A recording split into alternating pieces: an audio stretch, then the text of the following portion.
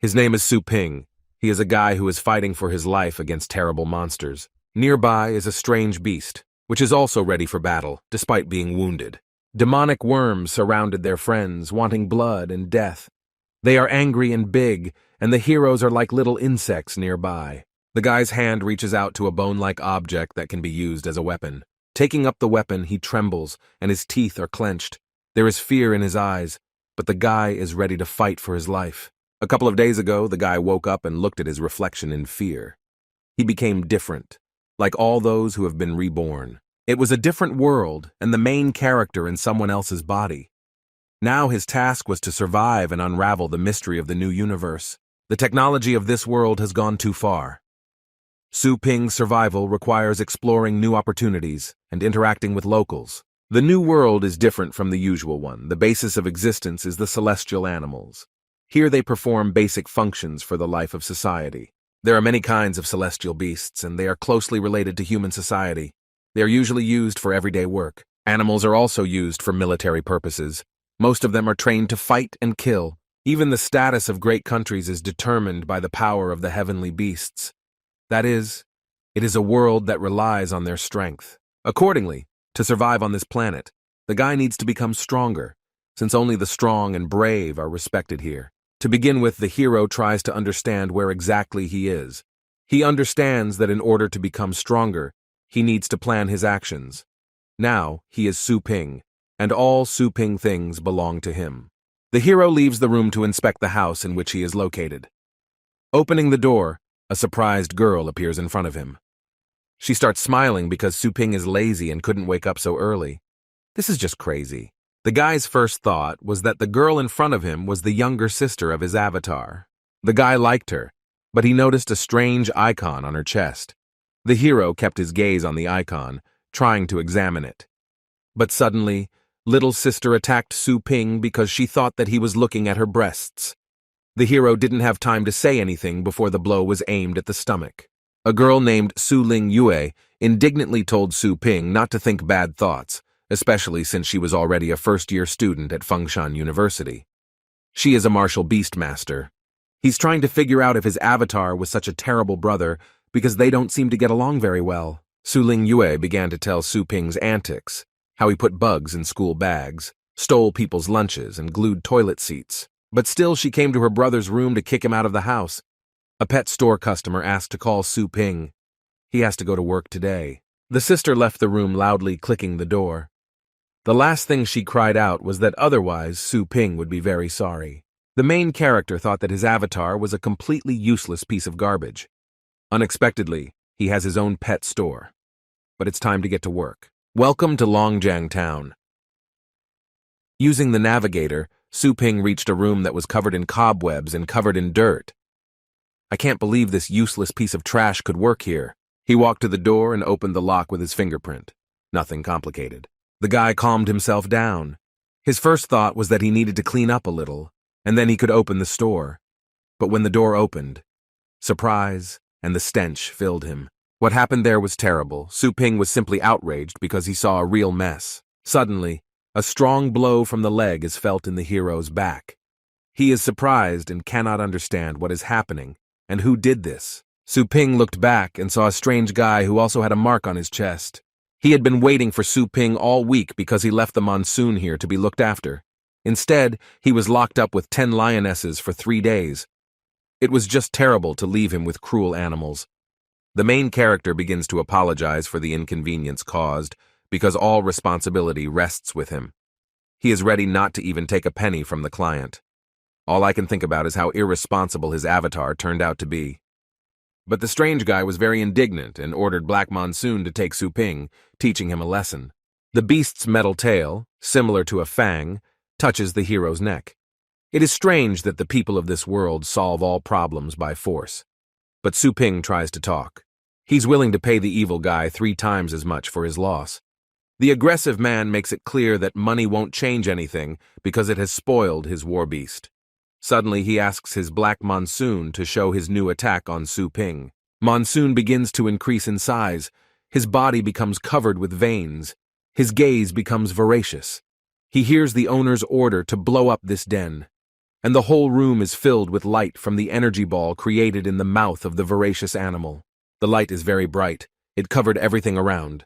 The frightened main character is trying to understand why he does not have his own beast protector. Su Ping has only recently been reborn. He must not die. He is angry that he was reborn into such a weak chicken. It's like a game panel appears before the guy's eyes, announcing the conclusion of an incomprehensible agreement. But is it really this garbage bin that is bound by the contract? Su Ping is happy that his system is finally turned on. It's looking more and more like rebirth. The system announced that the owner of the pet store is Su Ping. It will be protected from enemy attacks. The hero's body is filled with extraordinary energy. He felt his strength and invulnerability. Now he knew that in this place any attack on him would be useless.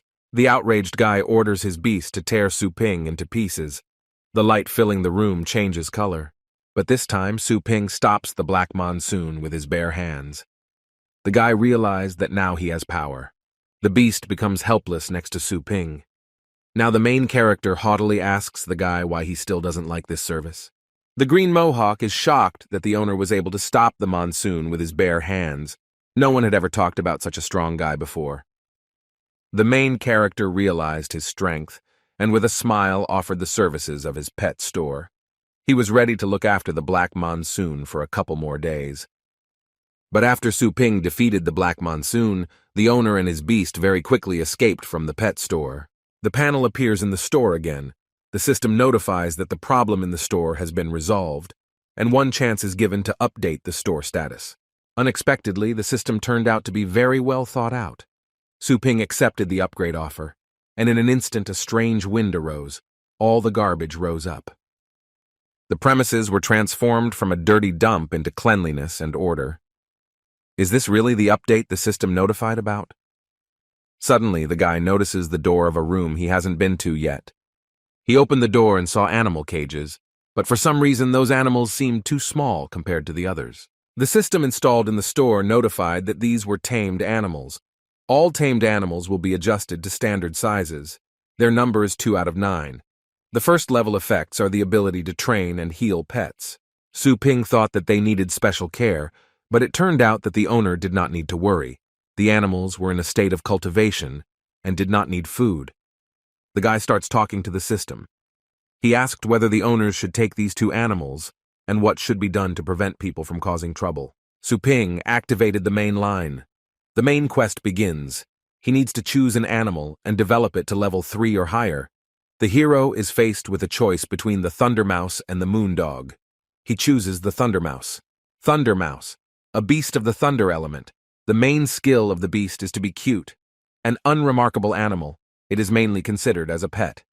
Su Ping took the beast into his hands. He only cares about what kind of skill it is to be cute. And where is the thunder and lightning of the animal? The system notifies that depending on the type of training of the owner, the animal will achieve different skills. The beast was chosen. Su Ping needs to enter the cultivation dimension. Under the protagonist's feet, the floor cracks and a huge abyss appears, which begins to pull them into the abyss. The main character and his beast are flying in the space of the abyss. They fall onto a hard surface and realize that they are in some strange place, perhaps to another universe. Is this really the dimension of cultivation? Incredibly large tree trunks appeared before them. They were thousands of times larger than the heroes. The world around us greatly affected the hero and his tame beast. The system called this place the Cloudy Thunder Kingdom, which has been inhabited by giant beasts since ancient times, and reported a high probability of encountering 100-meter or smaller beasts, and also that there is a very low probability of encountering a beast whose size exceeds 10,000 meters. But the hero was not safe for long. A dark, terrible shadow suddenly hung over him. The hero held his breath. It was the shadow of a huge, terrible beast. It had long tentacles. Its skin was covered with rust. Its eyes glowed with demonic fire. This is a 100,000-meter-tall king of beasts. Thunderpool. Instantly, the beast's gaze is directed at our hero. He begins to approach, and deadly lightning bolts fly out of his mouth. The owner died. But he is on his knees, barely breathing from fear. Is he really still alive after being hit by the beast? The system voice notifies that the owner was killed a second earlier, and is now in the rebirth space. To survive, he needs not to leave this place, and failure to complete this task will lead to lower scores for the owner. Su Ping is trying to find out his points because if the number of points he gets is less than 60, he will be destroyed. The system turned off. The hero can't understand why the hell they don't tell him how many points he has. He's trying to think how he can survive in this world, especially if the King of Beasts kills him again. The panel appeared in front of Su Ping's face again. Instructions. The number of free revivals is unlimited. The time to complete the task is 3 days. If the task is failed, the points will be reduced again. The system offers to conclude a contract with the beast. Su Ping is confused, but the system is in no hurry to help. The heroes find themselves in a space of rebirth. Every part of their body begins to appear again. Subsequently, the temporary contract process occurs. The mental state of the hero and the Thunder Mouse successfully combined. After some time, all the inconveniences will disappear. The system wished you successful searches. The guy begins to look around, studying the area. They are surrounded only by bare tree trunks and strange animals. Su Ping analyzes that a horse-like animal should not be very dangerous. After entering into a temporary contract, Su Ping began to experience the fear of the Thunder Mouse. He realized that there was danger ahead. The hero averts his gaze to an animal similar in appearance to a horse, and sees a huge 10-meter creature attacking a strange beast. This is a giant sandworm. He attacks and tears the horse apart. Su Ping watches what is happening in fear. He tries to look at the worm. The giant sandworm has huge, segmented body parts that are covered with rough, armor-like skin.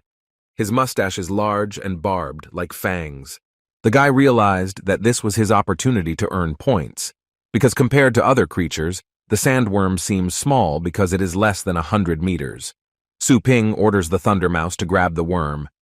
They begin to attack first, while the creature is enthusiastically devouring the horse. The Thunder Mouse uses all its strength to carry out its master's orders. But the small animal finds itself helpless next to the giant creature. He attacks the worm and after the first blow falls helplessly. The system reports that the Thunder Mouse died from head damage, but a new skill has been unlocked. The system asks if the owner wants to revive the beast. Su Ping begins to think that the combat power of the Thunder Mouse is not enough at all. But he rejoices that, fortunately, there is an opportunity to endlessly revive it. The hero believes that no matter how large the volume of blood of this beast is, it can be sucked out bit by bit. The owner, after the beast is revived, again gives orders. He shouts for the Thunder Mouse to not stop and approach the enemy. To do this, he needs to use his small body size to dodge attacks. Su Ping is impatient. He is already full of rage and eager to win. Again, he orders the Thunder Mouse to spin around the creature, confusing it. At that moment, the small mouse increases in size, its eyes become brighter, and in its gaze there is only anger and the desire to kill. It seems she begins to attack the giant worm, strikes hard. Su Ping rejoices at what she sees, but the Thunder Mouse only angers the creature. The sandworm begins to parry the blows, intercepts the mouse and squeezes it with all its might with its teeth. The panel appears again and reports that the Thunder Mouse died from internal damage. Su Ping is incredibly angry, but not ready to lose. He presses revive, and the Thunder Mouse comes to life again. A strong fight breaks out, and tension is felt. After almost every strike, the Thunder Mouse dies from its wounds, and each time it is revived, it becomes bigger and stronger. The alert panel reports that due to the high concentration of thunder in the environment, the Thunder Mouse has taken over some of its power. Lightning bolts can now be attached to the dash skill. Su Ping rejoices due to the successful increase in his animal's skill. He believes that now the elemental attack should completely penetrate the beetle's defense. The master tells the Thunder Mouse to use a new skill to end this deadly fight. The devoted beast carries out the order of the owner, tired and powerless, but defeats the voracious creature. A public address system appears like a voice from under the heavens. She reports that the Thunder Mouse has finished the battle. Its strength has increased to the first stage, but the task was only 2% completed. Su Ping rejoices at the victory and feels his power. The Thunder Mouse destroyed the sandworm. The owner concludes that the Thunder Mouse can only use its skill once a day. Therefore, you need to let her rest before looking for her other prey. Suddenly, an earthquake begins in the universe. Su Ping falls down, puzzled. A large number of stones begin to fly from the sky, showering everything around. The ground is cracking underfoot. Su Ping wonders if there could be an earthquake here, and a few seconds later, a huge number of giant sandworms appear in front of him. They are 100 meters high, big and scary. It was from them that the earth shook and stones fell. Giant sandworms are much larger worms than the one they defeated. One of the worms, with its huge tail and hard shell, strikes our heroes. They attacked Su Ping and the Thunder Mouse. The worms don't stop. They make blow after blow, dust rises. The exhausted hero wonders whether there is any point in fighting them. Adults are much stronger. They broke Su Ping 5 or 6 ribs. After the blows, the Thunder Mouse does not even show signs of life. It has not yet recovered from the last battle. Su Ping, in despair, wounded and exhausted, decides not to resist. There are too many enemies. It will be difficult to defeat giants with chitinous shells with 2 fists. The smartest choice is to respawn and then level up. The hero is ready to accept death. The worm is about to bite him in half. But suddenly the powerless and barely alive Thunder Mouse opens its eyes. She uses Thunder Rush and uses her strength to rip off a huge worm click. Su Ping feels the fighting spirit of the Thunder Mouse. He believes that it is time to consolidate the success. Even the beast did not give up. The hero picks up from the ground the fang of a demonic beast, which was torn off by thunder. He will use it as a weapon for defense. Su Ping will not sit still. Despite their chances, they decided to fight to the last. A random respawn has been selected, the system notified. The hero died and was reborn again, but still feels tired, strange. The notification panel turns on. The system explains that revival has a certain psychological burden on the owner. The current owner's mental strength is too low. It is normal for him to feel tired after being revived frequently in a short period of time. The system asks you to improve your strength and also pay attention to training your mental strength. Su Ping concludes that no matter how good a car engine is, without gasoline, it is useless. It turns out that the hero will need to train this body well. He notices that his animal is feeling anxious again, that danger is probably nearby. The hero sees that the terrain where they were reborn is different from the one on which they fought before. The surface is hard to the touch. It turns out they appeared on the body of a huge beetle. He opens his wings and they fall to the ground. This is a 10-meter beast, stone cockroach. This beast is smaller compared to others. This is Su Ping's opportunity to defeat him, gain points and level up. But at that moment, green liquid flows out of his mouth. The hero's first thought was that it was acid, but this does not scare him and he is ready for battle. Su Ping is determined to win and has faith in his beast. He tells the Thunder Mouse to show them his new power. The heroes fought for a long time. Battle after battle they died and were reborn. They are tired, but still on the defensive. The battle turned out to be terrible and difficult. On their way there was not only a stone cockroach, but also many other strange creatures. They won and completed the task. The system notifies information about the hero's path traveled. The Master used revival a total of 68 times. The Thunder Mouse used revival a total of 847 times. There were also a total of 472 kills of the creatures that were out for the blood of Su Ping and the Thunder Mouse. Thunder Mouse was able to upgrade his skills to Thunderstorm Charge. She also received the primary grade Dragon Beast Identification Award. Su Ping is surprised by his beast's level up. Thunder Mouse had actually learned the skills of the legendary secret techniques. Heavenly Beast skills are divided into 6 qualities, depending on their combat power. The higher the quality, the more powerful the skills. And among these great skills, some inherited from ancient times are called secret skills. The method of acquiring secret skills has long been lost and only gifted celestial beasts can comprehend it. The system reported that the duration of exposure to the thunder element allowed the Thunder Mouse to reach its full potential and learn secret skills. Su Ping, exhausted and desperate, wants to return home as soon as possible. The owner leaves the cloudy Thunder Kingdom. The temporary contract between the owner and the pet is terminated, preparing to return. And again the annual competition of Fengshan University in Longjiang. Today is the last qualifying day. They will find out which of the participants gets the victory this year and whose celestial beast will win. Among the crowd of people she can be seen, a girl with red hair. This is a third-year student at Fengshan University, a martial beastmaster. Her name is Su Yanying. She is upset because she thought that there would be no problems with regional selections. Why did Zhang Xuehan win those competitions? The girl came across promising people who had it written on their foreheads that they would win. In these competitions, she will face Zhang Xiao. All she had left was a 100-toothed tiger, which she barely healed. She realized that in order to win, It was time for her to take the Thunder Mouse, because according to the rules of the game, it is necessary to have two animals. Su Ying went to the pet store. Yes, and Su Li Ying, and her main hope is the 100-toothed tiger, which everyone should see. She reached the pet store, but the premises were empty.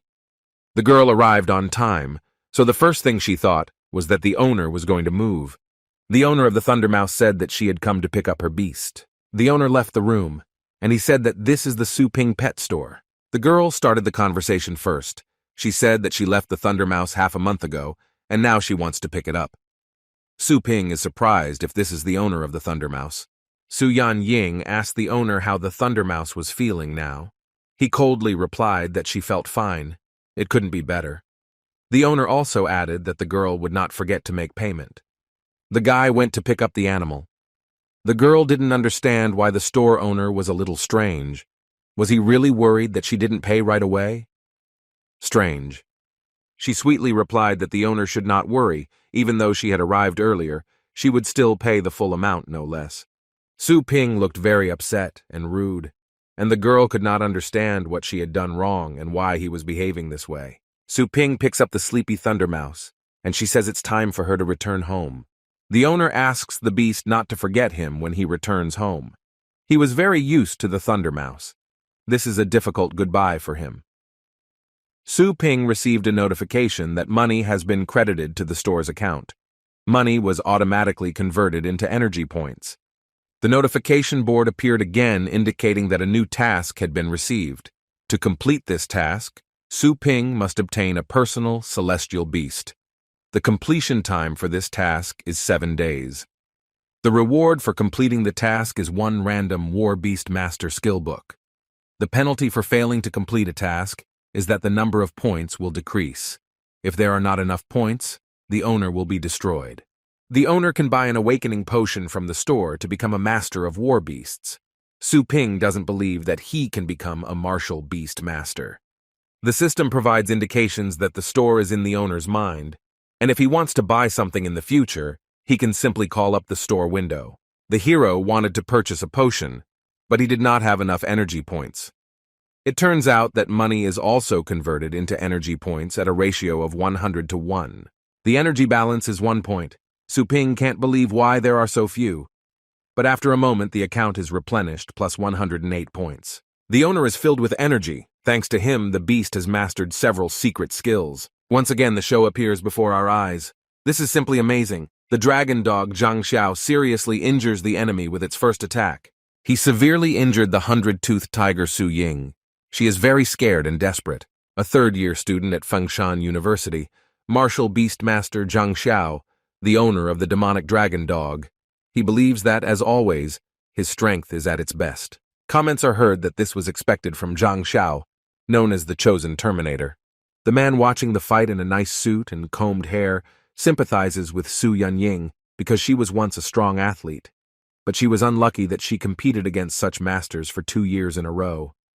Her celestial beast is seriously injured and she has virtually no chance of winning. People actively leave comments on the battle and argue among themselves. One of the unusual viewers of the show says that the beast is powerless.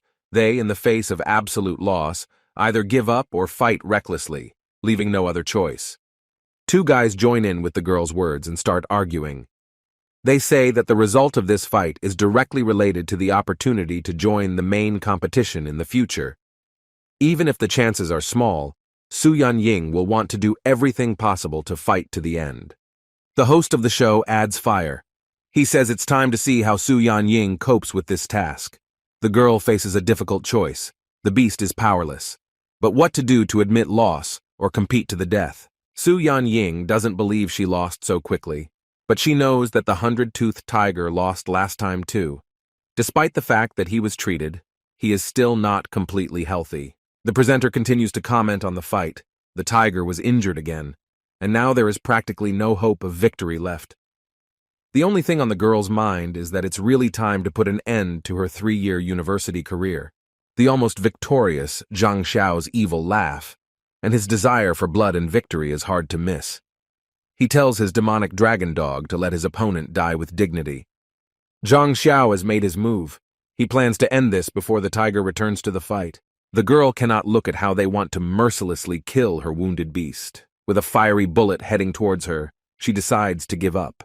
She wants to at least leave the beast alive. The light that came from the demonic dragon dog filled the entire stadium. Some spectators were very scared. At the last moment, the judge of the fight managed to put a shield in front of the beast. Few students are capable of destroying a star shield. Su Yanying gave up. They congratulate Zhang Xiao for winning the first round. The guy who wanted blood next time promised her not to hope for success. The girl, in despair, doesn't know what to do. She only has the Thunder Mouse left, but since she took it from the store, the mouse eats only garbage. Perhaps this dark store has spoiled her. She is behaving strangely. We need to think about whether the mouse will be capable of fighting. The owner understands that the animal must not be exposed to pointless danger. After all, even a 100-toothed tiger lost from one attack. The host announces that according to the rules for the next round, Su Yanying only has the Thunder Mouse left. The girl is wondering whether she should release the Thunder Mouse. Even if she has a secret skill, this will only increase the Thunder Mouse from the first stage of combat power to the second stage. And the demonic dragon dog has the 3rd degree of strength. She faces a difficult choice, and the audience only mocks her. She can either win or lose everything. Su Yanying understands that the difference in strength is too great. She can't let the Thunder Mouse die in vain. It looks like it's worth stopping at this point. As soon as she wanted to announce that she was giving up, Thunder Mouse suddenly explodes and enters the battle. The host announces the start of the round. It seems that Su Yanying is already ready for this battle without any expectations. Zhang Xiao longs for death and is glad that this small animal came out on its own. Otherwise, it would not be interesting. The battle has begun. The owner tells his dragon dog to burn this piece of trash to the ground. With hope in her eyes, Su Yanying told the Thunder Mouse to use lightning speed to dodge. Thunder Mouse was knocked down by a strong attack from the demonic dragon dog. The demonic dragon dog is ready for close combat. It looks like Zhang Xiao has no plans to close the round. He wants to slowly teach this little mouse a lesson it will never forget. But this little beast was too fast. The only thing heard from the audience is surprise and interest in watching the show. He's not that weak. Thunder Mouse starts attacking. It begins to emit electric current, and at that moment she strikes with a strong lightning strike. Is this really the 7th stage of the thunder system? The light illuminated everything around, and a stream of lightning went beyond the dome that covers the arena. I can't believe that a 1st-degree Thunder Mouse was able to use a 7th-degree skill. The demonic dragon dog was defeated and killed. It lay there and showed no signs of life, and Zhang Xiao, scared, doesn't believe how this is even possible. This is a thunderous victory. Thunder Mouse had truly mastered the 7th-degree skill. This is simply amazing. They congratulate the winner. Su Yanying is simply surprised and does not believe how this could even happen. She couldn't even think that this was possible. The girl wonders when exactly the mouse managed to become so strong and where the 7th-degree thunderclap came from. A few days ago, she just took her to the pet store. Is it really all about that strange, dark store in which she left it? Su Yanying rejoices. Perhaps the owner of the store is some kind of legendary master, although he does not look like him at all. The host of the show announces that this fight was destined to go down in university history. But there's still one more round left. The loser, Zhang Xiao, suspects that no one would send some helpless little trash to such a serious competition. But he doesn't give up. If they defeated the demonic dog, then let them try to defeat his stone rhinoceros. Zhang Xiao believes that the thunder strike will be useless now. It is an earth-type sky beast. Su Yanying has never seen him use this beast before. It is his secret trump card. He summoned a level 4 stone rhinoceros with incredible abilities. The upcoming round is foreshadowed by something bad for the Thunder Mouse. The round has begun. The Thunder Mouse is ready for battle, and it is not afraid of its enemy. The beefy man reasons that Zhang Xiao is probably going to give it his all. But this little creature is still not afraid. They think this round will not be interesting. The red-haired girl says that the Thunder Mouse has a strong fighting spirit. If she only had the strength of the 1st level, then she would not be able to stand on her paws after using the skills of the 7th level. Perhaps she hasn't shown her full strength yet. The round has begun. Zhang Xiao applied several enhancement skills to the stone rhinoceros. At the moment, the stone rhinoceros's combat power has reached at least grade 5. Su Ying notices the intense tension. She realizes that she must give the Thunder Mouse a boost, but damn, the distance is too far to use. Tensions rise as member Su Ying makes a mistake. The Thunder Mouse actually comes face to face with the Rock Rhino without the enhancement skill. All Zhang Xiao wants is victory. He wants the mouse to die, and wants the stone rhinoceros to crush the mouse with all his strength. The capabilities of the mouse are very great. It split in two and jumped out from under the paws of the stone rhinoceros. This is simply impossible. The show's host notes that this is another 7th-degree skill. But the Thunder Mouse was no longer fighting the stone rhinoceros. It instead headed straight towards Zhang Xiao. Maybe she wants to kill him. The animal caught the enemy unexpectedly. It took advantage of its opponent's weakness. Thunderclap. Zhang Xiao tries to use the shield at the last moment. Thunder Mouse and her clone used Thunder Punch at the same time. Zhang Xiao's star shield is almost completely destroyed. Can Zhang Xiao survive this attack? The host is actively commenting on the show, but subsequently only a crater appears on the field, which is the result of a terrible battle. Member Zhang Xiao seems to have just fainted. He was saved by the divine phoenix of judges. In the third round, Zhang Xiao lost and Su Ying won. The judge congratulates Su Ying for successfully passing the selection. Su Ying still can't believe his victory. In addition to the thunderous jump, the mouse also mastered residual cloning. She is sure that the owner of the pet store did it. Looking at his inconspicuous appearance, one would not think that he is a great hero. The girl concludes that the owner of the pet store is really difficult to defeat. Su Ping earned more than 10,000 yuan in a week, but he still believes that you can't just rely on a pet store. The system notifies that currently the Su Ping store only offers services for shelter, rental, and sale of feed. Due to the fact that the owner did not purchase spaces for the animals, 2 spaces in the store are currently unusable, which the system gives away free of charge. Using 1 seat costs 10 yuan per hour. The Celestial Beast Rental Service is a comprehensive assessment based on the combat power rank and classification of the celestial beasts being rented. Currently, the owner has not bred any celestial beasts, so the assessment is not possible for the sale of feed. The owner must personally collect the ingredients for the food.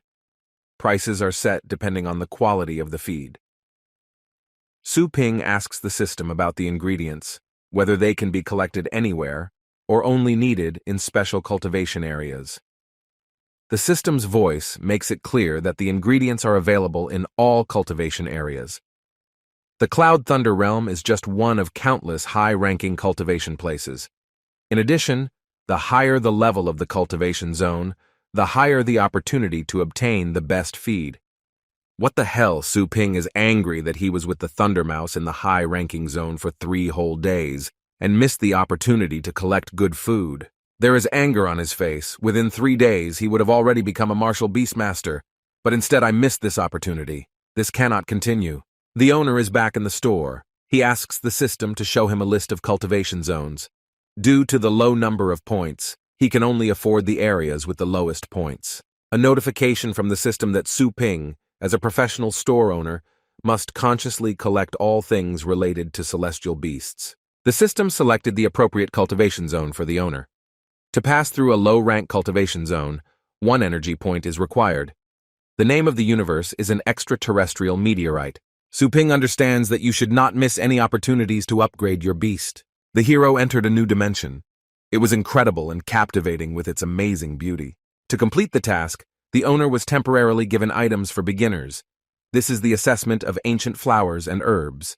Each item can only be used 3 times. The hero needs to think about items to activate them. The system notifies that the time to complete the task is 1 day. The number of free revivals is 30 times. She also wished the hero a successful search. Behind him, the hero notices a large, transparent, square-shaped sphere. It contains 3 scrolls on old paper. He understands that he needs the information that is on the sheets. The main character gives all his strength and subsequently manages to pick up one of those objects. Information appears in front of him that he can now receive by looking at different types of plants. It describes 3 types of plants, about the fiery tree, stone flowers, and prickly grass. But the rarity of these plants is normal. Therefore, we need to continue searching. Su Ping understands that food that can be collected without any danger has a very low price. A stone snake appears on the hero's path. This is a celestial beast whose strength is level 8. The creature was eating a very strange plant. The guy sees that this plant is called rock rose. You can't find it often. It is used for long-term use and can increase the level of impact for fire-type animals. Su Ping understands that this is his chance.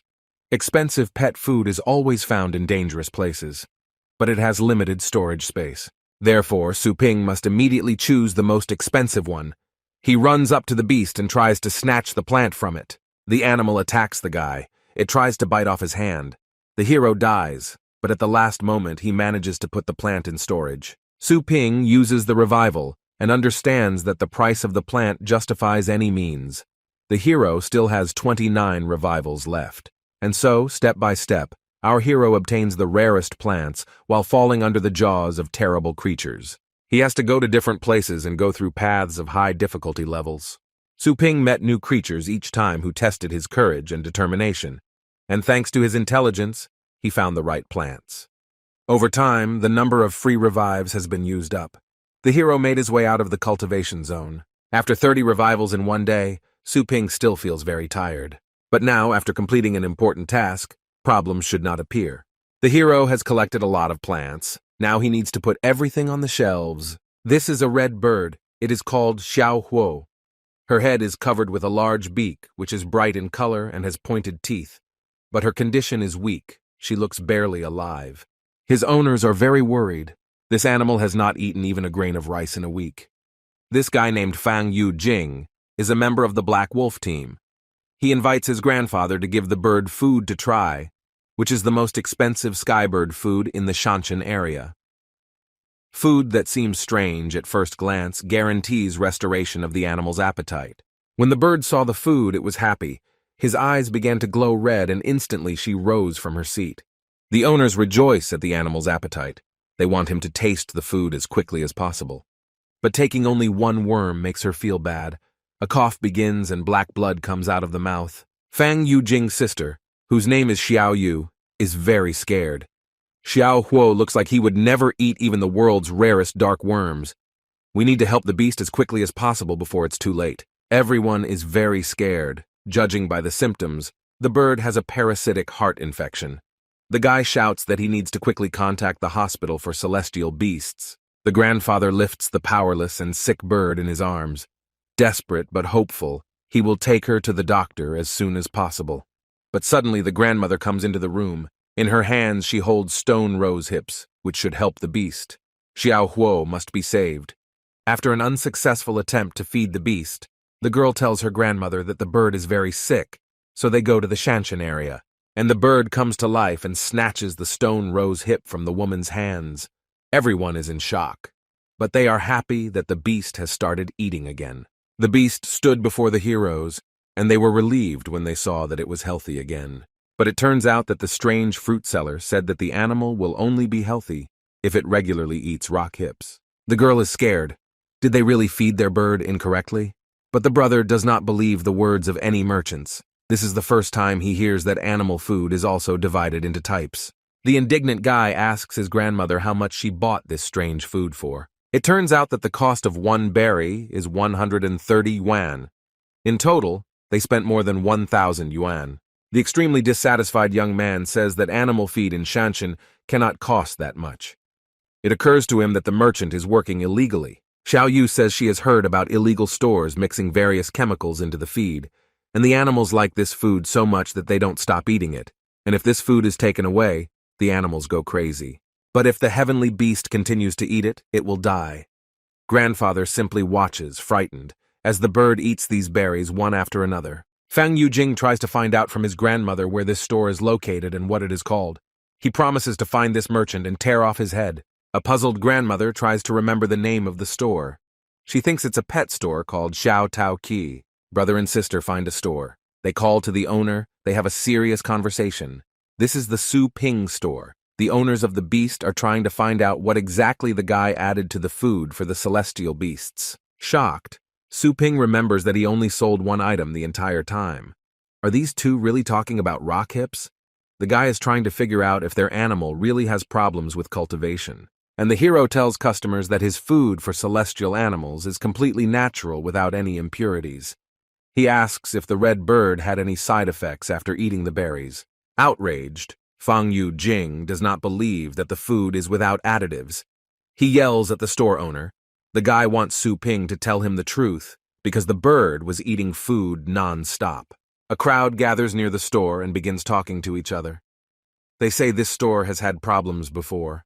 Animal feces were scattered throughout the store, and now they sell expensive food here. An angry Su Ping hears them say that this store is illegal and it was exposed on the internet that they use celestial beast food with low-quality nutritional supplements.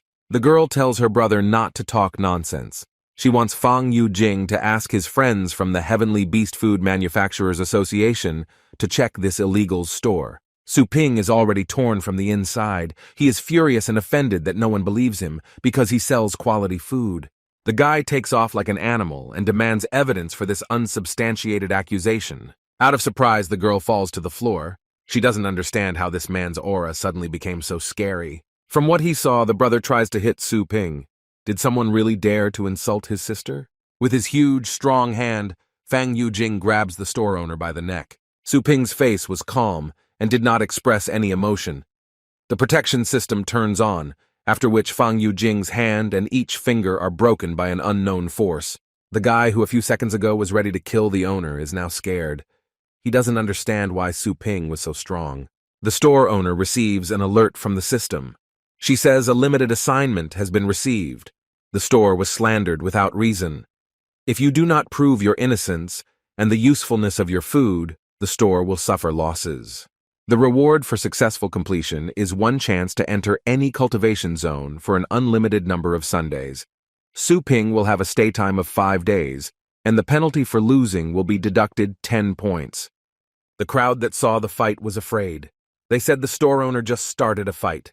Visitors are outraged and don't want to come back here anymore. Su Ping understands that if you don't explain to them, then not only will his points be confiscated, but he will also have no clients. He takes action and says that since everyone has doubts about his store, he will explain everything.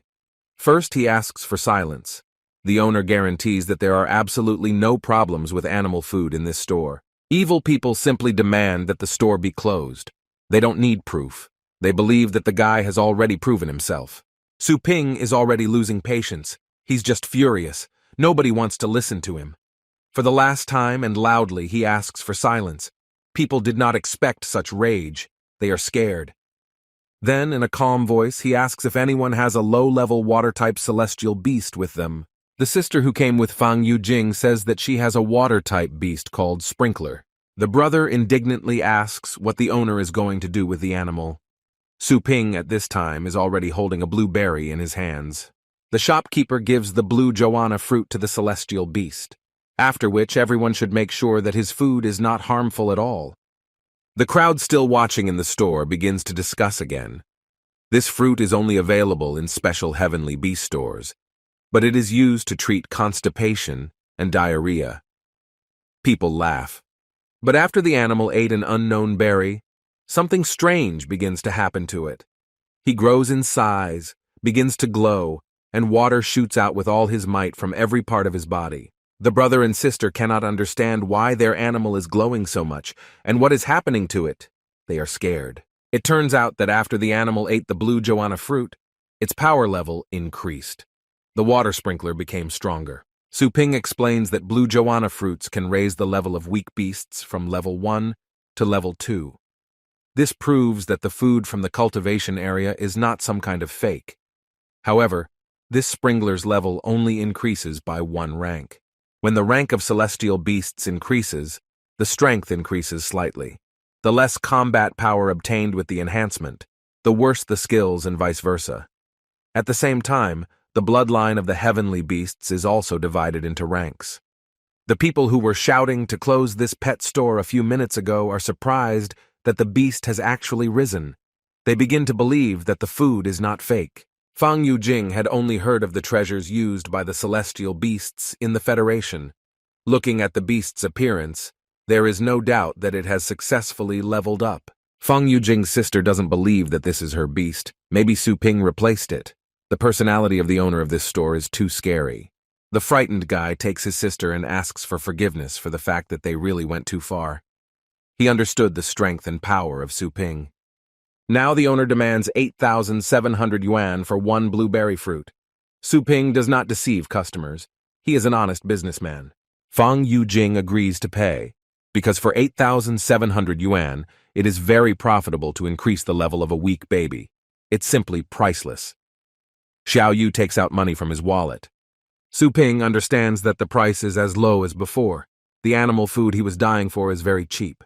The owner calls the system. He demands that it increase the price because these amazing foods are too cheap. But the prices have already been set and cannot be changed. Su Ping says the sprinkler properties are too low.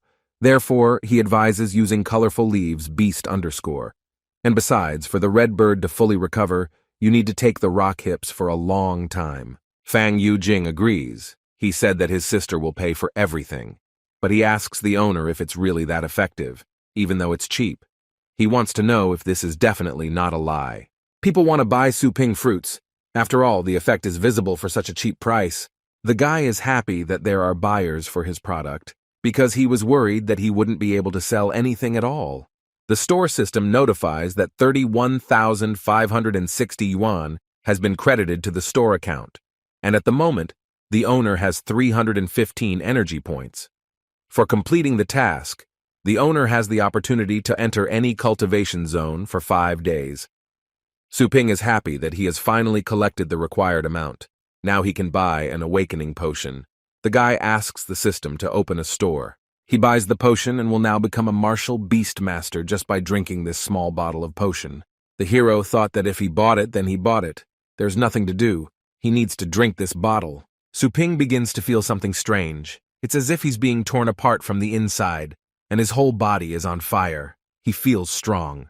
This is what he was waiting for and did everything to receive this award. Now the hero has become a master of war beasts. His speed became incredible. With one hand, he was able to catch even a fly that was flying nearby.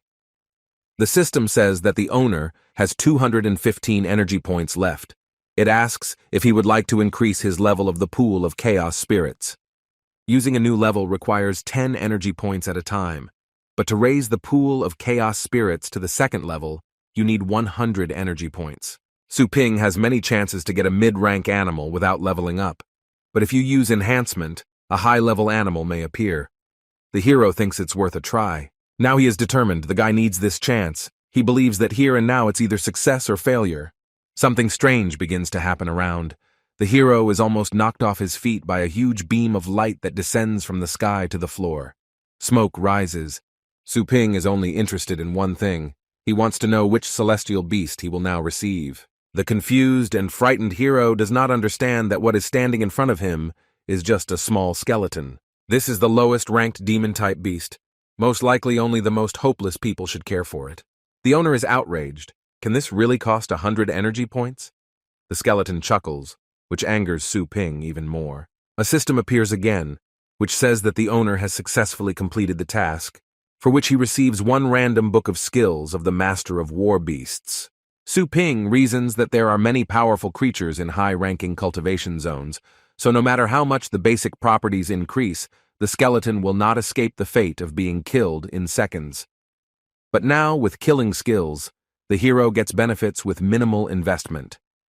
It has been discovered that the host has met the necessary conditions to start a new main questline. Now he needs to raise the animal to an average and above level, 7 days to complete the task. The guy is outraged for such demands.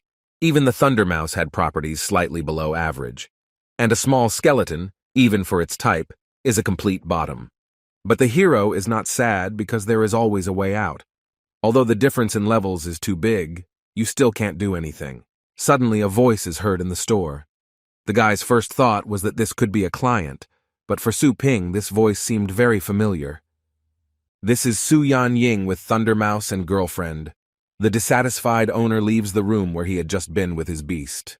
He realized that it was this girl again. The guy called her 108 yuan and asked what the purpose of her visit to the store was. The girl remarked that he should not call her that anymore because her name is Su Yan Ying, and in general, she is outraged by what the owner did to the Thunder Mouse because it wasn't like that before. Su Ping smiles. He doesn't understand that they are all unhappy. After all, he didn't do anything. The owner said it was just regular walks and games. He also added whether she had any other questions. The girl is indignant, because how can you call ordinary walks the cultivation of a thunder mouse? The mouse was not even afraid of the 4th-level dragon dog. But now, for some reason, it is shaking in front of its owner. Su Ping mockingly suggests that the thunder mouse somehow repeat their walks. Su Ying is puzzled because this pressure is above the 6th level. But her friend turns to her. She said that the owner looks like an ordinary person, and the store itself is small and ordinary. Maybe Su Ying was just mistaken. The girl asks her friend to be quieter. Now she can't explain it. But this guy is most likely a 7th-level master. If you make him angry, your life will be in danger. Su Ping watches the girl's conversation. In fact, he is only a 1st-degree master. Judging by the fact that the system did not give a limited task, the problem here is not with the animal.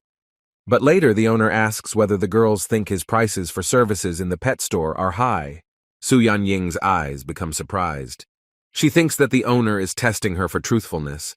How high prices can be here. For just 108 yuan, the thunder mouse became so strong. For this, the girl transfers funds to the store's account in the amount of 1,000 yuan. She wants the owner to accept a little gratitude from her. But a second later, Su Ying receives a notification that the funds transfer failed because the other party rejected it. The girl is shocked. There is no emotion on Su Ping's face. He is angry, but tells the girl that this is just funny. Tension appears. The girl thinks if this is not enough for the owner, then what about this? She makes a transfer of funds to the pet store in the amount of 5,000 yuan. Su Ping rejects the funds transfer again. The girl doesn't understand if this is still not enough. Su Ying asks her friend Lila for help because this is very important to her. The friend understands that she still has no choice. The girl again makes a transfer of 10,000 yuan because the corresponding price for the work needs to be paid. She believes that this is a rare opportunity to meet a great authority. But the owner is already seething with anger. He is already blazing with fire. Veins are visible on his face. Each time his expression becomes more and more dissatisfied. But he again rejects the transfer. Su Ying doesn't give up. She can't believe it, and transfers funds again. The matter needs to be completed, and he transfers 100,000 yuan. Su Ping rejoices in his luck and now tries to accept the transfer of funds as quickly as possible. The system reports that the price of this store cannot be changed, so the owner is prohibited from accepting additional funds for the store's services. The 4th transfer was rejected. The girl is simply in panic and despair. Is this still not enough? She has eyes but no longer pupils because she begs to be told the price. Now the upset owner says that he doesn't need the money. He wants to know why the girl came. Su Ping understands that if he is going to rise higher, he should get used to the rules. Su Ying is simply shocked.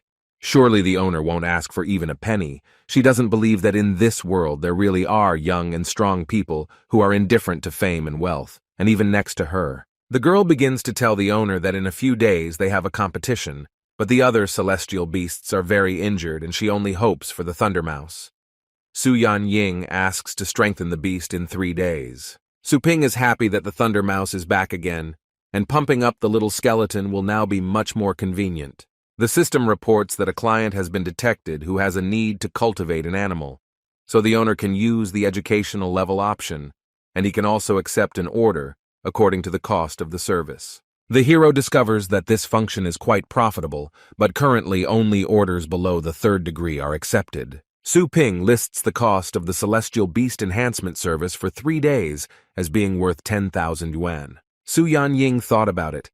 10,000 is not cheap, but if it results in the same improvement as the Thunder Mouse's past cultivation, then it is worth the cost. She understands that this level of cultivation brings with it great benefits. The girl didn't know about this place before. Losing so many cultivation opportunities is truly a big loss. After Su Ying agrees to Su Ping's services, he asks to bring the animal to the pet store, which needs to be looked after. But 3 huge animals enter the store. The system says that a client's request for temporary taming of the beast has been detected. In order not to affect the reputation of the store, the owner is advised to increase the level of the sections as quickly as possible. The owner is shocked. He cannot understand how this will affect his reputation. The initially provided free sections are made from waste spiritual stones. so there is a high probability of causing a mutation in the beast. Su Ping orders the system to increase the level and at the same time buy 3 new cells. The owner is shocked. The system informs that the cost of the section is 100 yuan per hour, and if there are no points, the taming sections will disappear. He tells the girl that 3 animals for 3 days costs a total of 21,600 yuan.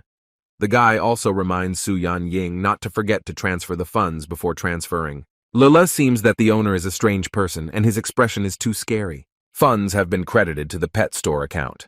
The owner received a side task, which was to complete the first order for animal cultivation. Job requirements. This shop's production and service must be of the highest quality. The owner must cultivate and more than double the initial combat strength and power of the client's celestial beasts. Su Ping analyzes that it is necessary to raise the properties of a small core to an above-average level. Now it is on the first level. The hero thinks about how exactly to cultivate the beast compared to cultivating the Thunder Mouse. Then it's like water and wine. The owner is ready to perform an additional task. He decides to take on 2 tasks at once. The hero has a chance to enter any cultivation zone. Naturally, he will choose the elite one. In his opinion, among all the worlds, the most suitable place to increase the level of a small skeleton is the kingdom of the deceased Hundunya. The owner, along with the skeleton and the Thunder Mouse, enter a new dimension. They fall into red water, where they are engulfed by tentacles, and the strong smell of blood is everywhere. The heavy smell of corpses is everywhere. Breathe heavily. Everything here is filled with bones and skeletons, and the entire dimension is bloody. Suddenly, someone attacks the heroes. This is a huge skeleton that has come back from the dead. The owner tells the Thunder Mouse that the enemy is here. This creature's weapon is a huge rotten bone. This strange monster is trying to destroy Su Ping and the heavenly beasts. But at the last moment, the Thunder Mouse strikes. She's trying to destroy a huge skeleton. The guy scoffs that it turns out that not everyone in the elite zones has reached the kingdom of animals. This creature was underestimated. After defeat, it is filled with anger and destroys the little skeleton. The small skeleton dies due to crushing. The owner revives the beast and orders the Thunder Mouse to use Thunderclap. The mouse is no longer as weak as last time. Her powers are incredible. She uses the Thunder Sword to cut the monster's arms, but the huge creature turns out to be not so weak. It strikes and fights back. Thunder Mouse dies from ruptured internal organs. But the next prey of the huge monster is a small skeleton. The creature with all its strength lifts a huge number of bones from the ground and destroys it with a blow from the beast. But the owner is not going to give up. He again revives the Thunder Mouse and the little skeleton. But this time, despite trying, the heavenly beasts are too scared. This giant skeleton seems invincible. Su Ping has no choice but to use the book. This is a combat skill called Killing Intent. Wanting victory, he imparts combat skill to his celestial beasts. The hero thinks that victory is now definitely his. With renewed vigor, the heavenly beasts go into battle. But the power of the huge monster is so strong that it only delivers one blow. But for all the heroes, it turns out to be fatal. From such a blow, the Thunder Mouse, the small skeleton, and the owner die. Su Ping chooses to revive. Each part of the hero's body begins to appear in the very place where they were killed. The hero is not going to lose. He wants to win. After being hit by a huge monster, he realizes that the enemy's weak point is opening up in front of him. The monster has an asymmetrical center of gravity of the body, and this makes it difficult to maintain balance. At first glance, it is not vulnerable, but in fact it is very brittle. Thunder Mouse uses separation. Now she is twice as strong. The animals attack the huge creature and hit it in the most vulnerable places, the connection of bones. The owner watches as one cuts off a leg and another pierces the cervical spine. He realizes that he really needs the gem built into the monster's body. Therefore, he will do everything to win. The Thunder Beast begins to attack. With his skills and his strength, he breaks the bones of a huge monster, separating his body parts from each other. Subsequently, the enemy's skull, on which the red diamond was placed, flies off. The huge skull diamond flies off and hits the small skeleton in the head. The system reports that the Thunder Mouse finishes the kill and increases its level. Now, by using the power of thunder and lightning to create 2 temporary clones, there is a slight possibility of creating a 3rd clone. The owner is pleased with the result because the beast can now create more clones. Meanwhile, a small skeleton is watching the magic stone, which has not only incredible shine, but also the smell of death. Instantly, the stone disappears from the hands of the beast. It turns out that this is an amazing skill of demonic-type celestial beasts, which can be enhanced by absorbing a beast of the same type. A small skeleton begins to absorb the power of a huge monster. This makes him stronger, and he gains a new skill called basic sword art. The owner is happy that now his beast will be able to crush other skeletons. He analyzes that the enormous work has finally paid off. But suddenly, an unknown object appears behind them, resembling a huge bat of the demonic universe. An unknown creature appears in front of them, resembling a girl with red eyes and a red crystal in its skull. But half of her body is just bones. Su Ping cannot determine her rank, species, strength, and skills. The system simply doesn't work. The hero thinks that this is a high-ranking creature. Now the only thing on his mind is whether he can use her to get another jewel. The creature reaches out its hand and instantly begins to absorb the entire essence of the hero and his unprecedented animals. Everyone dies. Su Ping begins to think. The creature turns out to be very strong because it killed them at first sight. The hero is reborn and asks the monster if she is by chance the owner of this kingdom. He continues the dialogue and receives no response. Already with a mockery, Su Ping asks if the monster with a half-human body has intelligence. Without answering, she simply begins to absorb the hero again. But he made an attempt to find conversational contact with her. The owner died. This time he has an infinite number of revivals, but he is in no hurry to be reborn. Maybe she just doesn't understand Su Ping. The hero concludes that he is wasting his time because free cheese can only be found in a mousetrap. He decides not to waste his time and goes to another place. The hero finds himself in a new dimension. He tries to look at everything. This place seems quite calm to him. He rises from his feet and notices a huge crowd of people standing like an army. But there he notices her, the demonic girl who killed him with one look. She looks up and is surprised to see Su Ping standing over them. The guy meets her gaze and realizes that he needs to run. But he doesn't have time to escape before someone catches him with a huge hand, which is the size of the owner's body. A terrible monster appears in front of him, sitting on a throne. It is a mighty skeleton. He is wearing the armor of a knight, and on his skull he has a crown of bones. It turns out that from the very beginning, Su Ping was reborn on the skull of this large creature. And now this creature is interrogating the owner. He is only interested in who this person is and what he is doing here. The hand squeezes the hero with all his might. Su Ping is already trembling and barely breathing. He said that he was just passing by, but he was not afraid to ask who was in charge here. The hero doesn't understand why they didn't just kill him. They probably want to learn something from him. He understands that at this moment, the system cannot help him.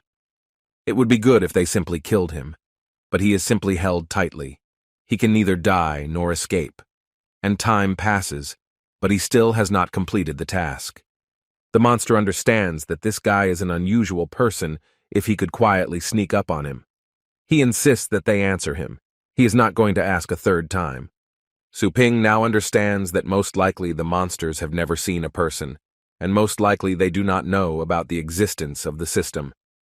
Now the hero has a chance to use this to his advantage. Now he starts his game. The hero tells everyone that he is a clone of the most powerful man in the world, who came here to test their threat level. But if they turn out to be dangerous, they will need to be destroyed. One of the powerful creatures gives the order to the assembled army to protect their king. The army launched an offensive in defense of the king, but he did not like their actions and destroyed everyone with one look. Su Ping watches this and realizes his power over them. He turns to the king and calls him an ordinary weakling who is served only by the weak. But this angers the giant monster so much that in an instant he kills Su Ping. The owner dies. There is nothing in this world that can threaten the king. Attempts to protect him are tantamount to neglecting him. Su Ping is happy that he was killed, and now he can be reborn again in another place. He laughs that it was too easy to anger the king. Now he is not in the hands of a monster. He is trying to destroy the giant skeleton king, but he kills him over and over again. The hero understands that the more painful death is, the less pain he feels each time. The monster does not understand how this creature can continuously change the time and space of his kingdom. But Su Ping only needs the stone that is on the ring of this king. With each rebirth, he gets closer and closer to the creature. He will take this stone. He has no other choice. He manages to touch the ring and orders the system to collect the required stone. The king realizes that his stone on the ring is disappearing. He's furious at how the guy can teleport beyond his line of sight. Su Ping dies and chooses to respawn in a random location. The guy smiles. Did those creatures really think that he was just dying senselessly? Now he brings his beast another stone. This should increase the strength of the little skeleton. The Su Ping beast will never eat bones. The hero smiles and tells the skeleton to absorb the stone, and in general now it's the beast's turn to fight. The power of the heavenly beast is growing. Now he can go into battle. The heroes only had 1 day left to complete the task, but they only completed half of it. A huge monster with a large pile of weak skeletons appears in front of them again. This is an opportunity to level up the little celestial beast. Su Ping rejoices. It's time for the little beast to show his strength. Now the skeleton and the thundermouse are killing enemies step by step, raising their levels. The task is now 94% complete. But that's not all, and there are only 14 minutes left. They are tired. There is no end to these small monsters. There are too many of them, but eventually victory is theirs. But the heroes hear the earth shaking. Su Ping thinks it could be. Is there really someone still alive? The owner is happy because this is a chance to complete the task. They will also make progress if they kill the creature. The heavenly beasts are ready to defend themselves and fight to increase their strength. The small skeleton uses basic sword art. But oh no, the monster standing in front of them has a huge number of arms that attack the heroes. They squeeze them with all their might. But the system notifies that the task time is coming to an end. Only 7 minutes remain. Once again, Su Ping falls into the hands where he cannot even move. The owner's only hope is in the thundermouse. The beast tries to attack the creature with a thunderclap. The mouse emits lightning one after another. The mouse manages to carry out the blow. With its strength, it scorches all the fingers on each hand of the monster. But the giant doesn't care about the blows. He restores every part of his arms, and he enters the battle again. Su Ping tries to analyze, but the system has no instructions regarding this creature. But he already understood 2 things. This is that these hands don't care about any blow, and that the core is really the monster's weakness. That is, to kill a monster, you need to destroy its heart. The hero orders the Gram Mouse to cover its body with the collected electricity energy. The beast gathers all its strength and creates an electrical layer around itself that repels the monster's hands. Thanks to this, he increases his level. Now the Thunder Mouse can get closer to the enemy. She destroys all his arms, and now the owner and the small skeleton are free. Now the little beast also joins the fight. They destroy the monster, and again the skeleton takes his stone. Now the beast can increase its level. It only absorbs a smaller portion of the Bloodstone's power, and its combat power increases instantly. The task was completed. Su Ping returns to his pet store.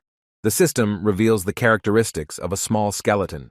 The owner reads the characteristics and cannot understand why the beast's powers have not risen to a very high level. The professional assessment is based on a comparison of all the data of the small skeleton, starting from the initial endless chaos to the present, and the owner should not doubt the assessment. Now a notification of the characteristics of the Thundermouse opens. Once he was an ordinary beast, and now he is capable of posing a threat. He didn't know that a Thunder-type beast could have such a high level. Now the hero is interested in how the arena spectators will react to the beast's new skills. The owner receives a scroll from the system. He cannot understand whether this card is really the Star Hundunya. The system says that this is a lost ancient cultivation method that can enhance the host's cultivation level. The map of the Star Hundunya will allow the host's body to become part of the vast universe, and for cultivation you need to match the muscles and bones with the stars. It turns out that Su Ping can now also be cultivated. Moreover, this is completely different from the widespread use of cultivation methods. The hero finds himself in the universe of star power Hundunya. Now it is going through the cultivation process. It allows star power to gather in the core and increase its mass. And when using star techniques, the energy must be rotated to form a vortex. In this way, one can release the star power in the body, thereby influencing the outside world. It turns out that Su Ping must now absorb the energy of the stars. But with his rank as a martial beastmaster, these stars are not easy to catch. The hero can't do anything. Probably this energy should just penetrate through the body. Su Ping wonders what will happen if he tries to concentrate his core to direct the energy. Now he has succeeded, of course. In order to absorb star power, the hero will have to use star power on his own. Su Ping remembered that he has 3 large peas of panacea, but he doesn't even know what effect they will have. But he decides to try anyway. After absorbing these 3 strange red panaceas, the star cluster in the host's body became large. The system congratulates the owner on his successful entry into the realm of the star vortex, and the character panel is now unlocked. But Su Ping's strength only rose 3 steps. Also, the system does not display the number of ratings. Su Ping is of course grateful for the beautiful photo, but why is there no rating? The system responds that the owner does not have permission to view the current strength. For this, it is necessary to increase combat power. The hero realizes that after he took 3 panaceas, his strength increased to an average degree. Now he is happy because normal cultivation would have taken at least 4 to 5 years. The notification panel reports that the big panacea is only valid for the first and second stages. The owner has successfully moved to the 3rd stage, but the system requires independent improvement. While the host is absorbing star powers and cultivating, one must pay attention to other stars that are much larger than it to prevent inhalation. The hero does not understand what kind of inhalation this is. Is it really an interruption of training or something like that? The system warns that the owner should remember that in the universe of the stellar Hundunya, time passes the same way as in the ordinary universe. Su Ping can't figure out if this is a food chain, but it's more like there is opportunity and risk. Now he will simply avoid huge stars and absorb smaller ones.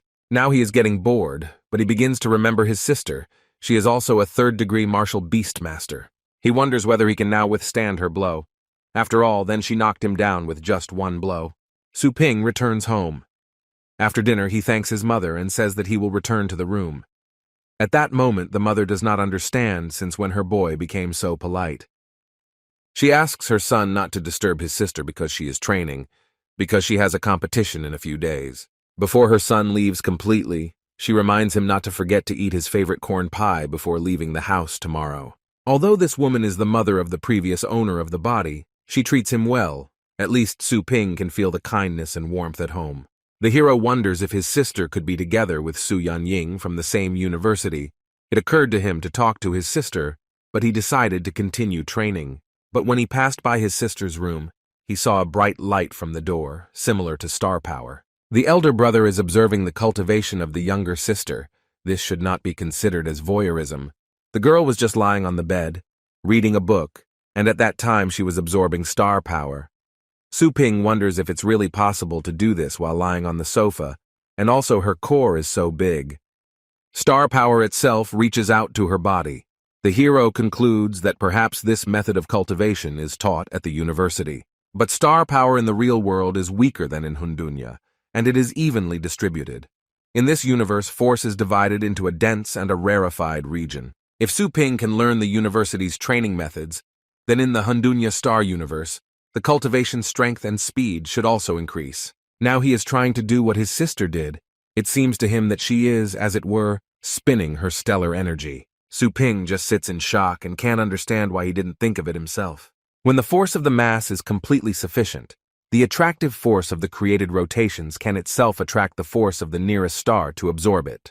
You need to try again to see what the difference is between forward and reverse swirl, and instantly the sister begins to feel the absorption becoming heavier and heavier. She thinks maybe it's because of the dream. Su Ping succeeded once again. He does another forward and reverse vortex. It's like he's absorbing his sister's energy. She feels very unpleasant. The girl is scared and cannot understand how this is even possible. Surprisingly, the star power suddenly seemed to freeze. It was impossible to absorb it. The girl is shocked why star power has suddenly become so naughty. She begins to understand that perhaps there is a strong master somewhere nearby. Her strength begins to be absorbed more and more, and she feels pain. From such force, the sister begins to scream in pain. On the lower floor of the house, Mom hears strange screams. She begins to worry that something might have happened to her daughter. But the girl tells her mother that everything is fine with her because she is just training. Su Lingyue understands that this star power is truly abnormal. But was she really leaving the loser's brother's room? Su Ping, full of stellar energy, rejoices in his room that he has almost mastered the unearthly power. Again, the owner spends time in his pet store. There are no visitors. But instantly the guy finds himself in the Hundunya star power universe. Now the satisfied Su Ping automatically receives star power. The main thing is to keep your distance and not get too close. Surprised, Su Ping discovers that it is also possible to cultivate in a dream. He did not even know that this was possible. Someone comes into the store from afar. You can hear that someone has come to pick up their animal. Su Ping says in his sleep that he sees big and small, and before he could finish speaking, he woke up. The outraged girls do not understand what he is talking about. The guy in front of him sees two girls. This is Su Yanying and her friend. The owner realizes that he said something wrong and begins to make excuses that he was talking about star powers. He clarifies that the girl's star power is too small and the two of them need to train a lot.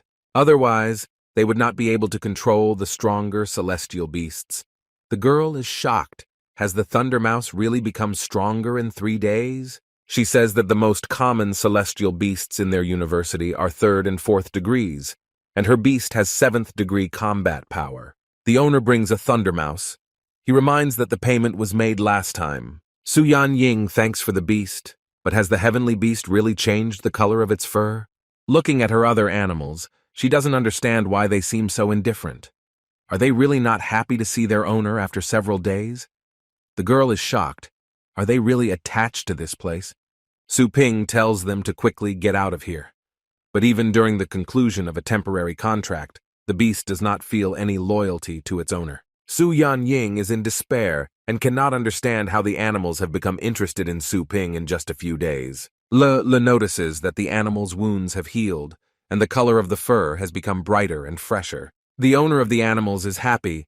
She notices what a good store it is. She thanks Su Ping for taking care of the animals. The girl also asked what food Su Ping could recommend. Su Ping wonders if this girl is trying to appease him, and he decides to recommend quality food to her. He suggests just buying firegrass. It costs 1,200 yuan apiece, but it turns out to be expensive for her. It's time for Su Yanying to warm up before the competition. There is very little time left before the competition, and now she is endlessly interested in finding out how strong the Thunder Mouse has become. She decides to test the Thunder Mouse on her friend's strongest celestial beast. Leela summons a huge, high-ranking, rock-type humanoid beast named Xinti, but she warns that if it hurts, it's better to do without tears. Su Yanying understands that this is Lele's favorite beast, because even when she came of age, he already had the power of the 5th degree. The girl hopes that the Thunder Mouse will endure, because for now they have a thunderclap and a residual separation. All hopes are on the beast. He must show his best side. He enters the fight and his eyes are already burning. A fight begins to decide who is stronger. The huge stone beast uses earth splitting, but the Thunder Mouse manages to deflect the blow and uses splitting. This mouse creates as many as 3 clones. Su Yanying is delighted because it is multiple division. The mouse makes attack after attack. Now its strength is 3 times greater than before. But at the last moment, the mouse changes direction and begins to attack Lele. The girl asks her friend to order the beast to fight Xinti because her shield is too weak. Su Yanying rears Lele because she only ordered to get close, but not to attack. Xinti is a high-ranking celestial beast with good origins, and his insight is incredible. This is a great opportunity to use all the skills of the Thunder Mouse. But when the Thunder Mouse approached Lele's shield, the mouse was intercepted by the opponent. He catches her with huge stone hands. The girls can't believe he really grabbed the Thunder Mouse. He wrapped his 3 arms around the mice, but the Thunder Mouse deceived Xinti, and the next second, she deals an incredibly strong blow to her opponent. The huge stone beast begins to evade the mouse, as if afraid of it. But it turns out that Xinti did not catch the mouse, but its clones. The frightened celestial animal is simply trying to hide. He covers the mistress with himself and makes a large shield out of stone. Lili assures the beast that she is safe and asks him to let her go, and Su Yanying cannot understand what is happening. The surprised girl simply watches what is happening. After all, Xinti is a high-ranking stone-type beast. He has good origin and good abilities, but he was so afraid of the low-ranking Thunder Mouse. Su Yanying rejoices that the power of the Thunder Mouse has crossed all boundaries. This is an annual competition again. The presenter announces the beginning of the next stage.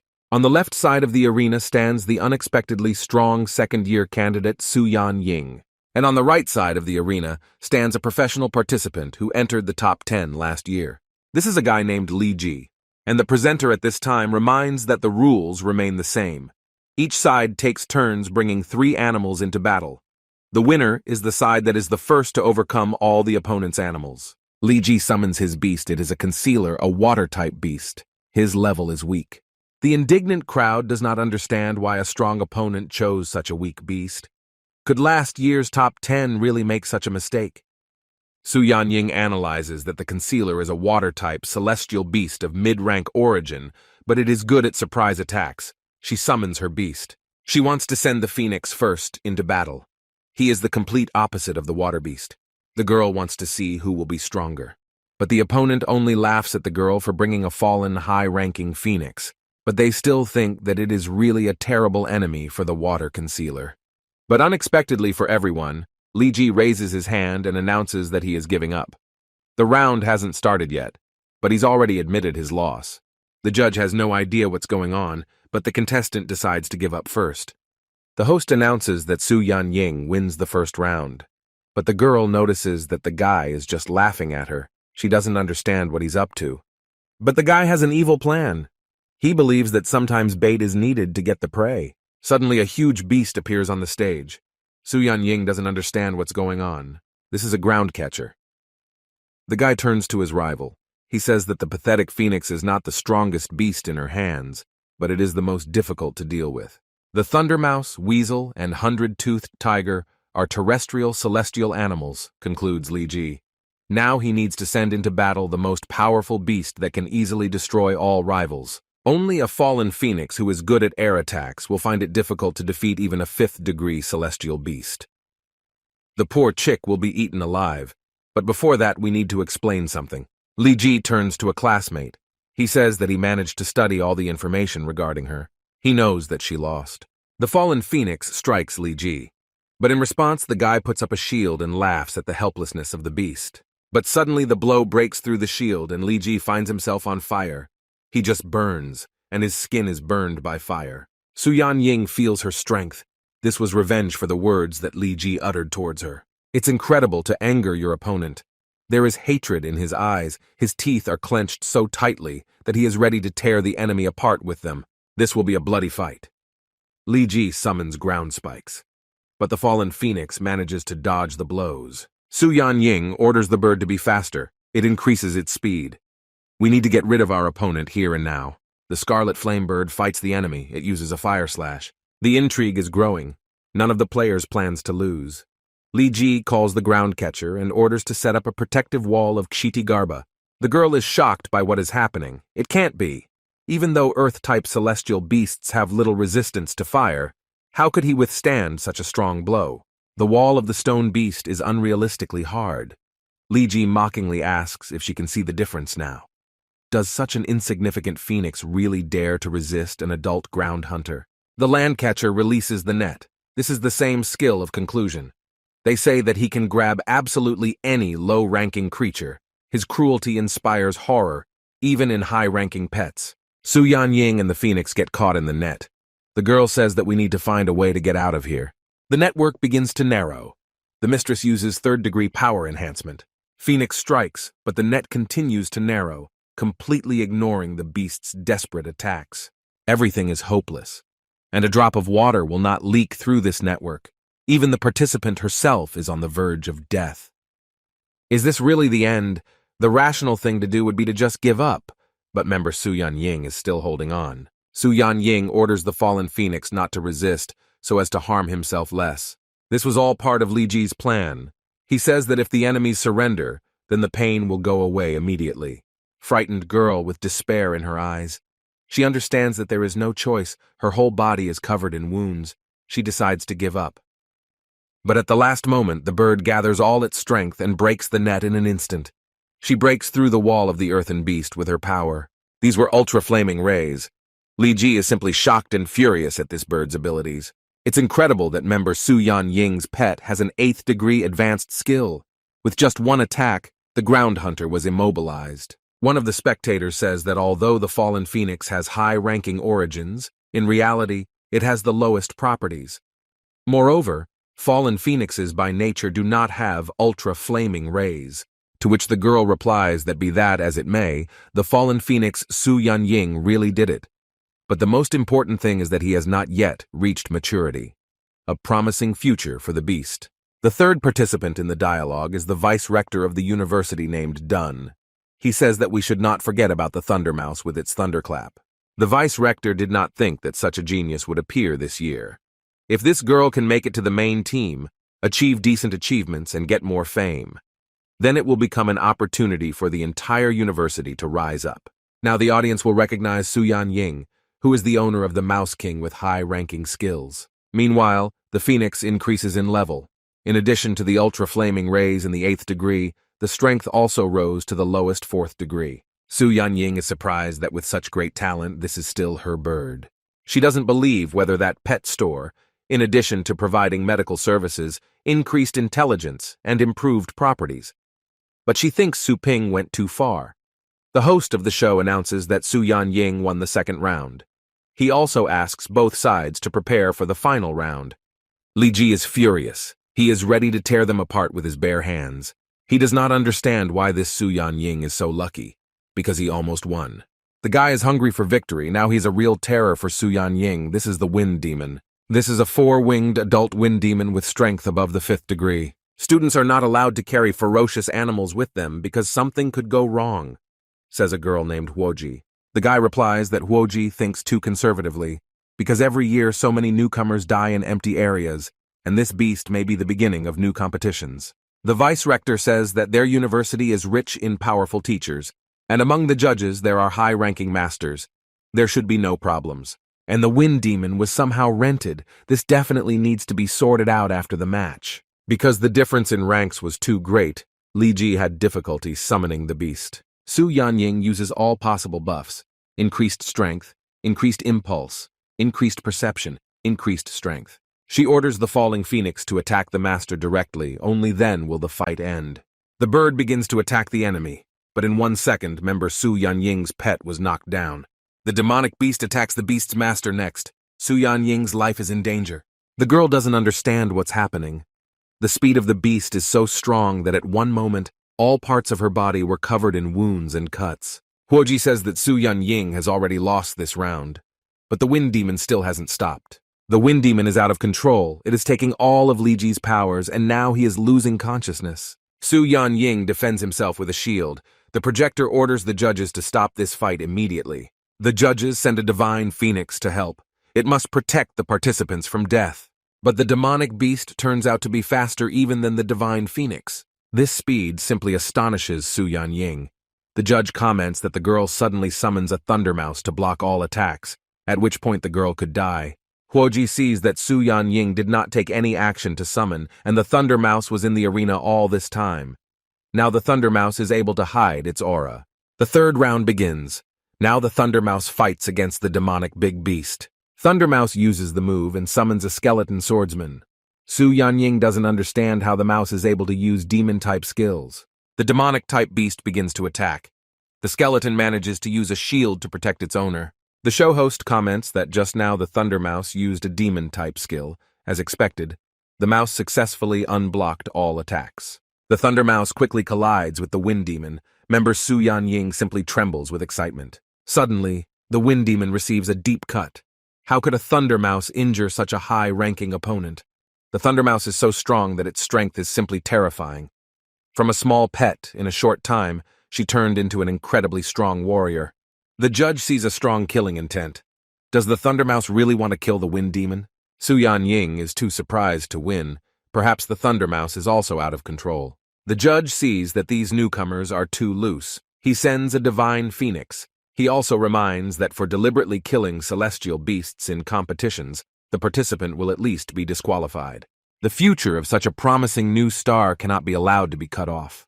The judge sends the divine phoenix to stop the Thundermouse, but the beast uses 10 thunderbends. At the last moment, the divine phoenix is ordered to go back, but the Thundermouse was able to injure the bird.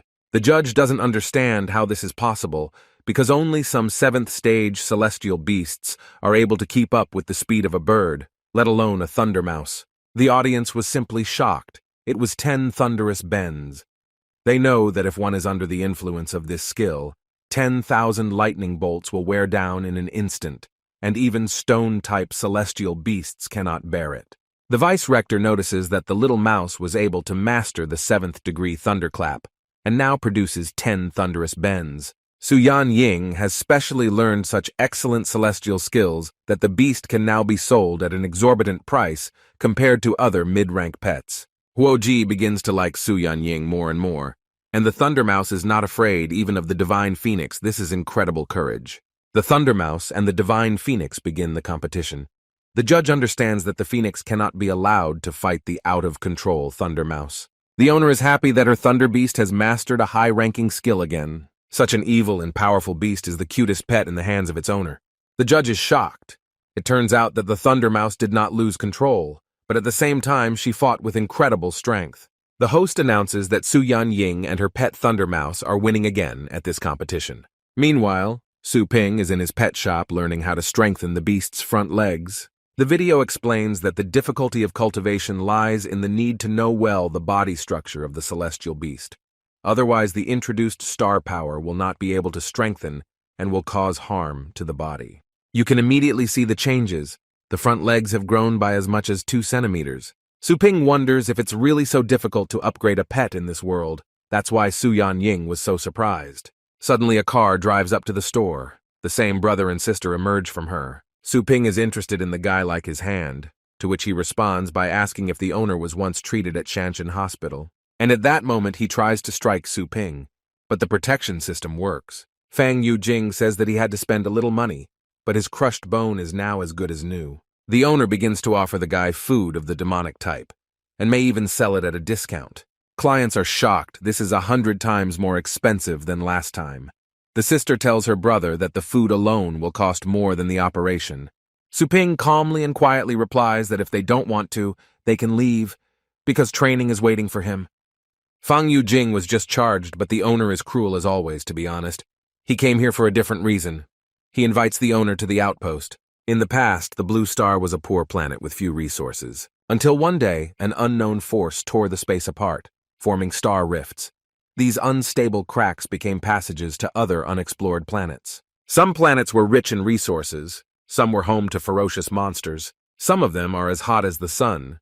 Thanks to stellar rifts, people could continuously receive resources from other planets. They could build a strong country, but the prosperity lasted only a few hundred years until people began wars for possession of high-quality rifts. The number of people has more than halved. Approximately 70% of the Blue Star's entire territory became barren and uninhabitable. The remaining humans finally reached reconciliation and formed the Human Federation. Those who left migrated to safer lands in which there were no star rifts. For the sake of survival, the Human Federation is actively returning masters of war beasts, and the strongest of them are selected as explorers who go to other planets in search of valuable resources. Fang Yujing says that last night, a new star rift appeared in the desert area outside the Longjiang base city. Their group wanted to go on reconnaissance, but were attacked. They also lost the fire-tailed blood fox. The system gives the owner new tasks to find a lost pet. The reward for successful completion is one secret mystical skill. The owner is thinking about mystical skills. Last time the reward was the star card Hundunya, which brought a lot of benefits, and this reward seems to be not so bad. Moreover, he wanted to test himself in a real battle. Now he has the opportunity to do this. Su Ping agrees, and they go to the outpost by car. This is a go-getter's car. They go to explore base number 38. Upon arrival, the heroes get out of the car. They are met by the captain of the Black Wolf group named Fan Ganli and Deputy Captain Li Ying. The captain is surprised if this is the same genius from the whole world that they were talking about. The hero introduces himself. He says that his name is Su Ping, and he is a super unremarkable person. The deputy captain addresses the guy. At first glance, it is clear how young the hero is. He also says that they heard about him from Fang Yujing. He asks if the guy is already 20 years old. But Su Ping replies that he is only 18. This means that the martial beastmaster has not yet graduated from the university, suggests Li Ying. Su Ping says he is self-taught, to which Fang Yujing was very surprised by what he heard. The captain says they need to register Su Ping before entering. In addition, to facilitate mutual cooperation in battle, he hopes that Su Ping will allow them to become familiar with his pets. The guy doesn't see any problems, but he has no intention of joining their group. He also just needs to find his lost pet. This angered the assistant captain. Su Ping is very young and doesn't follow his words. Does he really think that you can join them just by wanting to? The captain reassures his assistant. This is Fang Yujing's guest, so you need to be polite with him. Su Ping summons his celestial beast, and in an instant a small skeleton emerged from a gap in space. Everyone was very surprised. Was it really a small skeleton? After all, he is a low-ranking animal. Over the past 7-8 days of diligently absorbing the bloodstone, he had actually become stronger. Frightened, Fang Yujing asks if Su Ping really just took this beast, to which the owner nods his head positively. The guy is afraid that Su Ping does not know the character of the captain and his loan, but if Fang Yujing lets them down, he will not live. The owner says that there is no reason to worry. You can trust him and he will not disappoint. The owner gives the order to the small skeleton to draw his sword. To show your strength. The beast has average sword skill, but the team is simply surprised. This is amazing speed. Has he already put in the sword? Su Ping is registering to enter the explorer's base. His face was scanned. The next step is to enter your identification information. Identification was successful. He was registered as a temporary passer. On the panel, it was written about all of Su Ping's education, which kindergarten he was in, which elementary or middle school he attended, and even written about high school. Fang Yujing is surprised that the owner only graduated from high school, because he thought that he was officially a martial beastmaster. The assistant captain says that temporary employees can also receive the merits of full-fledged explorers. But there is no need to rush to rejoice, because they still won't have all the privileges. If they commit any crime, Su Ping will still be punished like an ordinary citizen. Fang Yujing sees the owner off and tells him not to worry, because if he has problems with the police, he will always come to the rescue and should not be thanked. Su Ping is already tired of listening to the guy talk non-stop about his privileges all day. He is truly hopeless. They came to the Federal Tunnel Storage Facility. It's an incredibly large room. The captain tells Su Ping that desert areas are unusually dangerous, so the guy can take himself something for self-defense. Su Ping is simply incredibly shocked. You won't find this even in the market. Some things are not inferior even to special artifacts for cultivation. There is little time left. The captain asks if Su Ping noticed anything. The owner, pointing his finger, asks for basic skills from the 1st to 6th stages of a martial beastmaster. In response to Su Ping's wishes, the captain and his assistant simply laughed, and Fang Yujing brought him to this weakling's base. Fang Yujing tries to explain to the owner that right now they are going to very dangerous desert areas, so the captain says that the guy should take good self-defense equipment and not some kind of training skills. Su Ping responds that he simply does not want to be indebted to others until he completes the task, especially since he has everything under control. The captain thinks that skills require a lot of time, but this man either has no brains or he knows his strength very well. Well, soon the guy will show his strength. The captain handed over the reservation to Su Ping. With this armor, he will be able to withstand attacks from 5th-degree beasts. If the Black Wolves fail again, the team will be disgraced. Su Ping asks if anything is known about this stellar collapse. Fang Yujing knows that the danger level of this area is rated high. Demonic-type beasts have been spotted, and no rare ores have been discovered. Su Ping asks if it's really a demonic type. It turns out he's still in the right place. The deputy called the second assistant. He heard that the assistant had a bad character, so it was better not to anger him. Suddenly, the severed paw of a huge bird falls right in front of their feet. A rogue of silver rank appears in front of them, whose name is Lin Mi-kun. It turns out he almost fell asleep while he was waiting for them. At that time, his beast is tearing apart a huge bird whose paw flew in. Out of surprise, Su Ping falls off his feet and falls to the ground. He is assisted by Fang Yujing. He says that anyone below the 6th degree of strength pales in comparison. Lin Mi-kun meets with the captain. He says that he heard about how his beloved fire-tailed fox disappeared. After all, Lin Mi-kun warned him that he should take only professionals with him into the desert. The captain was careless and he wasn't happy at all without the beast. He really didn't want to go out. Lin Mi-kun notices Su Ping. He doesn't understand who it is. There's nothing in the database about this guy. The captain introduces Su Ping and says that he is an acquaintance of Fang Yujing. Lin Mi-kun says the guy is too young. This angers the owner. He asks to explain what just happened. But this angers Lin Mi-kun. He says that this guy is in trouble if they are not able to handle this than what they forgot in the desert areas. The captain defends Su Ping, saying that although the guy is not experienced enough, he has good abilities as a master of war beasts, and his strength is at the proper level. But strength alone is not enough. If strength decided something, then anyone could become a breakthrough, says Lin Mi-kun. Also, after entering, everyone follows his commands, otherwise, do not blame him for being ruthless. The captain told his partner not to worry because he brought the people, and he would naturally take care of them. Suddenly, a monster appears on their way, a chilling gaze, as if Su Ping is looking at a corpse. Lin Mikun says that this is really the guy's first time in the desert areas. The heroes move on and pass through the gap, ending up in the next universe. Fang Yujing appeals to the owner so that he does not pay attention because they are rogues, always straightforward. Su Ping is not upset because he thinks just like him. They notice that on this planet it is very dark and no creatures have been found. But you still need to be careful. They walk through the forest. The commander orders Lin Mikun to look for the road. There is a very strange forest and wild animals here. There is fog all around. There is a small, unknown beast ahead of the lake. The fog is too thick. Lin Mikun can't see. The captain asks if this area can be bypassed somehow. The assistant replies that there is no way, because there are several dangerous animals on other routes. Lin Mikun says that he should check. If suddenly there is something dangerous, then he will immediately report. He starts checking. An animal catches his eye. This is an adult tiger tapir. Its strength is about 5 stages. Lin Mikun decides that he will get rid of it. The commander says to only avoid noise and dust because they cannot linger. Lin Mikun will do this without any problems because he is a pro in such things. Su Ping asks Lin Mikun to stay, and they ask if he really saw everything. To be sure, he asks to lend him night vision goggles. Lin Mikun starts to get angry.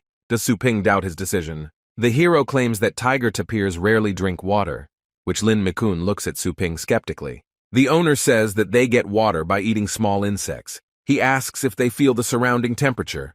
But tiger tapirs are not found in such an environment at all. Tiger tapirs live in tropical zones, but it's cold here. But the assistant commander is sure that this is a tiger tapir. Lin Mikun starts to get angry. He says, "Open your eyes, this is an ordinary tiger tapir. It's all a waste of time." He sends his beast, the Kodotan python, to kill the tapir, but the beast looks very scary. There are worms around him and his eyes are red and empty. He has been dead for a long time. How can this be? What kind of creature is this? It turns out to be a spirit beast that disguised itself as a tiger tapir. Su Ping tells Lin Mikun to immediately order the animal to spit out the spirit beast now, because he might die. Lin Mikun begins to get even angrier at Su Ping. He says that the guy is extremely impudent and why is he ordering him? But suddenly the Kodotan python falls exhausted, its eyes fill with a black glare. The captain asks Su Ping if this is really a spirit beast. After all, he had few encounters with demonic-type beasts. Su Ping says that an adult spiritual beast has a strength equal to the 7th degree, and once it enters the victim's body, they quickly absorb it from the inside. They often disguise themselves as weak bait to lure in prey. The captain understands that if the beast is of the 7th stage, then they can defeat it together. Su Ping replies that the greatest danger is not the spirit itself, but the creature with which it is in symbiosis. Fang Yujing is simply scared. Is it really a bloody spirit beast? He can't believe what Su Ping is even talking about right now. Where spirit beasts live, bloody spirit beasts hide. Su Ping says that if he is not mistaken, then there is no water in this lake at all. And the blood. From there emerges a huge snake that has 2 mouths. Su Ping explains that the bloody spiritual door resides here. Lin Mikun panics and realizes that he has lost contact with the Kodotan python. Su Ping says they need to leave immediately. After all, 7th degree spirit beasts are feeding him. This means he has at least 9th degree strength. Perhaps he is the king of beasts. But suddenly a huge monster starts chasing them. The bloodthirsty demonic wolf and the serpentine-winged dragon help. The captain orders Lin Mikun to find an escape route. The assistant finds out that they have 2 paths.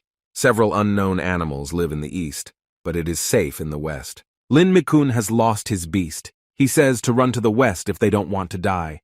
The captain says that there is no other choice. If things continue like this, no one knows where they will end up.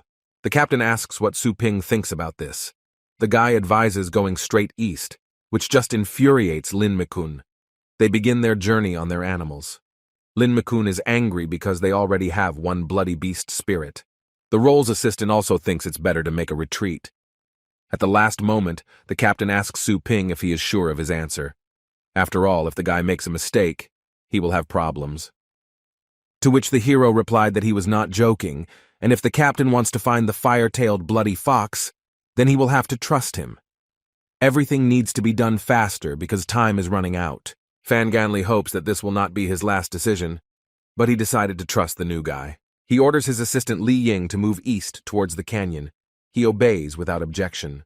The surprised assistant notices with the help of his night vision goggles that all the monsters in the canyon have suddenly fled. Captain Fanganli says that the beasts sensed a bloody spirit beast behind them, so they ran away. It turns out that the speed of the bloody spiritual beast that was chasing them is gradually decreasing.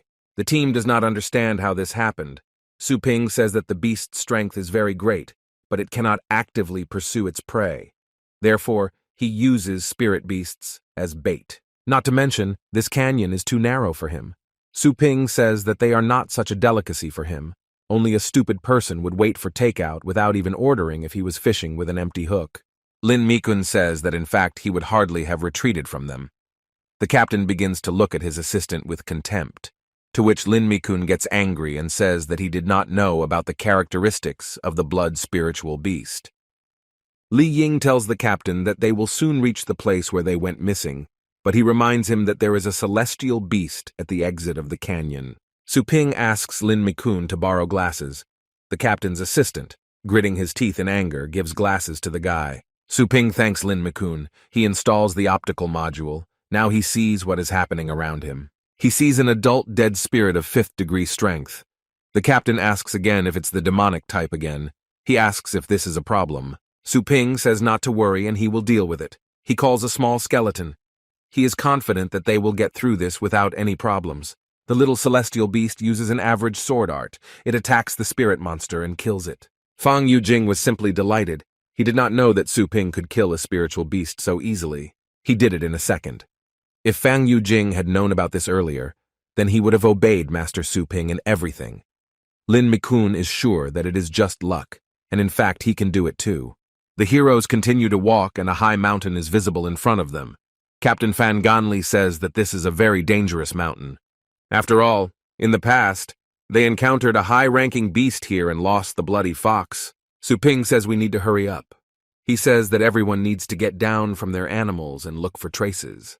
They saw footprints going straight to the mountain, and the many-eared monkey discovered something.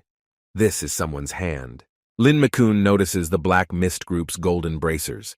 He says that at least captain-level explorers have the means to afford such good bracers. If the captain of the group died, then how strong and unusual the beast lives here. Su Ping turns to his team, he says, if they didn't notice anything, then let him have a look. Lin Mikun doesn't want to give Su Ping the hand he found. He asks in an angry voice what the guy might even know about special equipment. But Su Ping does not back down and stands his ground. He asks to look. The assistant captain begins to get angry. He says that the guy already considers himself cool after listening to him twice. Lin Mikun says that he is a rogue of the silver rank, and if he kills an unknown martial beast master, he will not get anything for it. Assistant Lin Mikun throws the found hand to the floor. He says that he dropped it by accident, and let Su Ping raise this hand himself. The team looking at this from the outside is very surprised, but Su Ping raises his hand and begins to analyze. The guy notices that the blood has recently dried up, which means he died a few days ago. But a strong, dark aura was still emanating from the wound. Somewhere nearby, there is a high-ranking demon-type beast. The captain notices Su Ping's strange expression. Is this related to the bloody fox? If the hand has been here for several days, then the fox has left. Su Ping says no. Lin Mikun starts laughing at the guy and asks why the guy made a face then. He thought that he had at least some sensible idea. Su Ping can no longer contain all his anger. Due to Lin Mikun's taunts, he does not hold back and strikes. Lin Mikun is very angry because the young boy hit him. He suddenly takes out his sword and puts it on Su Ping's face. Lin Mikun says that the guy seems to be tired of living, but at that moment, a sword also leans against Lin Mikun's face. This was done by a small skeleton.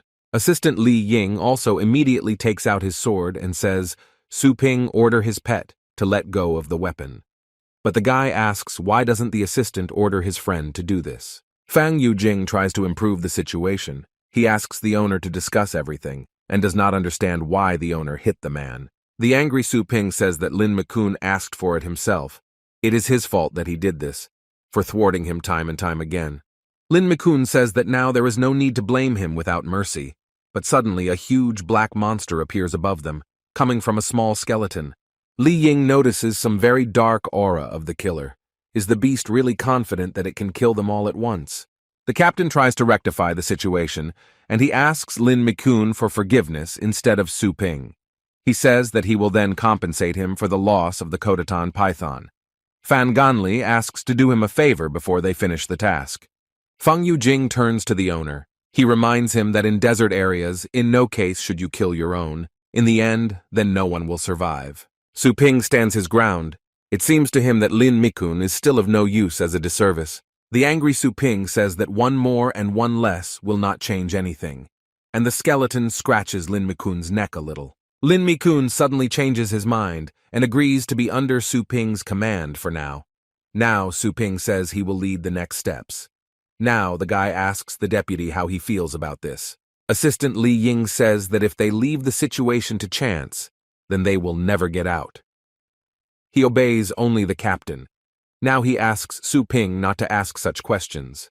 Captain Fan Ganli turns to Su Ping. He says that the initiative is a good thing, but if next time the guy thinks of something like that, then let him not expect mercy. The captain comes close to Su Ping and quietly says that he saw the guy in action, but he doesn't think that Lin Mikun will just give up.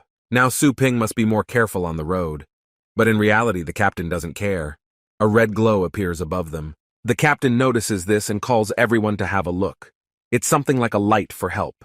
This is a girl and a wounded guy, and they are being chased by a terrible spiritual monster that uses a psychic attack.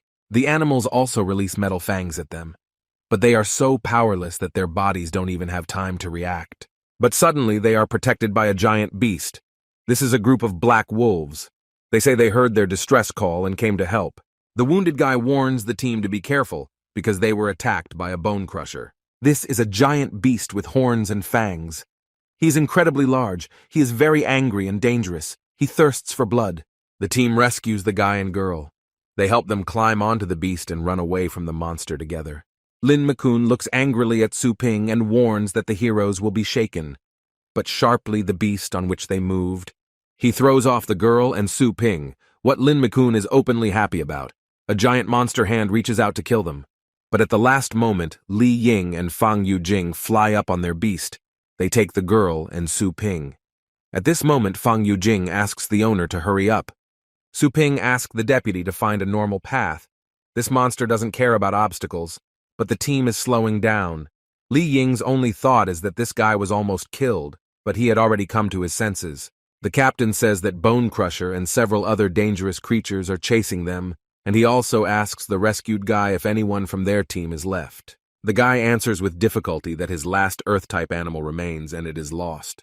The girl who was with the guy notices that her sacred flame bird can still fight. Even among the 8th stage beasts, the sacred flame bird is still strong. The captain asks if the girl is injured. The huge beast is still chasing them. It turns out that the strength of the Bonebreaker heavenly beast is as much as the 9th degree. The vital parts of the Bonebreaker are entwined with strong bones. The small skeleton is absolutely useless in this case. Su Ping understands that he needs Lin Mikun's help. The wounded guy says that at this rate they won't be able to escape. He got an idea. He tells everyone to call their sky beasts. They must delay Bone Crusher and buy time for them. Lin Mikun angrily says that he just lost one. Does the guy really want him to become completely poor? The guy says that after this he promises to reimburse the entire amount of lost pets in Chenshan. He also promises that they will receive a reward. The surprised captain hears about Chenshan. Is this guy really the same gold rank rogue? But Lin Mikun doesn't care who this guy is. He already lost too much energy to return his pet. He doesn't want damages. He wants 3 times as much. The commander punishes Li Ying to tell everyone nearby to call their beasts. Otherwise they will all die. Li Ying addresses those who move with him. He tells them that if their lives are valuable, then let them call the animals. But suddenly Su Ping makes a decision and jumps off the flying beast. A small skeleton lands with him. They land right in front of the monster. Lin Mikun rejoices. He is sure that no one will stop to help Su Ping. So he wishes the young guy who decided to play the hero to burn in hell. But after a few minutes, a huge flock of skeletons begins to revive from the ground. The team is surrounded. But these monsters have no reaction to the command. Commander Fan Ganli realizes that the monsters are not targeting them. The little skeleton raised his sword. Su Ping cannot leave his skeleton. He will be nearby. The small skeleton summons a murderous flock. All those skeletons that surrounded the team are all the army belonging to Su Ping. Su Ping instructs the small skeleton to enter the battlefield from the flank and strike the monster with a surprise attack. The Su Ping heavenly beast begins to attack the Bone Breaker. The team does not understand how the 8th degree Bone Crusher was attacked so quickly by some small skeleton. The captain jumps off his beast and goes to help Su Ping. Now Fang Yu and Jing also want to help. Li Ying notes that if the captain has already gone down, then maybe they need help too. He addresses Lin McCune. Lin McCune is not going to help, but Li Ying tells him that they can just sit out, but then funny rumors will spread about them. And on the other hand, will Lin McCune really allow the little skeleton to take credit for their achievements? Lin McCune gets incredibly angry again because he has to obey Su Ping. The team members summon all of their celestial beasts to fight. After all, it will be easier for everyone together to defeat the demonic beast. Each beast, blow after blow, injures the bloodthirsty monster. With every step they are getting closer to victory. Fang Yujing says that now the monster will spit its teeth. The captain punishes the bloodthirsty demonic wolf not to let the monster relax. He causes a bloody hunt. Su Ping notices how the monster's thick ribs have opened up. The girl tells everyone to hide because this is a psycho attack. The team creates a huge shield to protect themselves from the attack, but after using a psychic attack, the heroes cannot find contact with their celestial beasts. The entire attack was in vain. It is obvious that the 6th and 7th stages are not capable of defeating the 8th stage beast. This is simply fantastic. The demonic huge beast attacks with metal fangs. The captain says that the distance is too great. It will not be possible to recall them. Lin McCune is angry because he should have just run away, like he said. Su Ping orders the small skeleton to use medium sword art. The small skeleton is still on his feet. He fights with all his might against the huge monster. The captain does not understand how it is possible that the beast withstood the psychotic attack of the 8th stage. To which the owner replies that the beast would not have survived if at the same moment he had not used a difficult roar. The captain remembers how, during the roar, the skeleton was able to repel the psychotic attack. Fan Ganli had never heard of such a tactic. A normal person would not think of using it. Without countless trainings, it is impossible to use a corpse roar simultaneously with a psychic attack. The captain doesn't understand what Su Ping could have survived if his beast had such skills. At that time, the guy's celestial beast fought to the last. Bone Crusher was already using 9th stage attacks. The monster uses death annihilation. Everything within a radius of 1,000 meters will evaporate. The team looks on in horror as Lin Mikun runs away, cowardly shouting that his life is more important. At this time, Su Ping orders his little skeleton to immediately use the new skill. The animal uses its most powerful skill.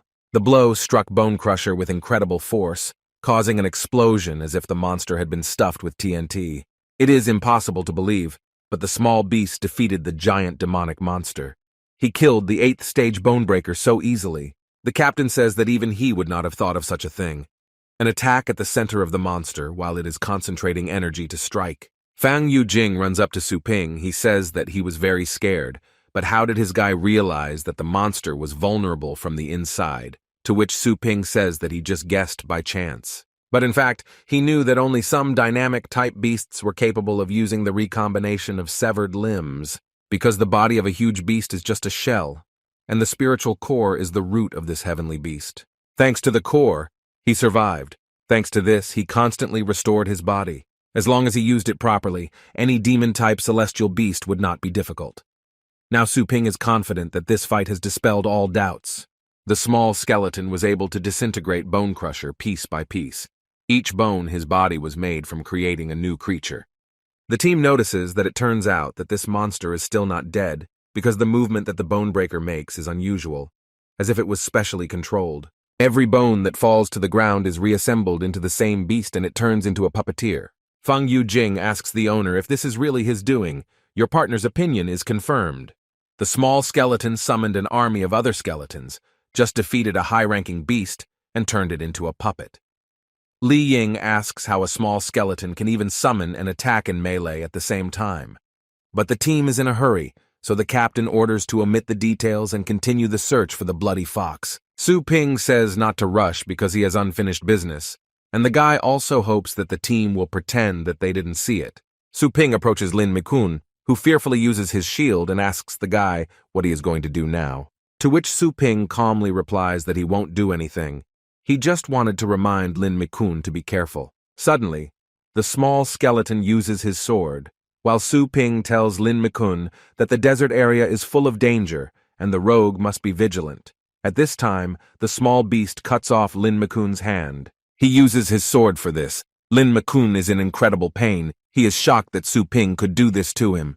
The guy tells him that Lin Mikun will live only because of the captain, but if Su Ping sees him again, it will be very bad, and first of all for Lin Mikun himself. The owner promises Lin Mikun that he will personally finish him off, unless he wants to disappear himself. The frightened guy grabs his severed hand and runs away without looking back.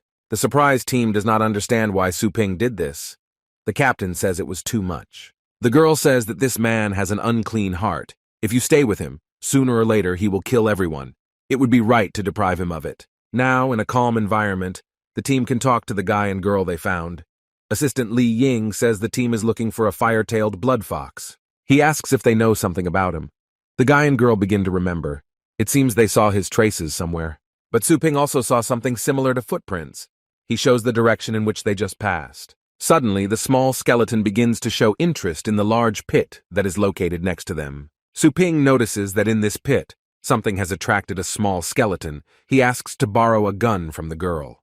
The guy shoots a light pistol, which is intended for a distress signal. He took it to brighten what is there. When the entire pit lights up, they see a wounded firefox below. The commander rejoices. Has he really been found? The team descends to help the celestial beast. The captain is happy. He talks about how much the fox made them worry. The captain announces that the task is completed. He orders everyone to prepare to return, and a dimension opens. But Su Ping says that he needs to wait. He notices that there is something inside the stones. Fang Yujing uses his equipment to test these amazing stones. He shines them through, tries to analyze them. Fang Yujing finds out that no match was found for known elements. It turns out this is an unknown ore. The team decides that they need to return home immediately, but Su Ping does not understand why they are leaving. Fang Yujing says that if they can find natural deposits of rare ores to use, then they will definitely benefit. Stellar rifts open the way for them to all the stars and planets, but the likelihood of finding valuable ores is very small. It's like searching for gold in the sand. Fang Yujing continues to say that time is very valuable, so what kind of rogue would want to waste time? In general, Su Ping just needs to report when they find it, and the federal government itself will send people to take samples. Su Ping notices that the little skeleton likes this ore so much that it shouldn't be an ordinary thing, so he decides to take a sample himself. Still, the team returns to base. The system notifies the owner that the task has been successfully completed. Now you can receive your reward, one demonic body of a golden raven. After arriving, the girl invites Mr. Su Ping on his card. It turns out that she is a senior lecturer at Fengshan University, and her name is Luo Gushui. She says that she really wants to introduce the guy to their rector. She hopes that Su Ping will somehow come to their university. Su Ping is a little confused. He thanks for the invitation, but in his thoughts, only that he did not go to universities in his previous life. But compared to this, he is more interested in the details that the system gives. He tells the girl that he still has work. He will talk to her about it next time. The girl is shocked. The guy just left. He didn't seem to like the offer, even though it was the best university. She thinks that she should have told him directly that she wanted to immediately invite him as a teacher. The next morning, Su Ping wakes up and leaves the room. He meets his sister again. The girl is again surprised that her brother got up too early. He probably didn't sleep, and he probably just walked somewhere all night again. To which Su Ping replies that she probably also walked somewhere all night, which makes my sister very angry. Su Ling Yue says that she is not like her loser big brother, because she gets up early every morning to train. The guy simply turns around and goes up to his room. The brother says that his sister is great and he is proud of her. At this moment, Su Ling Yue screams at her brother. She is incredibly angry because she does not need his pride. Meanwhile, Su Ping is in her room trying to find out everything from the system about the new reward. It turns out that this crow body is the secret combat technique of the Golden Crow clone. Born from a fiery star like the sun, He was born with the ability to penetrate mountains and rivers. After cultivation, he became an invincible creature that was capable of crushing stars. In ancient times, he conquered most of the primordial universe. Wherever the golden raven went, everything turned to dust. The next generation called him a demon. The owner is surprised that this golden raven is really so strong. Now Su Ping wants to cultivate the demonic body. The system warns that the golden raven's body will continuously change the shape of the host's body. The process is extremely long and painful and requires extremely highly developed star power and a lot of material support. And in the end, he will cease to be a person altogether. And in the end, the owner will rule under heaven as a demon. Su Ping realizes that if his body turns into a monster, then it is too much like a villain. The system says that the owner does not need to worry about this, because after completing cultivation, the golden crow's body will be composed of pure energy. Su Ping can keep the original appearance fused with his preferences, and it will not affect his normal life. But people can live like human beings if they stop being human. The owner agrees to the terms of the system. He is ready to play by its rules. Su Ping learns the hard way that the weak in this world live without respect. Su Ping is back in his pet store. A delivery has arrived. They are unloading boxes. How convenient it is that the Federal Miners Repository has home delivery. Su Ping does the identification, and it is successful. On the way to the quarry, he killed several animals and received merit. Now he can afford lighter armor. The water armor is activated, adapting to the wearer's star power stage, currently provides protection from attacks from the 1st to the 7th degree. The materials for the first level of the Golden Crow demonic body had also been collected. This is much more efficient than personally collecting everything in the cultivation areas. To create the demonic body of the Golden Raven, a large amount of materials and star energy is required, which can be obtained from the Pathfinder Vault and the Hundunya Star Power Card. After obtaining the demonic body of the Golden Crow, Su Ping will be able to explore more dangerous places in the desert regions and Hundunya Star Power maps. It's just perfect. But the guy has one question about ore. He asks the system if it can put this loot into the slot. The system says that changing and maintaining a slot to create an acceptable container requires the owner to pay in the form of energy points. In this case, Su Ping is thinking about converting these ores into a new section for animals. He will provide the materials himself. He asks the system for a discount, but of course all this is only for the sake of cultivating celestial beasts. New permissions are unlocked in the section. Once the owner has collected all the necessary materials, he can update the sections for taming by paying only 20%. Su Ping is happy because he can upgrade. Now he has a lot of freedom. Although the side effects are quite serious, but such a powerful effect is definitely worth it. The necessary materials are there. You can get them from the storage without any problems. Su Ping remembers the energy points. He will have to temporarily close the store while he cultivates. Su Ping calls Su Ying. The girl is shocked. Is this really from the Xiao Tao Chi store? The owner himself. He asks the girl if she is happy with the current strength of the Thunder Mouse. She says that she is very pleased and doesn't even know how to thank Su Ping. He says that he just needs her help. Su Ying is shocked. The owner actually asked her for something. This is a great opportunity to get closer to him. She tells the owner that as long as it is in her power, she will always help. But then suddenly the owner says that he would like to record a short video with Su Ying. The girl can't believe her ears. Does Su Ping really want to make a short video with her? But Su Ying doesn't understand why he needs this. She has strange thoughts in her head. The girl is scared, but the guy asks if the girl is free now because she will become famous. But if Su Ying doesn't want it, the guy will find someone else. The girl said that she understood the owner, and after a while she came to his pet store. The surprised guy looks at the girl. This is something he really didn't expect to see. Today she dressed beautifully. Su Ying became embarrassed. After all, the owner said that they would record a short video. The owner says that as long as it does not interfere with the performance, he asks the girl to summon the Thunder Mouse. Does he really want to take off the Thunder Mouse with her? He definitely won't get away with this. The owner doesn't understand what exactly won't work for him. He will simply film the girl calling the Thunder Mouse, and then she has to make a thunderclap in a thunderstorm, that's all. The surprised girl asks if this is all. The owner says that he wants to film the fruits of his labors. The guy asks Su Ying if she took the mouse with her. Su Ying says that of course she took the beast with her, but despite the fact that the annual competition has already been completed, the final awaits her. She says that the champion Yaha will finally fight her, and if the owner comes on stage with her, he will get great publicity. He agrees, but Su Ping does not understand what kind of champion, and on top of that, Su Yan Ying is not the winner yet. The girl says that this is a champion who has a strong beast of the 9th stage, however. She expected to get at least into the top 20, and not into second place. This far exceeded her expectations. A guy and a girl go to Fengshan University. Along the way, the guy notices how popular thunder mice are here. Su Yan Ying says that in the annual competition, everyone personally saw her potential, and the thunder mouse is now a real star. The final hasn't started yet, so she asks the owner if they will be handing out flyers. Su Ping says they won't, because most of these students are simply following trends, hoping to grow an apple from a seed. In any case, they are scared off by the owner's prices. But the offended girl says that the guy did not accept the money she borrowed from Lali. Approaching the university, the heroes passed by Yaha, around which there was a crowd of fans. The girls say that with the power of a god, Yaha probably won't even need half a year to make it to the first team. But a popular guy noticed Su Yan Ying passing by. He asks the girl to wait, because he was the one looking for her.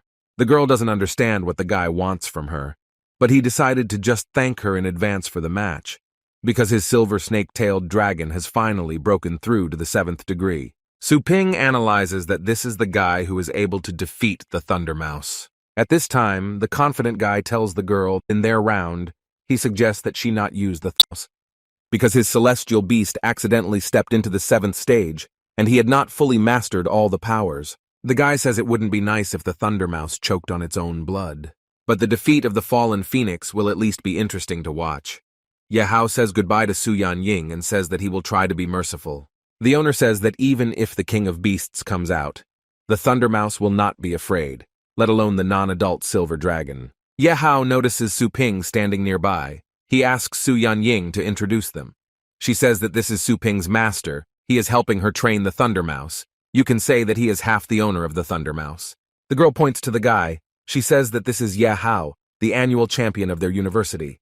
He is the person who spends the most time on his pets. Yaha asks the owner if the power of that very Thunder Mouse was really raised by the owner. Yaha's thoughts are that a new master has appeared behind the scenes. He asks Su Ping if he is interested in the job. Su Ping responds that Yaha speaks beautifully, but business in his store is so good that he is too busy. But if only Yaha is so sincere, then he will make an exception for him. The owner names the cost of his services at 500,000 yuan. Yaha doesn't understand how anyone can charge 500,000 yuan for such services. Is this guy really serious? Su Ping mockingly says that as someone who loves his heavenly beasts, Mr. Yaha can't even spare 500,000 yuan. Is he really tired of it? Yaha starts to get angry. Money is not a problem for him. He will pay as much as he needs, unless of course the owner has the strength to take it on. Wealthy people from prestigious universities spend money without blinking an eye. Su Ping knows that he has come to the right place. Arriving at the university, they witnessed a battle between heavenly beasts. This is a freshman exhibition match. The girl directs her beast and uses a 2nd-degree speed boost. The girl's non-local beast strikes and burns her opponent. The host says that it was a very good match and participant Su Ling Yue wins. Su Yan Ying comments that Su Ling Yue so calmly killed an opponent who was stronger than her. Su Ping notices that the girl's skills are good, but unfortunately there are some disadvantages. Huoji says that last year Su Ling Yue could have made the team, but this year there are too many strong participants, so it cannot be said that her phantom fire beast has no strengths. But we can say for sure that he is ordinary. This year's champion will definitely be a rare beast, a dragon with a 9th-degree pedigree, or an ordinary beast from the ancestral 1st degree. It will be a divine battle. This young girl could become a future star if she had a strong mentor, but whether she will meet such a master depends only on luck. The host of the show comments that the final match is starting right now in front of the audience. The first player is Su Yan Ying, who finished 2nd in the last game. But opposite her is the annual champion Yaha. Suddenly, Su Ling Yue notices that her loser older brother is here. Meanwhile, Su Ping is standing near the Thunder Mouse. He says that it has been so long since he and the beast fought side by side. But suddenly the Thunder Mouse got scared and ran behind its owner, wanting to find protection. The audience does not understand why the Thunder Mouse suddenly backed away. Was it really afraid of the silver snake-tailed dragon? And what is this guy doing there anyway? He's not even a master of fighting beasts. He's just getting in the way. Yaha warns them to do as he said so that they don't expose themselves to ridicule. Suddenly, Su Yanying summons the fallen phoenix. She orders him to use ultra-flaming rays. The hosts comment that member Su Yanying suddenly attacked. The girl decided to show everyone her skills. At that time, Yaha orders his silver snake-tailed dragon to have fun with the phoenix. Unexpectedly, the dragon used an 8th stage dragon skill. As expected from a 9th stage dragon beast, it is too powerful. Su Yanying orders the fallen phoenix to strike again. Yaha sees that Phoenix is still alive. He says that he will now show his rival the difference between them. The silver dragon is really only trying to hold back the rays, but all the power of the phoenix still could not inflict fictitious damage on the king. Yaha mockingly says that the harder you work, the more disappointed you become. This is the oppressive power of the 9th degree bloodline. Spectators are not surprised at how powerful it is. The power of the ultra-flaming rays belongs to the 8th stage, but for the dragon, it is like a tickle. Even though it is an 8th stage skill, the fallen phoenix itself is a 5th stage compared to the silver snake-tailed dragon. It is still far behind. Yaha orders his silver snake-tailed dragon to show the phoenix what he can do. The silver snake-tailed dragon used wind fire and ice forever at the same time. This is incredible skill. Although the beast did not aim, the range is really too large. Su Yanying uses a speed boost on the fallen phoenix. The host comments that under the onslaught of attacks, member Su Yanying is forced to only defend herself. Fallen Phoenix makes a mistake and gets hit. Phoenix was actually knocked down by a random pet skill. This is the power of the mighty king's annual champion. The girl's heavenly beast is completely crushed. She understands that the silver snake-tailed dragon has become much stronger than last time. Is it really all over? She is afraid for the Thunder Mouse. Yaha says that how can raising celestial beasts of this level charge such a high price? Su Ping takes matters into his own hands and summons Thunder Mouse's killing intent. The mistress notices that her Thunder Mouse's aura has changed. At this time, Su Ping orders the mouse to tear apart the opponent. Thunder Mouse begins the attack. She was actually able to break through the dragon's chest. Mouse aura also suppresses the strong resilience inherent in the dragon bloodline. Yaha says that a worthy opponent has appeared. Now he is strengthening the dragon's powers of the 4th stage. He orders the silver snake-tailed dragon to trample the mouse. The host comments that member Yaha is going to freeze the entire earth. This is fatal to a celestial beast that cannot fly, but the Thunder Mouse isn't running anywhere. Su Ling Yue and Su Ping's body begins to freeze, but the owner manages to order Thunder Mouse to use the triple combo that he taught him. Yaha can't believe that the Thunder Mouse wasn't frozen. The beast used 10 thunder bends, and with this, she cleared the way for herself. Although it was obvious, the Thunder Mouse is protected by thunder armor. Yaha says that the mouse cannot hide from his eyes. He orders his dragon to attack immediately. Thunder Mouse uses separation. Now Yaha can't figure out where the real mouse is. Su Ping says that all 3 clones distracted Yaha, but there was a 4th mouse all this time. The host comments that the only part of the silver snake-tailed dragon that isn't covered in scales, now that the Thunder Mouse has gotten to it, is its mouth. Viewers comment that the Thunder Mouse has become even stronger. It is somehow strange that the Yaha beast has risen to the 7th stage, but is still inferior to the Thunder Mouse. Yaha doesn't understand how this Thunder Mouse's fighting style has changed a lot. Is it really about this guy? He starts to get angry. If he loses now, wouldn't it mean that Su Ping won the champion title due to luck? The silver snake-tailed dragon directly begins to attack the participant. But member Su Yanying's lower body was frozen, and she couldn't dodge. This angers Su Ping, and he directs the Thunder Mouse to use Thunderclap. In a desperate attempt to steal the chicken in front of the owner, who is eating rice, the dragon is injured again. The silver snake-tailed dragon fell to the ground, incredibly, but the Thunder Mouse was victorious. Su Ling Yue is horrified and doesn't understand how this could happen. Has the silver snake-tailed dragon lost? Besides, it was such a humiliating loss. Yaha is surprised and cannot understand how the mouse won so easily. Was she deliberately hiding her power? Or was it the work of that guy? The host announces that, unsurprisingly, the Mouse King Su Yanying has pulverized the annual champion. Su Ping turns to Yaha. He asks if the guy is now happy with his strength. He also asks Yaha if he will pay him 500,000 yuan in cash or by transfer. The guy says that he will transfer the money later, But first he wants to hear the answer to the question. Can his silver snake-tailed dragon become as strong as the Thunder Mouse? The owner replies that of course he can, but only he will decide when it is the dragon's turn. Huoji noticed that all this time the Thunder Mouse was controlled by Su Ping. Even the frosty steppe did not stop him.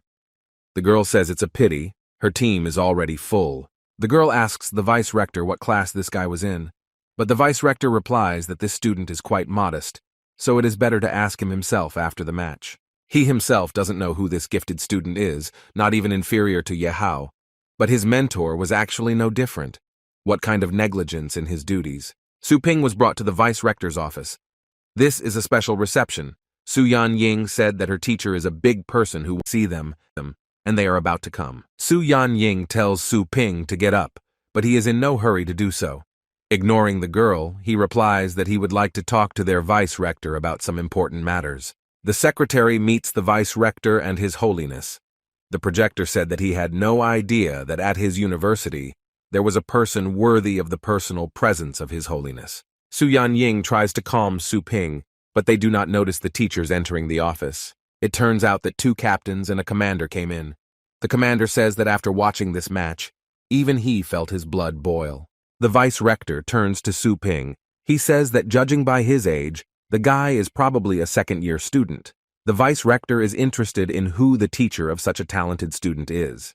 Teacher Luo, who came with the vice-rector, clarifies that this is not their student. The vice-rector says that it doesn't matter. Even if so, then maybe the guy wants to study with them. The training is free, and upon graduation the university will give him a high-ranking celestial beast. Su Yanying is shocked. Is there really free training here? And they will also give a high-ranking beast. She has never heard of such conditions. The captain standing nearby realizes that this old fox is pretending as if he really knows the guy. Su Ping replies that this does not interest him, but the vice-rector does not understand how this is possible, because such good conditions do not suit him. The rector begins to promise a monthly stipend, if only the guy agrees to study at their university. Teacher Luo tells the vice-rector that she recently told him about the dangerous mission of the tunnelers, and so this is the same young man who killed the Bonebreaker and saved her and Chen Shan. The vice-rector is surprised whether this is the same young man who is right in front of his eyes. They don't believe what they see.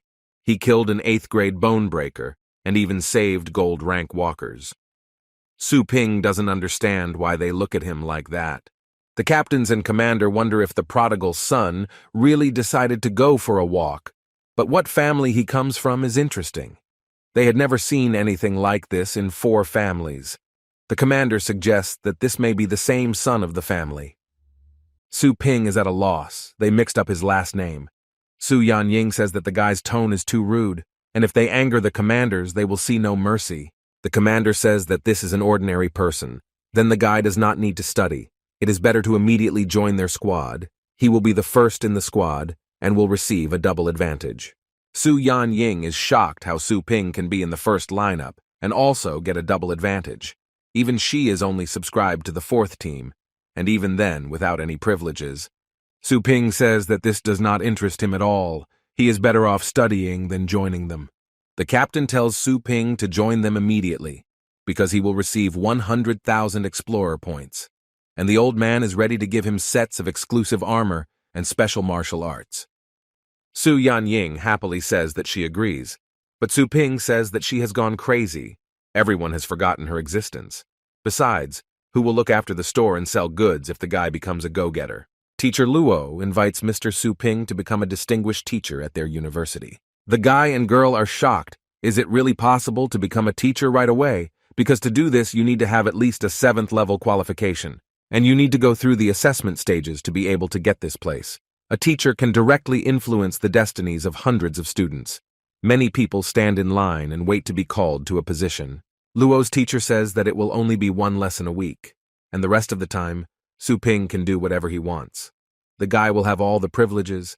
He will have access to all campus resources. Su Ping is surprised. Really all the resources, because cultivating the Golden Crow's demonic body requires a lot of rare materials, and if he can get everything from there, it will save a lot of effort. Moreover, with a teacher's license, he will no longer have to worry about goods of extraterrestrial origin. It's just like killing two birds with one stone. The guy agrees to this. Now, in order to become a Su Ping teacher, you need to pass a series of tests, assessing his physical fitness, combat skills, level of knowledge, and so on. You need to get an average score of 60 in the written exam, then it won't be difficult. Su Ping hopes that it is not too late to refuse. The vice-chancellor tells Su Ping that this is the standard for strangers, and Mr. Su Ping was able to kill the demonic beasts in the barren area, and his fighting skills were beyond doubt, as far as teaching was concerned. Then he is sure that the guy will be able to master it after working in several classes as a teaching assistant. But Su Ping doesn't understand what the director means. Therefore, the vice principal tells the guy to just take a physical fitness test, because their educational system should record information about the strength of each teacher. This will make everything easier, starting with selecting the right students for classes. Su Ping realizes that the old fox is clearly trying to test his skills. It turns out that if the guy is not good enough, his allowance will be deducted. But he agrees to the test. The guy is brought into a large room. This is a high-level testing room. This is where Su Ping will need to fight, with Baiji alone. If the guy holds out for a minute, then he passes the test. The vice-rector tries to show Su Ping his power. He says that this is a high-level military weapon, and even it only lasted for 30 seconds. The guy enters the fight. He is ready to test the fruits of his training, and he advances. The guy is ready to fight. This huge beast releases electric current, but Su Ping goes on the attack and uses a star shield. The blows turn out to be very strong. At any second, his shield could fall apart. The vice-rector concludes that the guy lasted the first 10 seconds and had a good reaction, but the shield was too weak. The guy uses his skills. He flies up to attack, but the beast releases crystal swords at him. It was all over in less than 20 seconds. After all, this was the first time Su Ping had taken on a Baiji. But the guy is still holding on. He is not going to give up. This beast wrapped the hero in a green, thorny vine. Teacher Luo says to stop the test immediately. But the vice-rector says that there is no need to rush, because the guy did not call for help, which means he did not give up. The Baiji's attack will gradually increase from low to high, and from the first stage to the 6th stage, it only takes about 5 seconds. They will immediately stop him when he reaches the fatal point. The beast burns Su Ping with fire. The guy uses water armor, but it no longer holds, and these vines are entwined too tightly. Teacher Luo doesn't understand why the beast hasn't been stopped yet, since a lot of time has passed. He asks the vice-rector why they haven't stopped the test yet, because 10 seconds have already passed. And this firestorm should be at the 8th stage. And why Su Ping doesn't react at all? Has the guy lost consciousness? But in an instant, the guy gains incredible strength and tears these vines towards himself. He attacks the Baiji and destroys him with his blow. He has become so powerful that it feels like he has been possessed by demons. The vice-rector and teacher cannot believe his eyes. The guy not only survived the attack but also fought back. And in the face of Baiji, everyone was defeated before. But now this machine is broken. Su Ping feels very strange sensations. The system says that this first stage Golden Crow demonic body battle mode is still unstable. Therefore, it will only slightly improve the combat characteristics of the owner. Only in special cases will it be fully activated. The unfinished form of a golden raven using power. Su Ping is surprised. Was it really only part of the power? The test is completed. Peak star power. Average 3rd stage. Attack strength average 3rd stage. Defense capability lowest 8th stage. And the final assessment of the owner's combat power is the highest 7th level. Now Su Ping asks if this is enough for the vice-rector. The vice-chancellor says that Mr. Su Ping is more than capable of being a senior mentor.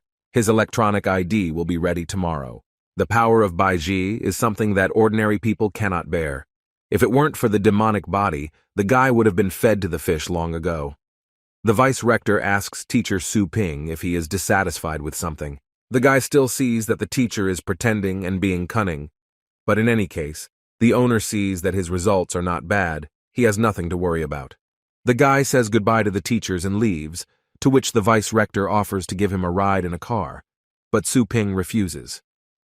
Afterwards, Vice-Rector Dunn tells the guy not to forget to conduct classes once a week. Teacher Luo says that the final grade is the highest of the 7th stage. Is it possible that his star power is only at the 3rd stage? The Vice-Rector says that there is only one option. This guy has a secret teaching, but he started training recently. There is a real master behind this man. When the opportunity arises to find out who is behind him, there must be some clues in his store. He says that he should first find out the location of Cultivation Pet Store. At this time, the guy overheard that the teachers wanted to know the location of his store. After all, you could just ask. Now in return, he asks to find him a couple of rich students. Cultivation came home and was met by his mother. She cannot understand why her son is without clothes and where he even hurt himself. He says that mom should not worry, but the mother is surprised by her son's physique. She asks how long ago her little boy began to lift. Cultivation told his mother that he would tell everything after he changed his clothes. But the mother cannot understand why her son is not shy. Did he really forget who changed his diapers? In the room, the guy remembers that his water armor is broken. He now needs to fix it. Suddenly, Su Lingyue's sister bursts into the room. She asks her brother if he really has star power now. The sister entered the room and saw her brother. At that moment, he was changing clothes. She called her brother a pervert and became shy. The brother asks why he is a pervert, since the sister herself broke into the room without permission. She invaded her older brother's room and called him by name. It's worth teaching her a lesson so that in the future she knows how to treat her. Cultivation asks her sister, did she really not like it? Then he would let her see enough more. The sister got angry. She immediately said that she had recently been promoted to the 4th degree, so Cultivation was better off not approaching her. Now Cultivation is not afraid of his sister. He is ready to repel any blow, because now he is not so weak at all, like before, and completely confident in myself. But this blow was too cruel. This was impossible to expect. Cultivation's defense is at the 8th stage. How could this even happen? The system says that this data is related to the imperfect appearance of the golden raven. As for the owner's normal state, this is physical strength above the 3rd degree. Cultivation went out to talk to his mother. She asks him when his bloodline power awakened and what kind of celestial beast he has now. The guy replies that the power appeared recently, and the beast at the moment is a small skeleton. Mom will buy him a normal animal after all. Why is he bothering with this low-ranking little skeleton? The sister says that he only recently awakened, so he will not be able to use the heavenly beast he was given. In addition, the more expensive the pets, the more expensive food they eat, and with his small income, he will not be able to feed him. Mom asks if her son still has money to pay for utilities at the store. If he doesn't have enough, then mom will help, and let him stop taking small loans. Cultivation says that recently he has earned too little in his account, only 500,000 yuan. Mom doesn't understand where her son got such big money. He didn't accidentally steal it. She asks where her son got such a sum. Cultivation replies that in Fengshan, the Thunder Mouse is gaining popularity and been advertised. Of course, he can tell them that all the money he earns in the store was converted into energy, and that in front of them is a real millionaire. Now mom can confidently say that Cultivation has finally risen, and his sister should now learn from her older brother. My sister says that no one will study with him. After all, her brother has always been and will be behind her. Cultivation says that he will definitely take care of his little sister. The next day, a girl came to the owner's store and was told that Cultivation was the same person who raised the Thunder Mouse. Cultivation understands that as soon as it became popular, the first clients came immediately. The guy replies that it was he who trained the mouse. He asks the girl about what issue, she needs food, or strengthening her pet. The girl brought 4 animals with her. She wants them to become stronger than the Thunder Mouse. Cultivation tells the client that the fact is that Thunder Mouse cultivation was a limited service, and only regular cultivation is available at the moment. It turns out that the Thunder Mouse is truly unique. The girl asks the owner what the effect of ordinary cultivation is. Cultivation says that the effect of them is much weaker. It will slightly improve the characteristics of pets. The cost of upgrading low-ranking animals is 10,000 yuan, and mid-ranking one is 100,000 yuan. The girl is at a loss. The wording would improve a little. It sounds unprofessional. Well, of course, Su Yanying has already taken all the advantages for herself a long time ago. Or this store is using the name of Thunder Mouse to attract people and make money. In any case, there is no point in saying anything. The girl turns around and leaves. She said she would look elsewhere. The owner tries to stop her. The system contacts the owner, which sees the buyer's doubts and the cancellation of the initial order. What caused the store significant losses? The owner must carry out professional cultivation. The fee for professional cultivation is 100 times higher than the cost of regular cultivation. This property of the animals being raised must reach a level above average. The Great Panacea and the Secret Mystic skill are not a bad reward, but the price is 100 times higher than the cost of ordinary cultivation. The owner is not sure that people can afford it. The owner tells the client that he understood her desire to improve the celestial beast.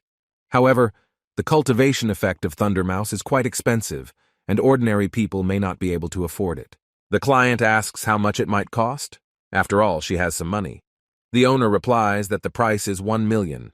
The girl thinks that this person will not be able to take a large sum of money and run away. She asks the owner if he rents the store. The owner replies that of course not for rent. The client can be sure about the reputation of his store. And if the client does not believe, he can check the owner on the Fengshan University website. The girl replies that judging by the age of the owner, he is studying either in the first or second year. But if this turns out to be untrue, then don't blame the senior student when the guy disappears in Fengshan.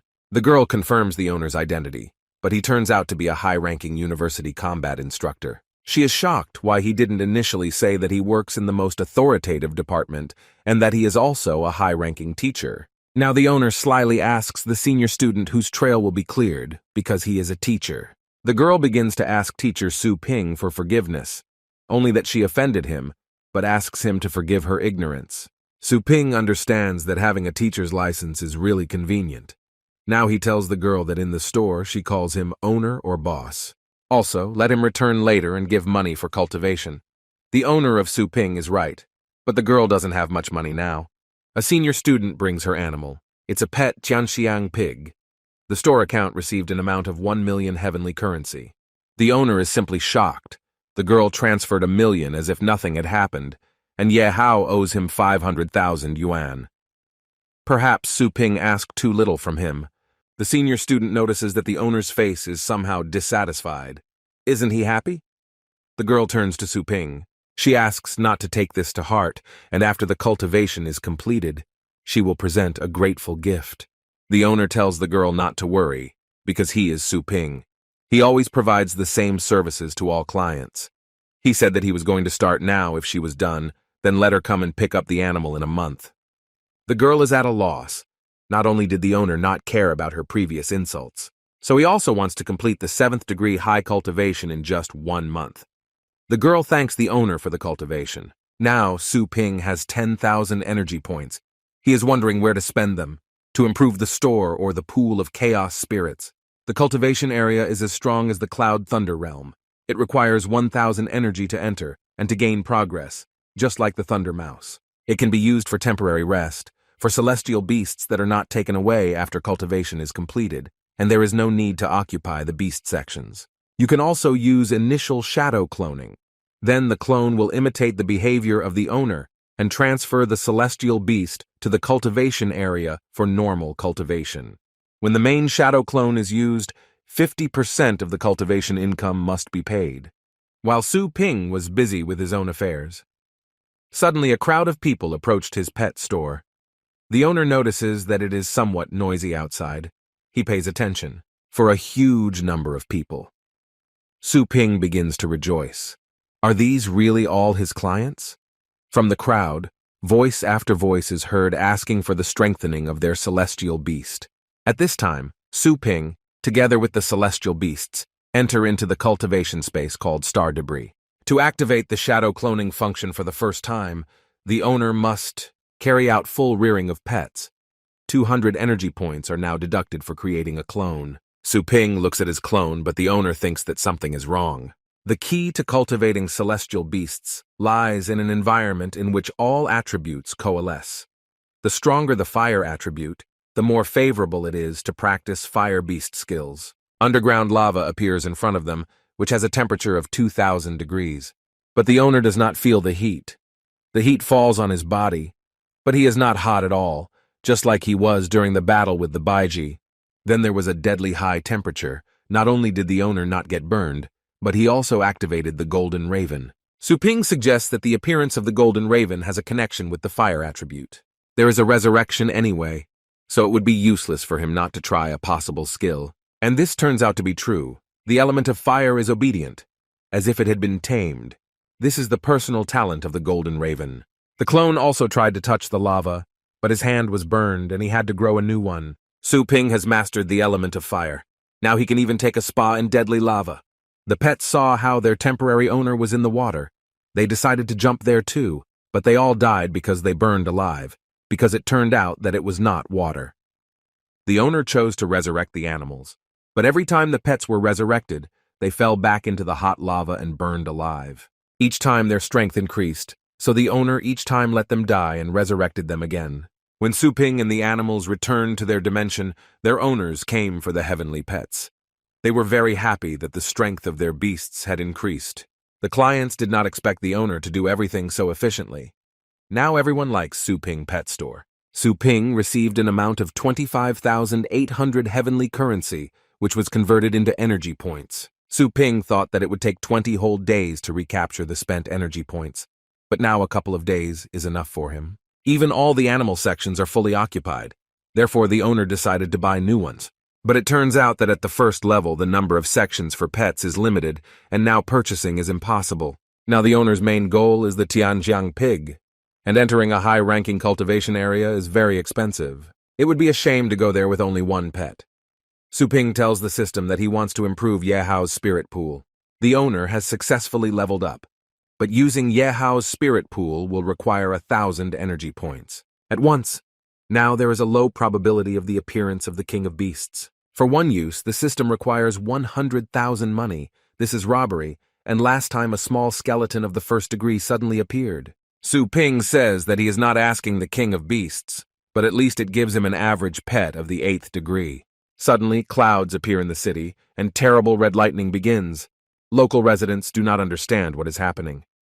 At this time, Su Ping goes outside to see what is happening. A high-ranking luminous serpent, Purgatory, appears in front of him. The guy begins to rejoice that his investment actually paid off. This is the 9th stage, and almost the King of Beasts. The beast begins to get angry because Su Ping touched it, because the greatness of the dragon does not allow any weakling to touch their body, and especially their head. The owner sees that the animal is small in height, but has the right character. Su Ping grabs the beast's face. He tells him that, unfortunately for the beast, the owner is invulnerable in the store. He invites the beast to enter into a contract. The frightened beast agrees, and now a contract has been concluded between them. Su Ping receives an urgent notification on her phone. This is a reminder that teacher Su Ping has a planned lecture tomorrow for the 1st and 3rd groups of the 3rd year. The lecture will begin at exactly 2 o'clock in the afternoon. Before entering the university, the director of the Combat Operations Department is already waiting for the guy. There are 2 minutes left before the lecture, but Su Ping still no. He thinks how unreasonable it is, on the first day, and such irresponsibility. Teacher Luo tells the director that teacher Su Ping is simply not familiar with this place, so most likely he was just lost. Also, the director should just wait in the lecture hall. The director says that he was away on business for only a few days, but there is already such disorganization here. The man had already heard that it was the Luo teacher who recommended this guy as a teacher. But since when did she imagine herself as a director? The teacher asks for an apology from the director, and if Su Ping does not come, she is ready to be punished for this. But she still hopes that Su Ping will come soon, because the teacher knows not to anger the director. Suddenly a guy appears in front of them. The director is a little surprised. Is this really the same newcomer? But the guy now has only one thing on his mind. He had fun flying on a dragon. He barely managed to arrive on time, but he managed to test his new beast. Xiao Yu and her classmates are waiting for a new teacher. The guys think that the new teacher is some kind of relative of the director. After all, the official profile of the new teacher on the website is almost empty, as if it were a fake. Xiao Yu thinks that this is some son of the director, and it seems to her that the teacher got here simply through connections. A girl hears her classmates gossiping. She tells them that there is nothing wrong with the teacher being young, but on the contrary, it shows his strength. One of her classmates asks the girl if she really dreams of becoming a high-ranking teacher. After all, you don't become a teacher just by training. Teacher Luo enters the classroom. She asks for silence in the lecture hall because the lesson will begin right now. She says that at this lecture, she and the director will talk about the main resource found in desert areas and a little about the fighting there. And next to her is a new teacher. His name is Su Ping. He will help. The students are surprised because this is their peer. How can he teach? God Yaha can be seen in the crowd, and a friend sits next to him. He mockingly says that Yaha is also strong, and why shouldn't he become a teacher? Xiao Yu just can't believe his eyes. Is it really Su Ping? The guy doesn't understand what that same Su Ping is doing here. The girl who is sitting next to Xiao Yu starts laughing at her, because recently the girl taught everyone with her appearance of righteousness, and said that instead of gossiping, they should better practice. One of the students raises his hand. He wants to ask the teacher if it is true that the teacher killed the bone breaker. If so, then he wants to hear the details of this battle. The students start gossiping. They heard that this is a very dangerous, high-ranking beast, but it is extremely rare and no one has seen it. This is because everyone who sees it has died. Su Ping says that this is true, but now this is not the main topic of this lecture. He will tell you details about the battle later, when the opportunity arises. The director laughs at the guy, because not even a day has passed since he became a teacher, and he is already making such an important appearance. The students ask to show the skills of the young teacher, because there is no other way for him to prove his skills.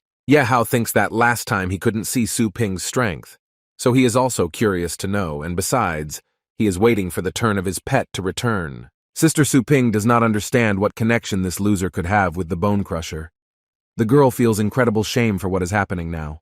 Teacher Luo says that the students are in lecture, so they don't need to interrupt. The principal says the teacher's words are not convincing. Moreover, now there is no point in talking about their achievement in the recent expedition. The teacher apologizes to the director for her rudeness. The principal asks teacher Su Ping to demonstrate the skill.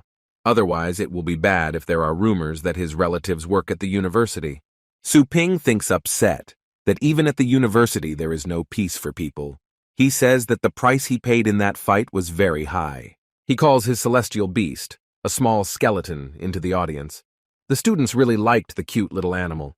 The principal tells teacher Su Ping that he shouldn't worry. The main thing is not to harm the students. And the director assumes all other responsibility. The owner tells his beast to be calm and not to offend anyone. Xiao Yu is simply desperate because this is the weakest demon-type beast. She does not understand what exactly she is going to show them.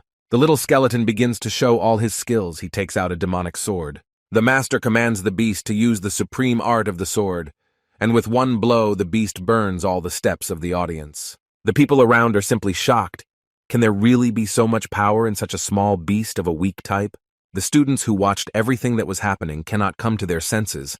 They do not understand what had just happened. Yaha is now afraid that his silver snake-tailed dragon against the small skeleton will not last even a minute. Xiao Yu is surprised. How can a small skeleton of the first stage be so strong? Moreover, my brother only recently awakened his power. Su Ping asks how they feel about the power of his beast. If necessary, he can show it again. The surprised director says that how dare the guy still joke. After all, this class is made of special materials that cost 10 million and is strong enough to withstand even an 8th stage attack. The young teacher asks those who are not convinced of his strength to raise their hands. Those who are not afraid and not embarrassed can try the power of the beast for themselves. Now everyone in the audience is silent. Su Ping asks why everyone lowered their heads. If they have no words, then the lesson can begin. The teacher begins the lecture. He asks to open page 45. Now he talks about the material that was discovered in the first-rank stellar collapse. After the lecture, some students said that it was the quietest lesson of their lives, and even the sound of a strand of hair falling to the ground could be heard. But no one thought or took notes during the lecture because everyone's attention was focused on this deep crack. Su Ping gets into the car. He laughs that the respected projector gave a lift to some simple teacher in the car. What an honor for him. The vice-rector says that he heard how Su Ping tamed the third-year students to obedience. The students did not even whisper during lessons. Now teacher Su Ping is one of the top talents of the university. Su Ping does not understand what this old, cunning fox wants to achieve. At this time, the hero enters fingerprints into the system. Suddenly, Chen Shan, whom Su Ping had not seen for a long time, approached them. They came to Su Ping's pet store. The owner notices that today is a very quiet day, and there were not a single customer. Chen Shan says that he needs to discuss secret matters with Su Ping, so he asked people to leave the street. The guy also compensates the owner for all the loss of clients. The vice-rector says in confusion that he also has business with Su Ping. but the owner tells him that the vice-rector has already heard everything perfectly well. The vice-rector says that a global elite tournament will take place soon. This league tournament is held every 3 years, and only martial beastmasters of the 7th level and below can take part in it. In addition to generous prizes, the champion of the Elite League can also receive the guidance of a legendary war beastmaster. Almost all past champions have successfully reached the highest title, and some of them became legendary martial beastmasters, admired by thousands of people even now. They protect the entire continent from evil and threats, and if Teacher Su Ping wishes to participate, then the vice-rector can approve a year-round vacation with pay and benefits, and all awards after the tournament will belong to Su Ping. But the owner refuses because his store is overbooked. Vice-rector Dunn does not understand why the guy, as a master of war beasts, is not interested in the elite tournament. But Su Ping understands that winning the championship means becoming famous throughout the world, and his current fame is enough to earn money. But if he becomes world famous, then perhaps he will also become a target. Chen Shan originally wanted to invite brother Su Ping to explore the secret realm together, but alas, now his offer is nothing compared to the Elite League. The guy doesn't understand what Chen Shan is talking about, what kind of secret kingdom this is. The vice-rector asks if the guy is really talking about one of the 3 secret kingdoms, unique to all of Asia. Chen Shan replies that only those who are at least silver rank know about the secret kingdom. How can the vice-chancellor know about this? But it turns out the old man was half a gold rank miner. Su Ping doesn't understand what they are talking about. Ordinary stellar fissures lead to ordinary stars from valuable things, except for ores and primitive creatures. But the mountain, the ledge, the Whalebrush River, and these 3 faults lead to the starfield, which once reproduced a civilization comparable or even superior to the blue star. Although these civilizations have long disappeared, the artifacts that are said to be there are priceless. If this is true, then this can change the existing picture of the world and even help to understand the highest law of the universe. Su Ping can't understand if it's really that important. Just the presentation itself is already of great scope. However, that place was inhabited by a very large number of unknown celestial beasts. Countless strong people tried to enter the secret realm, but none of them survived. And so the secret realm was blocked by the federal government. Only before the Elite League is held, the safer outer zone is opened for the best pioneers. Therefore, right now, Chen Shan is looking for teammates, despite the fact that Su Ping is not interested in the Elite League. But the area of power of the system is all-encompassing, and this Dragon Ledge Mountain secret realm may be among them. And will these unknown beasts be able to withstand the endless objections of the system? Therefore, the owner should think about the secret kingdom.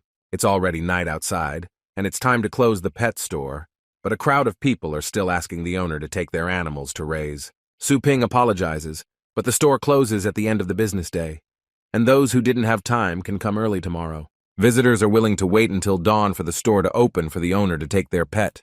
The guy understands that he is not used to the sudden growth of business, and now there is absolutely no time for training during the day. It asks the system to open the cultivation list.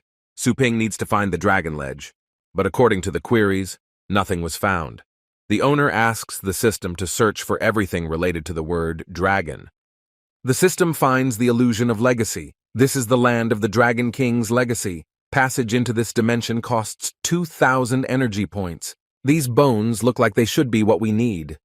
The owner asks the system to tell him the features of this cultivation zone. The heritage illusion, as the name suggests, is an illusion that is immaterial in nature, and the owner cannot take anything away other than combat practice. But Su Ping doesn't understand why, then, the illusion of heritage is twice as expensive as entering the cloud realm. The system answers that in each place of inheritance there is the soul of the king, waiting for the fallen god. It will be inherited by the strong one who has come through all the trials. Such a priceless gift cannot be copied. It would be blasphemy. The owner is happy that at least other things can be copied. Su Ping believes that it would be a shame if all the laurels went to only a small skeleton. Su Ping sees that the date of holding this dog has long expired and its owner has not yet taken it. Perhaps he has amnesia. Well, without thinking twice, the guy enters into a temporary contract with the animal. This moondog is a fighting-type beast. Thanks to its iron health and loyalty, it is an excellent choice for the aspiring martial artist. Su Ping suggests that it is even possible that the dog's owner has already died. and that is why he is not taking it. Because this dog took up space for so long for free. The guy says that from now on she will work well with him. The master entered the land of the Dragon King's legacy. The illusion of a legacy. A huge skeleton of a dragon appears in front of them. Dragon Soul asks Su Ping if he accepts the test of his heritage. The guy replies that he accepts this test. 9 floors in the dragon column and 9 poles.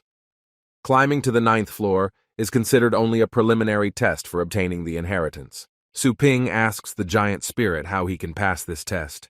The dragon replies that when he fell, the flying flesh and blood turned to the sky, and the scattered dragon scales turned into these 9 parts of the continent turning into earth. But when the land of dragon scales was polluted by turbid air, then countless monsters were born. But in order to restore the king's soul, the guy needs to clear these places of monsters. At this time, those who got to the 9th floor will take the final tests.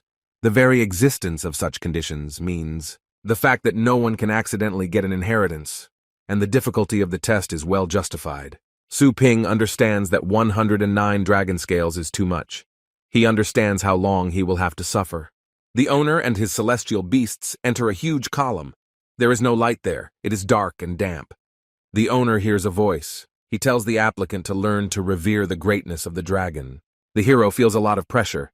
He doesn't understand what's happening. He hears the roar of the moondog. Su Ping doesn't understand why the sound is coming from far away. Wasn't the beast standing behind him?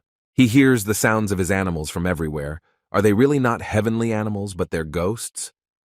Su Ping decides that he needs to turn on the light on his watch. He sees a huge statue standing in front of him. The owner does not understand why the animals behave so strangely.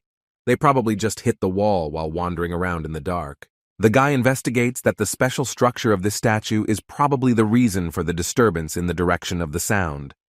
But can the 1st floor really be that simple? At one point, unexpectedly, the statue guarding the gate turned out to be alive. Now she is trying to strike the owner. But the little skeleton manages to repel the attack of an evil monster who wants his owner to die. Su Ping concludes that if one statue is alive, then perhaps the other is too. But before he can understand anything, the sword of another statue pierces his body. The owner died. He realizes that his speed is too slow. If Su Ping had concentrated all the star power on one point, then he would have survived this lightning strike. It's just a pity that it was too fast. He chooses the place of rebirth, in the place where he died. Luckily, he has a small skeleton that can handle the statues. After Su Ping is reborn, the statues attack the owner again. A small skeleton tries to protect him, but the owner does not allow him to do this. Now he understood everything, because learning to be in awe means that he is not allowed to look directly at the dragon. With the help of the owner's sharp mind, the heroes passed the 1st floor. It turns out that the 5 senses of a martial beastmaster are much more developed than those of ordinary people, especially the ability to perceive the flow of nearby star power.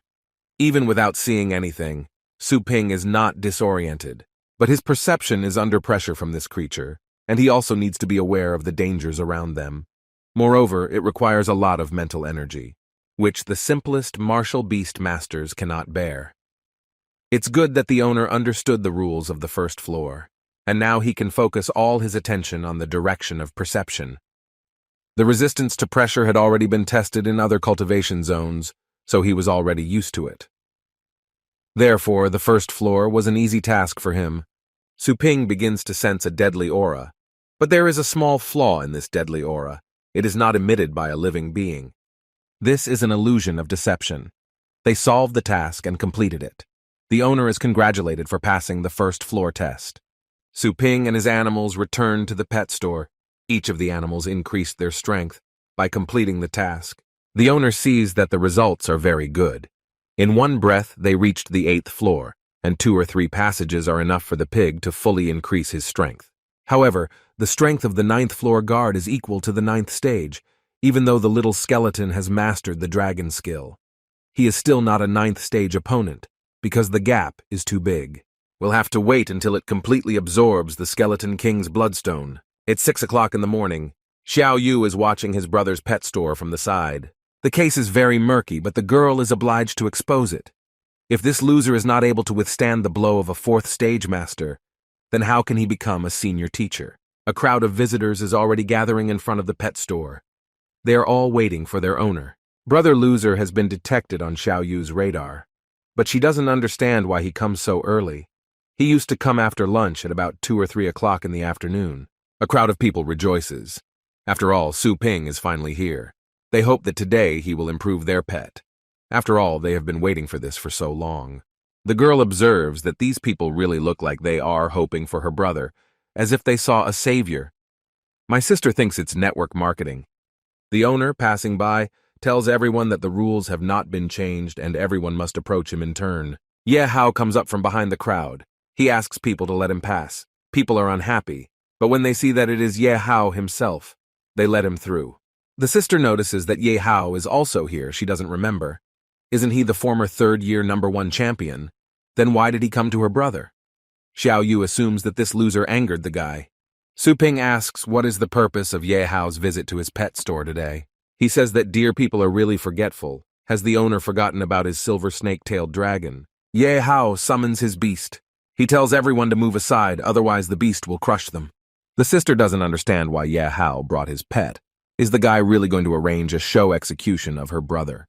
Su Ping was about to refuse Yahao, but he remembers that this beast has a 9th stage bloodline. The owner asks the system when the return service will be unblocked. High-level celestial beasts. The system responds that the owner needs to complete professional cultivation, at least once, and then the store will be upgraded to the 3rd level. People are happy that Yehao also came to raise his pet. This is the first time they see the beast so close to the 3rd stage. Yehao can afford a high-pedigree celestial beast. He is definitely a high-end buyer, and his friends probably have good fortune. Su Ping understands that if he merges right now, then perhaps in the future you will lose more potential and quality customers. Yehao asks Su Ping if he has never bred dragon-type beasts. The owner replies that he does not have much time to deal with them. He didn't want to have to wait for the beast to grow up, but now he will have to present to their judgment the modest fruit of the guy's efforts. The sister, standing on the other side of the road, smells a strong smell. She does not understand who her slacker brother could have tamed. A huge luminous serpent of purgatory appears in front of them. This is the greatness of the dragon. People are under very strong pressure. Yahao, surprised, does not understand whether the greatness of the dragon is really enough for the silver snake-tailed dragon to surrender. But this cannot be, because his dragon is even larger than the snake of purgatory. Su Ping says that Yehao is wrong, because the main reason for submission is not the greatness of the dragon, but the bloodline of the dragon. Yahao doesn't understand what the owner is talking about now. Therefore, Su Ping begins to explain that the 9th stage is a level with a huge margin of safety, and the difference is so great that it can even exceed the strength from the 1st to the 8th stage combined. But there is bloodline suppression between high and low-level celestial beasts, and dragons are races with a huge, strict hierarchy. Additional proof is even that the greatness of the dragon, which the silver snake-tailed dragon learned through hard work, and the light-bringing land of purgatory possessed it from birth. Yahao did not expect that Su Ping was so professional in terms of cultivation. The owner explained to him in such detail about the characteristics of high-ranking beasts. The guy is really dizzy because he raised such a question. How does he want to bury himself? Su Ping says that the guy should relax because he understands that Yehao wants to improve his strength, and when his turn comes, the master will certainly not forget this. Su Ping understands that Yehao is just a naive guy, and at this time, he is already preparing for death. Xiao Yu is simply shocked by what she heard. She doesn't understand what's going on, and is it really her older brother? She doesn't believe that this is all true, and that her older brother is really that cool. The owners who came for their animals, with those that Su Ping was recently in another world and increased their strength, ask for help again. But the guy reminds them that customers do not forget to pay, and he again takes these 4 animals for cultivation. In the evening, the money was automatically converted into energy points. Su Ping understands that in order to increase the store, he needs 10,000. At the same time, it is necessary to complete professional cultivation and expand the store to 3,000 square meters. But if you buy a house in reality, even if it's for a store, and in a residential urban area, it will cost at least 40,000 or even 50,000 per square meter. Then the guy needs at least 150 million. The guy is thinking about becoming a miner, but it is too dangerous. If it were not for the exchange of merit for materials for cultivating the body of the golden crow, it would be useless. The only thing left for the guy to use is his status as a high-ranking teacher. This is the God of War Academy, in the base city of Longjiang, Shanshan District. This guy's name is Shu Kuang. This is a third-year war beast master.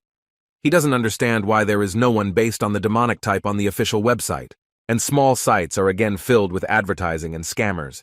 He does not understand why it is so difficult to find a master for an unpopular type of animal. Su Ping arrives at the base city of Longjiang. To make it in time, he calls a taxi. The cost of the taxi was 1,800 star currency. He ends up in the upper part of the city. The guy understands that there is a lot of money circulating here. That's why the prices are so high. Su Ping wants to enter the building, but the guards standing at the door do not let him through. They say that judging by the appearance of the young man, he is not local, and outsiders are prohibited from entering. The guy doesn't understand how he, the most devoted and good teacher who came in the middle of the night, is not allowed into the university. He tells the guards that he has come to see Shu Kuang, so he asks them to let him through. When the guards heard that the guy was Shu Kuang's guest, they let him through. Shu Kuang stands with his celestial beast, whose defense level has been raised to the highest third stage. But this is not enough for the owner of the beast. To increase the level of his pet, he sends him into battle. The beast uses the martial arts mod activation, and over time, the defense level increases to the highest fourth stage. But the opponent's blow comes so hard that more than 80% of the beast's functions have been lost, and it stops working. Then Su Ping comes along with a guard. The guard calls out to Shu Kuang saying that a guest has arrived. The guy is happy that the elder is finally here. Su Ping notices that this training ground for the rich is almost as big as the one at the university. At this time, the guard leaves so as not to interfere. Shu Kuang is surprised. He cannot understand why this new teacher is so young. He thinks that this guy is just an assistant to the first handsome Longjiang. But Su Ping replies that he is the one he is waiting for. Shu Kuang is very surprised. Is this really the one he was waiting for? Su Ping says that the information says that Shu Kuang owns a demon-type pet. The owner knows something about this type of beast, so he can give some advice. Shu Kuang is furious. How can this young guy advise him anything? He also notices that this teacher has an ordinary aura, although he feels the star power in him, but it is not higher than his power. Shu Kuang doesn't understand how he managed to call such a young man elder. After all, he even sent him cute emoticons and behaved so condescendingly toward such a person. Now the guy is ashamed, but Su Ping notices that Shu Kuang was just testing his star power. Shu Kuang does not understand how the teacher was able to understand what he analyzed. To this, the owner replies that he understood this from the expression on the guy's face. If Su Ping couldn't feel even this, then he had trained in the Stellar Hundunya in vain. The young teacher turns to Shu Kuang, saying that if the guy is not sure about him, then let him pour star power into his right hand and try to hit him. Now Shu Kuang wants to hit the guy so hard that he can't even call the police. To strike, Shu Kuang gathers star power. But he doesn't understand why it's so difficult for him to do this. Maybe he's just overtrained. At this time, Su Ping blocked Shu Kuang's star power. He took all the power for himself and directed it against his opponent. Shu Kuang doesn't understand what's happening. It is only obvious that only those who have power can influence the flow of nearby star power. Those who have reached the 9th rank are able to control star power to the limit. They are also able to move objects at a distance and fly. The strange phenomenon of star power flowing in his body right now was undoubtedly caused by the person standing in front of him. Maybe Su Ping is deliberately hiding his star power.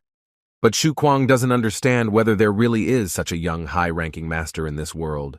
Only the Federation can bestow such a high title, and each title represents the absolute strength of a specific area. Shu Kuang dares to ask what the senior's rank is now. Su Ping understands that the guy is quite smart if he knows about ranks, but he decided to change the subject so as not to go too far. To which the guy simply replies that Shu Kuang is not worthy to know about his rank, and if he's still not sure then, can try 2 more attacks. Shu Kuang summons the god of his beasts, Swamp Crawler and Soul Eater. Their 6th stage bloodlines, one of the beasts releases a miasma that interferes with Su Ping's vision. The Swamp Crawler begins to attack. His name speaks for itself. If he initially mastered the power of the 6th stage, then after slowing down, due to the dry and hard sand on the ground, the combat power may not be higher than the 5th stage. Thanks to the appearance of the Golden Crow, which was upgraded by Su Ping on Earth, the legacy of the Dragon King, It can use 70% of the incomplete cloud. At the moment, the owner's power is at the middle 6th stage, but the swamp crawler was knocked over. Shu Kuang wanted to use the soft paws of the swamp crawler to muffle the sound of footsteps. Su Ping says it's not a bad idea if you can really avoid side effects, otherwise it's just paper talk. Now, it's the Soul Eater's turn. Now Su Ping will drive him out. He had heard the roar of this creature hundreds of times. The guy tries to harden his throat and use the dragon roar, defeating the Shu Kuang celestial beast. Su Ping is afraid that these two celestial beasts usually fight opponents who are lower than themselves. They are so accustomed to going with a tailwind that even their master neglects tactical command. Although the dragon roar he uttered with all his might was not even 20% of the second Dragon King's total strength. But this is more than enough to scare this beast. Shu Kuang doesn't understand how the martial beastmaster could master the dragon's roar, and he is surprised how the human body can produce such a powerful sound. But Su Ping just slightly strengthened his body, nothing unusual. Although Shu Kuang beasts are not good in combat skills, but in terms of cultivation, they are incredible. The toughness and madness of the demonic-type beasts are tearing the heavens apart, plus ordinary martial beastmasters have little experience in fighting. With an unpopular type of animal, it's double pleasure to watch their faces taken by surprise.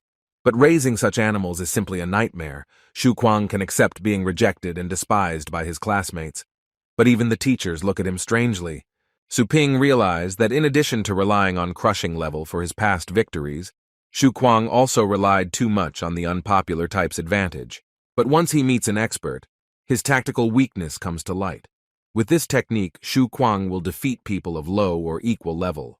Shu Kuang asks what he should do. In response, the teacher presents the guy with a bone lotus. Master says that this thing will greatly improve the intelligence of demon-type beasts, and they will have enough skills to support a wide range of tactics. In the market, someone once offered 5 million yuan for precious demonic beast food. Shu Kuang does not believe that Su Ping wants to give it to him, to which the owner replies that he doesn't need thanks, because the guy has to pay 1 million for the manual, and that thing costs 1.5 million. So he must pay first before receiving the goods. Shu Kuang understands that even if he adds up all his expenses, it is still much lower than the market price. And if the owner wants long-term supply of feed, then this is a huge benefit for Shu Kuang. Before leaving, Su Ping reminds him that the next time the guy encounters a flying beast with his bone beast, he should simply create several floors of a bone prison. And while resisting attacks, the bone prison can also be used for counterattacks. And finally, it can be used as a cloudy mist to increase the hunting range of the bloody spirit attack. Now Su Ping can leave. Shu Kuang asks to stop the car in which the elder is leaving, but then the guy decides that he doesn't need the elder's contacts just yet. Finally, Su Ping returns home. In the living room, his mother and younger sister were sitting on the sofa. Mom asks why her son came so late today. She also tells him that she has prepared food for her son. The son tells his mother that he was a little busy today, but his mother set the table as if today was some kind of holiday. After all, usually by the time he arrives, there are only scraps left on the table. And today there is so much food. Su Ping tells Mom that she cooked very tasty food. The guy eats such a delicious dish for the first time after rebirth. He suggests that perhaps his avatar's mother is a high-ranking chef. After all, it's all incredibly tasty. Su Ping is in his room. Today, with the golden raven demonic body enhanced, he was able to use the power of the 6th stage. But if the owner of those two beasts were an experienced tactician, then he would have to use a small skeleton, since his own strength would not be enough. But at the moment, Su Ping is stuck in the narrow period of the highest 3rd stage. It might take Su Ping several days for him to break through just by practicing in the universe. But if he buys a panacea in a store, then everything will go differently. The owner asks the system to open a store, but he sees that she is not here. It requires 100 energy icons to refresh once. He makes an update. There, the owner finds the middle ring trap. With this ring, there is a 25% chance of catching 9th stage wild beasts. This suits the guy because the little skeleton cannot break through to the 9th stage. In addition, this is a one-time artifact of the system, so he makes a purchase just in case. Su Ping is updating the system again. He sees the skill book of the martial beast masters. This thing is not only expensive, but also ordinary. But Su Ping thinks that suddenly this is simply an unnecessary skill that will be useless after the first use. This may not be a necessary ability, but there is a chance that after the update, the owner will receive a panacea. He decides whether he should buy this thing. This is a tough choice for a guy, but in the end he still buys. And in an instant, Su Ping begins to gain incredible power. He feels it flowing through his body. The guy tried to lift the glass with his mind. He did it. Who would have thought that a normal level skill could have such an effect? Spirit control is a War Beast master skill that allows the master to use star power to control objects from a distance. In general, if he wants to use star power to cultivate external objects, then a large amount of stellar energy must be compressed and decompressed. Then it must be compressed again and decompressed again. And this must be repeated until the stellar body takes a solid form. Once the star power is fully solidified, Su Ping will be able to easily destroy and even create objects. This is the power of rank. 9 ranks. Martial beasts below the 9th stage do not have such powerful star power, nor do they have the control power to condense the star power to solidify it. At best, he can only release weak star power to enhance the physical body or equipment, and these forces quickly dissipate. Su Ping did not expect that the spirit control skill would directly provide the opportunity to strengthen his star power. As expected from a system product, he wants to know the limits of the system. Now he wants to lift the table on which he is sitting. Only with his current strength, he can only lift 2.5 kilograms and no more.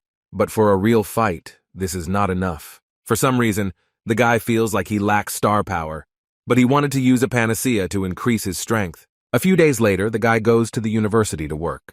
He receives a notification that he has a lecture soon. The young teacher is asked to arrive early. Su Ping is riding a bicycle, but his speed is so strong that he can go faster than a car. The guy has this skill after mastering the skill of using force. He now had quite a lot of opportunities to use spirit control. An unknown crowd approaches university students. They say that there is only an upstart studying at this university, whose name is Yaha. The students say that they know this guy, but they don't want to talk because they don't know why these people are looking for him. Unknown says that if the students know him, they should tell Yaha to quickly come out and greet them. At this time, one guy hits a university student. The student strikes back and asks why they pestered them. He says that if the guys are so strong, then let them look for Yaha themselves, and the students will watch him beat the stupidity out of them. One of the crowd of guys wrings the hand of a student. He says the guy needs to be taught a lesson. The Feishan students agree to bring Yaha, but one of the guys from this gang stops them. The tall and strong guy says that the students really think they can leave so easily after pushing their uncle. The angry guy says he didn't think university freshmen would be such trash. They decide to teach the students a lesson. Feishan students say that they can be beaten, but they should not dare to insult the university. After all, they are not trash. One of the guys raised his fist to hit the students. He says that this is an interesting requirement, and he now undertakes to abide by it. But suddenly his hand is stopped. It was Su Ping. He orders this bunch of thugs to let the students go. But they get angry and ask who this guy is. Su Ping repeats that he told the boys to let the freshmen go. The guys are dumbfounded how this man dared to touch John Lan. But unexpectedly, 2 young students recognize the guy as teacher Su Ping. The teacher says it's none of their business anymore, and Su Ping tells them to disappear immediately. The freshmen are leaving. One of the evil guys asks Su Ping if he is a student at this university. A crowd of guys start making fun of him because the guy is still riding an antique bicycle from the last century. They tell him to go home and cry in mom's apron. They also say not to see him on a bike again. After all, walking suits him better. But Su Ping replies that he thinks crawling is more suitable for the guy. He strikes sharply, so the opponent is knocked off his feet and falls to the ground. It fell to a guy named Dan Yang. His friends start laughing at him. They say that the guy tripped out of the blue. Something is definitely wrong here because the guys didn't even notice his movement. Is this Su Ping really that strong? They start shouting at the owner and asking what he did just now. But he replies that Dan Yang just touched him, and he touched him back, that's all. One of the guys says that Su Ping has a lot of courage. Now he wants to deal with it. But the wounded guy tells everyone to leave, and Su Ping is now his prey. Dan Yang says that he will break Su Ping's legs with his own hands. He calls upon his celestial beast. This is the golden maned bear. Su Ping forces the guy to reveal his trump card. Dan Yang says this is commendable, but Su Ping will still die because of him. For the owner, this is unnecessary trouble. but if it weren't for the university's salary, he would have been too lazy to intervene in the fight. In any case, he has a lecture starting soon. He asks the others to quickly reveal their trump cards. In the vice-rector's office, they are talking about what they heard that a genius named Yaha is studying at the university. In his 3rd year, he had already reached the 5th stage, and his beast became even more invincible. In front of the vice-rector sit a high-ranking university teacher named Fei Yanbo, and the vice-rector of the same university named Zhou Yunchang. The vice-chancellor of Faishan University says the guests are well-informed. If they already know everything, then he won't pretend. In previous exchange competitions, they were consistently victorious. Now it's Faishan's turn to show off. Zhou Yunchang mockingly says that they did not win every time because the teams tied one game. Vice-Rector Dun says that there is no use in saying anything. Now they will see each other at the match. Teacher Luo wants to ask if the students came from Jianlan University. After all, the teacher still needs to register them. High-ranking teacher Fei Yanbo replies that the students were going to look around. Now he will call them. A beaten guy with bumps on his face comes into the office. He greets the vice-rector and the teacher. In the office of the university vice-rector, there is a crowd of beaten and wounded guys. These are the same guys who bullied the freshmen. The teacher gets angry. He asks what his students have gotten themselves into. He asks, "Don't they know they are having a competition?" Fei Yanbo asks the students who did this to them. Vice-Rector Dun and Teacher Luo laugh at the beaten guys. But the guys don't answer the teacher's question. He gets angry if they don't tell him what happened now, they will be punished. Dan Yang reports that they were attacked by a guy. Who is a student from Faishan? Teacher Luo and Vice Principal Dun can't believe their ears. Dun asks if it was their student who attacked, but the vice-rector's thoughts are only about when exactly they got another genius. The vice-chancellor of Jianlan University demands that the students finally say what happened to them. After all, you shouldn't just tarnish Faishan's reputation. Dan Yang continues to tell how they were just walking around, but suddenly one guy, as soon as he found out that they had arrived, attacked them. The guys were simply taken by surprise. The vice-rector says that if the guy dares to lie, he should not expect mercy. But Dan Yang's beaten classmates confirm the guy's words. They say everything is exactly as he said. Now the vice-rector of Jianlan University begins to get angry. He asks if this is Faishan hospitality. Vice-rector Dun asks if the guys know the name of their offender. If not, then at least let them describe what it looks like. They say it was a short-haired student about their age, and his name is like Su Ping. The director asks the guy's name in surprise. He can't believe what he hears. Su Ping is now at his pet store. Suddenly the vice-rector calls him. He picks up the phone and asks what Vice-Rector Dun wanted from him. After all, the owner is training now. The vice-rector asks Su Ping, "Didn't he accidentally beat up several Jianlan University students recently?" The guy replies that he did it, but he doesn't understand if there are any problems. The vice-rector replies that the problems are big. Those who were beaten by Su Ping are the top students sent for the exchange competition, and now the Jianlan people are looking for him. But the owner replies that he simply taught them a lesson, especially since he only broke one leg and one arm each. Su Ping begins to explain that it was these students who first began to bully the 2 students from Faishan. The vice-chancellor says that he has already found these 2 students, but they do not have the opportunity to testify, because someone is trying to hide something. This man was the first to shut them up. Su Ping asks the vice-rector if he really wants him to take the blame, but Dun replies that he believes Su Ping would not attack without reason, but not the people from Jianlan. The vice-rector promises to find a way to deal with them. He asks the young teacher not to come to the university for a while, because if they do something, he won't be able to protect him. Su Ping opens the internet page of the teachers of the base city of Longjiang, but a message comes from Xu Kuang. Su Ping replies that he needs the guy's help. The annual exchange competition begins right now. Over the past 9 years, Jianlan has achieved an excellent record of 8 wins and 1 draw. Now everyone will see whether Faishan will be able to destroy the myth of Jianlan's invincibility this year. The host announces that 5 third-year martial beastmasters are coming out from the Faishan side. Each is a heavyweight in the annual competition. But Jianlan only sent 1 participant named Fentian from the 3rd year to the annual competition. The spectators from Jianlan University are perplexed. Wasn't it supposed to be a 5-on-5 match, but only 1 came out? Xiao Yu overhears someone talking about how the participants were attacked by someone from Faishan before the match. They are starting to say that Faishan is playing dirty, and now viewers are demanding a strict investigation and an apology. Xiao Yu starts demanding proof. One of the guys says that he saw Dan Yang's injuries with his own eyes, and it's disgusting. Faishan does things on the sly when he can't win honestly. The guy says that it's not surprising because everyone in Faishan is as unprincipled as that guy named Su Ping. The girl hears a familiar name in bewilderment. She thinks that this is her older brother. A student from Jianlan University demands a loud apology because Faishan students are scoundrels. Yaha invites the guy to forget about the match today and just enjoy another battle. Su Yanying says that they don't want to put pressure on the guy with numbers. There is no honor in that. Therefore, Yaha strongly advises the enemy to retreat. But the guy replies that it seems to him that the opponents do not understand the whole situation at all. After all, from the moment this guy named Su Ping raised his hand against Jianlan, the meaning of this game changed from victory to punishment. Unexpectedly, he summons his celestial beast. Faishan team players feel a very powerful aura. Vice Rector Dun is surprised. After all, this is a beast of the 9th stage.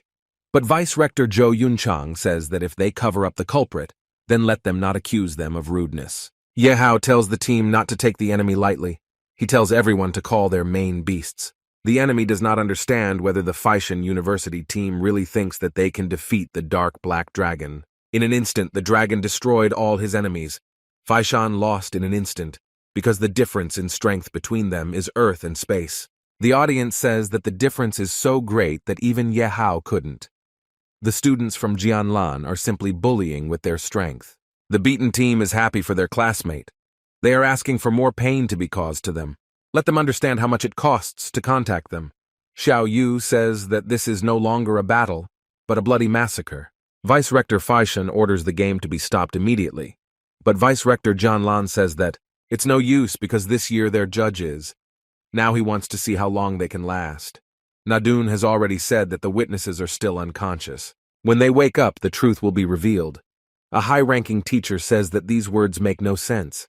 He is asking, how long does it take for them to wake up? Provost Dun replies that they suffered greatly in the attack, and in the best case, they will wake up within 6 months.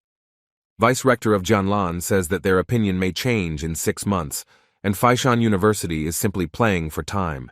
The teacher orders his student to teach them a lesson. After all, the watcher named Su Ping will not want to go outside.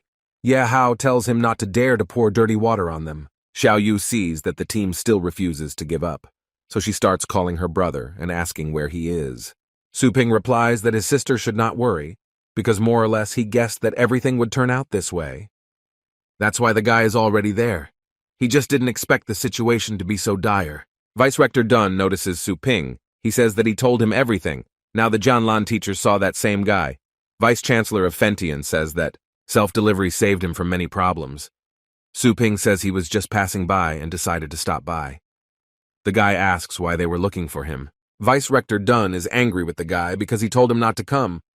Su Ping says that he had no choice.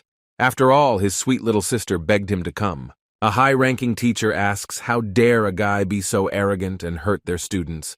He tells the guy to give in without resistance. The teacher wants to hit the guy, but the vice rector does not allow him to do this because they are on his territory. He forbids touching Su Ping until the evidence becomes convincing. Fei Yanbo advises to voluntarily hand over to Su Ping, otherwise the vice rector of Dun will not be able to get away with it in the future. Su Ping agrees that it was he who beat the students of Jianlan University, because their students are complete zero. Vice Rector Dun tells the guy that this is an 8th stage martial beastmaster, and he shouldn't joke with him like that. Dun will try to resolve everything peacefully. The Vice Chancellor of Jianlan University says that Gai Yang and others are among the strongest students at their university. Even for a sneak attack, you need at least some strength that you have. He asks what course the guy is in. The Vice Rector replies that this is not a student, but a high-ranking teacher. Fei Yanbo begins to laugh, because is such a young man worthy of holding a high position. Fentian asks if having the star power of the 4th stage can one become a senior teacher.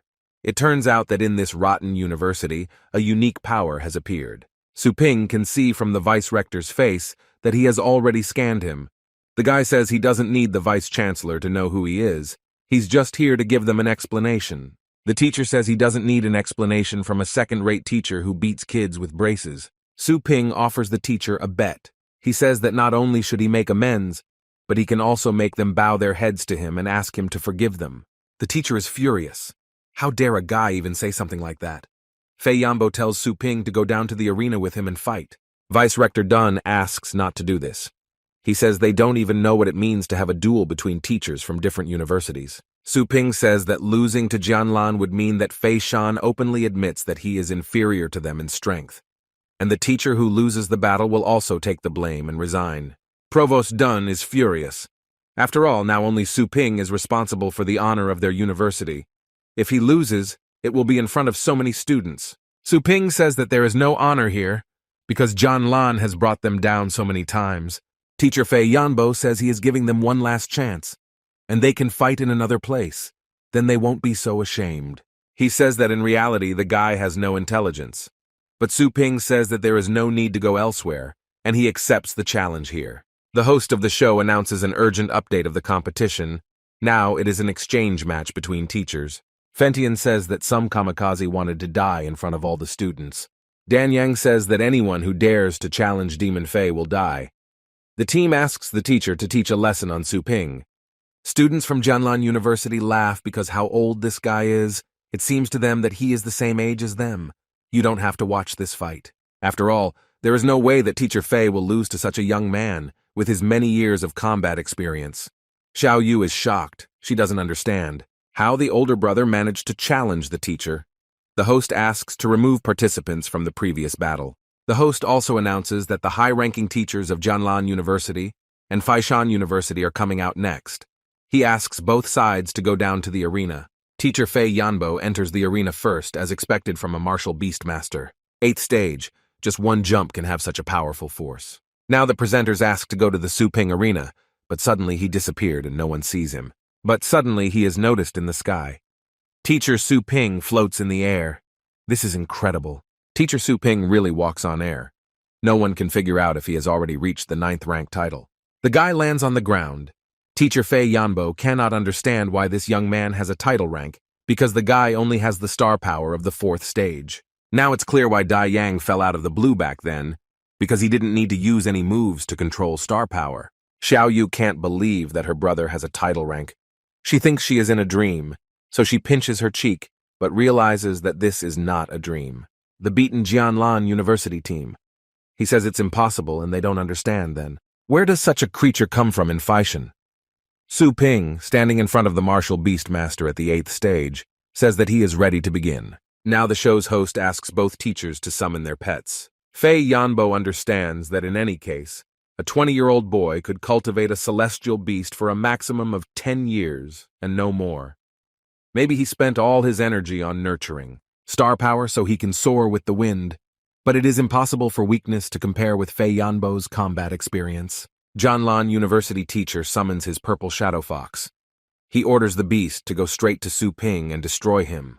The spectators of Faishan University are surprised at the strength of the beast. After all, his combat power had reached above the 8th stage. Although the difference between the 7th and 8th is one step, the strength is like a cloud and mud. Moreover, the purple shadow fox, the most ferocious beast of the thunder element. Jianlan University students say that they are incredibly dangerous because they are not vegetarians and love blood and meat. Su Ping says that this is an incredible coincidence because his pet is also of the 8th stage. This is the luminous serpent of purgatory. His Majesty is a dragon. This is an incredibly powerful 8th stage beast. Now Jianlan students are not happy because they see what a powerful greatness. Even through the protection of the barrier, you can feel it. The Dun projector sees that Su Ping's main beast is the luminous serpent purgatory. Now he understands that his fears were truly unnecessary. He orders the energy barrier protection level to be set to maximum and the 2nd level energy protection to be activated. Su Ping understands that now he does not need to be polite because protection has been installed.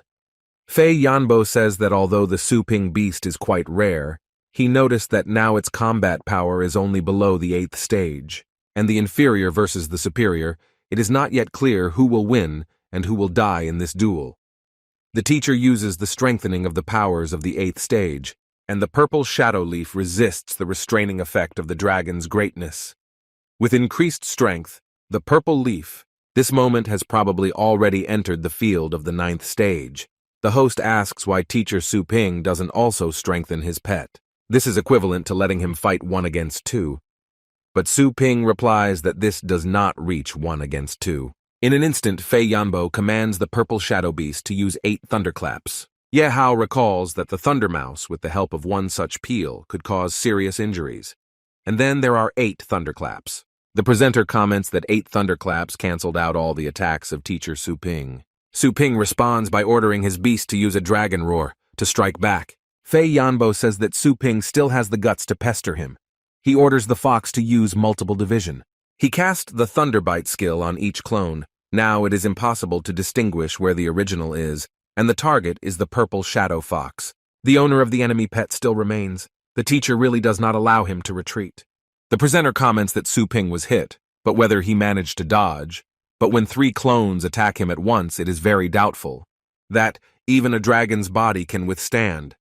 And Su Ping endures everything and says that this residual division is very familiar to him. But unfortunately, clones have weak illusions.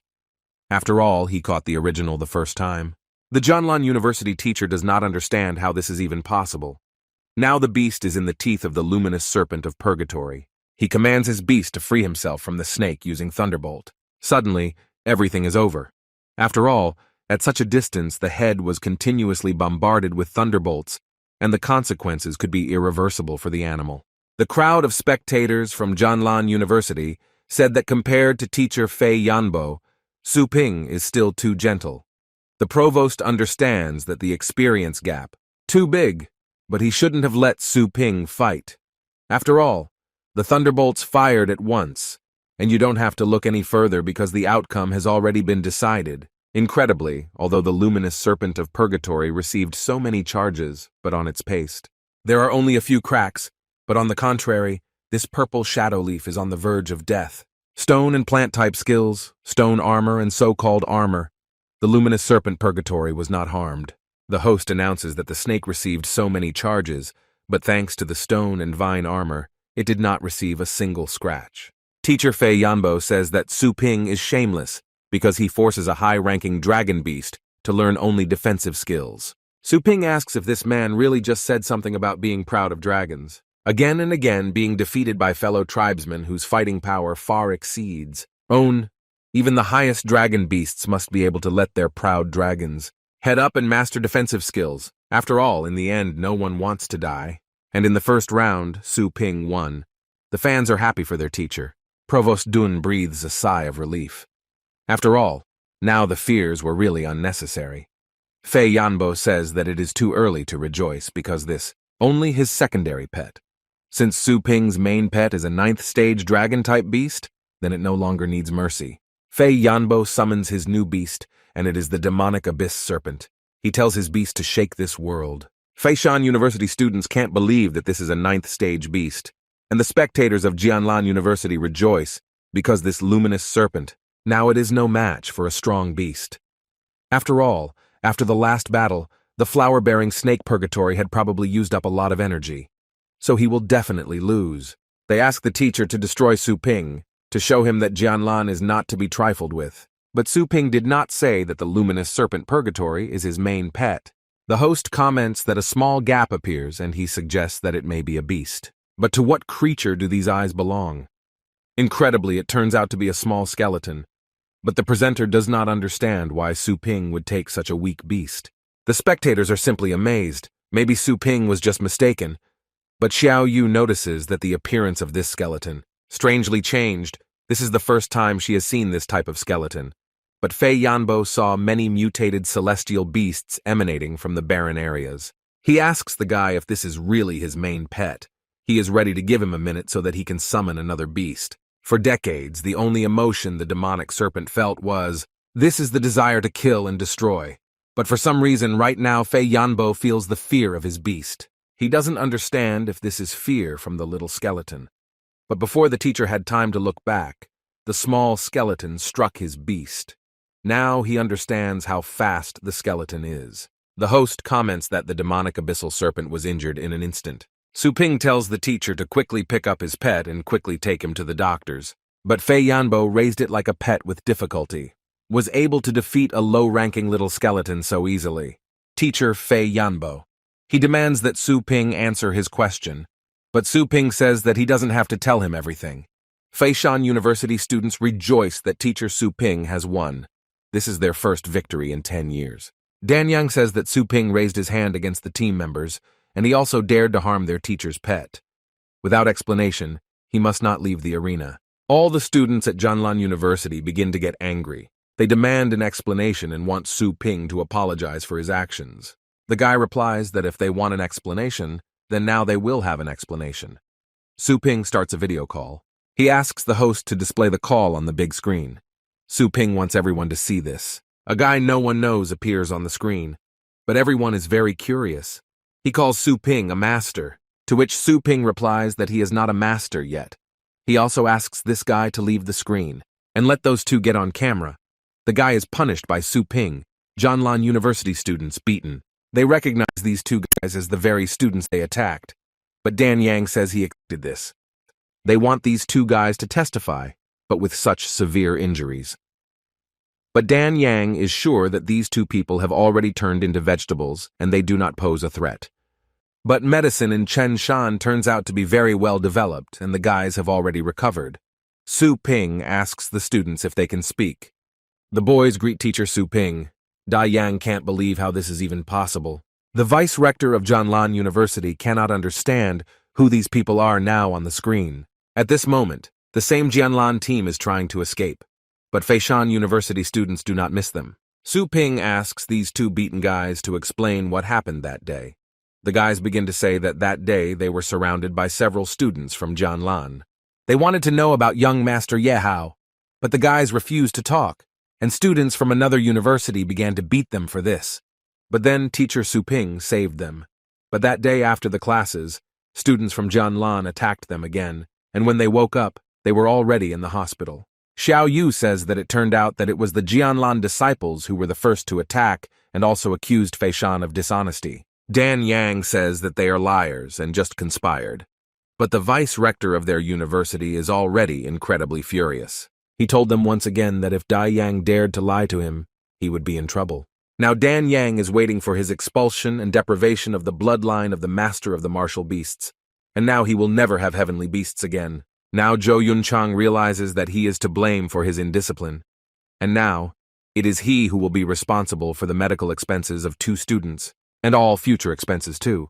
He really hopes that Vice-Rector Dun will let go of the past, and Jianlan and Feishan will always be friends. Su Ping asks Vice-Chancellor Zhou Yunchang, "Did he forget anything?" But the Vice-Rector does not understand what the guy wants from him. But the Vice-Chancellor will be able to satisfy Su Ping. If it is in his power, he can give him rare value or high-ranking celestial beasts. But the guy replies that he doesn't want much. He just wants the Vice-Rector to kneel down and apologize. High-ranking teacher Fei Yanbo tells Su Ping not to dare bully people. But the guy tells him that he lost to him, which means that now Fei Yanbo is no longer a teacher and his words have no weight. The vice principal tells teacher Su Ping that this is not necessary. Su Ping replies that there is a need. He just wants to tell everyone present that, if anyone dares to provoke Fengshan again, then let him be willing to pay for it. And one more thing, he says that there will be no friendship between their universities, and now they are subordinate to Feishan. And their high-quality resources will always be freely available to all students at Feishan. Now all the Jianlan disciples bow down to the rival disciples. The vice-rector is angry because this is not called a peaceful path. There is a huge queue at the Su Ping store again. Everyone is asking the owner to sell them food.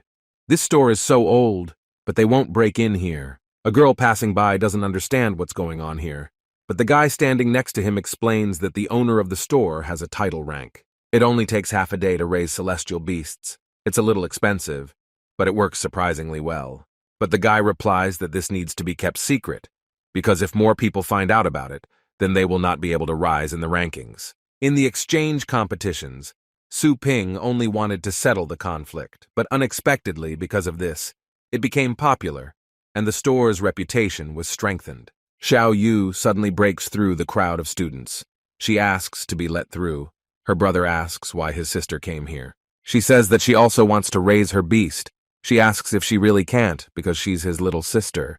Su Ping says that this is a serious matter, and her sister forgot to say hello, so why would Her Majesty stand in line? Xiao Yu says he doesn't want special care. Only because she is his sister, she just wants to use this ability to become stronger. The brother agrees. He asks what level the beast is. She replies that the snowball recently reached. Fourth stage, lower stage, just reaches the range of the average celestial beast. So her fee is 100,000 at a time. The sister can't believe what she's hearing because she only earned 30,000 for the whole year. The brother takes the heavenly beast from Xiao Yu and says that what kind of beast is Snowball, because this is a real coal. But the sister says that the guy should wait, because she did not bring money with her. She says that she will pay later. And Su Ping replies that it's no problem. The system includes a warning that the store price cannot be changed, and it is prohibited to make discounts without permission. The owner says that he will pay for everything to the last penny from his own pocket, and of course all this is still aimed at nurturing strong celestial beasts, just like the system wanted. The guy hopes that now she will turn a blind eye to this.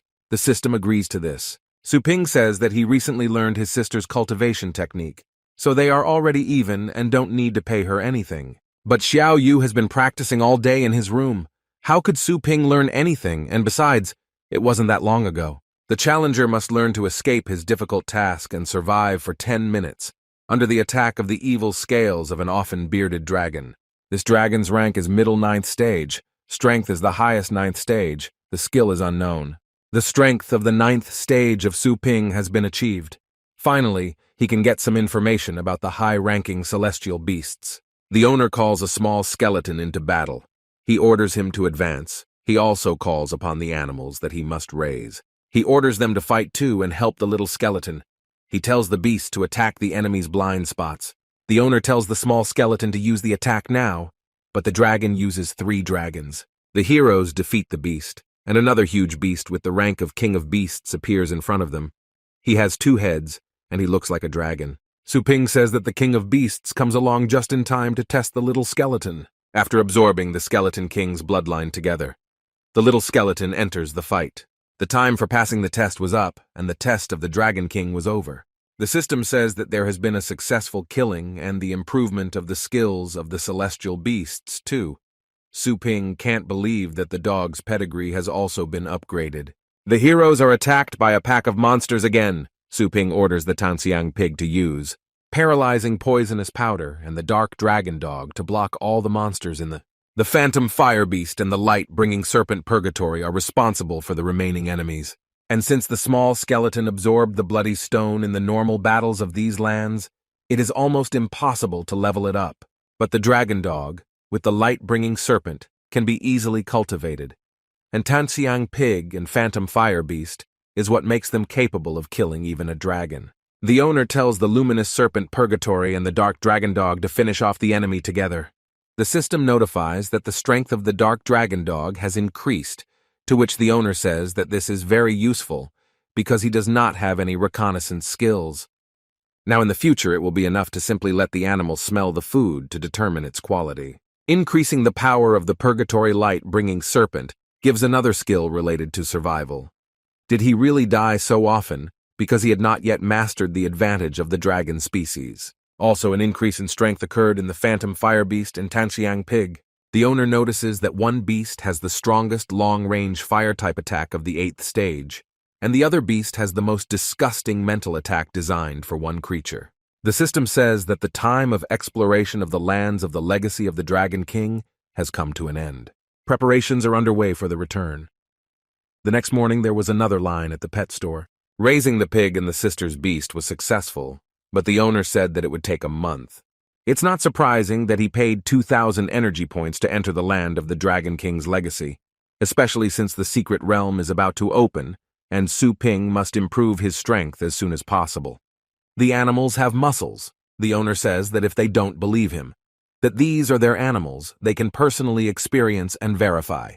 The visitors are angry with the girls. They say that there is no need to test anyone because the owner is already done with them, so let them not hold up the line. After all, this is in the style of the owner. He has always been so fast, so they have no reason to doubt him. Now the guy doesn't need to prove anything to people. At home, Su Ping is engaged in training. He has performed professional cultivation. This Su Ping is rewarded with a mystical skill, which he opens to look at. Su Ping doesn't believe what he sees. Is it really the demon god suppressing pendant?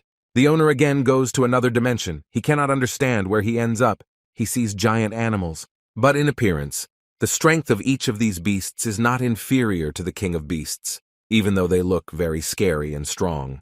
But suddenly a huge, fiery fist bursts from the sky and hits the ground. The blow was so strong that everything that was around flies in different directions, and the ground underfoot cracks. There are 5 styles of suppressive fist. After learning the first style, Su Ping will be able to master the power of the 4th stage. The consequences of the first style are very serious and dangerous. The principle of controlling this force is incomparable. Ordinary practitioners can at best only complete the first style, but when it comes to the second, their bodies are not able to withstand. At best, a colossal weight will fall on the hand, and it will collapse to smithereens. Only the pure Golden Crow bloodline, with its demonic vitality, is able to withstand the backlash of the 5 golden styles of the demon god suppressing fist. For the Golden Crow's demonic body, there is no more suitable combat skill than the battle demon's suppressive fist. Su Ping chooses to study. It's been a long time since the fire demon met such a cheerful person. Having studied only the first style, Su Ping will be able to proceed to the next ones. The secret realm is different from the heavenly barren regions because there must be many masters within. But the guy is afraid that one small skeleton will not be enough because his strength should also be improved to a higher level, and Su Ping should not pull the small skeleton down. Well, now the store will be closed for a few days. He will put all his strength into the overwhelming fist of the Dragon King's legacy lands. 2 days later is equivalent to 1.5 months of Cultivation Earth legacy. The Dragon King, the first style of the demon god suppressing fist, is almost complete. Notification from the system, it turns out that the owner's remaining energy points are not enough, and preparations are underway for the return. Master doesn't bring up why it's so fast, because he seemed so close to completion. But his Golden Crow demonic body has also improved greatly, and he will soon break through to the 2nd level. Explorer Base Number 7. The captain's group is so strong, but why does he need help from the Supreme 8th-stage Martial Beast Master Mo Lao, and the Martial Beast Master above the 8th stage Chen Long? The guys ask if the group is afraid that they might reveal their secrets. The captain of the Polar Star Group, Ni Chung Kong, replies that, to be honest, this time he had his eye on one value. He also conducted an investigation, and this value is preserved. A very powerful beast. The walkers have the right to enter the secret realm. But they shouldn't look at their status. He, Chen Shan, and Xiao Shui are strong enough for this task. But based on experience, Ni Chung Kong knows that in order to safely obtain this value, at least 6 strong masters are needed. Chen Long says that means the team has their eye on a big fish that they are not able to catch themselves. Then the price will rise accordingly. The captain chose them for a reason, so they will do everything in their power. But in the secret kingdom, they must also be on guard against other people who are ready to do it for the sake of easy money. The men are ready to go, but they are not going to row for themselves. If the team wants to get this thing, then they must choose for themselves what they want to take. Ni Chung Kong says that there is no problem, and then he chooses 2nd, and Chen Long 3rd. The treasures of the secret kingdom belong to the one who finds it first. But Ni Chung Kong, after all, is the group captain, and it would be reasonable if the first choice was his. But the captain denies this, because he is not the first to choose. They don't understand whether, besides Chen Long and Mo Lao, anyone else can choose first if not the captain himself. An assistant comes into the room, turns to the captain, and says that Su Ping has arrived. The man asks who this young man is, and they answer him that with such a weak reaction of star power, the guy has not even reached the 6th stage. But they are here thanks to connections. The captain says that he has long wanted to meet Su Ping, and he will now introduce the guy to the rest of the team. They don't understand because the captain says that he won't choose first. Did he really mean this young guy? The captain says that what they say is true, and this is Su Ping. He saved the lives of Chen Shan and Xiao Shui, and he also killed the 8-step demonic-type beast. Mo Lao says that with such achievements at this age, the guy really has the right to fight on par with them. Entering the secret realm of Dragon Ledge Mountain is the gate to Dragon Ledge. The captain tells Su Ping that since the Dragon Ledge is at the top of the mountain, the air is very loud, and if the guy is not used to it yet, they can go slower. Su Ping answers that he's not tired. It's just that it's taken a long time. He asks if it's possible to just use flying pets to go up. But the captain replies that the local area is so dangerous that calling a flying beast could easily lead to an accident. So, among the passers-by, there is an unspoken rule. At the gate of the dragon ledge you cannot fight or summon celestial beasts. Violators will be punished and expelled or even imprisoned. Officials specifically send their specialists here, so the captain advises Su Ping to stay quiet. Captain Fei Yanbo notices that there is some kind of fight up on the mountain and begins to get angry. The captain says that the rules are made for ordinary people like them, and even more so for large families who can cover the sky with one hand. Even the government turns a blind eye to this. Based on the Qin family's momentum, they are going to reach the gate before the Tang family. The fight between the young people caused a rockfall that began to fall on top of the team. The captain warns his group to be careful. Chen Long says that there is no need to remind them of this, because this rockfall is too slow, and it does not threaten them in any way. But Su Ping rushes forward and tells the others to break the falling stones with their hands, because they will not be able to dodge on such narrow steps. The guy repeats once again that it is impossible to dodge on these stairs. The captain says that he understood Su Ping's point. The whole team begins to fight off flying stones. Mo Lao notes that prudence and leadership skills. This young guy is highly developed, and at the same time, the unity and enthusiasm of the entire team immediately increased after his words. A huge crowd of people had already gathered on the mountain. Everyone approaches the gate to the dragon ledge. Milady wants to challenge the dragon to his ledge for the 6th time. She asks people to give way to her. People are surprised because this is the Tang family itself and their magnificent skill duo. These are the 2 wins of the Tang family. Zhou Fangkun with its highest 8th stage, and the title rank Feng Mo with the middle 9th stage. The girl standing in the middle is the young mistress of the Tang family. She is about to cross the dragon ledge for the 6th time. This secret realm has only been discovered a few times. The girl says that the first place in the dragon ledge ranking belongs only to her Tang family. Qin Xiaotian says that he has also completed this 5 times already, and now wants to try the challenge for the 6th time. They laugh at the guy and say that this will be an interesting spectacle, because only the Tang family with its resources can compete with the Qin family. The hostess says that before this she was just playing with the guy, without any intention of winning. But the guy said that in fact he just felt sorry for the girl. The hostess says that it is in vain for the guy to talk with his tongue, and it is better to solve everything with the help of his fists. The guy replies that he also has the same opinion. Tao Zong announces that the secret realm of Dragon Ledge Mountain has been revealed, and he advises people to hurry up. A crowd of people notices that this is legend number 1, and if he gave the go-ahead, then they can go and hurry up so as not to provoke Tao Zong. But the Tang family prohibits people from going. Zhou Fangkun prohibits anyone from taking a single step. But Su Ping, not listening to anyone, walks forward, which infuriates the Tang family. People are starting to say that this guy is clearly not afraid to be reborn if he dares to disobey the Tang family. Feng Mo was too angry, and now he wishes Su Ping death because the guy dared to disobey their greatest family. He wants the guy to taste the power of his fist, but suddenly a sword appears, which deflects his blow, and this sword leaves a huge gap and crack in the ground. Tao Zong says that if they have any grievances, they should resolve it privately, but here they shouldn't be impudent. Su Ping is very grateful to Tao Zong because the guy knows that this is such a powerful sword technique that does not depend on celestial beasts. Tao Zong says how many ants there will be. This is not his business, he only trims the overgrown branches. Tao Zong also understands that this blow would still not be able to harm Su Ping. Viewers say that this impulsive guy doesn't care about Tang family at all. Now Zhou Fangkun is angry with the guy because he neglects the Tang family. But people think that if it weren't for Tao Zong, then Su Ping would only be bones. Everyone is wondering what group this unknown guy is from. The audience also wonders if they catch Su Ping, will they be given a reward for it?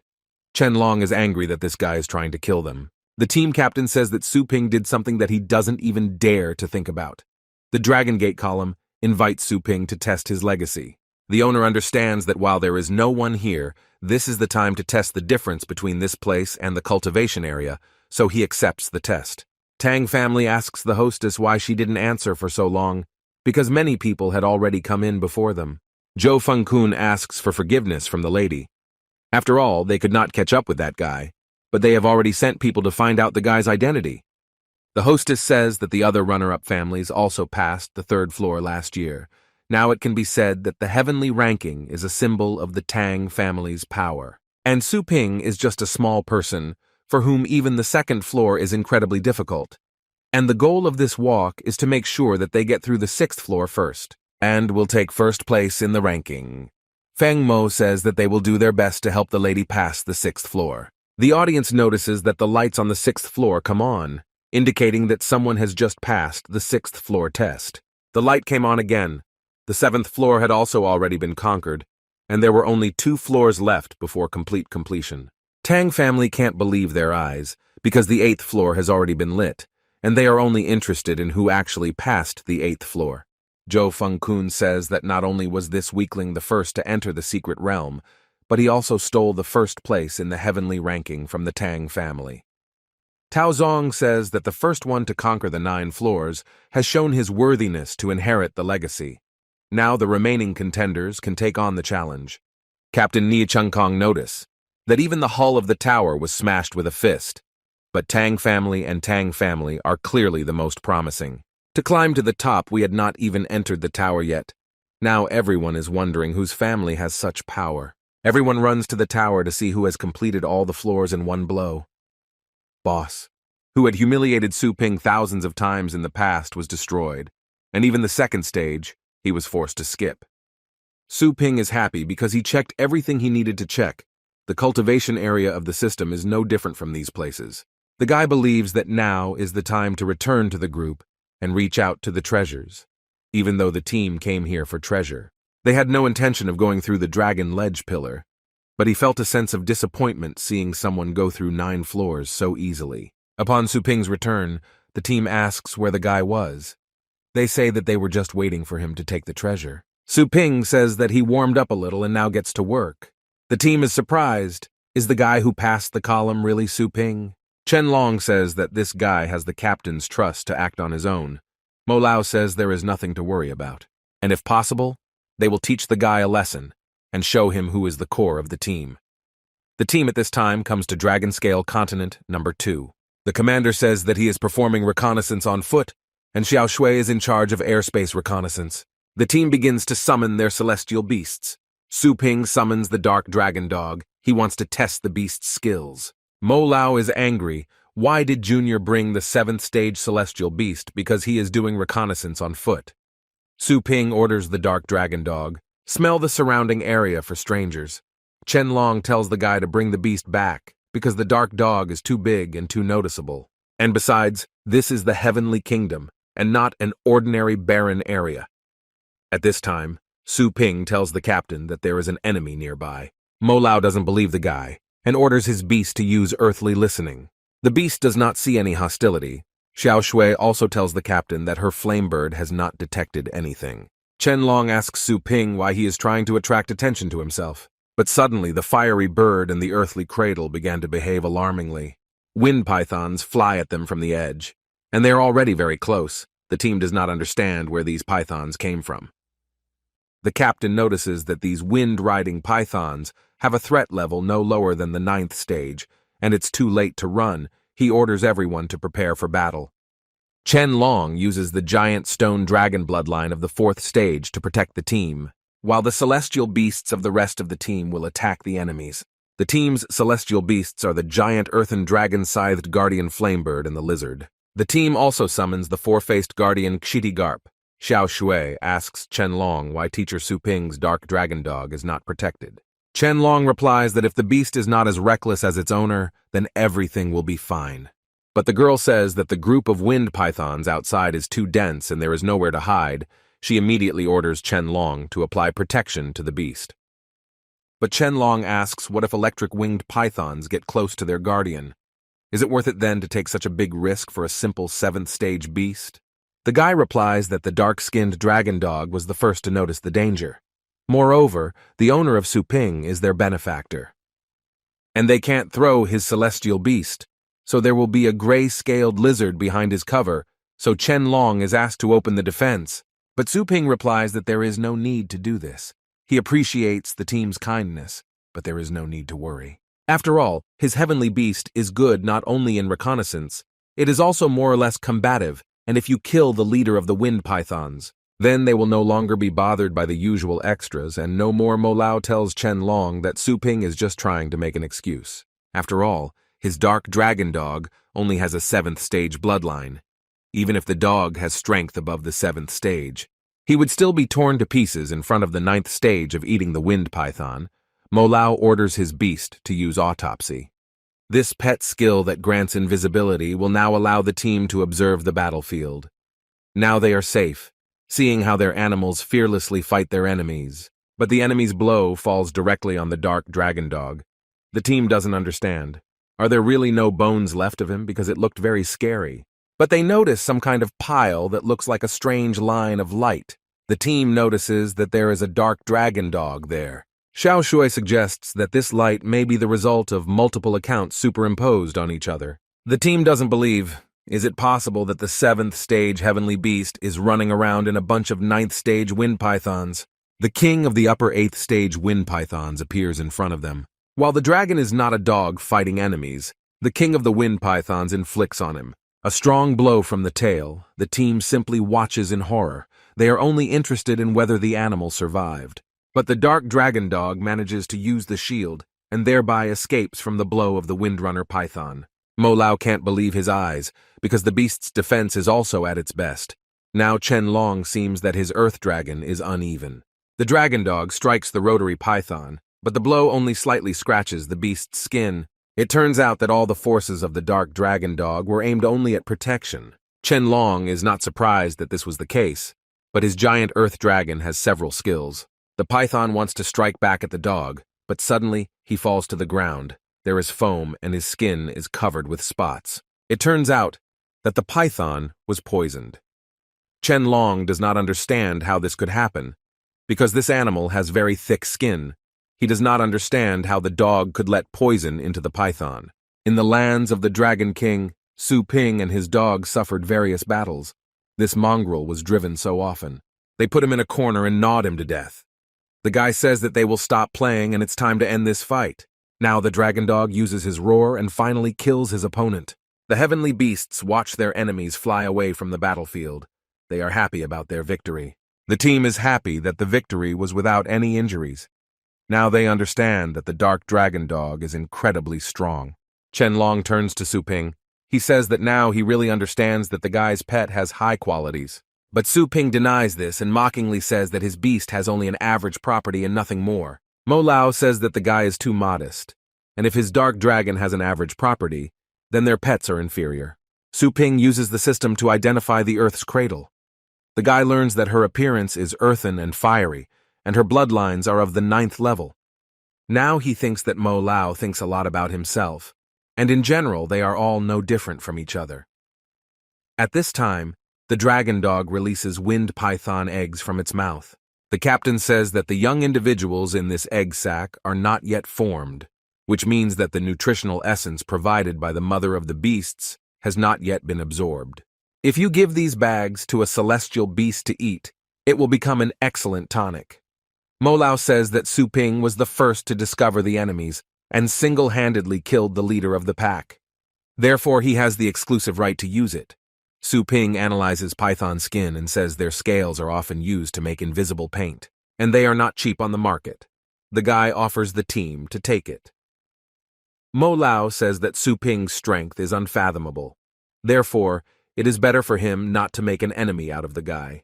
Now Chen Long and Mo Lao, they thank the guy, saying that if he likes something, he can just let them know about it. The team opens the map. They see that in the northeast, somewhere there is a cave. This is the purpose of their trip. Chen Long says that they will only reach this place tomorrow morning. But Su Ping thinks that he was already there when he passed the tests of the legacy of the Dragon King, and there really is a hidden treasure there. The guy remembers that there are still several hidden treasures on that continent, but he does not understand why the team chose this particular place. Su Ping asks the captain who drew this map. The captain replies that a friend sold it to him at a very good price. He also asks Su Ping if he has questions, but the guy replies that he was just curious that in such a large area there is only one hidden treasure. The captain replies that with such competition in the secret kingdom they don't waste time. Chen Long says that when was this map made? Other treasures could be confused, and the next day they set off. Approaching the large cave, Su Ping stops everyone and says that there is no need to enter yet. After all, a ninth stage beast has settled inside there, but Chen Long says that they haven't even entered there yet. Su Ping knows this because he has already been there. The guy, of course, does not remember everything in detail like in the Tower of the Dragon Ledge, but at least he has a good idea. What is there? The commander says that Su Ping's pet really figured out a flock of wind pythons and he helped them a lot. Xiao Shui says that Wind Rider squad, the pythons, had the combined combat power of the 9th stage, and each of them had the power of the 7th, 8th stage, and the environment of the cave is unknown. The team understands that the difficult tasks have increased by several steps, and even if they have such a strong dragon as Su Ping, it will still be difficult to suppress the local boss. The team decides to prepare an ambush for the cave's exit, and as soon as the beast inside reveals itself, they will take it by surprise. The team causes an earthquake and prepares for an ambush. The Earth-type beast lifts up huge balls of earth to throw them down when the monster leaves the cave. Xiao Shui orders the Flamebird to use the Flame Cloak to make these stones become fiery. Mo Lao uses dissection so they won't be seen when the beast comes out so they can attack it. The captain's assistant says the ambush is already ready. Well, the captain replies that he will not wait and will try to lure the beast out. But the guy replies that the captain has gone crazy because luring the beast out is too risky. But the captain says that he has a beast of the 9th stage, so there is no need to worry about him, because it is unknown when the beast will come out. But if you wait, then the situation may change for the worse. Su Ping says that he is going with the captain. The captain replies that if Su Ping is with him, he will be calm. After all, almost all the other travelers came out of the Dragon Ledge Tower. The captain and Su Ping depart to the cave. The captain tells the guy that the poisonous air in the cave is becoming thicker and thicker, because Su Ping's star power is not yet strong enough to endure the poison. But the guy uses water armor, and no one below the 8th stage will be able to harm him. Su Ping says that he heard that in this expedition, the captain has the right. Only on the 3rd choice, and now the captain has led the most dangerous business of the explorers, whom he knew were not so selfless. Su Ping says that there is nothing here yet. The captain says that there really is nothing to hide from Su Ping. He says that in this cave, there is a spiritual tree of the star cloud. The fruit of this tree can stimulate the full potential of a martial beastmaster below the 8th stage, causing him to be reborn, and the captain will receive it before others. Su Ping says that in other words, the captain refused the opportunity to choose treasures, but risked being the first to enter the cave. Although this rare treasure can help you break through to the next level. Su Ping asks the captain, "Is this all for the sake of the fruit?" The captain replies that there are some things a guy shouldn't ask, but in any case, the captain is determined to get the tree. The captain says that even if Su Ping is the benefactor of Chen Shan and Xiao Shui, then he still shouldn't accuse him of being rude. Su Ping understands that it is easy for the captain. The fruit of the spiritual tree is needed. The guy understands that it is similar to the great panacea issued by the system, a completely ordinary treasure. But it seems to be important to the captain. Su Ping replies that he is not interested in the fruits, but he would like to remind the captain that the beast guarding this place belongs to dragons above the 9th stage. And this blood dragon is very cunning. He specializes in psychic attacks, and the captain can sign his own death warrant if he goes after the fruit. The captain says that the only problem is that the beast has psychic attacks. Ni Cheng Kong asks Su Ping how he can know about this, to which the guy replies that there are some things that the captain should not ask about in any case. If Ni Cheng Kong wants to get this tree, let him just follow him. The guys come to the spiritual lamp. It is fueled by a certain power and can withstand most psychic attacks. Su Ping says he was here before. That such a powerful treasure can only be used in the inheritance of the Dragon King and cannot be taken away. And in general, this is also a secret treasure. Su Ping takes the lamp in his hands and now they can safely go behind the tree. But suddenly they find themselves under attack. But Su Ping suspects that it is not behind them. Suddenly the monster they ambushed breaks out, and now their team is in trouble. Chen Long orders his giant earth dragon to use rockfall now and finish off this huge beast. The team summons their celestial beasts, and they go into battle to destroy this big monster. The sickle guardian that belongs to Mo Lao inflicts a wound on the monster's eyes. Next, he chops his body parts into pieces, making steaks out of him.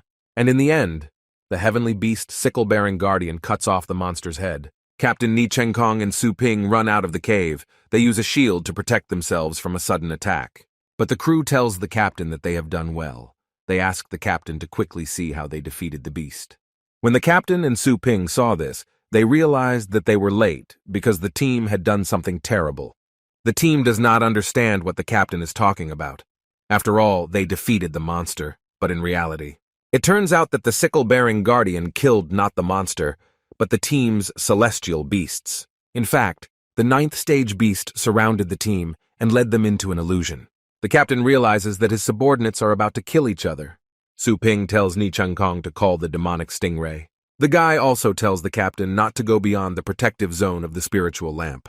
Otherwise, they will become the same as the team. Su Ping tells Ni Chengkong to take advantage of the moment and infuse star power into the lamp. Now the team falls into the zone of influence of the lamp and they come to their senses. They have a very bad headache and they don't understand what just happened. This damn beast almost killed them. Su Ping asks if the team is okay and orders them not to leave the spiritual lamp's protective zone. Now together they will be able to destroy the illusory field if they pour star power into the spiritual lamp. Chen Long notices that there is some movement, but suddenly murderous fangs begin to fly at them from a height. Chen Long tells Su Ping to be careful, and at one moment Chen Long covers the guy with his chest, and the fang flies right into his back.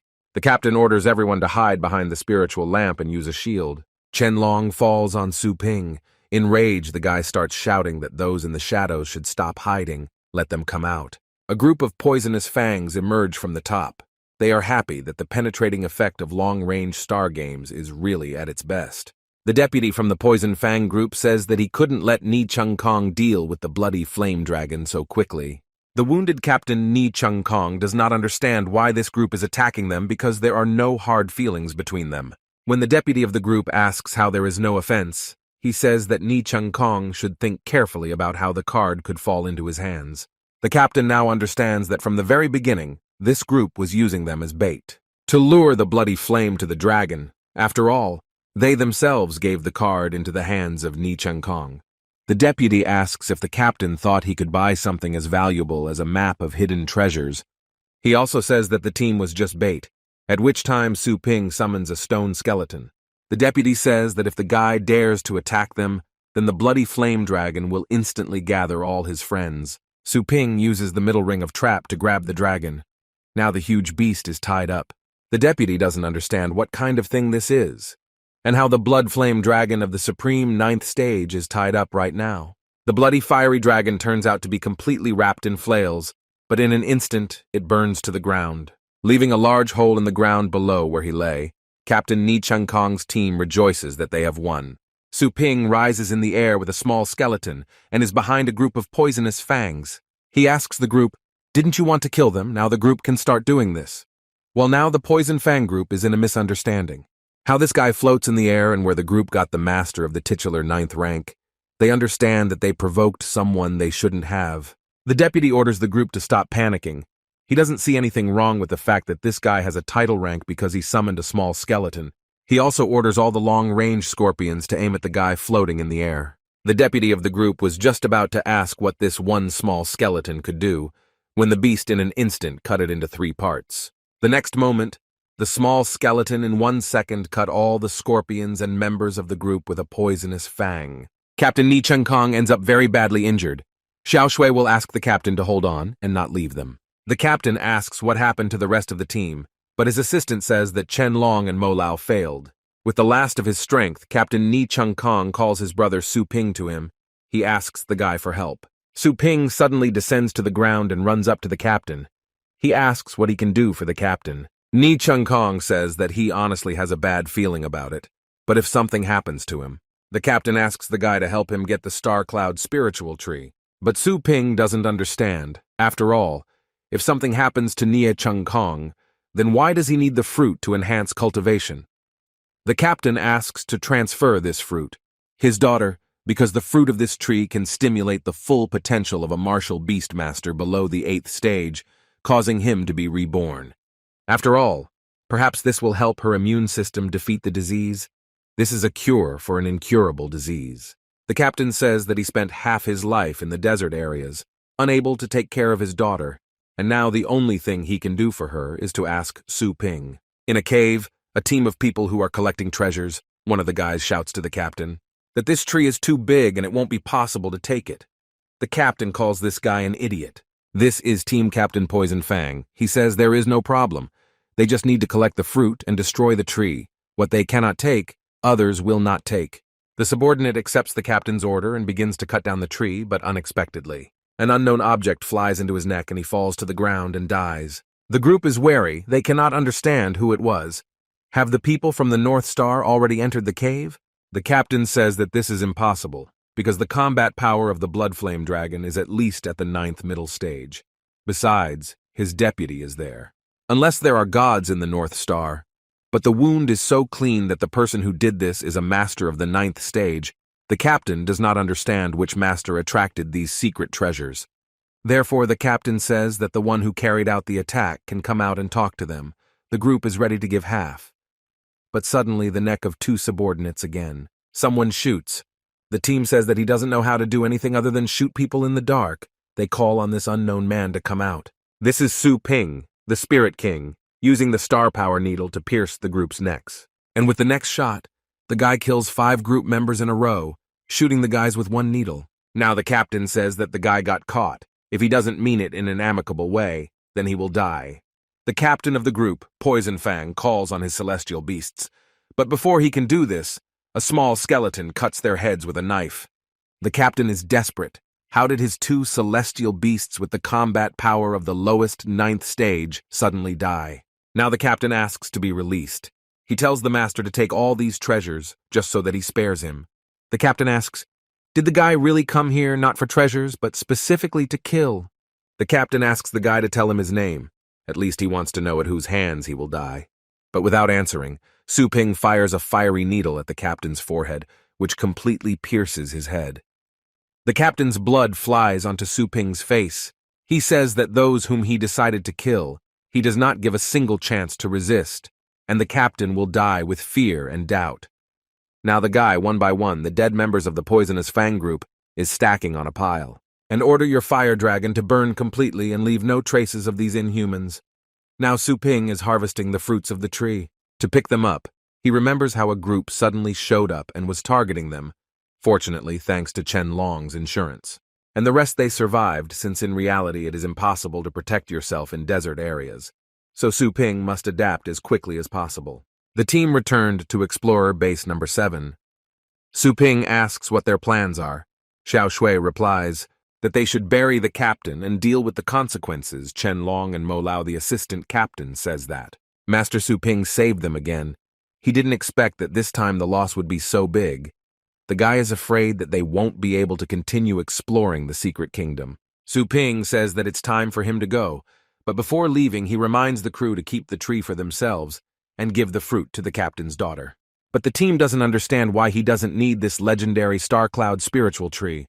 Xiao Shui asks how Su Ping knows about the captain's daughter. The owner says that they will miss these details, but in any case the captain's wish and they must fulfill it. Su Ping trusts the team. He further says that these hidden treasures were in the cave and are worth a lot of money. He wants them to be given to the families of the deceased. Xiao Shui can't believe what he hears. Is it possible that the owner is giving up all the treasures, but in the owner's thoughts only that he has already taken the most valuable things?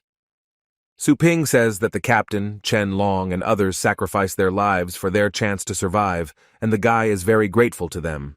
Suddenly, a voice message arrives at the base, where travelers who want to leave the base must bring treasures that they found in the secret kingdom.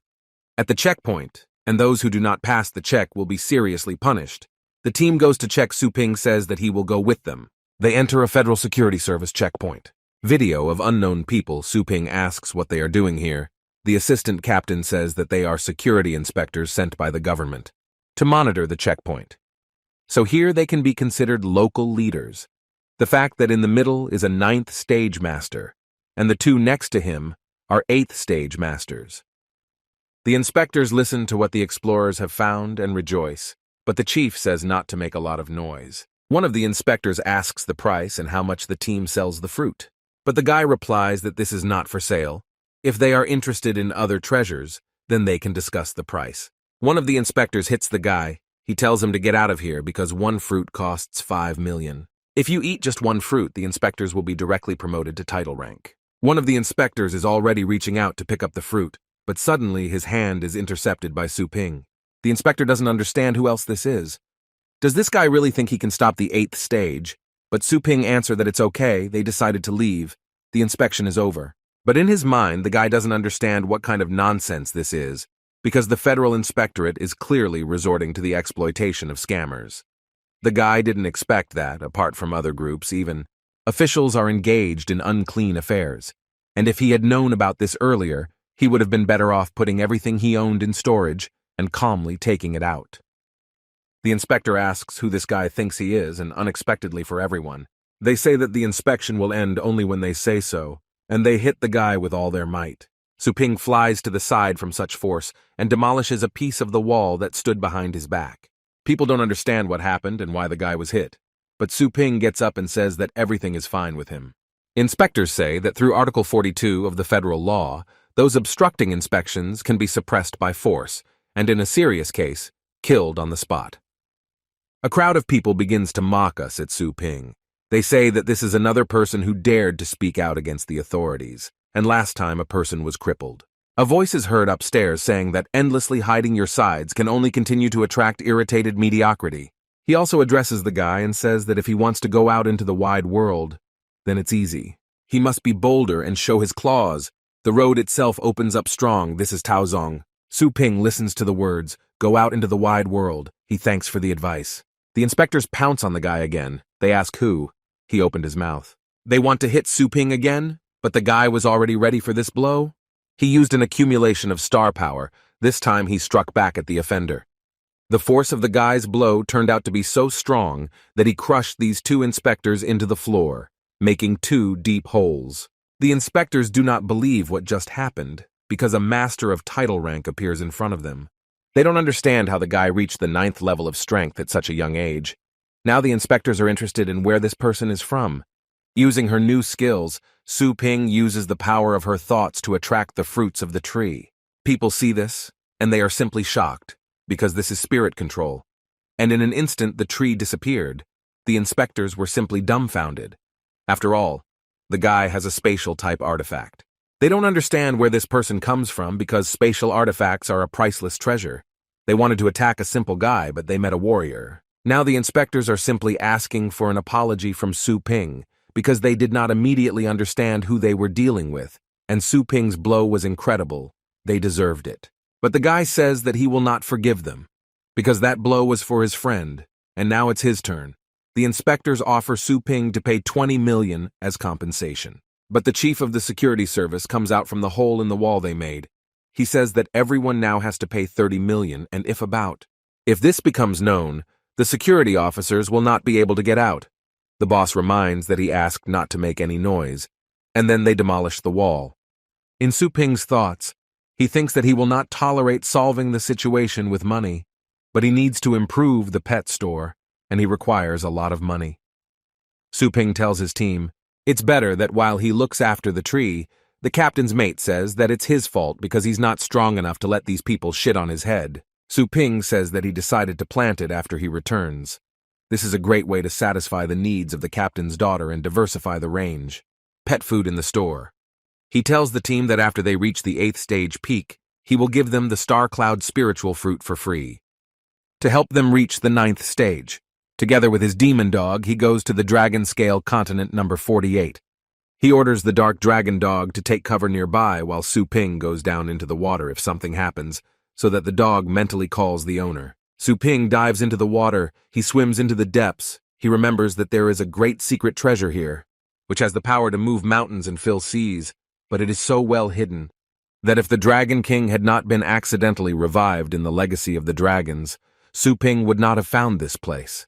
The guy sees a sitting skeleton, and in his hands there is a chest. There is a scroll in it, which can be used to create a small world using the user's star power. From the current Su Ping 5th stage, it can create a space 4 times larger than a basketball court. And in the future, the address may plant a spiritual tree inside. The owner notices that something is happening above. The skill shares an introduction with a martial beastmaster. It turns out that others are passing somewhere nearby. Su Ping remembers that this continent also has a top-grade secret treasure. the undead demonic fruit. It gives undead and pets demonic type immunity to mortal wounds at one time. This fruit is ideal for a small skeleton with full introductory potential. Su Ping orders the dragon dog to track down the location of the bird's owner because he wants to find out if they took the undead demonic fruit. Another group of explorers is in a forest of dead trees. They do not understand why the bird is chasing them. There is a chest in the hands of the master. While they were running, someone managed to strike in their direction and break the branch on which they were standing. The guys fall to the ground and the Tang family stands in front of them. This is Zhou Fenkun and his bird. He says that the guys are in such a hurry. What? Did they really find something valuable? But the guys don't understand what the Tang family doesn't want. Behind Zhou Fenkun, and says that since now everyone knows who is in front of them, they should hurry up and give them this thing. She tells me to let greed harm them. Tang family says that they already know that they have the undead demonic fruit. And if it weren't for the delay in the raiding of the dragon ledge, the guys are unlikely to have taken it for themselves. The explorers begin to run away and say that in any case, they were the first to take this fruit. But suddenly the explorers grab a huge fiery hand. This is an accumulation of star power that pulls the guys back. Feng Mo says that the guys really thought that they could escape. It turns out that they did not appreciate the old man of the title rank enough. With a huge hand of star power cluster, Feng Mo presses the guys to the ground, trying to crush them. The master of the tunnelers asks if the Tang family is really not afraid of ruining its reputation. Zhou Fenkun replies that if these two remain silent forever, then there will be no problems in the family. With enormous force, Zhou Fenkun cuts off the master's hand in which the chest was. Now, he can take the treasure for himself. He says that if the guy didn't want it in a nice way. It turned out so badly. But as soon as Zhou Fenkun opened the chest at that very moment, it disappeared from his hands. Tang family cannot understand where the box disappeared in an instant. Is it really a cluster of star power that the lady summons her beast? But Zhou Fenkun says to be careful after all. This is a title rank master. Tang family does not understand who dared to take this treasure from the hands of their family. The owner orders her shadow Asura to bring the head of the one who did this. Su Ping is happy that they have finally arrived. He orders the dragon armor of the Guardian of the Wind and the Guardian of the Earth to be used. To the Eastern Serpent of Purgatory, the flower-bearing Serpent of Purgatory, let him use stone armor vine, hardening ice spray, and fire cloak. Su Ping orders to finally use the dragon patron, which doubles the defense and increases the damage according to the defense level. He orders his beast to zip up the family there by surprise. Zhou Fenkun can't believe his eyes. Is the Dark Asura killed? Feng Mo say that this person subdued the 9th stage shadow Asura in a few blows, and his strength was conceivable. He asks if Zhou Fenkun himself fell into his corner and allowed the enemy to surround him. The old man, with the accumulation of all his star power, will now oust his opponent. But Su Ping uses a small skeleton that cuts all the star power in an instant. Su Ping didn't expect to be discovered so quickly. The bait didn't work. But the guy stands with that same chest in his hands. Tang family remembers that this is the same guy who reached the title rank at such a young age, and he will become a serious problem in the future. They decide not to let him leave. Zhou Fenkun is preparing to strike. He says that this is the guy for killing his pet Zhou Fenkun did not keep up with. Su Ping is at the dragon gate, but now the guy is in his hands, a small skeleton to use the flash of the undead. The next moment, the little skeleton takes out his sword. This is the highest sword art, and in an instant, he swipes his sword and everything that falls under him falls to the ground. So from the large, dry stove burrs of trees, only stumps remained. It was a very strong, exaggerated, destructive force. The owner is stunned. She doesn't believe that this all comes from one little skeleton. Zhou Fenkun is too angry because the guy dared to attack his mistress. He says that death to the pathetic thief. Zhou Fenkun sends thousands of glass balls towards Su Ping and his animals. He wants the guy to feel the full power of their clan. But Su Ping says that he did not have the opportunity to try his fist in the dragon colony. But now he will be able to enjoy it. And at one moment, a mysterious martial art appears in front of the Tang family. Zhou Fenkun sees what is in it. There is something divine. Su Ping uses the first-style demon god suppressing fist. But in response, Zhou Fenkun uses 9 star counts to protect himself from the attack. But unexpectedly for him, the attack came from the back. The attack was so strong that Zhou Fenkun began to bleed from his mouth. The owner says that the strength of this little thief is extraordinary Because he is very strong. Zhou Fenkun, the king of the dragons of the earth, takes the mistress and runs to protect her mistress, moves into the dragon's pasture. Su Ping sees that they want to escape, so he orders his mysterious dragon dog and purgatory light snake to stop them from leaving. But Zhou Fenkun tells the guy that the outcome has not yet been decided. Does this petty thief really think that the old man will not be able to detain him? So Zhou Fenkun uses the secret arts of the Tang family. He uses bewitchment, and this is the secret art of forcibly capturing other people's bodies at the cost of sacrificing his own body. This is a last resort that can only be used as a last resort. The housewife does not understand. How could this person push old Zhou Fenkun to such an extent? Now the old man wants to take Su Ping's life, but the guy's animals fly into battle. They try to inflict a physical attack on the enemy in order to kill the spiritual monster that is attacking their owner. But he won't be stopped by a physical attack. Zhou Fenkun says that the petty thief will regret making enemies with the Tang family. Even if the old man is torn into pieces, he will turn into worms and eat Su Ping, and the guy's body will belong to him. But in an instant, Su Ping uses secret spiritual protection treasures, thereby avoiding the attack. Zhou Fenkun doesn't understand why he can't take the guy. He says that Su Ping is a dirty thief and he will kill him. The hostess decides to come out of hiding. She doesn't understand what happened. Is it really the dragon king of the earth? She wants to eat her. She orders the fallen winged king to pull her out. Su Ping notices that the young lady has finally come out. She summons the fallen winged king. His combat power is equal to the power of the middle fourth stage. The mistress orders the guy. Don't call her young mistress because the guy doesn't deserve it. But when she comes out of hiding, the girl doesn't feel the aura. The owner doesn't understand the old Zhou Fenkun. Has Zhou Fenkun really died with the power of the middle Q of the 9th stage? The girl asks the guy who he is and why he is killing their family there, and how he even has the right to do this. But Su Ping asks in response why they killed those two rogues, and what right did they have to do this? But the hostess replies that this is just the law of the jungle, that's all. And there's nothing wrong with that. She asks the guy if he really wants to say that in his eyes the Tang family is the same as the 8th masters, the steps of which can be crushed in one fell swoop. Su Ping replies that the lady guessed right. After all, the Tang family is just... The next piece of meat is on the cutting board, but seeing a small skeleton. The fallen winged king of the 9th stage bloodline is shocked.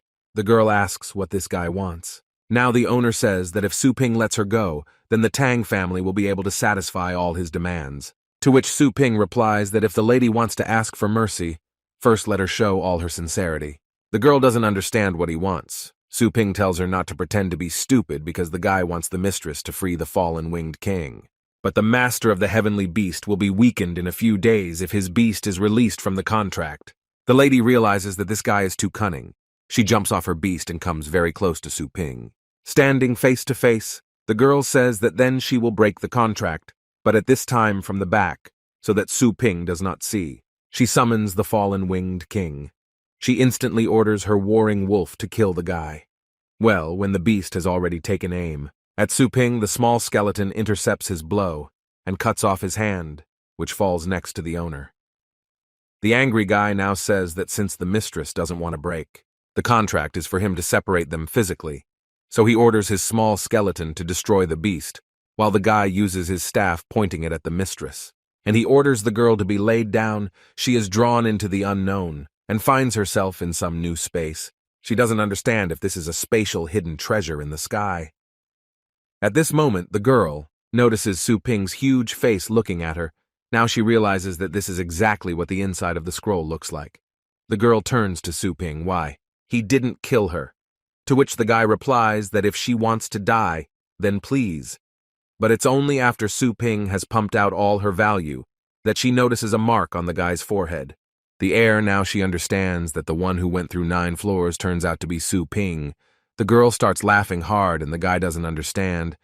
What's going on? He says it doesn't look good when the girl stops laughing. She says Su Ping is on death's door, and he still doesn't know about it, because soon he will die at the hands of a unique, legendary master throughout the Asian region.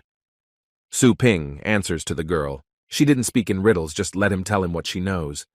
The mistress says that she will soon die, then why should she tell him all this?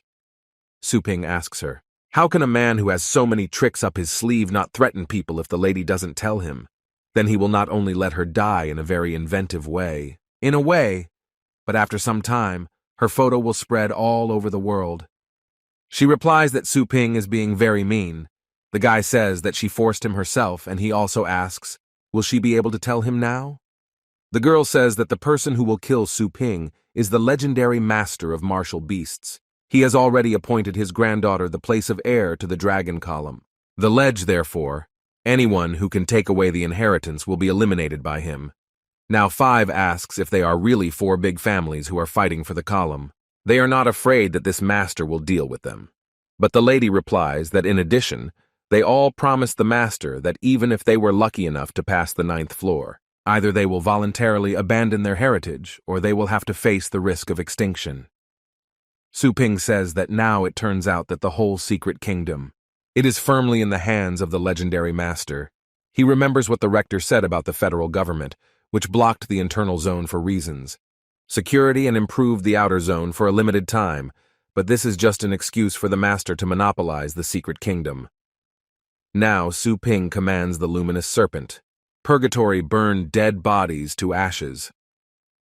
The guy understands that although he defeated opponents at the level of the King of Beasts, this was achieved only through countless resurrections, trial and error, and this time he will have to face a legendary opponent whom he has never met before, and whom no one should devalue.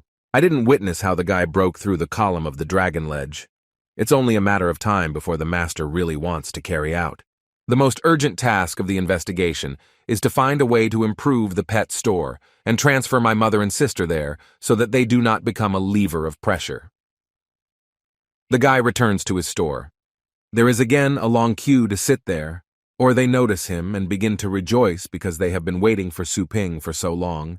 They ask to upgrade their animals, to which the owner replies that he will do everything, you just need to follow the queue. The system says that the store's income has been converted in energy points, and at the moment the owner has 1,035 energy points. Presently, it is the same day. The store's income is about 10,000 energy points. It takes 10 days to accumulate enough to upgrade. During this period, you need to find an intermediary to purchase land. The essence of the Pioneers is the organization that represents customized services for walkers with money. You need to satisfy most of the walkers' needs with one click. Calls private customer service and says that she wants to expand her store and buy land nearby. The girl confirms the address of the Su Ping store. She asks what area of real estate the guy wants to buy. Su Ping answers that he needs 3,000 square meters. The girl says that this will require about 200,000 million star yuan as collateral, and the remaining 100 million must be paid after the transfer of property. Su Ping does not understand. When the price managed to rise, the girl from the support service said that in connection with the start of the Global Elite League, the cost of services from stores for breeding animals, she grew up and, accordingly, it became more difficult to purchase real estate than usual. Su Ping remembers that he still has a bloody fiery dragon. He asks, how much can you sell it for? The girl replies that the market price of a celestial beast above the 9th stage is about 400 million star yuan. So there is also a wild beast, Su Ping, the only one in the whole city. They offer 250 million yuan for the beast. Su Ping says that he will now sell the beast and pay the deposit from the proceeds from raising the beasts. Now the guy understands that 250 million plus 60 million in his hand is just enough. Now for the next few days he will try. Maximize your strength. The owner asks the system if there is a more complex cultivation zone than the Dragon King's legacy land. Su Ping has passed the beginner's protection period and now pays 10% of the entry price for each resurrection. Now he cannot die on posts. To upgrade the demonic body of the Golden Raven to the 2nd level, the guy needs the heart of a fiery Shia. It is a celestial beast with the dual attribute of God and fire. Su Ping understands that if his Golden Crow demonic body is successfully cultivated to the 2nd level, by the same time his physical defense will reach the 9th stage, and his survivability will increase significantly. The guy ends up in the cultivation zone. He notices that the style of this area, much different from the past, it is like a comparison between the wild world and civilized society. The system asks the owner if he would like to purchase the function of translating into the divine language. Now for the first time, he will use the services of a translator. The Cloud Thunder realm is the realm of the deceased master, compared to this place on a completely different level. If Su Ping can communicate with them, then he will be able to avoid many pointless deaths. The divine language translation function is installed, and now, the owner will be able to communicate normally with the divine race. Su Ping notices a beautiful girl. He asks the system if he needs to meet her, but the girl notices some energy fluctuations. She can't figure out if it's an insect, but abruptly she notices Su Ping and begins an attack on him, wishing him death. The guy summons a small skeleton and a light-bringing snake to purgatory. He orders them to use the supreme arts of the sword and the flames of the dragon of purgatory. This is the power of the divine girl. The luminous serpent of purgatory dies from defeat. Su Ping is surprised by such great strength, but his small skeleton is not weak either. After all, the effect of the undead fruit, immunity to one mortal wound, had worked. Now the skeleton begins to attack. Su Ping revives the snake purgatory in the same place of energy, but Su Ping doesn't have much resurrection left, so it's not worth fighting for the beast. Also, the guy is trying to establish contact with the girl. After all, he has no bad intentions. The translator works, but the girl speaks. That she doesn't need him because she understands that the guy is not from this world. The guy asks how this girl knows that he came from another world. She says that Su Ping's small stature and his resemblance to them is nothing more. What an insignificant human being is this possession of the gods, a place of enormous power. She asks how the guy could get there if he was not transported by an outsider. Su Ping asks, isn't she surprised that he's a human? The girl replies that often gods and people unite and give birth to offspring. Su Ping says that he didn't suspect that humanity had gotten so far, into the universe, and even established contact with the gods. He asks why they have never heard of this on the Blue Star. Although this hillbilly has power at the student level he uses, the heavenly beast realm of the unusual sea has not yet been able to revive. The strangest thing is that there is still an indistinguishable but frightening aura from its blood. The goddess does not understand. Perhaps this is not a person, or there is some higher being behind him.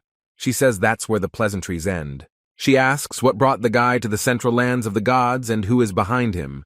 They order the guy to tell him everything down to the smallest detail. But the guy is perplexed. He asks why she is talking about the lands of the gods. Is this really not a semi-divine kingdom? Well, the girl didn't answer anything. Attacks Su Ping, kills the little skeleton and hits the guy. The owner died right in his heart. He doesn't understand if the name of the semi-divine kingdom hit her where it hurts, because her facial expression was strange. The guy tells himself not to take it into his head, and at the moment his goal is increase the strength and don't worry about it yet. He needs to take his time exploring other places. Finding himself on a new land, he realizes that there is something wrong with the earth. He sees giant fangs that are right in front of him. At the same moment, he realizes that he finds himself in the pasture of a giant beast who wants to eat him. But at the last moment, the guy manages to take off and hover in the air. In his next movement, he directs the divine fist right into the beast, knocking out several dozen of its teeth when the beast crawls away from the guy. He identifies it as a scout beast. Su Ping summons his celestial beasts, because the scout's combat power is the highest 9th stage, and this really deserves to be called the land of the divine race, the guy directs his celestial beasts into battle using murderous intent. He orders the flower-bearing serpent Purgatory to take the little one, skeleton into the mouth and entangle his sword in the flames of the dragon Purgatory. Led by the luminous serpent, Purgatory turns out to be the patron of the dragon, and immediately uses the fiery blow of Purgatory. Su Ping says that this is not enough. The next attack of the beasts he directs at the eye, but it is huge. The monster uses a petrifying gaze to transform the celestial beasts into Su Ping. He bites them into stones, and the dark dragon and the dog dies. But the effect of the fruit of the undead has worked for the little skeleton, immunity to one. The mortal wound gets close to the enemy's eye and pierces right through it. In cultivation zones, after the small skeleton is revived, it will reset the undead demon fruit to an unused state. While the huge monster is wounded, Su Ping orders his beast to kill it. He also asks the luminous serpent to entangle him in the flames of the dragon Purgatory. Su Ping attacks the beast and smashes its face with his fist.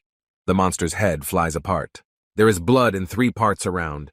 At this time, an unknown stone falls from the monster to the ground and is caught by the dragon dog. This is a divine crystal, an energy crystal produced after devouring the gods by a strong divine nature. They can be used by celestial beasts to transform into divine beasts.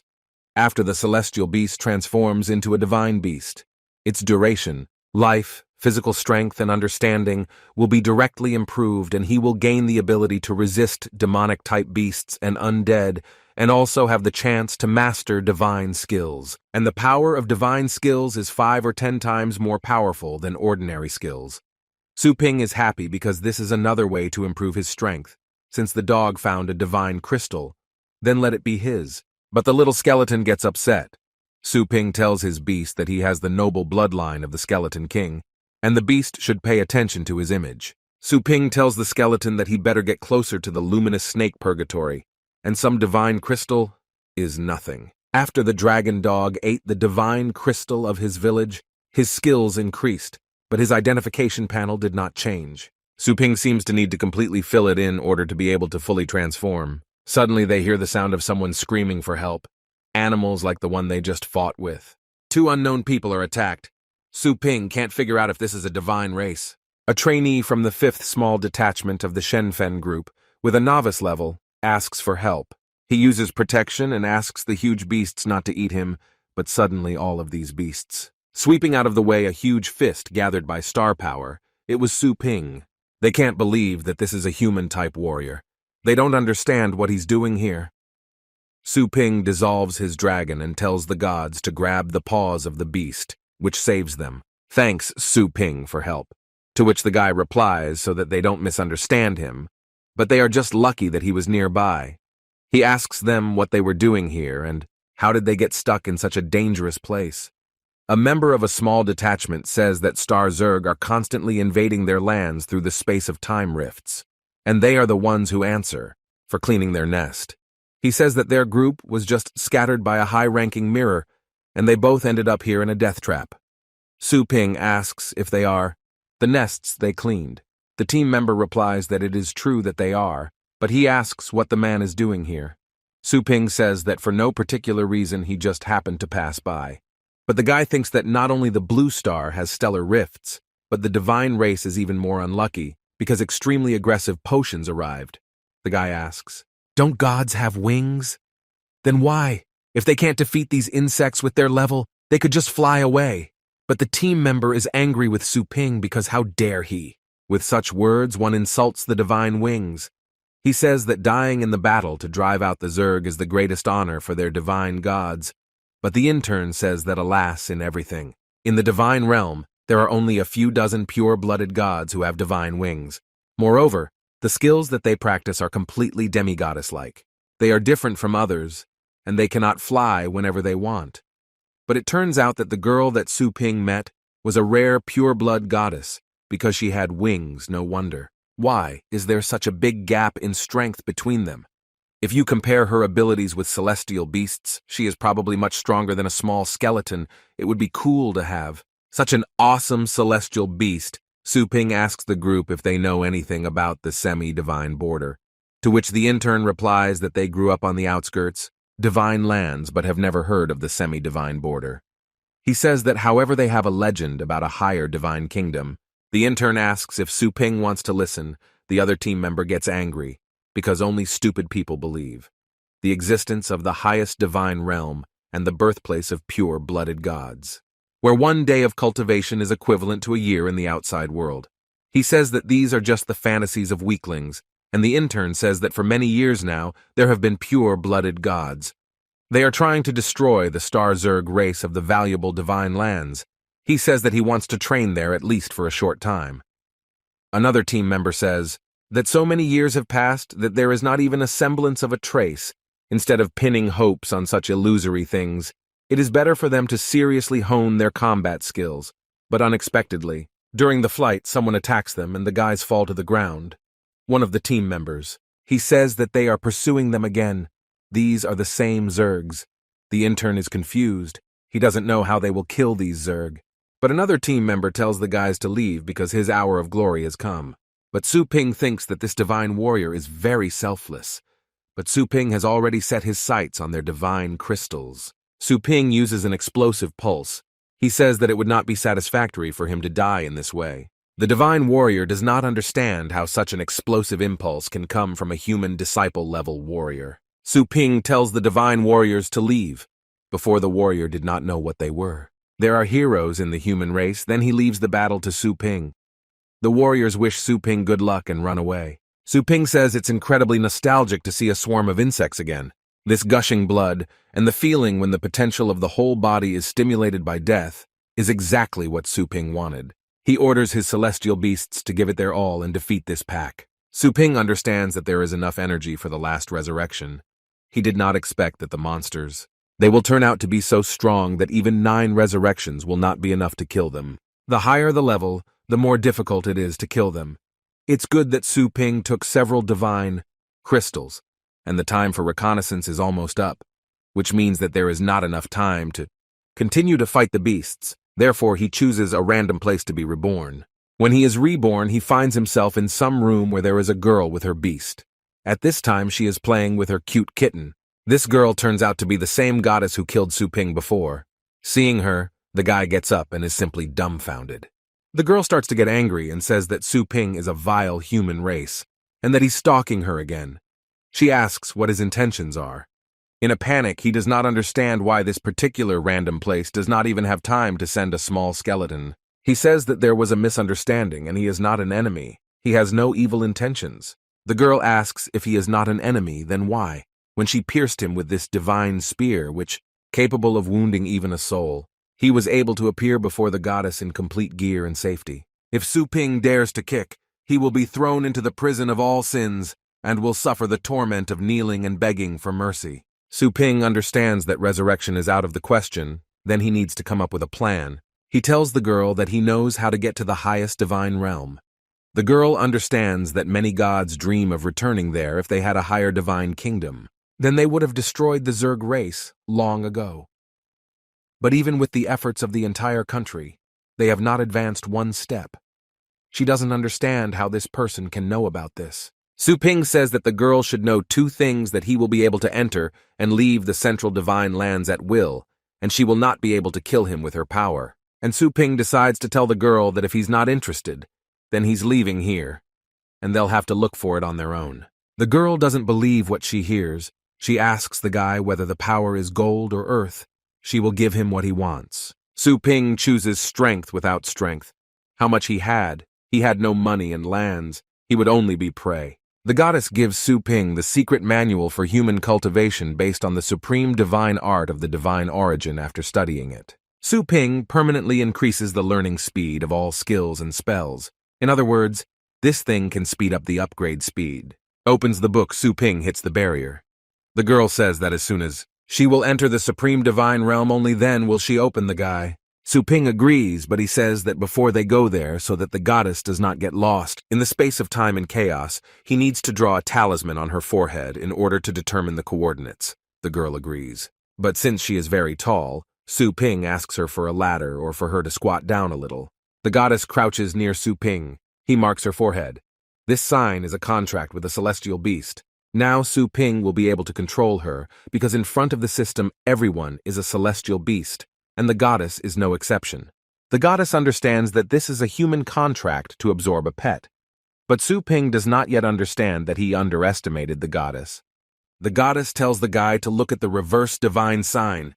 Now the girl is going to answer the guy in the same way. Su Ping uses the conclusion of the contract, but the girl rejects it and proclaims the termination of the contract. Shocked. He didn't know that he could terminate the contract, the girl said when. Su Ping will become the goddess's pet and will tell all his secrets with remorse. While she wants to catch the guy on a chain, time is frozen. She doesn't understand what's happening and how this is even possible. Su Ping opens a portal, and the girl falls powerless to the floor. She was suppressed by just one look. This power is hidden in the blood of this man. The girl is afraid that this is a creature from a higher dimension. Time resumed its course. Su Ping doesn't understand what happened because the goddess just terminated the contract. Why is she depressed then? Su Ping asks the system what happened. She replies that she did nothing, but the power of the goddess violated the protective barrier established by the system received. Response: Su Ping tells the system that the animal contract doesn't seem to have worked for her. He asks if there is another way to subdue this divine being. The system says that for highly intelligent creatures, it is possible to conclude an employment contract. To accept them as store employees, Su Ping says that he was just trying to subdue her, but suddenly the guy had a chance to take her on as an employee. Su Ping tells the goddess that this was a test, and now he provides her with an official contract and offers her an employment contract for the Su Ping store. The first rule of employees is to ensure the safety of the store manager and obey the order of the store manager. The goddess understands that this item has an aura of heavenly law. After signing, both parties will be bound by the law, and the possibility of disobedience is excluded. The girl is angry that she will really be commanded by such a stupid guy for a whole year. The girl says that for the sake of all the gods she is ready to try, but if Su Ping refuses, she will pay 1,000 times more. Therefore, the girl signs the contract. The system says that on the blue star there are 3 realms: the realm of the vast sea, the realm of the empty cave, and the realm of fate. They are usually united into a legendary realm. Su Ping realizes that the gap in their strength is so great that it is no wonder why he could not conclude a contract, but a system that can easily suppress a god. About the divine kingdom is simply a response. The system announces that the time of connection to the semi-divine border is coming to an end. You need to prepare to return. Su Ping and the goddess ends up in the guy's pet store. When they get there, the girl's height decreases significantly. After all, the true form of the goddess is inconvenient for activities in their world. But the girl turns out to be too short. Su Ping tells the girl to get ready because the doors are about to open to receive customers. The girl asks, really? Su Ping talks about those insects that spy on him. The guy assumes that these are the master's people. Did they really find him so quickly? Su Ping thought he could. Holding out until the store update is completed is in vain. He underestimated the power of the legendary master. Until now, Su Ping was looking for options where to hide his mother and sister. It was a little difficult for him to enter the cultivation area when they were close, but he didn't really care. Someone wants to start a video call. Su Ping doesn't understand who the man is. The screen asks if he is talking to a high-ranking lecturer at Fengshan University. The owner of Xiao Tao Qi notices what is in the background. His house. The guy doesn't understand what happened to his family then. He demands that they answer quickly because they are unusual kidnappers. The man on the screen says that he is smart. The gentleman wants to see Su Ping. For this, he needs to be obedient, and then he will have no reason to complicate their life. Su Ping realizes that he is their target. The guy says he's at the pet store right now, and if they want to see him, let them come. But they must let his family go. And first, Su Ping must see them. The man agrees. But he asks, what's the point, because the guy won't be able to escape from the hands of the legendary master? Now this man contacts the gentleman. He says that he sent him Su Ping instead of finding it. The master says that it's time to find out who dared to take over the legacy of the Dragon Ledge. Students notice that the titular masters are floating in the air above. They land near the Su Ping Pet Store. People don't understand that how strong the masters are doing in the lower part of the city. One of them asks, are they really not mistaken? How can a man live in such a trash heap?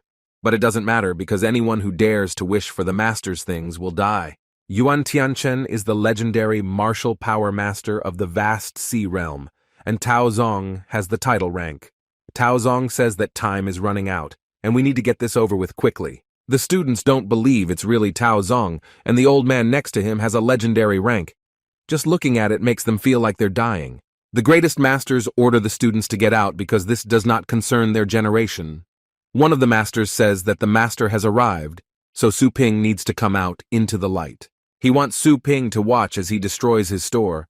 One of the masters says that the gentleman has arrived, so Su Ping needs to come out into the light. He wants Su Ping to watch how he will destroy his store. The elderly servant of the Mu family uses all his strength to open the Su Ping store, but this door does not have any reaction. Perhaps it has some kind of high-ranking defensive formation. But suddenly the doors open on their own, and Su Ping comes out. He says that there is no need to drag the family into this. He asks who is looking for him and what they need. Tao Zong notices the guy. This is the same young man. A gifted youth, no less gifted than any young master from a famous family. He is truly well trained, but today he is a legend, an elderly servant of the family there. He says that Su Ping's death is inevitable, and he is in no position to make conditions. He uses star power to grab Su Ping and force him to leave the store. But at one point, Su Ping easily breaks the hand created by star power. The masters don't believe that the guy escaped from the 9th stage star palm so easily. Master Yuan Tianchen says that this petty thief not only refuses to give up, But even if he dares to resist, he orders everyone to grab him together. One of the masters tells the master to leave it to them because they can still fight. Master Yuan Tianchen says that the strength that this young man showed is not at all on the same level as them. After all, soon the masters will bring his mother and sister. When Su Ping sees them, he tells the guards to remove their vile hands, and with the help of star power, he takes his mother and sister, but they are unconscious and do not understand what they did to them. Master Yuan Tianchen replies that it's just anesthesia. They will come to their senses. After half a day, he asks the guy what it feels like to be robbed by a stranger. Su Ping says that this concept is because the legacy of the Dragon Ledge is not written down. In his name, the servant of the Mu family attacks the guy because how dare he talk to the master in such a tone. The gentleman asks Su Ping what if he has the power then. He has the right to inheritance. The elderly servant of the Mu family tells the master that their minds cannot penetrate the store. They cannot determine their strength. This is strange. He tells Mr. Yuan Tianchen to beware of the hidden master in the store, but Mr. Yuan Tianchen says that he is a legendary martial beast master. Legendary in everything. Asian region master. Now Master Yuan Tianchen finds himself very close to Su Ping. He asks the guy how there can be two legends in this small room at the same time. Yuan Tianchen says that if Su Ping obeys him like the four major families did, then he will not make his life difficult, but will also train him. Elderly servant Liu family says that after all, there are very few people on the Blue Star who can reach title rank at this age, which really makes people jealous. Yuan Tianchen thinks that the guy looks friendly at first glance, but the star power he radiates is enough to strangle the people around him, even the four major families. Yuan Tianchen does not dare to refuse him and says that the resources of the secret kingdom that fall into his hands are a waste. Only by concentrating these resources on the best of the best they can cultivate true talents. Su Ping says he used to hate people who claimed that the rarest things in the world appeared on a certain map, and if someone dares to take them, they will hunt him down and kill him. Yuan Tianchen replies that the guy is a joker, because he has the power to track down and kill everyone. He says that he is asking for the last time whether Su Ping surrenders or dies. Su Ping asks Yuan Tianchen to ask again what incredibly elite masters are, and he points a huge sword at the guy. But the divine girl, with her power, stops the sword and breaks it into pieces. But Mr. Yuan Tianchen's blow requires at least the 9th stage of combat power to barely be accepted. And this young girl blocked the blow with one hand. Has another legendary master appeared in the base city of Longjiang? Yuan Tianchen says that the girl looks young, but the star power is well hidden, and he was almost fooled. The girl replies that the employee's first rule is to protect the store, and if the goddess understood correctly, then by observing the employee agreement. She will receive points to then become an excellent employee, and if she breaks the rules, points will be deducted accordingly, including punishment. Yuan Tianchen is angry. He asks how they even dare to ignore him. He gathers all his power to strike, but this again turns out to be useless, and the master. Yuan Tianchen flies back into the wall. Su Ping tells Goddess Joanna that these are not desert areas, and here you can't kill anyone.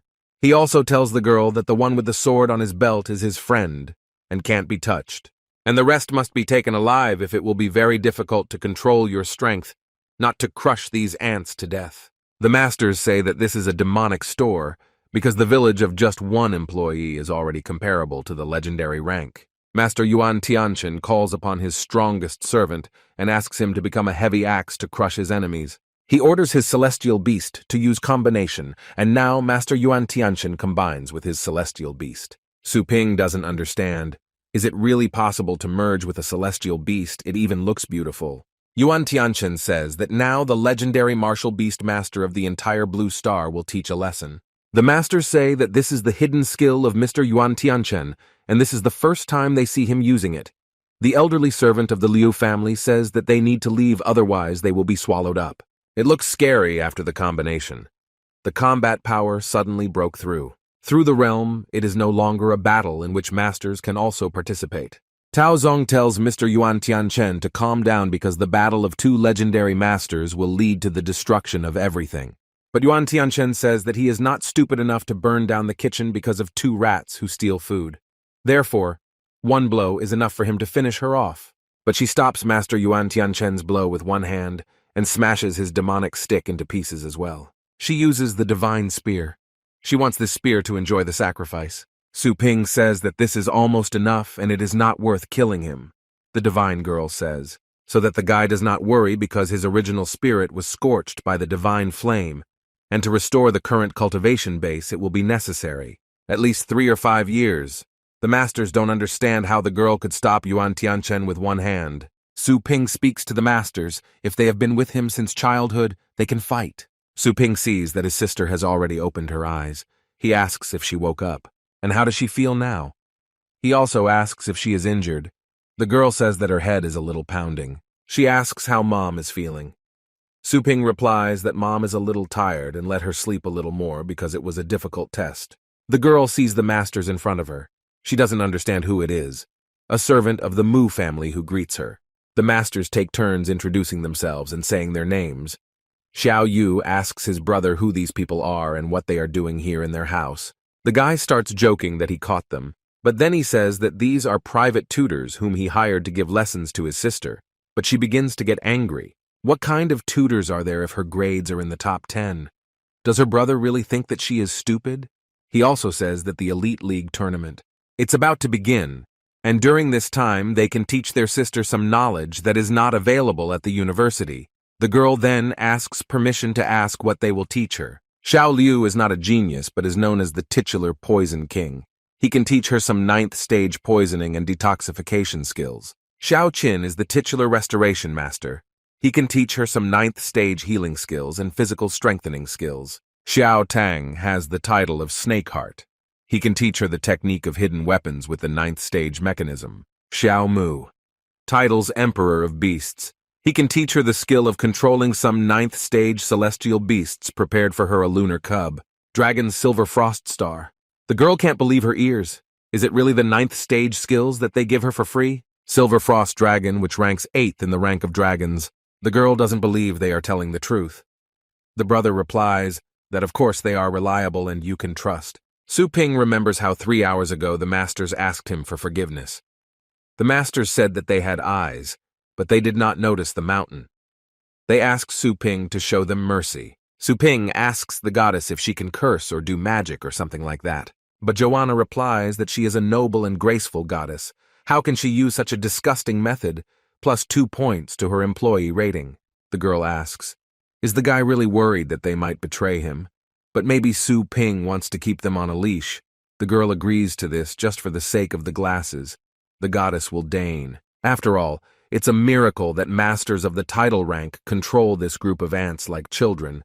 They say that they have received their sight and are amazed at the heroic face of the goddess.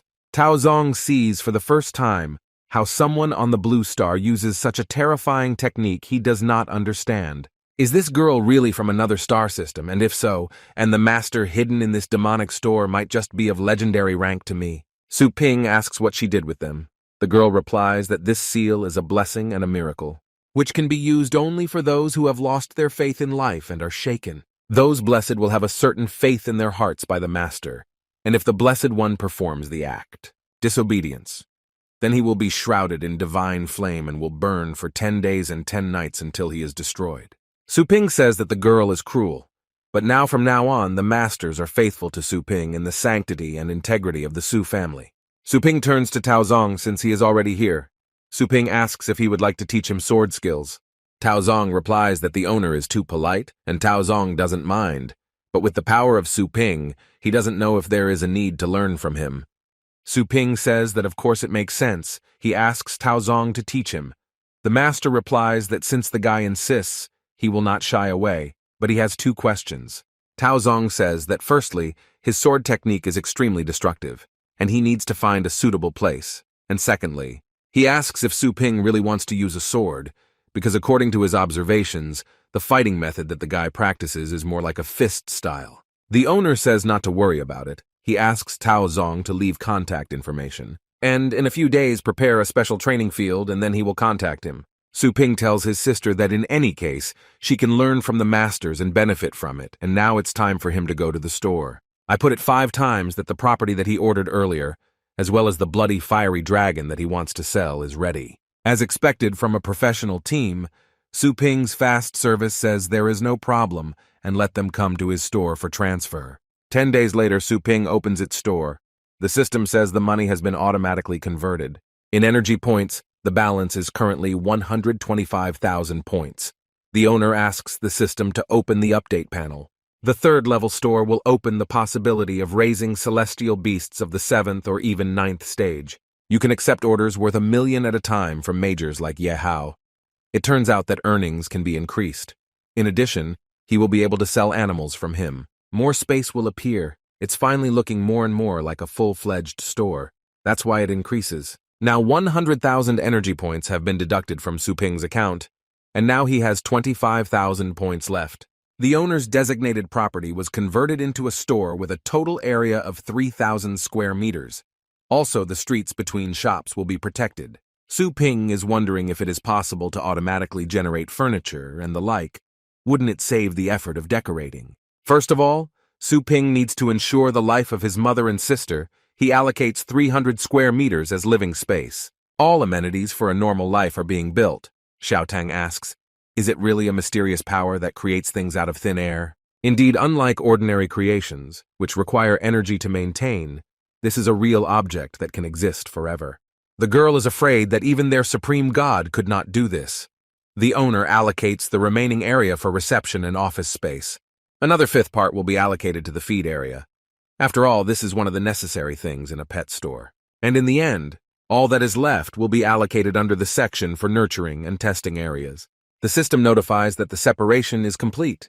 Also, the number of sections for cultivation was increased from 25 to 50. Su Ping buys another 25 sections of the 2nd level. Subtract 25,000 energy points from the owner's account. Su Ping asks the system what rights employees have. The system says to use the 4 section points to cultivate space for cultivating the function of cultivating a shadow clone, and go outside with the owner, or enter, into the cultivation area for 1 hour every week. The owner thinks that these few permits are enough to keep the store running. The younger sister and mother come to the new Su Ping store. My sister's first thought was that they had the wrong address. After all, this cannot be a coincidence because it has the same name. Su Ping meets his relatives. He asks if they have already arrived and if they have taken everything. The masters say that according to Su Ping's instructions, all luggage is packed and loaded into the car, and if that's all, the masters will go first. He lets them go and orders them to pull out their things with a forklift. Xiao Yu indignantly tells his brother that early in the morning the teachers took the movers and vacated their house. She doesn't understand what's happening, and it's actually time for her to go to school. Mom doesn't understand why their store has become so big. Su Ping says it's a long story, and in general he asked his sister to leave the university, but in any case, first you need to walk with him, and along the way you can talk. University students want to upgrade their animals, but when they see the goddess, they ask for her phone number. After all, they really liked her. But the goddess tells the guys not to jump in line, and she calls them ants. The owner is indignant that the girl should not call clients ants. The girl asks where the owner is going to go, to which he replies that he is busy and let her look after the store herself. Looking around the house, my sister does not believe that this is their own pool. The guy tells his sister not to be shy about being happy. Su Ping shows his sister's new room. Mom says that this house is much more comfortable than their old one, and my sister says that her old bed was hard and uncomfortable. Mom asks her son how much this house costs. Su Ping tells Mom not to worry because the money was paid by several clients, and from the upper part of the city, and the last time he returned their celestial beasts, and they said that they were very pleased with the result. And with a wave of their hand they paid for his house because money is nothing to them. The guy says that from now on his family can live here peacefully. Also, if they feel that the house is too big, they can find several servants to clean and cook. But my mother replies that she is retired and expects that these responsibilities will occupy her, otherwise she will have nothing to do. Sister asks brother for someone, gentle and sweet beauty, in the shop. Mentally, Su Ping is surprised that this goddess can be called sweet and gentle, but he replies that this is his new employee. Mom replies that she understands everything. She offers to invite the girl to have a snack with them at noon. Mom asks what the name of such a young lady is, to which the goddess replies that her name is Joanna. The sister says that this girl's blonde hair looks very soft. She asks if she can touch it, but the brother tells the sister not to touch. to Joanna, otherwise. And the guy didn't have time to finish speaking as he was surprised at how calmly the goddess reacted to her sister's touches. Mom asks where the girl is from. And how old is she if she has a boyfriend? Joanna replies that she is from the outer lands and she is 18 years old. She also says that she has not yet thought about finding a boyfriend, to which my mother responds, "What a shame." Suping asks why the goddess behaves so normally in front of the family, to which she asks if he will add points to her. If not, then she might act a little strange again, to which the owner replies that he will rub and let him continue in the same spirit. Now he sees her as a ruthless points-earning machine. Mom asks, "Is it really just the two of them working in the store, and how do they manage to do it all?" Joanna replies that the current traffic is more than enough for the two of them, and if there is one less person, it will be more difficult. Xiao Yu says Joanna is very strong. My sister thought that there were almost 100 people in the store alone, but Su Ping is already thinking about what will happen to Joanna's abilities. If someone else appears who will help her, he may not work at all. He also remembers that the young mistress of the Tang family is still locked inside, but without her, it will be inconvenient to plant the Star Cloud spiritual tree. The system will promise that the owner's need for additional staff has been fulfilled. Therefore, a contract for temporary staff has been concluded. Excellent employees with 200 points will be converted into full-fledged employees, and if they have less than 60 points, they will be deprived of everything. And at the same time, pets. Suping opens his staff to free you from there. The owner of the Tang family. The girl finds herself in his room. She asks what the guy is up to, but to which he replies that the hostess should take off her shoes first, otherwise she will clean up here herself.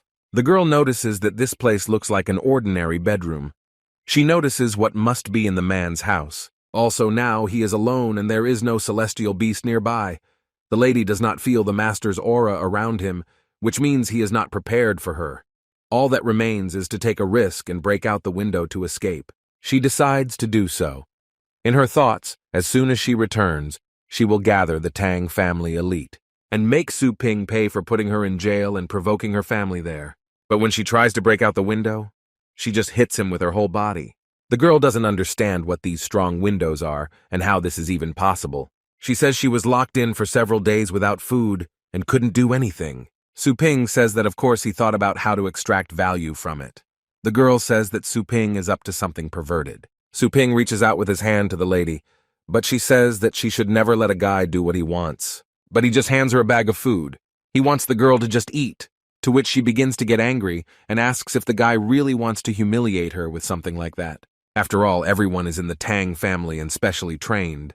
The girl says that she would rather die of hunger. But when Su Ping shows her the food, she can't help herself. The lady says that the guy is dead and he pays for it. But the guy says that he won't pay for anything. And on the contrary, the girl will pay. He hands her a temporary work contract. The next day, a crowd of guys who came to the store noticed that there are a lot of pretty employees, as if it were a fashion show. Joanna asks all clients to line up in 2 queues, one for cultivation and the other for renting sections. The goddess does not understand why she must now endure the looks of these stinking men. The lady does not understand the so-called value of serving these commoners. There is a door right in front of her eyes. This time it is definitely impossible to stop it. Su Ping reminds her not to forget about the contract. Now the girl will not be able to leave the door for a year. She says that while she was in danger, Su Ping forced her to sign it. She tells the guy not to think that this piece of paper can hold her. Well, when she leans against the wall, then she freezes in space because the wall doesn't let her through. And a moment later, with all her strength, she flies away from the doors to the other side of the room. The girl doesn't understand what kind of magical store this is because the windows can't be broken and you can't get out through the door. Su Ping says that, since Joanna arrived earlier, he will give her a couple of points so that she can teach the girl. At this time, behind the doors, 2 guys with a microphone and cameras are looking for the owner. Su Ping comes out and says it's him. He is asked if he ordered services for filming and posting short video advertisements on the website of the scammers. Su Ping understands that now most of the store's clientele is still made up of old customers who have cultivated celestial beasts of combat power below the 6th stage, and he should let everyone understand that he is now raising beasts of the 7th stage and higher. Su Ping summons his celestial beast, and asks reporters to film it. Buyers do not understand what is happening here. They smell the heavy smell of blood, also feel that the aura of this dragon beast is too terrible. The journalist asks the owner what his slogan is, to which Su Ping replies that he does not have any slogans. The main thing is that they remove the dragon and the name of the store. Su Ping understands that the light-bringing serpent purgatory, which took third place in the dragon rank, is the best sign. High-ranking people who know their business recognize it at first sight. Suddenly, a sister appears here. A guy in the form of a sister asks why she is not in classes. She begins to complain that the technicians are following her, even waiting outside while she is in the restroom. And they have such a strong aura that all her classmates were intimidated and ran away. But in response, Su Ping simply laughs at her. He tells her not to worry, and they won't harm her. Suddenly, Madame Tang family notices that the Snakeheart Elder is here. She is happy because she didn't expect to meet him here. And even though Su Ping defeated Mo Lao, who is ranked 8th in the Tang family, Snakeheart is ranked 3rd. And the weapon hidden in his hand is excellent, and he is capable of killing people hundreds of miles away unseen. The girl turns to the elder and asks if it is him. She also reminds her that her name is Tang Ruin. He recognizes the lady's voice and asks why she is here. After all, the family there has been looking for her for a long time in the secret kingdom. The girl replies that it's a long story, and this villain grabbed her and put her here. She asks to save her as soon as possible. But the elder can't believe her ears. Is she also caught by the owner? The girl notices Su Ping's sly look on herself, and is shocked if Elder Snakeheart is also caught. Lady Tang Ruin notices that Su Ping almost discovered her, but she doesn't understand what that means. What the Snakeheart said that the girl is also a hostage about orders the masters from now on to guard only the school outside and try not to disturb the sister. After all, the Su Ping family now has a special training field for the master, who can take turns training Xiao Yu there every night. The girl notices that in addition to Elder Snakeheart, there are other elders in the Tang family. She doesn't understand how this happened because they are the title masters in the entire city. The girl doesn't understand. Did they kneel to Su Ping? The system informs the owner that the rating of employee Joanna has increased by 1 point. Su Ping says that under the supervision of the system, she was not lazy behind his back and actually fulfilled the promise of training the new girl. 1 employee point exchange for a well-trained temporary worker is really cheap. He remembers the tree he took in another dimension. He asks in the system itself whether this tree grows in the ground as a living organism. The system says that this is a feeding instinct that develops due to the opening of the spirit. And unfortunately, the ability of the star cloud spiritual tree is very low. Su Ping asks what if the tree opened up completely, then would it be possible to use it as a celestial beast? They say that the spiritual tree from the star cloud bears fruit once every decade or even hundreds of years. Real commercialization is still a long way off, and if it can really transform into a heavenly beast like the system said, combined with self-healing sections, it will be possible to get a wave of harvest every year. Su Ping realizes that after becoming a martial beastmaster, his next step is to become a nurturer. But Su Ping still knows very little about real cultivation. But now he doesn't have time to think about these things. He asks the system to open the panel because he needs to continue to increase his combat power and prestige. He does not want to be famous and can hide at home every day to develop due to the ability of the system at the speed of a snail. On mother and sister must have the opportunity to do your own thing. Therefore, he will become so strong that no one in the city will dare to contact him. Tang Ruin notices that the power is back in action. She feels some familiar aura. Su Ping realizes that he is tired of fighting more than 100 times and is revived, but finally kills the beast. Since the release of the free resurrection period for beginners, this is the coolest thing that has happened to him. After all, the income of the new store is really impressive. The guy decides to take a shower and then continue fighting. But Joanna comes to his room and brings him something to eat. She says that his aunt made soup for him, and she pours it into his plate. Su Ping doesn't understand when the girl managed to become so caring, but this doesn't matter to him. After all, he won't be defeated in the store anyway. He won't even be able to be poisoned. The girl asks if the guy just used the power of the law of space to get to the divine border. The guy notices that the girl has good perception. Does she even know where he was?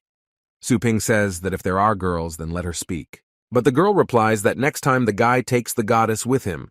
After all, she can use some of her power to help him improve his cultivation. Su-ping understands that the girl is definitely up to something. To which the goddess replies that the owner should not worry, and this time she does not need the employee's rating. But the owner understands that the girl is testing the boundaries of the store, trying out what is allowed and what is not. And in the girl's thoughts, she needs to be vigilant. And even if she had thoughts, under the pressure of the system and the contract, she would not be able to make a single outburst. Su-ping says that if the girl goes with him, then suddenly Tang Ruan will do something wrong in the store. But Joanna says that she has already taken care of this because Tang Ruan has been working honestly all day and is very tired. And also, the goddess cast a sleeping spell on her, and even if the apocalypse happens, then the girl will sleep until dawn. Su-ping calls it clean work.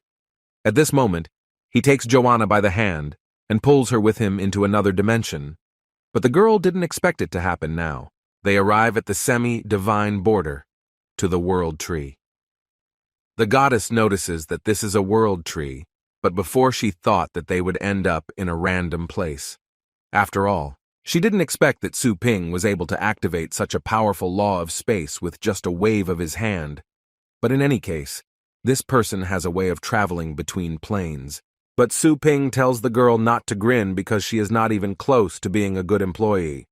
The goddess replies that the guy doesn't even understand that the power of which he possesses means for her people, because purebred gods naturally mature and become real gods, which is approximately on the same level as those ants whose she recently trampled, in other words, the so-called pure-blooded gods.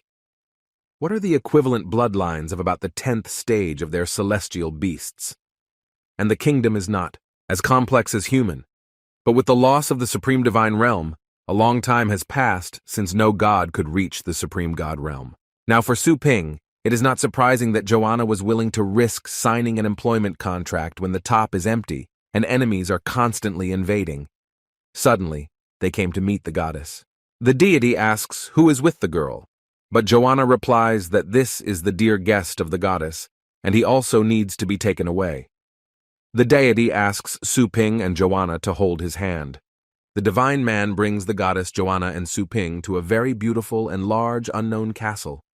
After they arrive there, Joanna releases the divine man. When they enter the castle, everyone greets her and calls her Your Highness. The goddess asks to prepare a divine source for her. Su-ping doesn't understand what it is. What Su-ping thinks is that the girl seriously wants to wash herself and change clothes before pumping.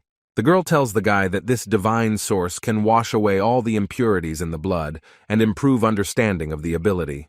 Effect: enhancements when promoted are hundreds of times better than the cultivation section in the store. The goddess says that only the best of them have the right to take the plunge once a year. She says consider the guy lucky.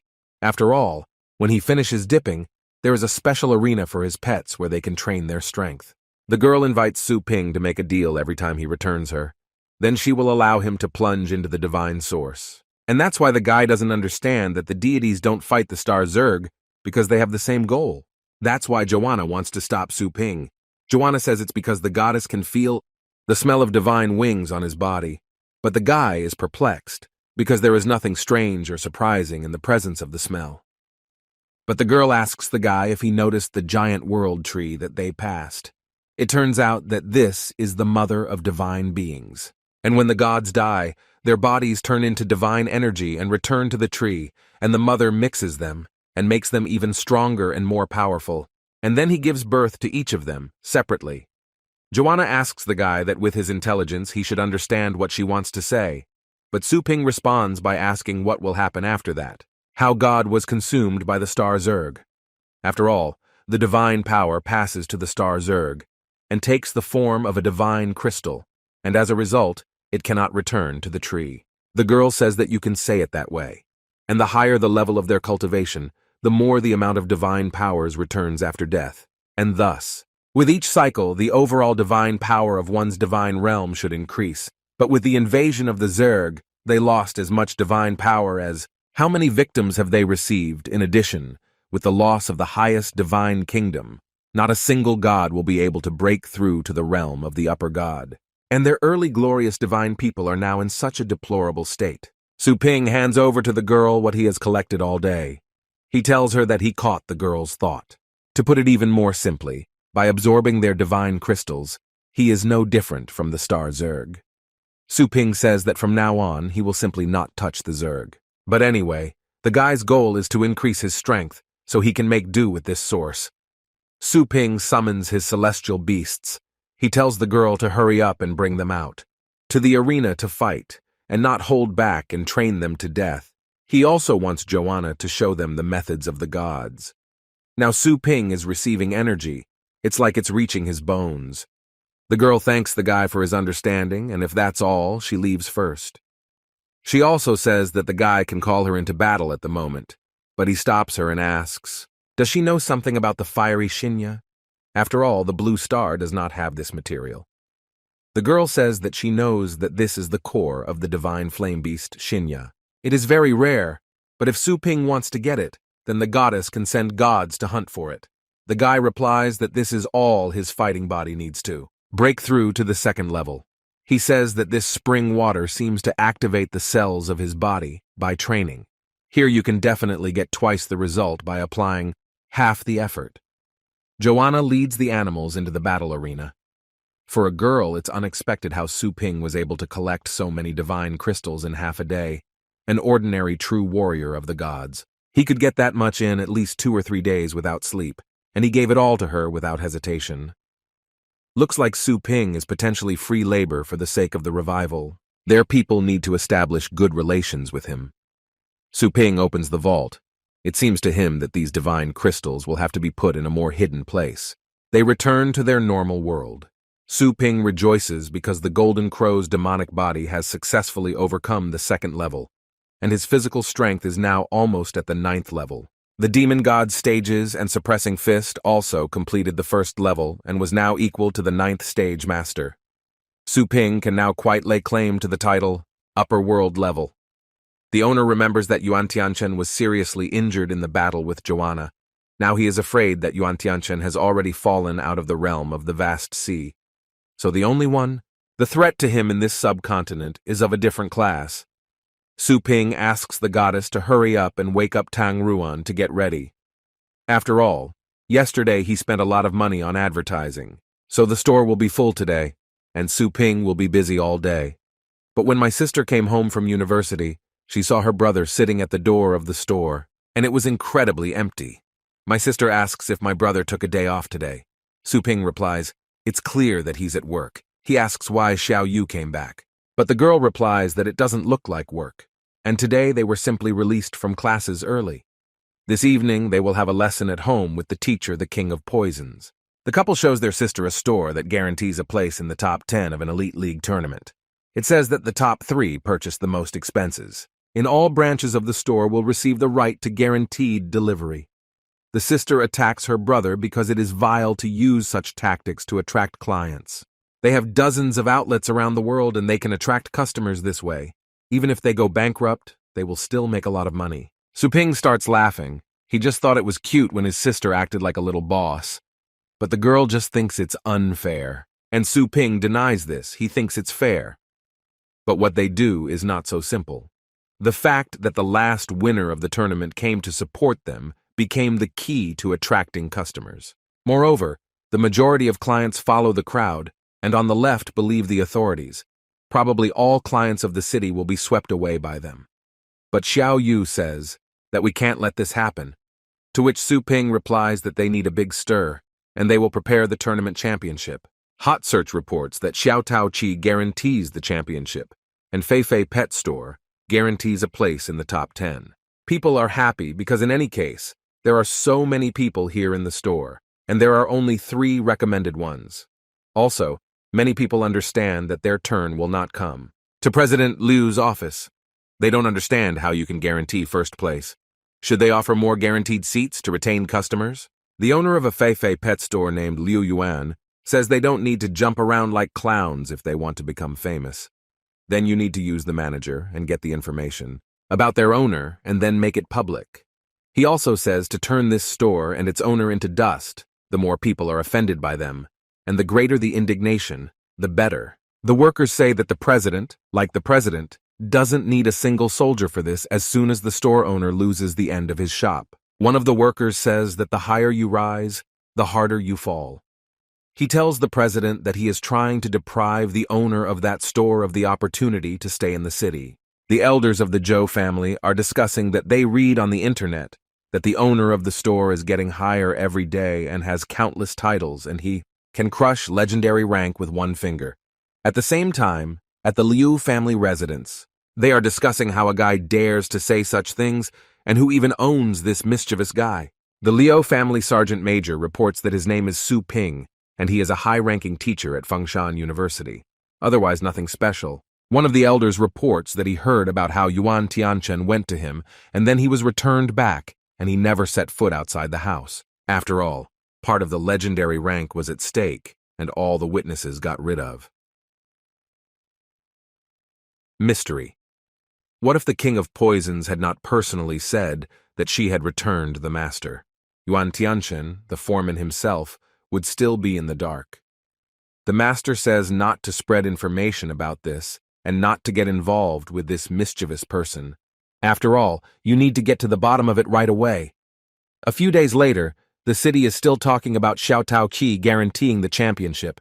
A third-year student, Xu Kuang, comes to Su Ping's store. He asks the master if he's joking, but Su Ping looks too serious. Xu Kuang asks who the master will choose then, but the sister begins to arise. Does Su Ping really want to promote one of the client's champions? But Petra replies that this is just a trick to attract traffic, because if there are too many uncertain facts to advertise, then this matter is closely related to the future of Xiao Taoqi, and you can't miss it. Su Ping says that's why he should choose someone he trusts. Xu Kuang asks whether false advertising will cause backlash. Na Peter asks what if he decides to advertise Xu Kuang while the guy invests money in cultivation more than others. Wouldn't that be enough to secure a place on the list? Xu Kuang replies that it is easy for him, but Xiao Yu tells her brother that she wants to take first place. She can also withstand any tough workout. She really asks her brother to pump her up, to which the brother replies so that the girl doesn't make him laugh. It's not a very good job to be a guaranteed champion.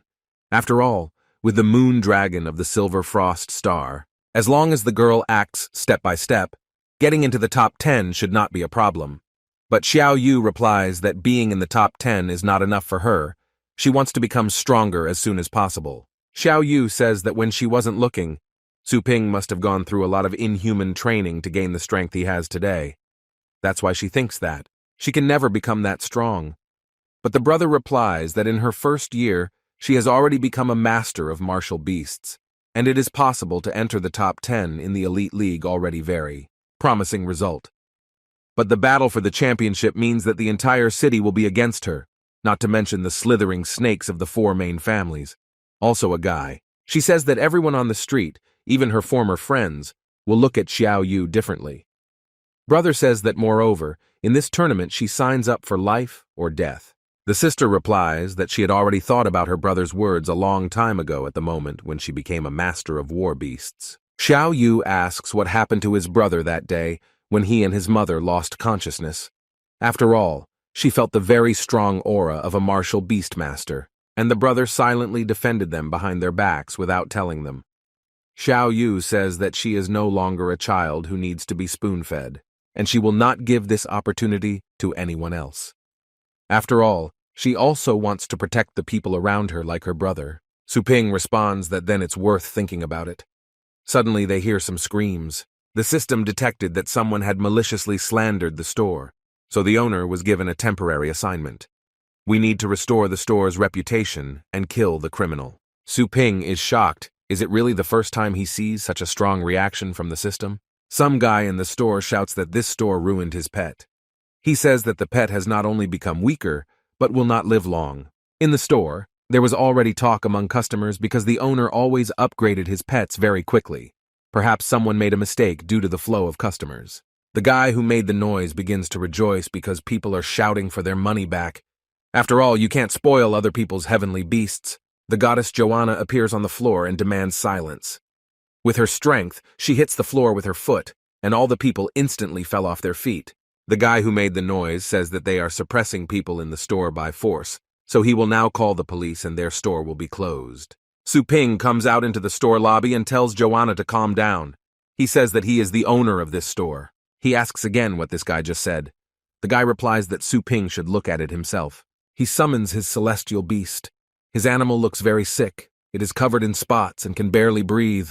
Su Ping looks at the contract and says that the day before yesterday a guy named Sul Chu handed over the heavenly beast to them.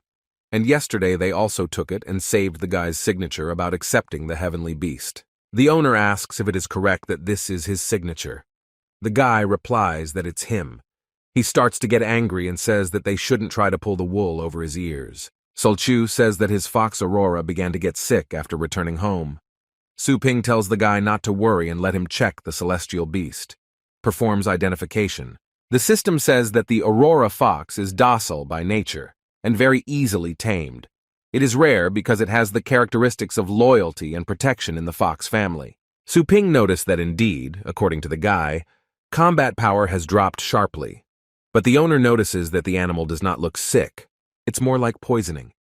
Su Ping asks Joanna if she can heal. But the master fox attacks Su Ping. He says that they were in a hospital where there are celestial beasts in the area. And the doctor told him that the mutation was caused by indiscriminate cultivation and use of drugstore. But the goddess Joanna approaches the beast and tells the guy to move out of the way. Now the girl will start treating the beast. She uses all her magical power to help the animal. The girl's strength helped the beast get to its feet. Joanna cured her in just a second. The owner says that they not only cured the beast, but even raised its abilities to a higher level. The owner of the beast says that since they cured him, he will leave the store alone. He also apologizes for offending the store. He takes his beast and is about to leave, but suddenly Su Ping's hand falls on the guy's shoulder. The owner tells Sul Chu not to rush because their store also offers aftercare services, so he asks the guy to come upstairs with him. Su Ping throws this guy into a closed room. He says that the first reaction upon seeing his pet cured is not relaxation, but nervousness. It's obvious that this guy was worried for a reason. The owner, in a stern voice, asks who sent this guy. But the guy is at a loss. He doesn't understand what the owner is talking about. He screams that if they don't let him go immediately, he will call the police. Su Ping lifts the guy and his beast into the air with his strength. He says that it's probably worth adding some bias, and he also asks when the guy is going to loosen his tongue. Su Ping says that if he remembers correctly, it seems that the titular ranks have the right to kill criminals without charges. Su Ping asks in a sly voice, "Is there really no need to file charges?" After all, he didn't try it. Scared guy says Liu family sent him. The owner understands that the Su family is the one behind the Fai Pet Store. Now he demands an explanation from the guy. The guy says that his heavenly beast was accidentally injured yesterday during competing with others.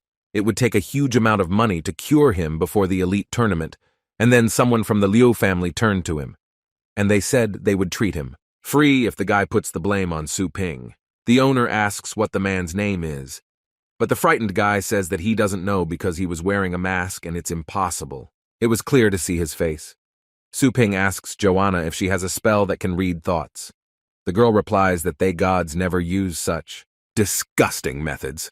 Su Ping promises the girl 2 points. He is afraid that the guy lied to him because he spoke too easily and in detail in his explanations, as if he had thought of everything in advance. And if Fai Pet Store really uses such low tactics, then when the situation changes, they will be the losers. The girl agrees to the owner's conditions. Sul Chu tries to defend himself and orders his beast to use the Aurora Beam, but the girl easily repels the blow and uses Soul Inspection. Nurturing effect. He's definitely great. Get a good rating in the competition. And the money that the guy owes to the Zhou family must be paid with interest. But the guy asks for another one, the month when he will receive prize money for the competition. They tell him to stop talking nonsense. He is given the poison of the 9th stage black hell spider and ordered to lead it to his heavenly beast and frame the Liu family. Then the guy's debt will be canceled. The guy says that he heard that it makes the whole body fester and die from pain, and there is no cure for it. They ask him if this is not just a beast of the 6th stage. If the guy manages to set them up, the Lord will reward him with a pedigree of the 8th stage. Su Ping says that now the guy is no longer a tenant, but he replies that he had no choice, and he asks to let him go. But suddenly, Su Ping is attacked by the fox Aurora. She holds his hand. Shu Kuang at this time says to let the guy go for the sake of the beast. After all, from now on he will take good care of it, and without him the beast will die. Su Ping calls Joanna. He promises the girl 2 more points if she terminates the contract between Shu Kuang and the beast. The girl fulfills the task of her master. She uses her power to break the contract. And when the contract was terminated, Fox Aurora immediately released Su Ping. Now it's starting to go away. Shu Kuang says that Aurora the fox should come back because he is her owner. To which Su Ping replies that Shu Kuang, the fox is no longer worthy to be the owner because he is vile. Shu Kuang asks Su Ping's master not to kill him, but the owner replies that he will not kill him because he does not like to get his hands dirty. And they go to the Zhou family residence. Their guards notice that someone is flying in the sky. They don't believe their eyes. Is this really a title rank? They ask to know the name of the master and what brought him to the Zhou family, to which Su Ping I answer that they should call their clan. After all, the mischievous owner of the pet store came to visit. The security asks Su Ping to stay put. They have already informed the head, so they ask him to wait a little, that he doesn't have much patience. He tells his luminous beast purgatory, and they fly up.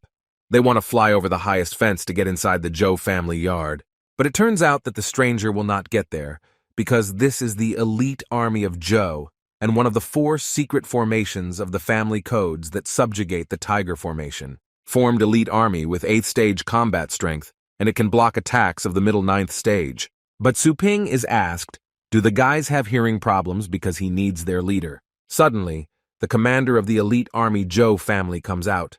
He calls the guy arrogant and asks if he really wants to see the patriarch. He also says that entry is without. Pre-registration is prohibited, even if the guy is the owner of the title rank. Su Ping starts to get angry, and since the head doesn't want to come out, then the guy will have to knock on the door.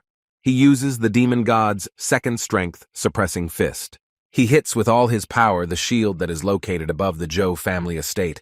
The army is in shock. They don't understand what kind of fighting style this is, because this is an unusual power of the title rank. The commander orders to use all his strength to fight off the guy, and now death awaits him. The captain says that Su Ping is just a title rank, and it is absolutely impossible to break the formation that subdues the tiger with one movement. They are holding the line, but suddenly the army is not doing well, and they are bleeding. The captain doesn't understand how. This is possible because the power does not weaken. Is this guy really planning to destroy their Zhou family? Zhou family arrive. These are gentlemen, vice-rectors. They say it's better to die standing than to live on your knees. Masters use the explosive Xuanwu style, and their shield falls to pieces. But Su Ping's huge star power hand also gets damaged. The captain thanks the vice-rectors for their measures. One of the masters says that the elite army is Zhou, consisting of elite students of the Zhou family. And to join you must be at least at the 7th stage. He asks the army when they became so ineffective. This is the head of the Zhou clan named Zhou Tianlin. He says that the army can't even stop one title master. He had to use a protector close to him. The captain admits that he is to blame from his own weakness. He asks to be given the opportunity to correct his mistakes and catch the stranger. With his animals, he finds himself in the middle of the Zhou family yard. He sees Zhou Tianlin and asks if he is in charge here. Su Ping says that he will get straight to the point because Zhou Tianlin's people were planning to harm his store. One of the chapters is the left projector of the Zhou family. He says that Su Ping is impudent and how dare he even break into their house and speak slander and order their patriarch. The second of the chapters is Zhou Ji. This is the right projector of the Zhou family. He asks if the guy broke in alone and wants to take someone away. In this moment, Zhou Ji summons his beast into nightmarish chaos. He says that the guy is going to die, and the elite Zhou army is completely ready for battle. The chiefs order their army to crush Su Ping. But the guy doesn't understand what's the use of these stinking fish and rotten shrimp. Turns to his beast. He asks his frog at the bottom of the well to let him show the beast to use the formation. This is Zhou family's secret information, and divine punishment Qinlong. He understands that he did not expect to see a dragon, but he asks the head of Zhou, who assured him that he wants to continue. Hide the criminal. The gap between the forces of the 9th stage is extremely large, comparable to the gap between the 1st and 9th stages. Zhou Tianlin doesn't understand. After all, the guy standing in the face of death is still so arrogant. He says that now it's too late for the guy to ask for mercy. After all, the lowest 9th degree versus the highest 9th degree. It's like fighting against the 3rd stage. Zhou Tianlin says that the guy's strength is at the maximum of the highest ninth stage, and from the divine bark, Qinlong, is at the limit of the ninth stage, half a step away from the legendary rank, and it is capable of rivaling Tao Zong. Su Ping orders his luminous serpent Purgatory and dark dragon dog to get ready. He wants his animals to put their enemies on their backs and destroy them. The animals go into battle. At this time, the guy Shu Kuang asks for mercy and help. The master does not understand how to attack the maximum ninth stage. Was blocked. They don't understand what kind of abnormal defense this is. Su Ping says it's none of their business. And also the guy says that he is not here to reason with them. Little skeleton using his sword. Zhou Tianlin cannot understand what this skeleton armed with a rotten tooth wants to do. But he's going to slay the dragon. Zhou Tianlin doesn't understand. Is it really a dragon prince? It's bad that this is a rare technique against a dragon type. The master understands that it was in vain to underestimate this seemingly weak and pitiful skeleton. He uses armor melting, but Su Ping notices that the master only remembered about the armor. But it's too late to use this. In this moment, the small skeleton destroys Zhou Tianlin's defense with just one fell swoop and injures him. Zhou Tianguang says they just wanted to lure Xiao Taoqi to stab the family in the back. But the master of his star power erased the key memories of the video links and so on of those people. He doesn't understand how Su Ping reached them. The guy asks again. He asks to show them people. He asks, are they going to cover them too? Now without power, Zhou Tianlin says that they will show him now. Su Ping waits for the master to bring these people. Zhou Tianlin considered the guy only a killer knife, but this knife is not a weapon, but a real god of death. Half of the elite army was killed, and the Zhou family's huge house was destroyed, and the 4 titular masters were injured. This loss far exceeded their expected growth. One of the guards reports to the head that they all want to see him here. These guys are asking for mercy, and not to be killed. Zhou Tianlin shows these guys.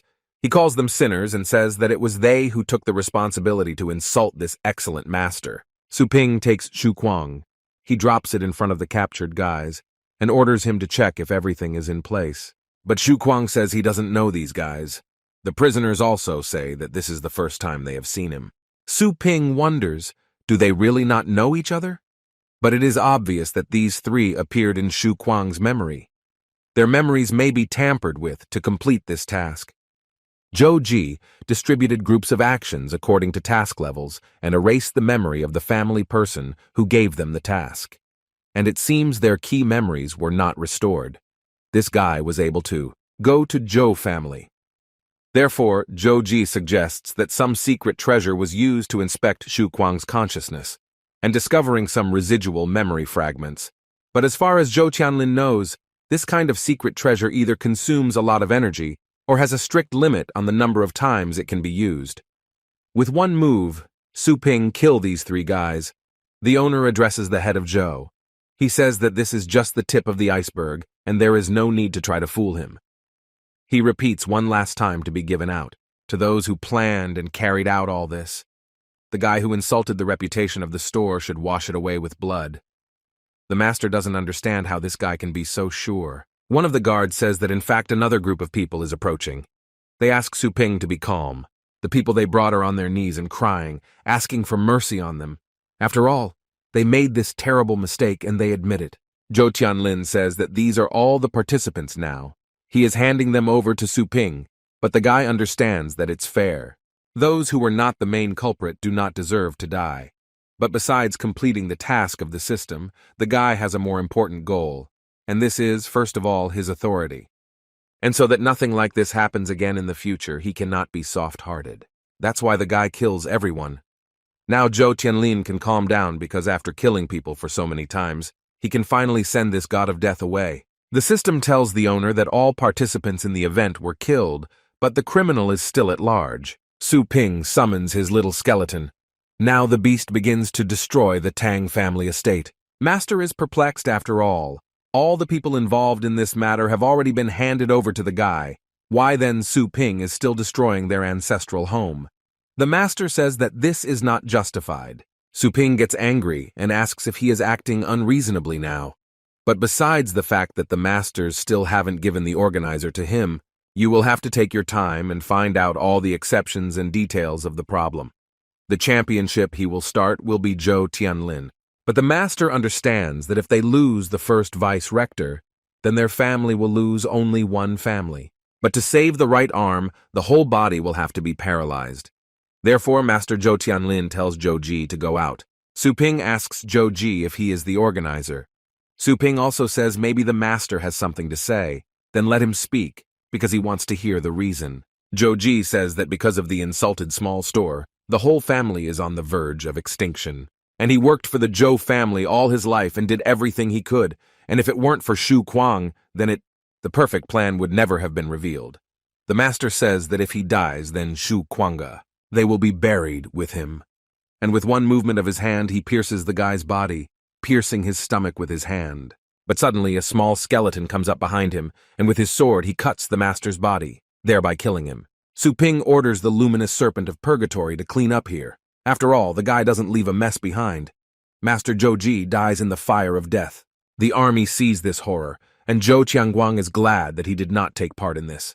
After all, now he too would die from the fiery knife of a small skeleton. Zhou Tianlin says that from now on the entire street where Xiao Tao Qi is located is prohibited for the Zhou family. And now he shouldn't. Contact this person more. The system notifies the owner that the criminal has been killed and the task is now completed. After hitting the little skeleton, Shu Kuang and Zhou Jia left only an empty space or footprints on the floor. Zhou Tianlin is called Su Ping Master and says that everyone who is involved, to the stain on his store's reputation, Su Ping is now loyal. But the guy says that this is not the end because he is only after the villains, but the negative impact that they did not have will still remain. He says that the Zhou family should publish a notice in the city admitting their actions and clearing his name. In addition, his lost wages for the entire morning should also to be compensated. Zhou Tianlin explodes with anger inside, but he says that the old man is doing a great job announcing the apology. And this gossip on the internet is rumored to be the owner. A pet store that holds the legendary rank and tramples title ranks is not a rumor but a fact. As for compensation, Zhou Tianlin wants to know what the Su Ping family is missing. The guy says that he only needs one set of heavenly treasures to train martial beastmasters, a set of the master class they taught the young master. Zhou Tianlin is at a loss because the young master is the first legacy of the family, and to raise the young master to a level that will surpass the level of the previous patriarch is considered that these are the best resources available to their family. Zhou Tianlin starts to get angry. Is Su Ping planning to turn their family into pigs? After all, by transferring these resources, their family will never become stronger. Su Ping says that you can say so, but there is still one thing that Zhou Tianlin may have overlooked. This is that even if she is a pig, the guy is sure that he can raise her to the level of the head of the clan. The army begins to get angry, because they don't understand how the guy even dares to compare their patriarch to a pig. After all, a soldier can be killed, but you can't humiliate, and if Su Ping wants to fight, then they will fight. Zhou Tianlin orders his army to be silent. He says to the army, have they forgotten that this man's skeleton has a strange appearance and deadly power? After all, he was originally a celestial beast with a first-stage bloodline, and demonstrated the aura and power of the king of beasts. Another couple said that they could raise a pig to the 9th stage. Therefore, now the master is afraid that this may not be a metaphor. Su Ping says Zhou Tianlin is really worthy. Be the head of the clan. And also, if Zhou Tianlin cooperates with him, he can raise super strong animals for him and provide him with rare pet food at a price much lower than the market price. The guy also says that in order to challenge the 4 other families in this war, a good armed army is needed, and Su Ping is just a merchant. Weapons that can arm them with a nuclear warhead. Zhou Tianlin doesn't believe what he hears. Is this guy targeting the 4 major families? But the guy suggests taking a broader look at the situation.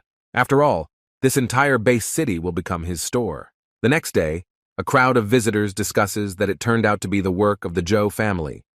They also heard that boss Su Ping, in a fit of rage, came to the Zhou family and divided. Their residence is divided into 4 parts. It turned out that this was the work of evil tongues. Visitors say that boss Su Ping does not play games, but he plays for real. The store system notifies that the store's reputation has been restored. And 1 book. Legendary beast skills acquired. Su Ping wants to open this book. He opens it and cannot understand what is in front of him. This is the skill of the legendary celestial beast on the beast soul bed. It gives the celestial beast the ability to merge with its owner for a short time, and after the merger, the owner receives all the power of the pet with each merger, and the owner temporarily receives one of the pet's skills that is twice as effective as the original. Su Ping doesn't believe what he sees after all. An ability that can only be possessed by legendary martial beast masters can really be learned directly by celestial beasts. Su Ping realizes that this is a terrifying skill book. He thinks about which pet to give it to. He can give it to the tonic snake of purgatory, and then the owner will become a dragon warrior.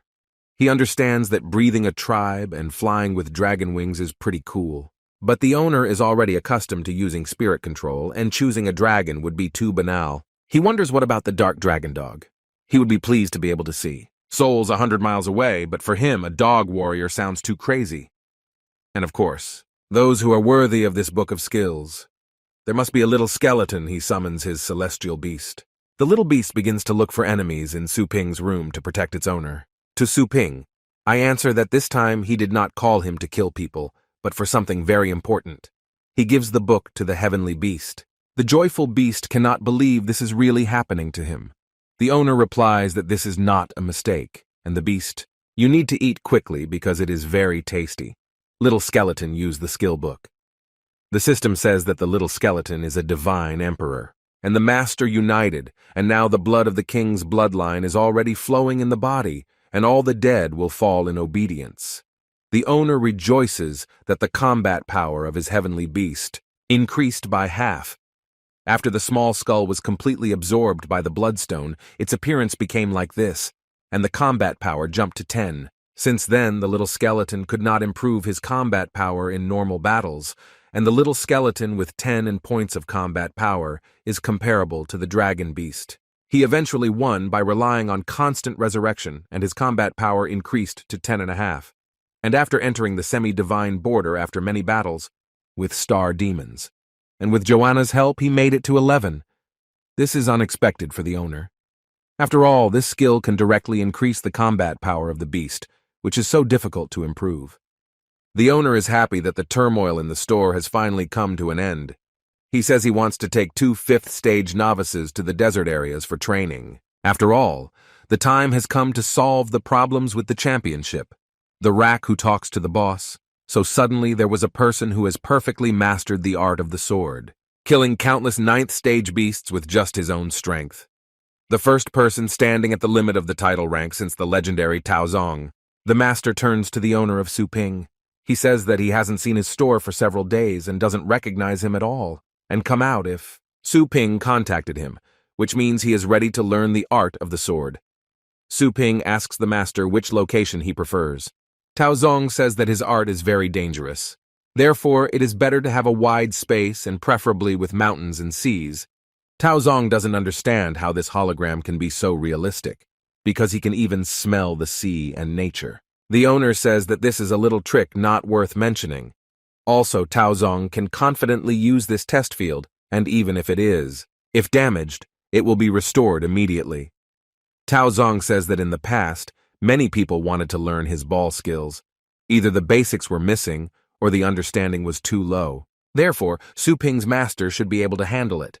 The master asks the guy to find his sword. Su Ping says he's starting. He summons a small celestial beast, and the master doesn't understand. Is it really possible that the one he should teach the art of the sword is a small skeleton? Su Ping says that he will be away for a while, and will not be able to cultivate. It's so that Tao Zong will guide the beast during his absence. It's certainly not that simple. Su Ping takes out the spiritual tree fruit. It can directly increase the star power level of a martial beastmaster below the 9th stage by 1 level. Even though Tao Zong is a 9th stage, it will be difficult for him to break through to the legendary rank. But it is quite enough to reduce the training time by 1 or 2 years. Moreover, this thing is too expensive for a martial beastmaster. Therefore, it has already become priceless. And without the necessary, a person cannot buy this connection even for hundreds of millions. Tao Zong tells the owner that this is not a question of money. And if he doesn't have basic skills of at least the 9th level, then he can master his Blade of Stars. On Tao Zong, he is afraid that the beast will not even notice him. The little beast suddenly flies up and uses supreme sword art. asks what he thinks. Senior Tao Zong, does the little skeleton have enough base? Tao Zong says that above sword art is a 7th stage pet skill, and he can already add 60% of its own strength to its basic attack, what is on the threshold of the sword art. A small skeleton with this one blade technique already has the power to destroy the world. The unique thing is that the Tao Zong technique can add 120% of the power to the base attack. He can imagine how strong this little skeleton will be if he can learn this. Tao Zong wants to do everything possible to teach this little beast how to use a sword, and if he can't teach him today, then don't eat.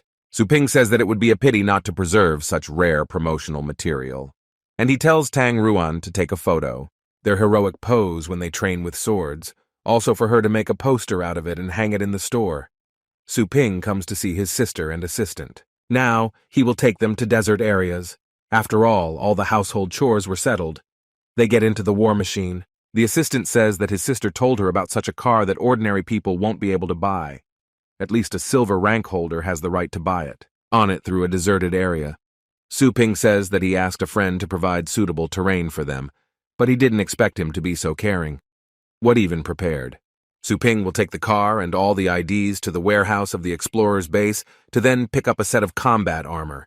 The sister says that she read on the internet that her brother there was some kind of skirmish. The brother replies that he is completely fine.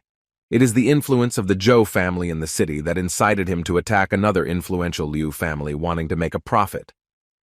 But now, the guy has achieved justice by killing their senior management involved in this along with their subordinates. The assistant can't believe what he hears. After all, Zhou family, one of the most prestigious families in their city, sister asks, is it really because of her championship? But the brother replies that for every strong person, there is an even stronger one. The growth of their family. It will inevitably lead to a clash with the old forces, so it's not my sister's fault, and let her not take it to heart. Just selfishly, Su Ping didn't want to involve his sister. The assistant asks, did the master originally plan to take first place? Su Ping replies that he is the owner of the store, and he has no need to become a champion. That's why he chose them. Additionally, the biggest advantage of being a champion is that they can receive guidance from the legendary Beastmaster. A guy and a girl are watching a long-range devil hound. Combat power which is equal to the lowest 7th stage. Heavenly Beast Xiao Yu using Dark Flame to fight the huge, a dangerous beast. But this monster suddenly releases huge demonic games from your body.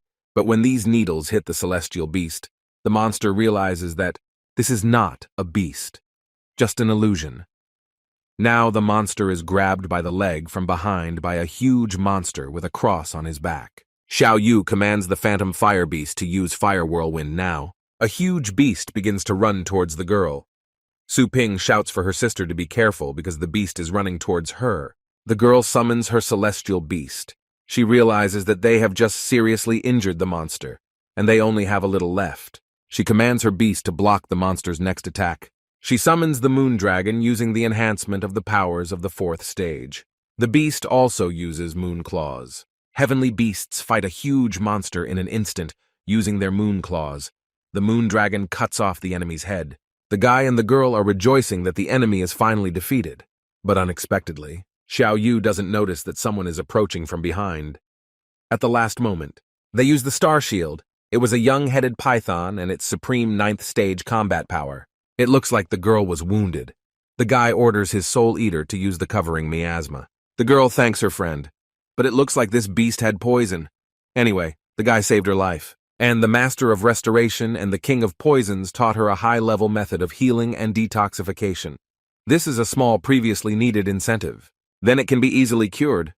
The guy says that little sister is incredibly cool, but Xiao Yu orders the guy not to call her sister anymore. The heroes notice that this beast called his relatives.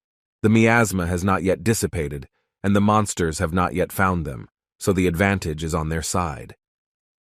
Su Ping tells them to hold their breath and let the swamp crawler team up with his phantom fire beast to crush the monsters. Before, the owner thought that her sister would beg in tears to return, but Video Brother underestimated her.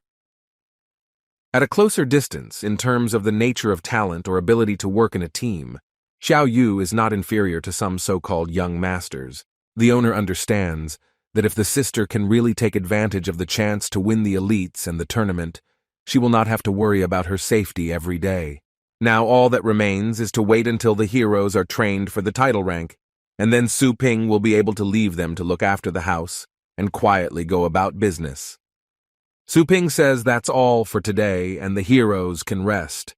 But they say that they feel how their energy is beating over the edge and they are not tired and want to kill several more animals. They had never enjoyed a battle so much. The sister says that she is saving money to upgrade her moon dragon and get on the list of best buyers. The head of an unknown animal was successfully entered into the database of explorers at the counting point. Passes from number 9 and comes forward because his merits have been counted. He asks how many merits he got. The number of registered is 1 person, and only 1,280 points. The guy doesn't understand why it's so few. He killed so many animals. I answer him that you evaluate merit for hunting. Animals of the first stage are worth 10 points of merit, and the second is 50 points. The third is 100 points, and the fourth 1,000 points. The fifth 10,000 points. The sixth and 100,000 points, and the seventh 500,000 points. The tallest animal he has ever hunted. A was identified as a 4th stage beast, but if you return alive from a solo expedition, then it goes better than many people. They tell him to keep it up. The next group of night wolves passes. The number of registered is 64. Their merits are counted. Just 1,500,000 points. The guy doesn't understand. Why do they have more than 1,000,000 merits? Because this is the hunting volume of a group of explorers. Workers ask the group how they want to distribute merits. They answer that the first team. The second team receives 100,000 each, 20,000. And the interns cost 5,000 for each guy. He doesn't understand. He hunted alone in desert areas, and he received a pitiful 1,000 of merit after such hard work. And what kind of trainees get 5,000 each? He understands that he doesn't need a solo hunt now, and the following number of registered people must join the group. 3 people. They deserve only 2,200,000 points. Everyone around them just shocked.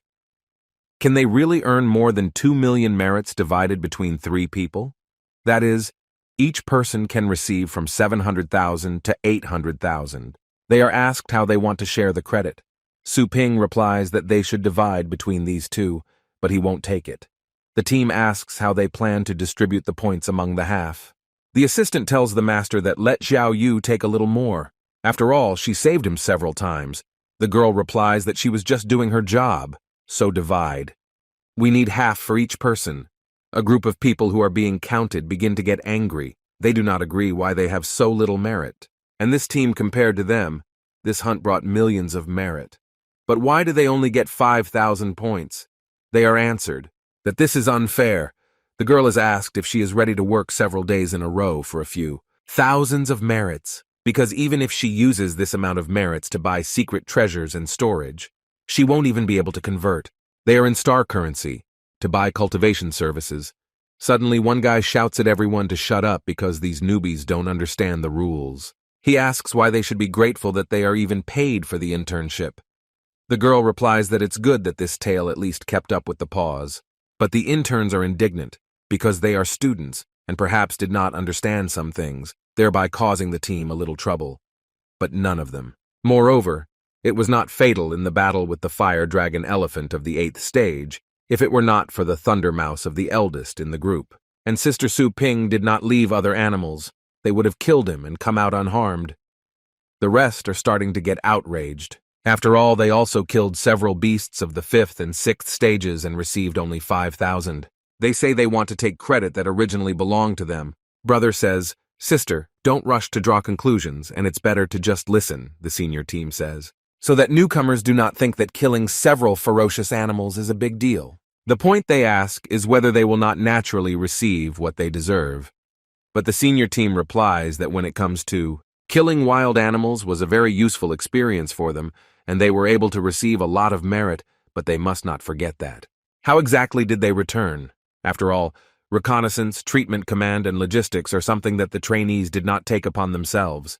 And since they decided to join the team, naturally they risk it for them, and they will even be an intern. Compensation is paid for any injury they suffer. But this also means that they are no longer left to their own devices for every profit they earn. Distributed among them accordingly, who contribute. If trainees are dissatisfied with their current income, they can go and learn. The wasteland itself will tell them the value of each thing. Su Ping understands that his sister is a brave girl who hates injustice. This is not bad, but it is easy to fall before gaining strength, so now is a good time to wean her temper in empty areas. Su Ping starts to leave and asks why his sister froze, because the road she has to go through is 100 times harder than theirs. He offers to exchange merit points for currency, and return to the store to upgrade because there is a month left and every week. He will drag them into desert areas to earn some money. It is up to them whether they can reach the top of the buyer's team rankings. They return to the store, they take the necessary things to pump up their level, and go to fight to increase their strength. Su Ping says that tomorrow is the opening day of the tournament, and today the buyer rating has suspended its work and is guaranteed. The winner is confirmed. The mischievous guy is finally ready to name the captain. Astral Pet Store rejoices that the mischievous guy is finally ready to name his name. He wants the name of this person to spread throughout the base, the city during the day, and if the Flabby Joe family could not defeat him there, do not think that the 4 main families will be able to do it. Joe family see that the person who is going to fight with them is just a young animal and defeating him is a piece of cake. Joe family assistants ask the head that if during the tournament they meet this person, then nothing will happen to him if he kills her right away. The long-awaited Longjiang Base City Global Elite League tournament and preliminary rounds are declared open. Spectators rejoice. They can no longer wait that everything will begin soon. They came to see the rivers of blood in full. Many who have already felt the enthusiasm of this tournament without further ado. The host says that let the participants show themselves due to the large number of participants. The presented rounds will be divided into 30 arenas, which will be held simultaneously. The first participant is Martial Beastmaster Xiao Yu, and the number of participants in this tournament is 1,000 people. The gate is closed, and the arena's energy shield and force field are activated for this round's selection, the Swarms round. The participants are scared of the insects. These are wild phantom bees of the 5th stage. The presenter says that the rules of the qualifying round are to survive the phantom bees, and the stings, which are enough to injure them. The entire time limit is 6 hours, but to last 6 hours against so many phantom bees is it's unrealistic that most of the participants run away from the competition. They say that this is not a competition but a knockout game. They don't want to compete. They are not surprised why they had to sign the individual responsibility agreement. The presenter asks all participants to call on their pets. The vice-chancellor of Dunn University says that this tournament is much more difficult than the previous ones. But this level should be an easy game for the guy from Chen Shan, and the vice-rector of Chen Shan University. In the name of Zhou Yuncheng, he says that the Yaha member who was carefully prepared is not too far behind. The vice-chancellor says that the younger sister of teacher Su Ping is the focus of today's competition. Vice-rector Zhou Yuncheng greets teacher Su Ping. He says that after the last exchange match, his heroic behavior haunts the hearts of all Chen Shan disciples, and their admiration for Su Ping is like a raging river, endless. The vice-rector wants to ask the guy if he would like to become a gold-rank teacher at their university. They will pay him 5 times more. Then Fengshan vice-chancellors begin to quarrel because the university vice-chancellor Chen Shan is stealing people right in front of the vice-chancellor Dun, to which vice-rector Zhou Yuncheng asks that isn't it useless for them to have a master of such a level that they cannot afford. Vice Principal Dun tells them not to poach the guy because he was just about to propose to teacher Su Ping. At this time, Su Ping says that he has been a little busy lately, so he has not been teaching, and he also used his connections at the university. In order to get materials for training, probably his teacher rating is nowhere lower. Vice Rector Dun replies that while he is here, no one will dare to lower the owner's rating. The vice-chancellor says that he heard that Su Ping alone suppressed the entire Zhou family, and with his strength, even if he does not teach, it will still be a huge advantage for them in Fengshan. In addition, many students who visited Su Ping's store reported that their heavenly beasts became much better, and thanks to his store, it became much easier for their teachers to achieve. The vice-chancellor plans to appoint Su Ping as the director of their improvement department. Although this is a new department, half of the resources at the university will be its location. Dun says that the guy can no longer teach, and he only needs to take on the job of raising celestial beasts for the entire university. The guy says that he doesn't want to listen to anything other than the tournament, so he agrees to talk later. Vice Rector Zhou Yunchang is angry after all. This damn old fox to win over. Su Ping did not hesitate to give up half of the university's rights and lack of teaching morals. If Zhou Yunchang had known about this before, he would have offered it to Su Ping first. The host asks if the players are ready. After all, everyone who leaves the field or is unable to move will removed from the field by nice staff, and by the way, anyone who damages the grass flowers will also be disqualified from the tournament. When the tournament begins, the paralyzing twisted needle goes into battle. The host says that unexpectedly many drop out, because this tournament looks really exciting and another unlucky participant becomes Roy's target, but the girl jumps and dodges the blows. The presenter says that this nimble movement of the participant is too beautiful. These bees are not controlled by the martial beastmaster, but the girl does not understand that if this is a colony of wild bees, then why were the grass flowers not attacked? Perhaps it is a coincidence that the presenter comments that on the other side of the field a guy is fighting against bees. He crushes them with force. The guy is trying to kill all these phantom bees and then everything will be over. The presenter says that the participant still has not shown his celestial beast and is relying solely on, with his well-honed tactics, he was able to kill several phantom bees of the 5th stage. This is a way to hide his strength and a way to show it. But it turns out that this participant chose the wrong way to solve the problem, and it has been eliminated because transparent butterflies reproduce very quickly, and the leaders have a very large supply of these butterflies. Therefore, even if the participants are strong, they should not take them lightly. Xiao Yu understands that most of the participants are at the 4th stage, and only some of them have reached the 5th stage, and there are only a few people at the 6th stage. But even if there was a 7th stage master, he would not be able to withstand such an intense attack for 6 hours, not to mention that the swarm cannot be reduced by force. The girl understands that the test of this round is not combat strength, but something else. The participants notice that this is a little girl who wants to compete for the championship with the young masters. They think that she is impudent and decide to show her who is stronger. This is the younger generation of the Tang family. The girl tries to lure the bees towards the grass flowers, and of course they were not perceived by the swarm as enemies, and were simply ignored. Such a precise identification of the girl's enemy, only 2 options come to mind. The first is that control of celestial beasts at a distance. The second thing is that on the body of the woodflower there is some kind of secret treasure that can repel insects. If this is the first option, then she should be able to feel the supreme being using his star power. But so far she hasn't found anything, and if this is the second option, then this can be associated with the rule not to harm herbal flowers. But suddenly the guys release their blades towards the girl. These are unique hidden weapons, the scorpion silver needle sting and the twisty dragon heart wound. It is said that these 3 unique weapons are so poisonous that one of them is enough to kill a person below the 6th stage. The girl notices this, but she was taught a unique skill to give such attacks. She uses grafting and directs these hidden weapons towards the guys who attacked her. They don't understand how the girl could repel the attack. The judge comments that the 3 special contestants were stung by a swarm of bees. The presenter says that it's a pity that the guys lost in the preliminary round. Xiao Yu understands that somewhere in the arena there must be other treasures that repel insects, and if she finds them, she will be able to pass the arena. The guy orders his fire frog to use a firewall to protect himself from the outside. The wall of fire is too dangerous. Other participants ask the guy to let them inside. But the guy asks, are they really taking him for a fool? After all, this round is not elimination. And even if what saves them is that if they throw him out, the guys promise that they won't stab him in the back. They only ask for help.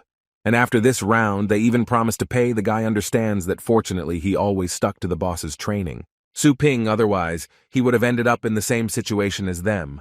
The girl notices that the entire arena was scanned, and no secret treasures from insects were found. She doesn't know if they could be hidden among the bees. She also thinks that if they are hidden inside the phantom bees, then with the help of star power, she will be able to sense them. It is she who uses star power and understands that one of them must be especially heavy. She found this bee. She uses the efforts of the forces and speed of the 5th stage. She catches her and tears off her wings. She understands that this is exactly what she needs. The presenter says that unexpectedly, in 1 hour, Someone was the first to find the correct way to complete the round. The rest of the participants do not understand how this even happened. The presenters congratulate the participant. With victory in the first round, the rest of the participants now understand what's going on. They killed so many insects and broke several hidden treasure rings, but nothing happened. Projector Dunn says that fortunately there was no danger, but he began to think that Feng Shan was about to lose another star.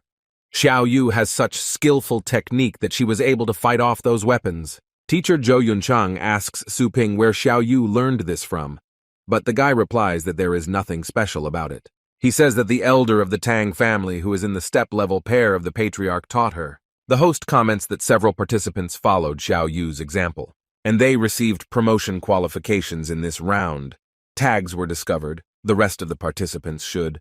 Continuing in the same spirit, the walker says that players who have already moved forward can leave the field to rest. He also warns them to be vaccinated for the next round in 3 days. Xiao Yu is glad that fortunately she discovered this earlier, otherwise the people on the field could simply die and everyone could lose their qualifications. The girl decides to return home and calm her mother down. The strange guy behind the girl says that when the trash family there got out of the way, it was his turn to act. Used the demonic claw and pointed at the girl. Xiao Yu notices this and understands that the secret technique of the Mu family can infuriate the low-ranking beasts around them. This is a bloody mark due to which animals attack the marked target. This skill, so heavy that half the load has to be shared with the celestial beast. The guy asks how the girl knows this. The presenter comments that the role on the field seems to be controlled by one of the participants. They all immediately rushed to participant Xiao Yu. The audience shouts that this is not fair. It is very obvious that she intends to be attacked. They also say leaving a bad review in this guy's popularity rating. The presenter says that although there is no direct rule against attacking other areas of the participants, but they can only morally condemn him. But the participant asks which of this is dishonest, and who said that the noble cannot become food. The winner is the king. Now the guy doesn't believe that she can survive. The guy said that the champion of this tournament is none other than him. But member Xiao Yu finally opened the summoning rift. The Mu family member managed to push out the battle pet of the member Xiao Yu, but Xiao Yu was surrounded. The girl summons a fire exit. The presenter comments that it's unexpected. This turned out to be the strongest skill of the 8th stage fire-type long-range Pet A, the heavenly beast that used this high-ranking Phantom Fire Beast. And the Phantom Fire Beast has a 3rd stage pedigree. He is truly the best of the best in mastering such a powerful skill. A member from the Mu family says that she had such a powerful fighting beast up her sleeve that it is not surprising that nothing is known about it. But there are endless phantom bees on the field. He says that we'll see how long the girl can hold out with this extremely energy-consuming. He used the demonic claw as an 8th stage skill, but the unexpected guy is confused by the snakes. He doesn't understand where they came from. The guy can't get them out of himself, and he can't even move his body. The girl says that the blood brand has one drawback when the heavenly beast helps the owner to share mental stress. Vigilance will decrease, and then it will be very easy to get close to him. But suddenly the girl gives a mark to this guy, and the entire swarm of bees flies towards him. She says that she will personally kill as her brother taught her. The younger generation of one family was eliminated. Viewers say that this is too cruel a method. The guy reads the reviews of the mischievous store. It seems to him that the shadows, verified data on the internet, which is full of water, turned out to be true. The vice principals say that this is very great and congratulate Principal Su Ping and his sister on their successful promotion. But suddenly they notice that the guy disappears. After the competition, the girl goes to the base. Some strange things are happening there now. People broke in and killed many of the base employees. One of the killers asks how the girl dared to compete with the 4 main families for the championship in the elite tournament. He asks the boss what he will order to do with the girl. The captain replies that according to the buyer's plan, her arms and legs should be abolished. But judging by the photo, this girl is quite cute. Therefore, first they decide properly. Frolic with her. After all, it's been a long time since they came across such young girls. This is a squad of black dogs whose combat power is of the 8th stage, notorious for its fame in desert areas because they often did dirty work for 4 families. They were hidden, and no one dared to arrest them. They decide that their older brother liked it, so when the older brother gets tired of playing, he will give it to the other brothers. They hear sounds. After a few steps, they decide to get ready and run up to the girl from behind and grab her. When the girl realizes that she is being followed and wants to grab her, She uses the power enhancement of the 5th stage, looking around. She sees Su Ping standing in front of her. He says that her sister has a good reaction. The sister asks her brother not to test her reaction anymore because someday he may not have time and will remain crippled. The brother replies that this is her talent and he came to take her home. But the guy, it goes in an unclear direction because the parking is in a completely different direction. But the guy says that he had just been there and it was very dirty. After a while, this dirty group comes out. From the room in which they were waiting for the girl, they see a small skeleton. Su Ping tells his sister that he asked someone to clean up there so they won't go there. The little skeleton killed all the enemies, and with a sword, when leaving the competition arena, they meet Tao Zong. The owner asks, does the master of the pet also need nurturing? But Tao Zong says that he came to find out if the little skeleton is free, but if he's busy, it's okay. Su Ping does not understand what happened between the little skeleton and Tao Zong during the month he was away. But the guy doesn't care, as long as his beast becomes stronger, so he entrusts Tao Zong and takes care of his pet. When Su Ping and her sister come to the store, they see 3 huge boxes. The owner asks Joanna what they are. She says that there were several aunts who called themselves Zhou family sent this. She also says that more than 100 orders for care services have been placed, for high-end celestial beasts. And these people also left a message for Su Ping. There they ask to use these secret treasures that the young master trained, and they hope that Mr. Su Ping will turn a blind eye to their shortcomings and the Zhou family will, at his disposal in the future. Joanna says that she checked with her divine. There are no traps or poisons inside the eye and inside, but there is only rubbish in there, she says. That those ants who call themselves from the Zhou family dare to insult the owner by giving all kinds of garbage. The girl asks if the goddess needs to kill them, but when Su Ping opens the box, he almost goes blind. The sister notices that there are a lot of high-quality treasures there and asks her brother what he plans to do with it. Su Ping replies that of course this is for her training. He tells the girl to take advantage of the 3-day rest and quickly absorb these secret treasures. But the girl says that she only saw these secret treasures once in a book, and she doesn't know how to use them. Tang Ruan says that these treasures are too high level for the sister, and if she forcibly absorbs them, her body will explode, and she will die, and there is no common sense in this. Su Ping understands that Tang Ruan is also the young mistress of one of the 4 major families, and these secret treasures must be very rare, so the owner calls Tang Ruan to his place and says that they need to talk. The girls begin training. Tang Ruan helps the owner's sister increase her strength. Tang Ruan says that since Xiao Yu is constantly moving so that she does not fall off on her own during cultivation, Tang Ruan will have to tie the girl's hands, so Xiao Yu must be patient. She tells the girl to focus on her body. Xiao Yu doesn't understand what's going on an hour ago. Have Tang Ruan tell you how to use these treasure data? Well, Tang Ruan asks, what good is it to her? She asks if the owner will let her go. Su Ping replies that he may be let go, but he will still soon take Tang family under their wing and they won't have to wait long, so there's no need to worry. He tells the girl to start quickly. Xiao Yu says that brother is becoming more and more like a villain. Tang Ruan asks Su Ping if the good-for-nothing title master is going to take over their family for his information.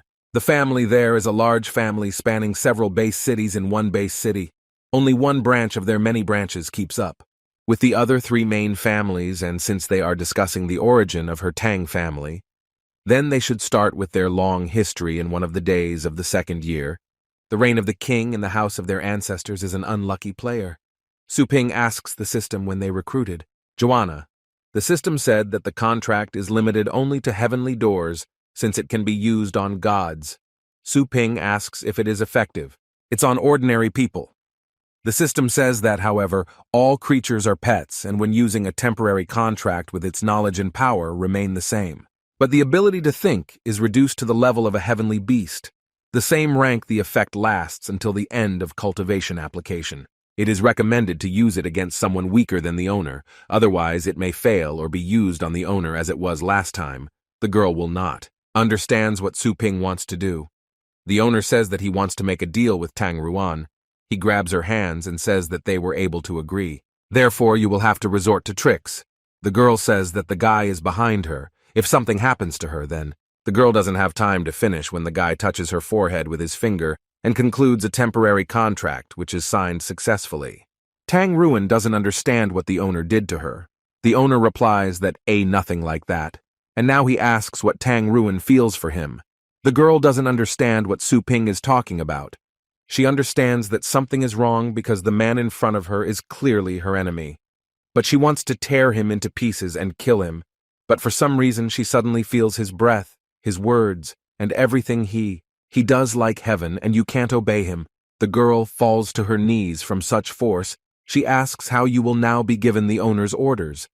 Xiao Yu doesn't understand how Tang Ruan suddenly became different. As a man, Su Ping tells the girl to stand up because he still likes her non-submissive appearance. Tang Ruan says to quickly post it because the mistress doesn't have time to mess with him. Xiao Yu doesn't notice that Tang Ruan has changed again, asks the girl to explain how to use these secret treasures in these 3 days. He must prepare his sister. Tang Ruan replies that 3 days is very little, although there are many secret treasures that can be roughly divided into 3 aspects that enhance: herbs for the body and combat skills, for mastery and spiritual stones for star power.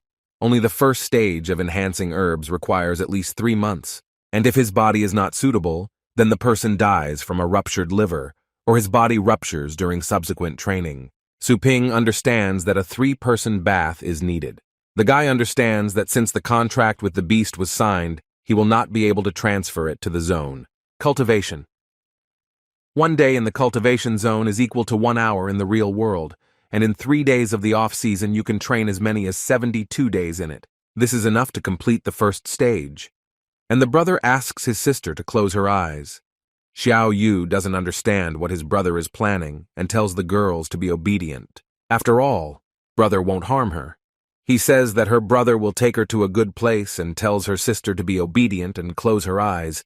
He signs a temporary agreement. Now the girl is dying because she is too ticklish, and although it is slower than expected, after each round there will be, after a few days of weekend collecting them together, she will be able to absorb all the secret treasures before the finale. Tang Ruan asks Xiao Yu to calm down, because she is doing this to cleanse her meridians and improve her physique. Su Ping, tell your sister not to be distracted, and during this period of time you should obediently soak in the medicinal baths and do a good workout. He asks if this is not much more convenient than fighting in desert areas, because many people would like to be in her place. But the sister begs her brother to go. It's very ticklish for her to go to a deserted city. They report to the head that 4 dogs were attacked in the family. They ask what is the result of this. The guy answers that the whole group was destroyed, and Xiao Yu's goal is safe and sound. The head doesn't understand how the whole group was destroyed. He asks who killed the black dogs, and it couldn't be the girl herself. The guy says that this cannot yet be somehow confirmed by the cameras, and other data was destroyed by the black dogs. The head asks what happened to the bodies. After all, they can always determine from what weapons or equipment the enemy used earlier. The guy apologizes. After all, no corpses were found at the scene of the incident. People, black dogs, as if they were in the juicer. All that was left of them was a bloody place. Head. They don't believe their ears. How can you kill an entire squad of forces that are at the 8th stage and higher, leaving only a puddle of blood? They are afraid that all the titular masters, unable to help, and if it doesn't work out outside the field, there is talk of a girl on the field itself. The main thing is that they decide not to miss Xiao Yu in the finals because she only interferes with the young master. The army arrives to the leaders and elders. They ask what orders will be given to them, and the head gives them a fiery crystal serpent of purgatory in addition to 2 treasures of the 7th stage. This will help them win in the 2nd round of the tournament. Crystal change the efforts that occupy the top 15, and the guys thank the head and promise that the task will be completed. The head asks to bow with life that the task will be completed. The Tang family says that the girl must be beheaded in the tournament, and blood will become an indicator of the honor of their family. The presenter announces that the participants who have passed the preliminary round have already rested for 3 days and a close combat tournament for 5 players. The preliminary round will begin soon, and the speed and observation skills of the participants will be tested. And this tournament will test the combat equipment of the participants' ability to assess the situation. A close combat tournament for 5 players is held in a limited ring, and each participant is allowed to take up to 2 secret treasures. Those who give up will lose consciousness or fall from rank, will be knocked out of the game, and only one of the 5 participants passes on. It is worth adding that there is destruction, so participants are asked to think twice. Before using the technique of mass destruction, The list of fights for each arena was announced in advance. The presenter asks to go to the waiting area and line up in order. The close combat tournament is declared officially open, and the professor says that this year all the participants are very good, and it will be interesting to see what comes of it. They also say that people from the Starry Sky have come to their city. Vice Rector Dunn asks, is the Starry Sky organization really the most powerful organization in the subcontinent? The professor had heard that its original founder was the legendary War Beast Master. He asks why they are condescendingly coming to them. Vice Rector Jo Yun Chang says that he doesn't know. But where you go, the Starry Sky, basically nothing good happens. And last month, he heard that there was a large family in another base city, and it was destroyed because of the secret treasure on which the Starry Sky was aimed. Even in the enclosing wall of the base city, a gaping hole was formed. The city was almost not attacked by wild animals. Su Ping doesn't understand. Have they all gone crazy, and why is this happening? We can only hope that they don't have anything they need. The host asks to invite the fifth group of participants to the ring. He announces that the battle has begun. Participants notice that this is the girl who claimed victory in the tournament. Member Borya says that the girl will be unlucky if she runs into him. Member Ge Shui advises Xiao Yu to give up, otherwise she will have a hard time. Yu Zijian approaches Xiao Yu and says that the other participants are looking at them strangely, to which the sister replies that they don't need the boy, he has nothing to be afraid of.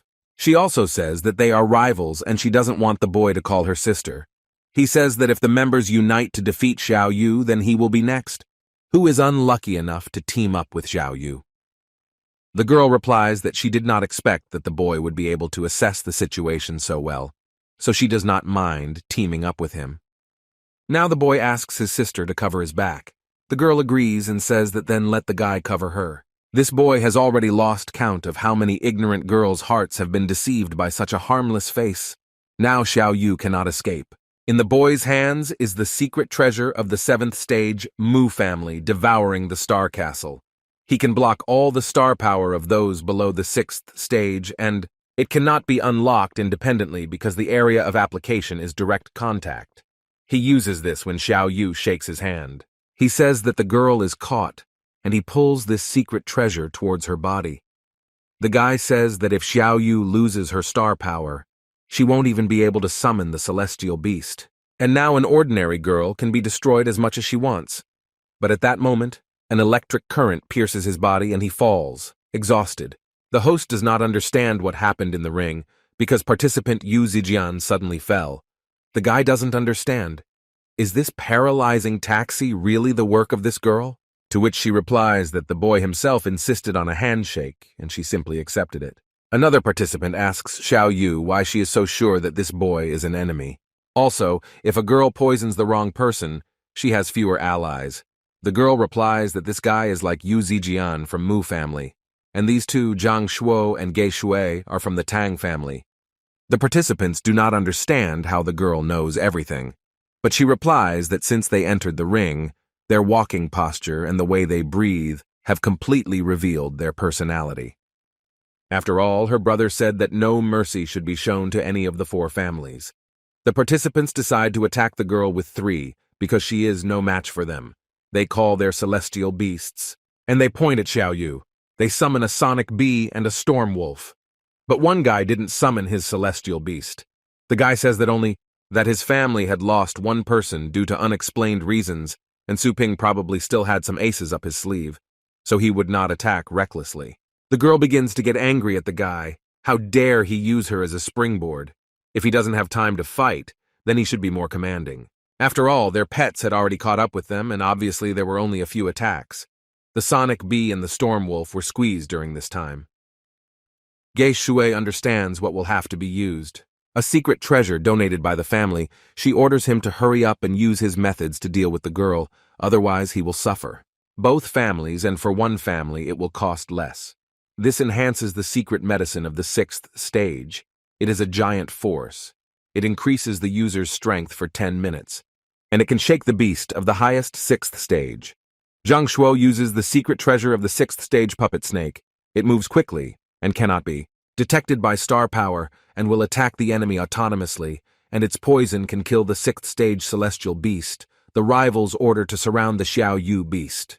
The owner notices that so many people are making fun of her snowball, so she uses a unique skill that she taught. Her beast emperor is the resonance of beast blood. She orders her beast to deal with opponents together. This legendary battle continues. The girl can't believe it. Is it really an illusion? How could Xiao Yu use the illusion above? They see animals.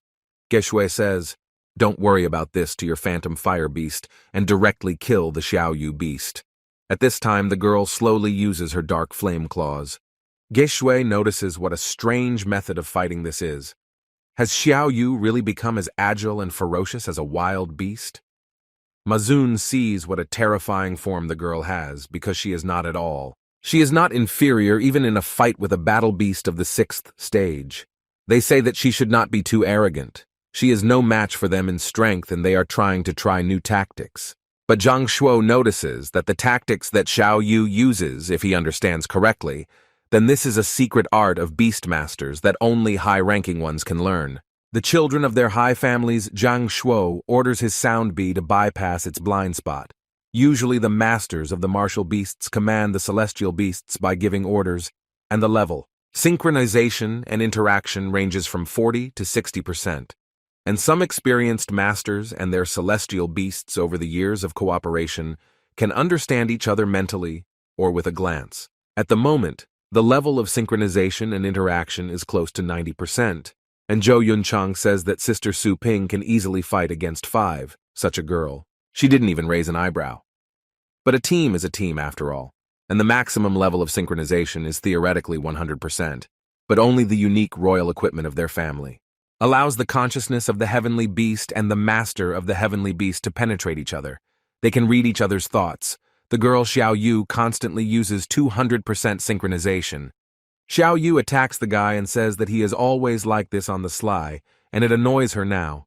She first decides to deal with Zhang Shuo, but suddenly a huge dragon appears. Palm, watching all this, finally thought it was a fiery crystal snake purgatory top 15 dragon rank. Combat power lower 9th stage master, which is Zhang Shuo. He says that the speed is not bad flames but the crystal serpent of purgatory and activate the greatness of the dragon. Zhang Shuo notices that Xiao Yu's beast is not afraid. The greatness of the dragon, which means there is something in the pet store that raised him. Zhang Shuo says that they only need to be under the pressure of the dragon's greatness, since her mind is unstable, and she will not be able to maintain the beast's blood-resonant state. And teacher Zhou Yunchang says that if it were not for the intervention of the families, Xiao Yu would be able to figure it out completely on her own.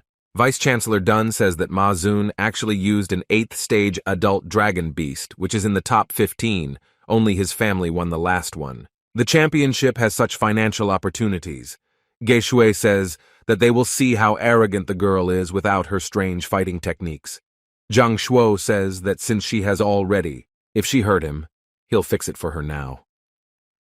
The host comments that Geshui and Zhang Shuo have teamed up to get closer to Xiao Yu, who is overwhelmed by the dragon's attraction, and the host asks, "Will Xiao Yu be the second participant eliminated?" But the girl says that such a powerful beast is the dragon, but he pitifully hid at the end. It looks like the victory of this match is certain. Xiao Yu says that she is sorry that other families worked so hard for half a day, but their secret treasures were wasted in vain, while the other one picked all the peaches. But Ma Zun doesn't understand. What is the girl talking about?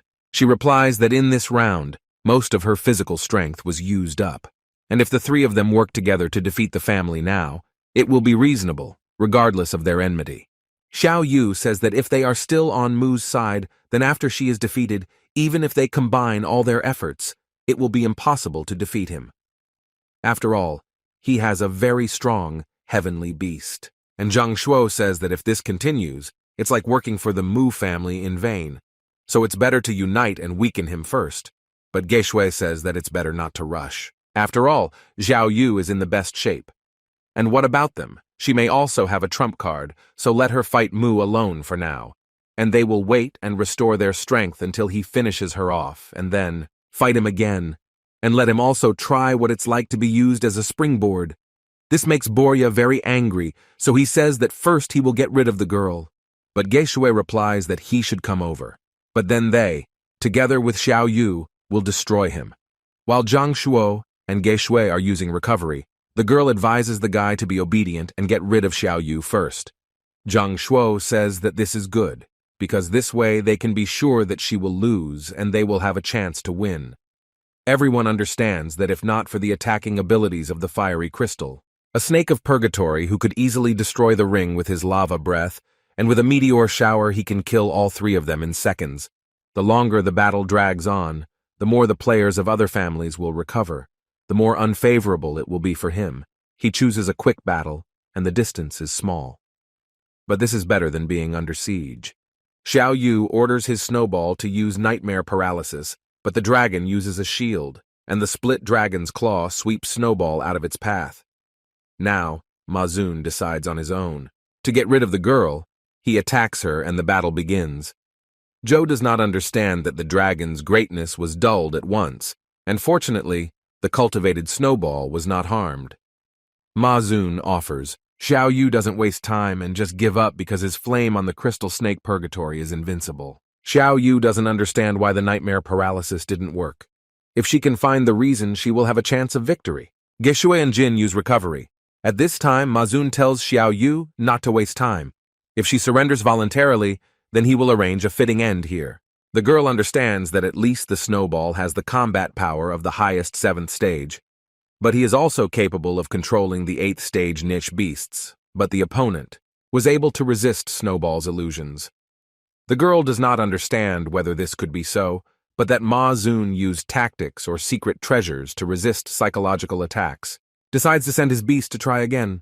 Ma Xun says that the girl wiped her leg on his kindness. Now he orders his fiery crystal beast Purgatory.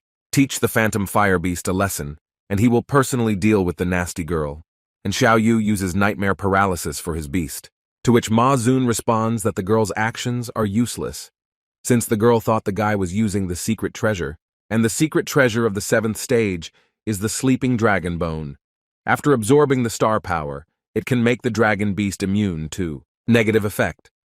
Ma Xun asks the girl, let's say she lost, what will she do now? Ma Xun uses his bones, which are like claws, and pierces the name of the girl's stomach. Xiao Yu doesn't understand how it happened so quickly, but Ma Xun replies that being overwhelmed by the greatness of the dragon, she still took the initiative, and she left the phantom fire beast's protection zone without her pet.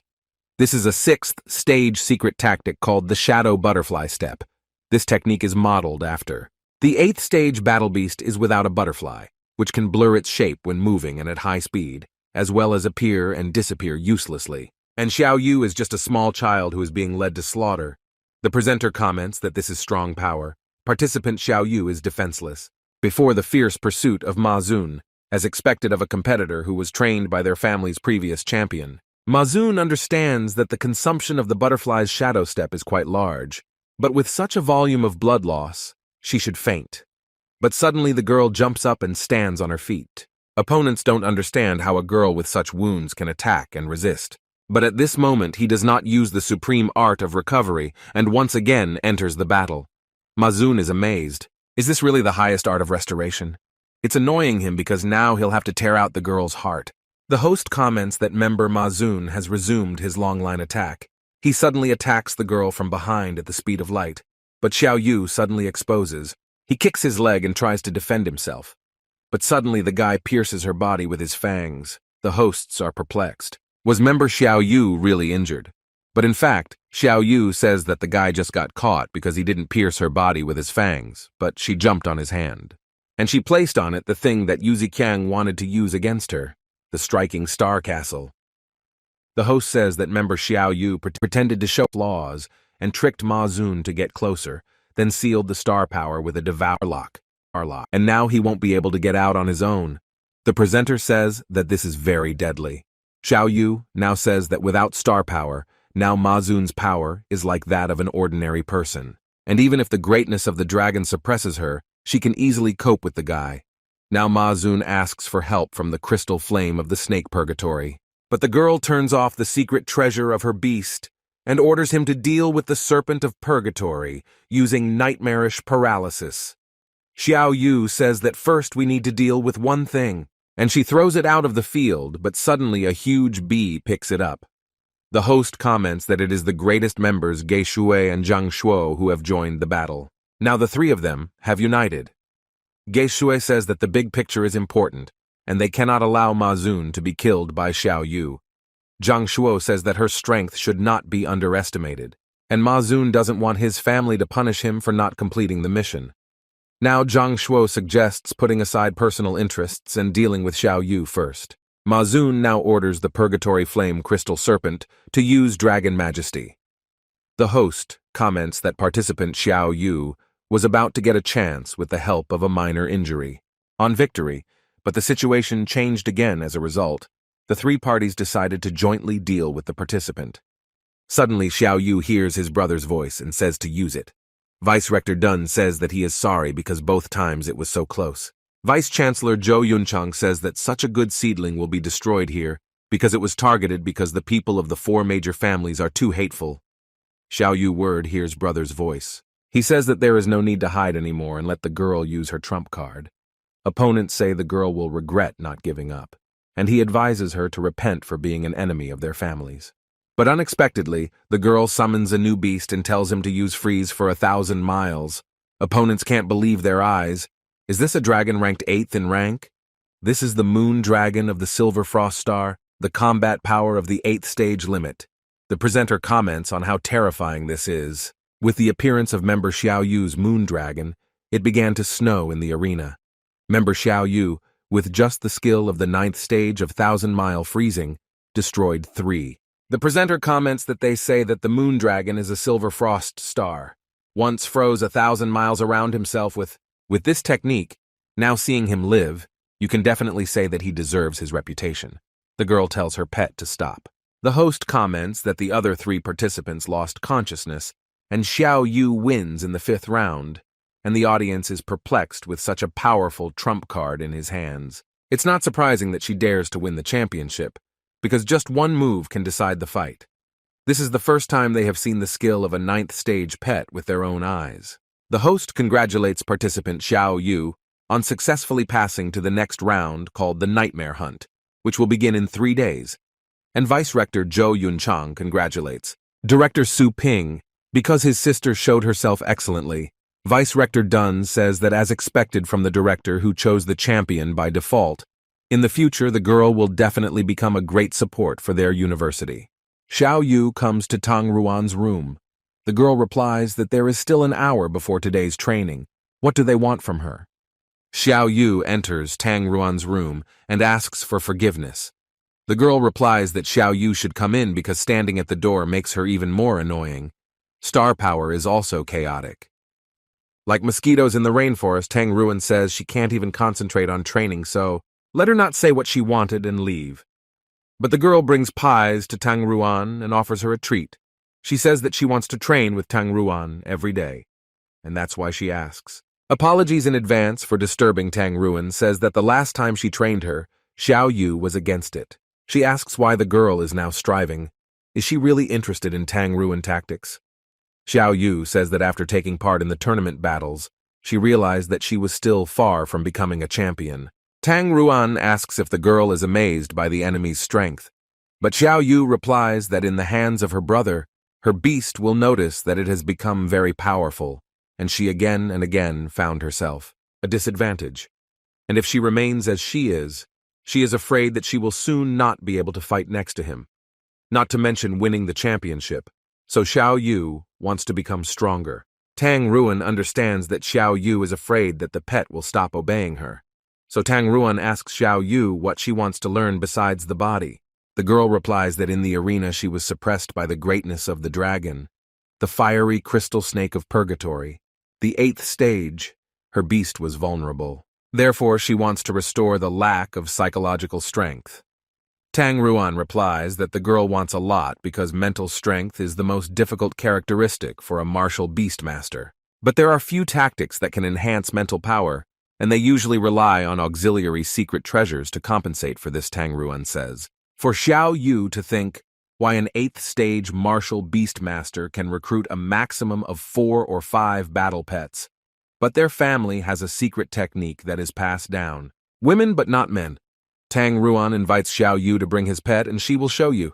Xiao Yu says that she won't bring her here because it's crowded here. Tang Ruan replies, That Zhao Yu is really stupid because her head alone is enough for the greatness of a dragon after the summoning space is opened. Tang Ruan tells Xiao Yu not to release her.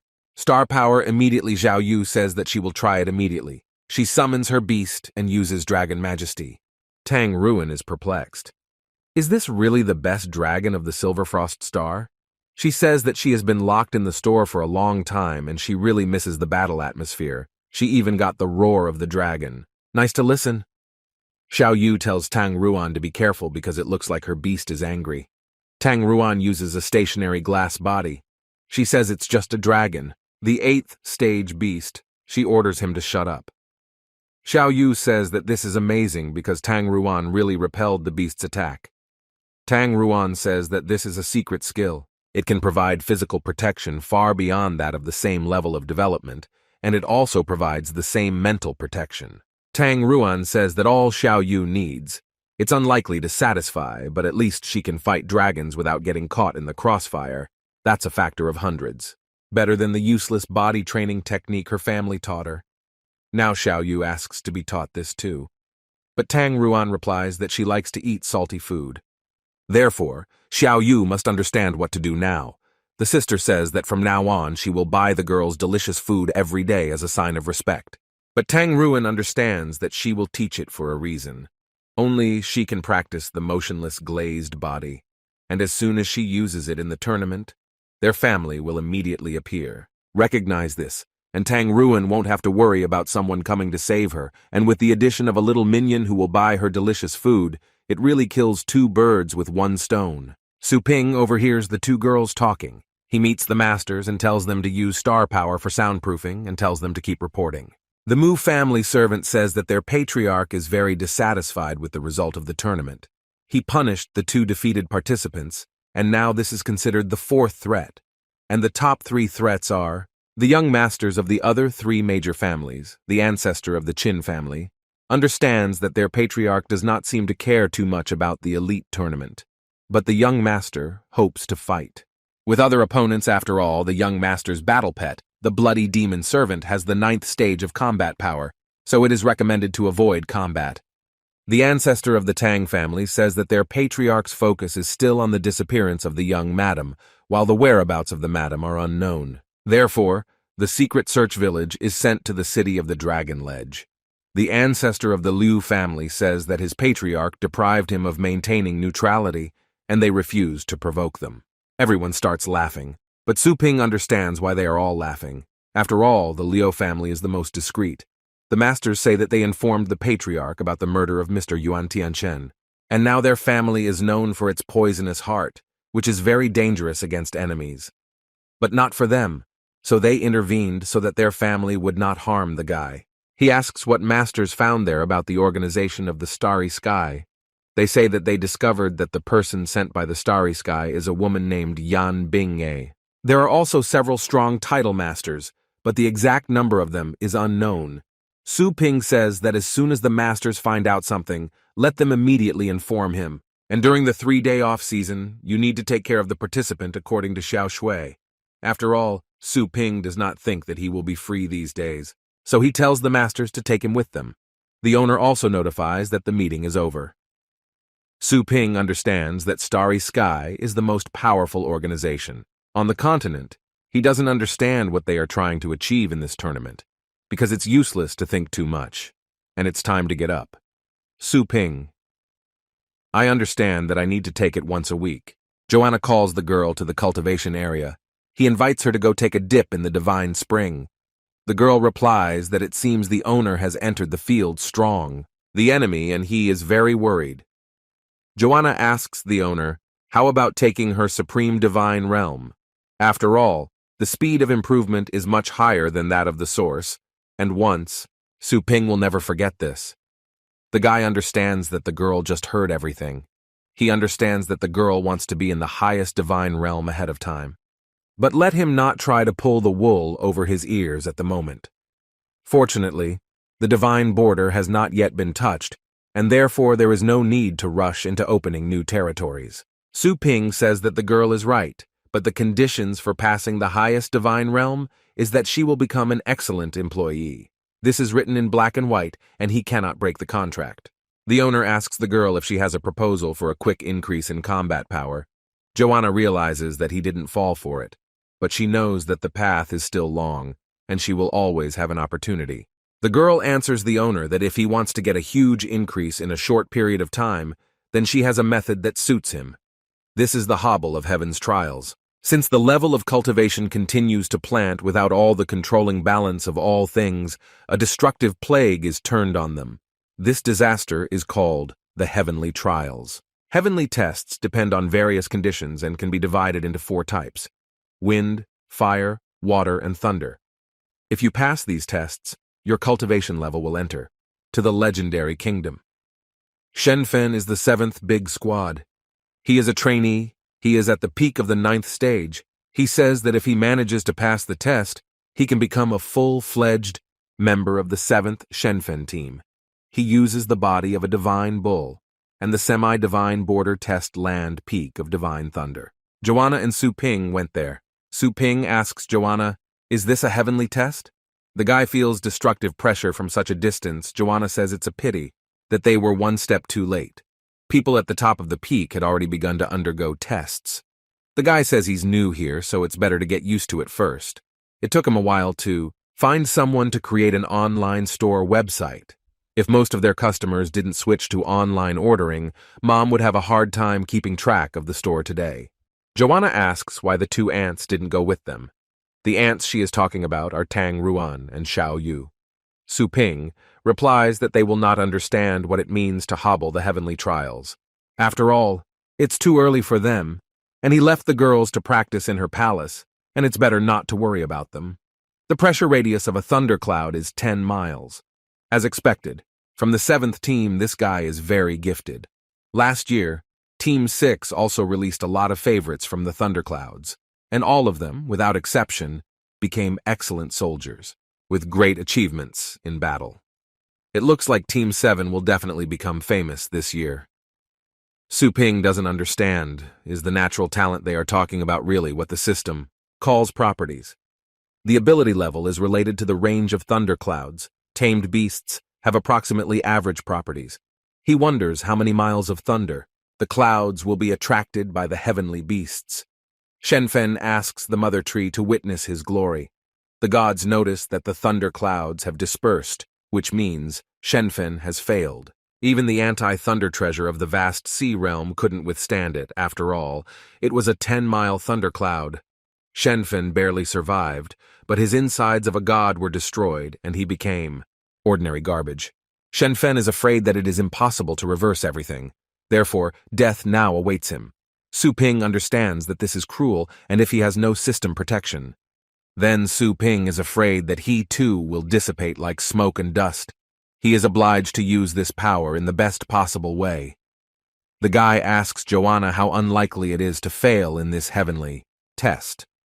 But the girl replies that probability is not the issue here, and talent. And in addition to the fact that talent influences the power of heavenly trials, it also represents potential, future strength. But whether Su Ping can survive the heavenly trials depends on his current combat power. The guy who died was on the 9th stage and his combat power was negligible. And it's normal that the kingdom of the vast sea could not stand it. The goddess notices that Su Ping is getting scared. She says that when the gods die, they pass through the arms of their mother and return to this world again. And Su Ping is just worried about himself. The guy understands that even though his strongest beast is a small skeleton, he has just reached the kingdom of the vast sea, but the energy of the store's income, it's not what it was before, and replaying life is too expensive a pleasure. Now it is the other deity's turn to be tested. Joanna decides to lend this guy a treasure. This is the shield of heaven. The deity says that His Highness actually bestowed such a treasure, and for him it is an honor. He says that he has not been in the outside world for a long time. So, heaven is a secret treasure of the starry sky realm, forged from the body of a strong member of the god race. It has extremely strong protection and can guarantee indestructibility. User rules. No one else should be present during the test because the intensity of the celestial test will vary. Depending on the natural talents of those present, this human warrior who wishes to hobble around heavenly trials in the future will bring many changes. so the goddess is obliged to protect Su Ping from death. The deity is very grateful for Joanna's kindness. He says that even if he risks everything, he will still protect this warrior. At the peak of the divine thunder, the lightning ledge, the deity tells the warrior that when the test begins, he just needs to hide behind him with this shield. The sky, even 50 miles of clouds, is not a problem. He asks Su Ping not to look down on him, because even 100 miles is not a problem for him. Agrees and tells him to go run the tests. The test has begun. The deities don't understand. Why let the human race with a 6th-stage cultivation base interfere with their heavenly trials at the Thunder Trial? A total of 9 levels with his mortal body. The first thunderstrike from a 1-mile thundercloud would be enough to kill him. When the test began, even the weather changed. The deities can't believe it, because this is a heterochromic celestial test. Su Ping asks, "Is this really a difficult test?" The deity says that the heterochromic test has appeared only a few times in the last 100 years, and this is very rare. And its power is 3 times greater than in ordinary thunder tests. The deities do not understand how the 6th and 9th steps could call for a heterochromic test. Is this really the protection of the goddess's sky? Then perhaps the one at the top of the peak violated heavenly rules in your past life. 7 miles is almost equivalent in strength to the normal celestial test of 21 miles. The deity asks Su Ping, does he want him to help him with the guy's insignificant talent?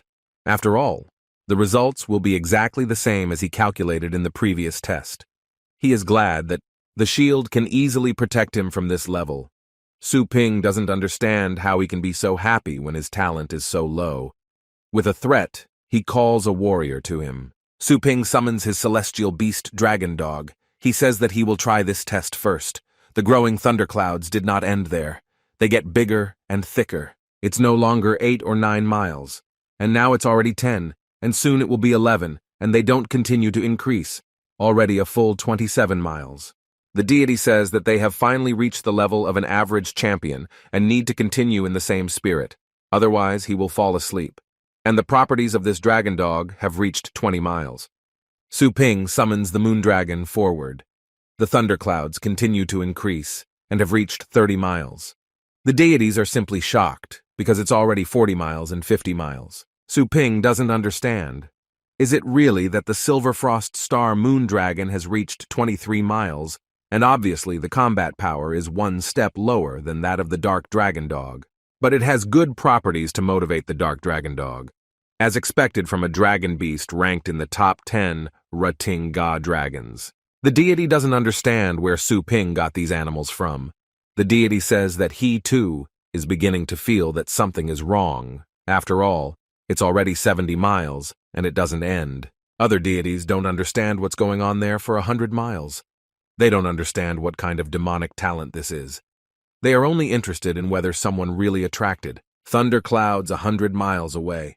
They turn to the goddess. The deities say that they need to retreat to the foot of the mountain. After all, if you stay here under a 100-mile thundercloud, then the goddess will also be involved.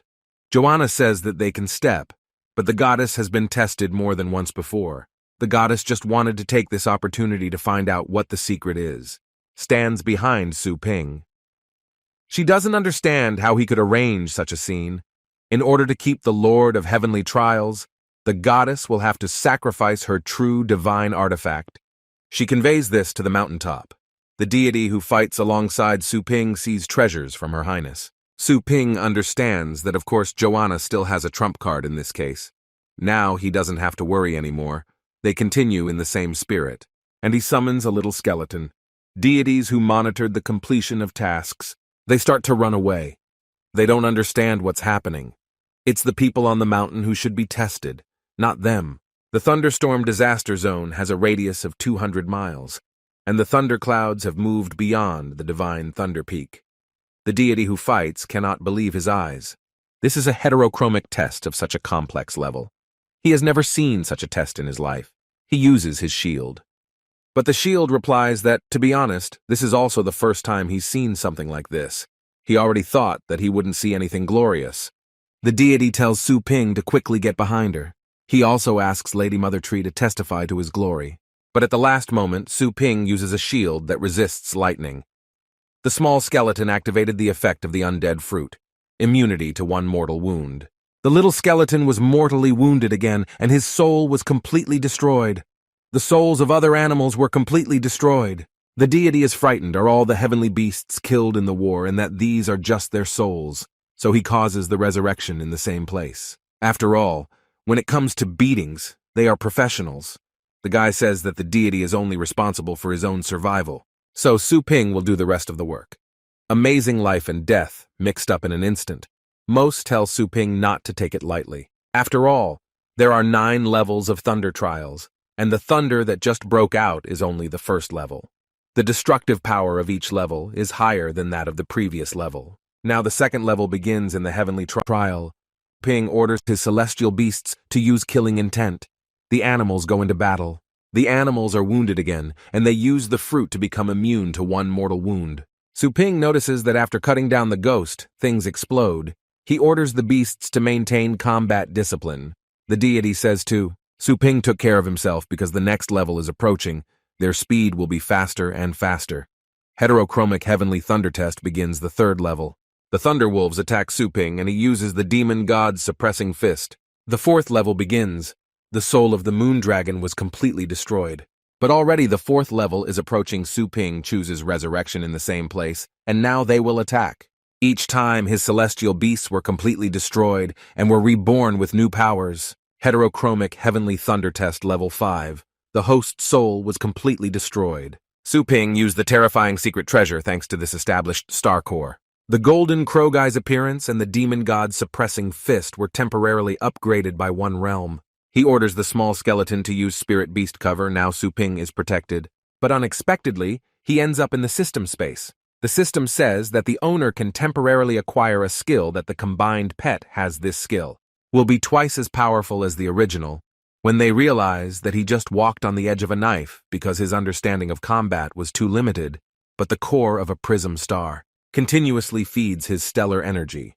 If his appearance as a golden raven is combined with the combination of severed limbs, it can be called an invincible force. Su Ping says that in order to fully taste the baptism of the heavenly test, he wants to improve the quality of every life. He uses the recombination of severed limbs. The guy is reunited with the small skeleton using the covering of the spirit of the beast. He orders the light-bringing serpent purgatory to use stone armor, vine armor, and hardening frost shell on Su Ping. And the dark dragon, not the dog, uses the windkeeper of the earthkeeper on Su Ping, and Su Ping's thundercloak enters the battle and completes the task. He was finally able to withstand the attack, but he understands that this spiritual attack really hurts. Sky Shield sees that Su Ping really took the initiative and faced the heavenly test. Now his hands are getting too tight. The shield screams for the guy to stand still because now he is also in business. He flies to Su Ping, and now the deity is left alone. The shield applies the skill of the patron of the sky on Su Ping, and a huge defense force is obtained. He says that he will protect the owner, and now Su Ping can calmly retreat. The guy understands that thanks to the shield, he is really not injured. Now the guy understands that he pushes off well. He tells the heavenly test to wait for him until the guy destroys him. They use the suppressing fist of the demon god, but even the suppressing fist did not work. But with the core of a recognized star, it is capable of delivering at least 100 blows. Blow after blow he tries to fight, but every time his body parts fly off from the enemy's blows. But Su Ping sees that the attack bears fruit and the demon god's fist becomes stronger. The deities see that this human warrior is very brave. They do not recognize any talents as any combat power. But this is a very clear advantage in their divine world. Now it's no surprise to them that Her Highness favors him so much. Joanna sees something of the art of the fist, but she does not understand how it can be connected with the fist of the golden raven. And now the guy decides to destroy. He uses all his strength and the deity sees that the warrior succeeded. He passed the heavenly test. Su Ping returns to the bottom and goes to the goddess. Joanna asks how Su Ping is feeling right now, after he hobbled through the heavenly trials for the first time. Su Ping replies that in the last battle, his body was destroyed and restored and obeyed, and was replenished with energy. Now his body is lighter and stronger. His star power level has also been upgraded from the lowest 6th stage to the peak 6th stage. The deity thanks the warrior for his support. But Su Ping notices some kind of scale above the head of this god. The system says that this is an understanding bar, and every time the understanding scale is filled, you can understand the skill. But the guy doesn't understand why he sees this only now. Because in the past, the master's abilities were insufficient. But thanks to the baptism of the Thunder Trials, the master accidentally touched Path of Thunder. He can now cast Path of Thunder skills on people with a full understanding bar. Su Ping remembers, could it be that the Path of Thunder is the thing that flashed before his eyes? Indeed, while he strains his thoughts, countless Thunder-type skills pop up in his head that he has never seen before. Su Ping asks, how strong are Thunder skills? The system says that the master has just touched the Path of Thunder, and his understanding of the Path of Thunder is still in the early stages. Su Ping understands that he can customize skills according to pet characteristics. After returning to the store, Su Ping tells his celestial beast that the rock understands. Moondragon, Silver Frost Star, and Dark Dragon Dog are simply filled out, and the dog's defense is very high and he needs to add some abilities and skills, which are more suitable for tank pets are Engraving and Path of Thunder. Thunderous Killing Zone uses the power of the Thunder God to choke everyone who enters the skill zone. And the Moondragon has mostly long-range skills. The owner needs to finish off with some explosive abilities. Su Ping understands that in this way, combat power, his beasts increased significantly in the next round. You may have to meet young masters from other families. Shu Kuang can now borrow Dark Dragon Dog as support. A total of 1,000 participants. From the city past the previous round of the tournament, and these thousands of participants will take part in the Hunt for Nightmares, which will take place at the largest battle arena in the city of Longjiang. The spectators are happy that the competition will begin soon. The presenter asks to greet all participants. Now they will enter a state of deep sleep in the capsule. Then the Beast of Dreams of the Abyss will bring their consciousness to the dream world dedicated to the tournament. In this round, a scoring system is used and players receive 1 point for killing those who do not have points. They kill others and take their points for themselves. Ji doesn't see that the beast dreams. Looks creepy, but Shu Kuang likes it. Killed participants awaken and are instantly eliminated. After time expires, the 5 players with the most points will pass to the final round. The duration of this round is 5 hours. Each participant can use no more than 1 secret treasure that does not exceed his own combat power. And so that no one unexpectedly gets out of cover, those who scored more than 100 points will be highlighted for everyone to see. The immersion into the world of dreams begins. Vice Rector Dunn says that all participants have already connected, and they will have to wear one thing to watch the game. Special glasses made using biotechnology allow you to see anywhere in the world of dreams. Vice Chancellor Dunn recalls that he spent $1 million to get a seat next to Su Ping. The hunt for Nightmare has officially begun. Xiao Yu realizes that she needs to take a good look at the forest area first. She uses the snake heart which gave her secret technology. She tells the puppet owl to look around to see if there are any enemies nearby. After all, this secret treasure of the 6th stage is mortally immune. 20 miles, the treasure begins to inspect and suddenly they find a fight and hear explosions. 2 celestial beasts fight for their lives. One of the participants who uses biotechnology animal gun says these guys are making a big fuss. And this is like a living target for any hunter, but suddenly appears in front of him. Xiao Yu, she doesn't understand. Is this guy hunting people? She breaks the guy's neck, and now she has successfully eliminated 3 people. She jumps onto the tree again, and she doesn't understand how this guy was able to kill as many as 5. After all, she added 5 points. She no longer understands that the fight of these guys will continue to attract people. She will simply continue to wait and reap the benefits of those who want to come and pick up the pieces. This is both safe and effective. She decides to wait until she has 100 points, and then uses the beast and her brothers carefully cultivated to take an unexpected lead. She sees 5 glares of light. These are the young owners of the families. They have already very quickly gained a standing position, and this is just half an hour after the start of the round. More than half of the participants in the arena dropped out. As expected of the famous families, the host comments that they are standing in a triangle. He asks if this is the old rule again. Su Ping asks what this old rule is. Vice Rector Dunn says that this is an agreement between young masters of great families. First, they meet in the center of the location, and then separately they go out, so none of them will eliminate each other before the finale.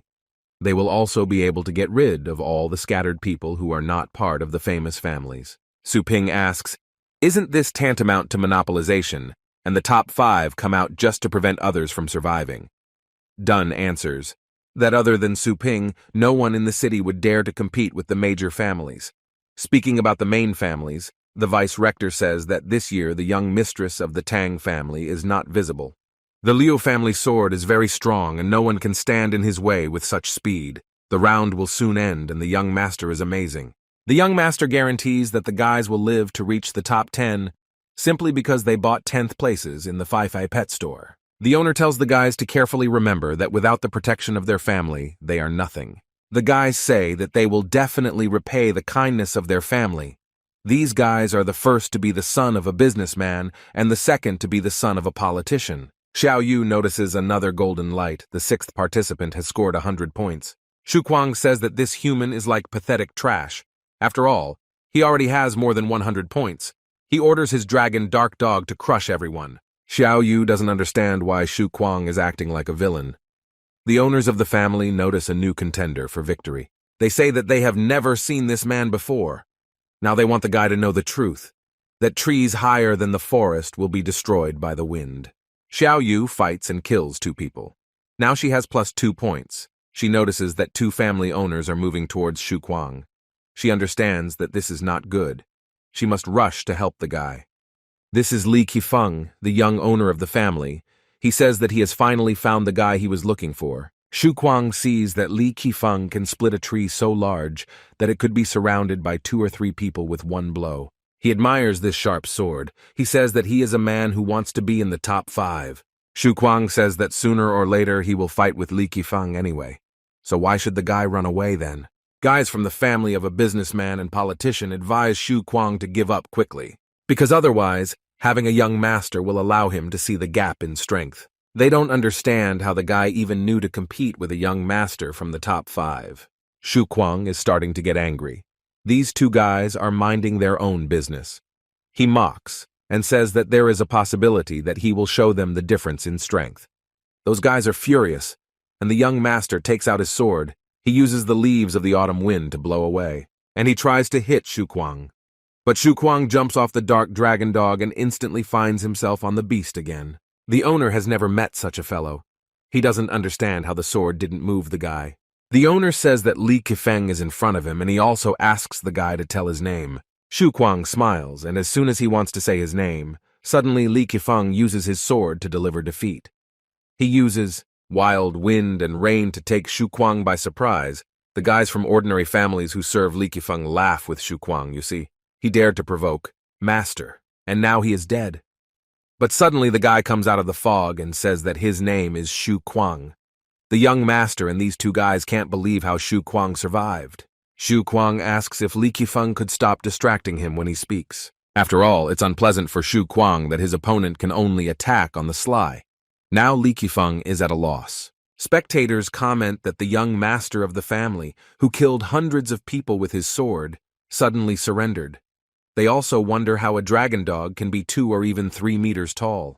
Projector Dunn doesn't understand why this guy named Shu Kuang seems familiar to him, but he remembers that he called Su Ping a master. He wonders if this guy is his follower.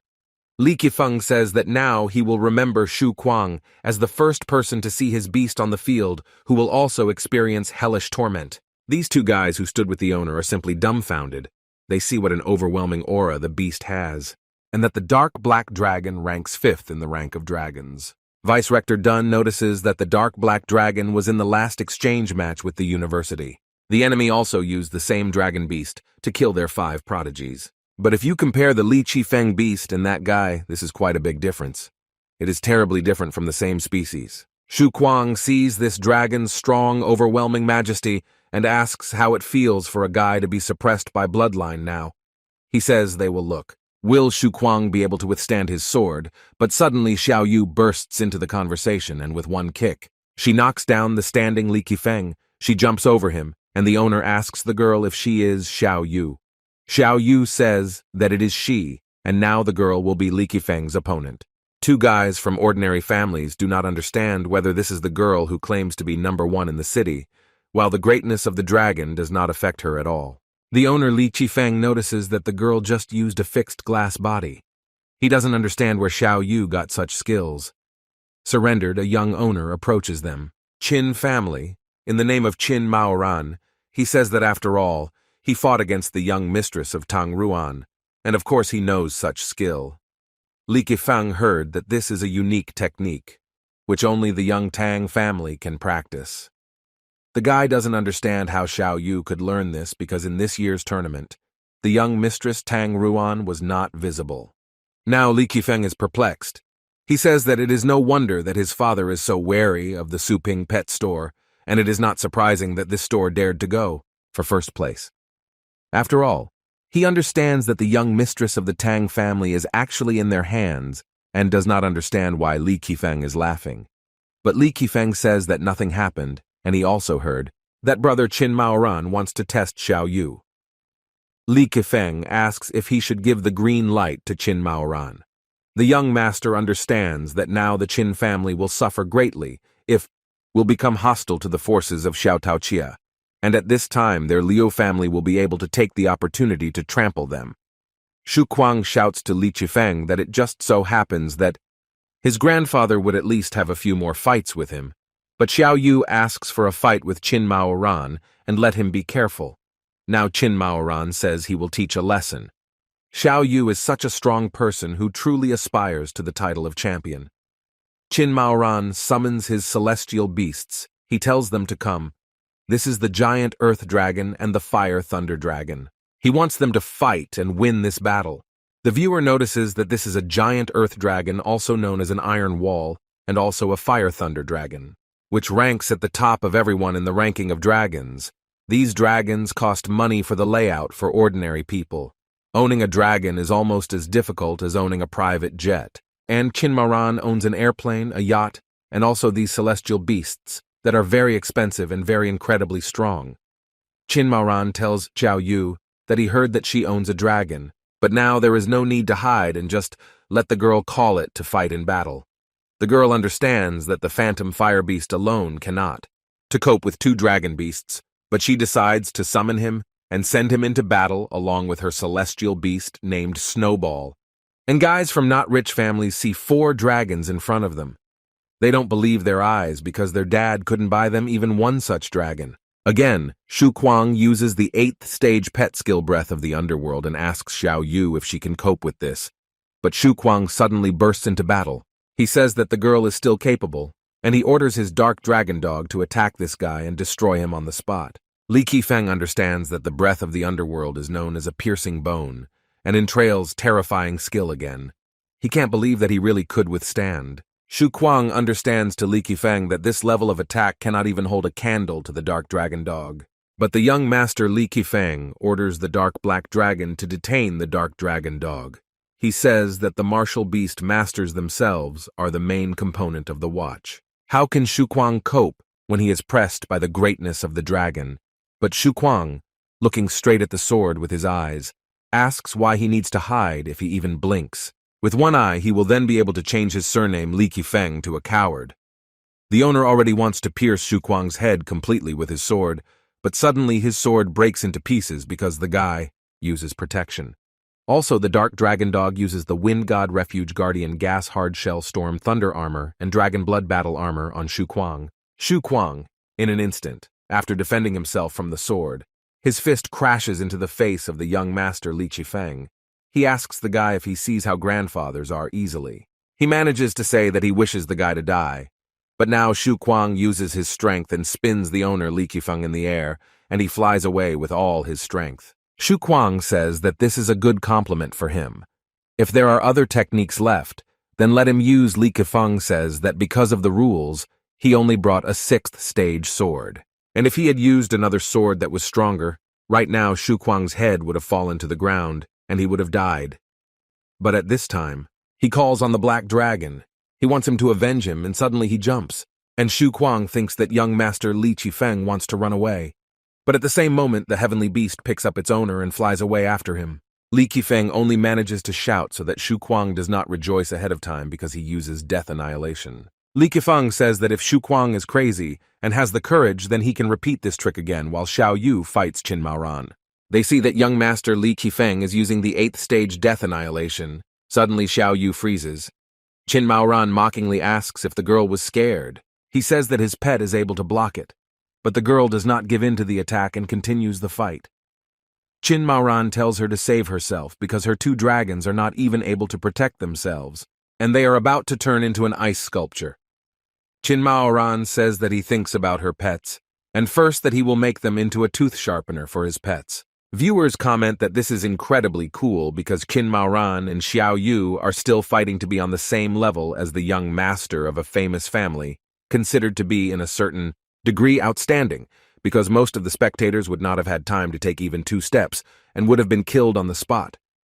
They notice that the annihilation of death is about to fill a third of the island, will perspire and be killed.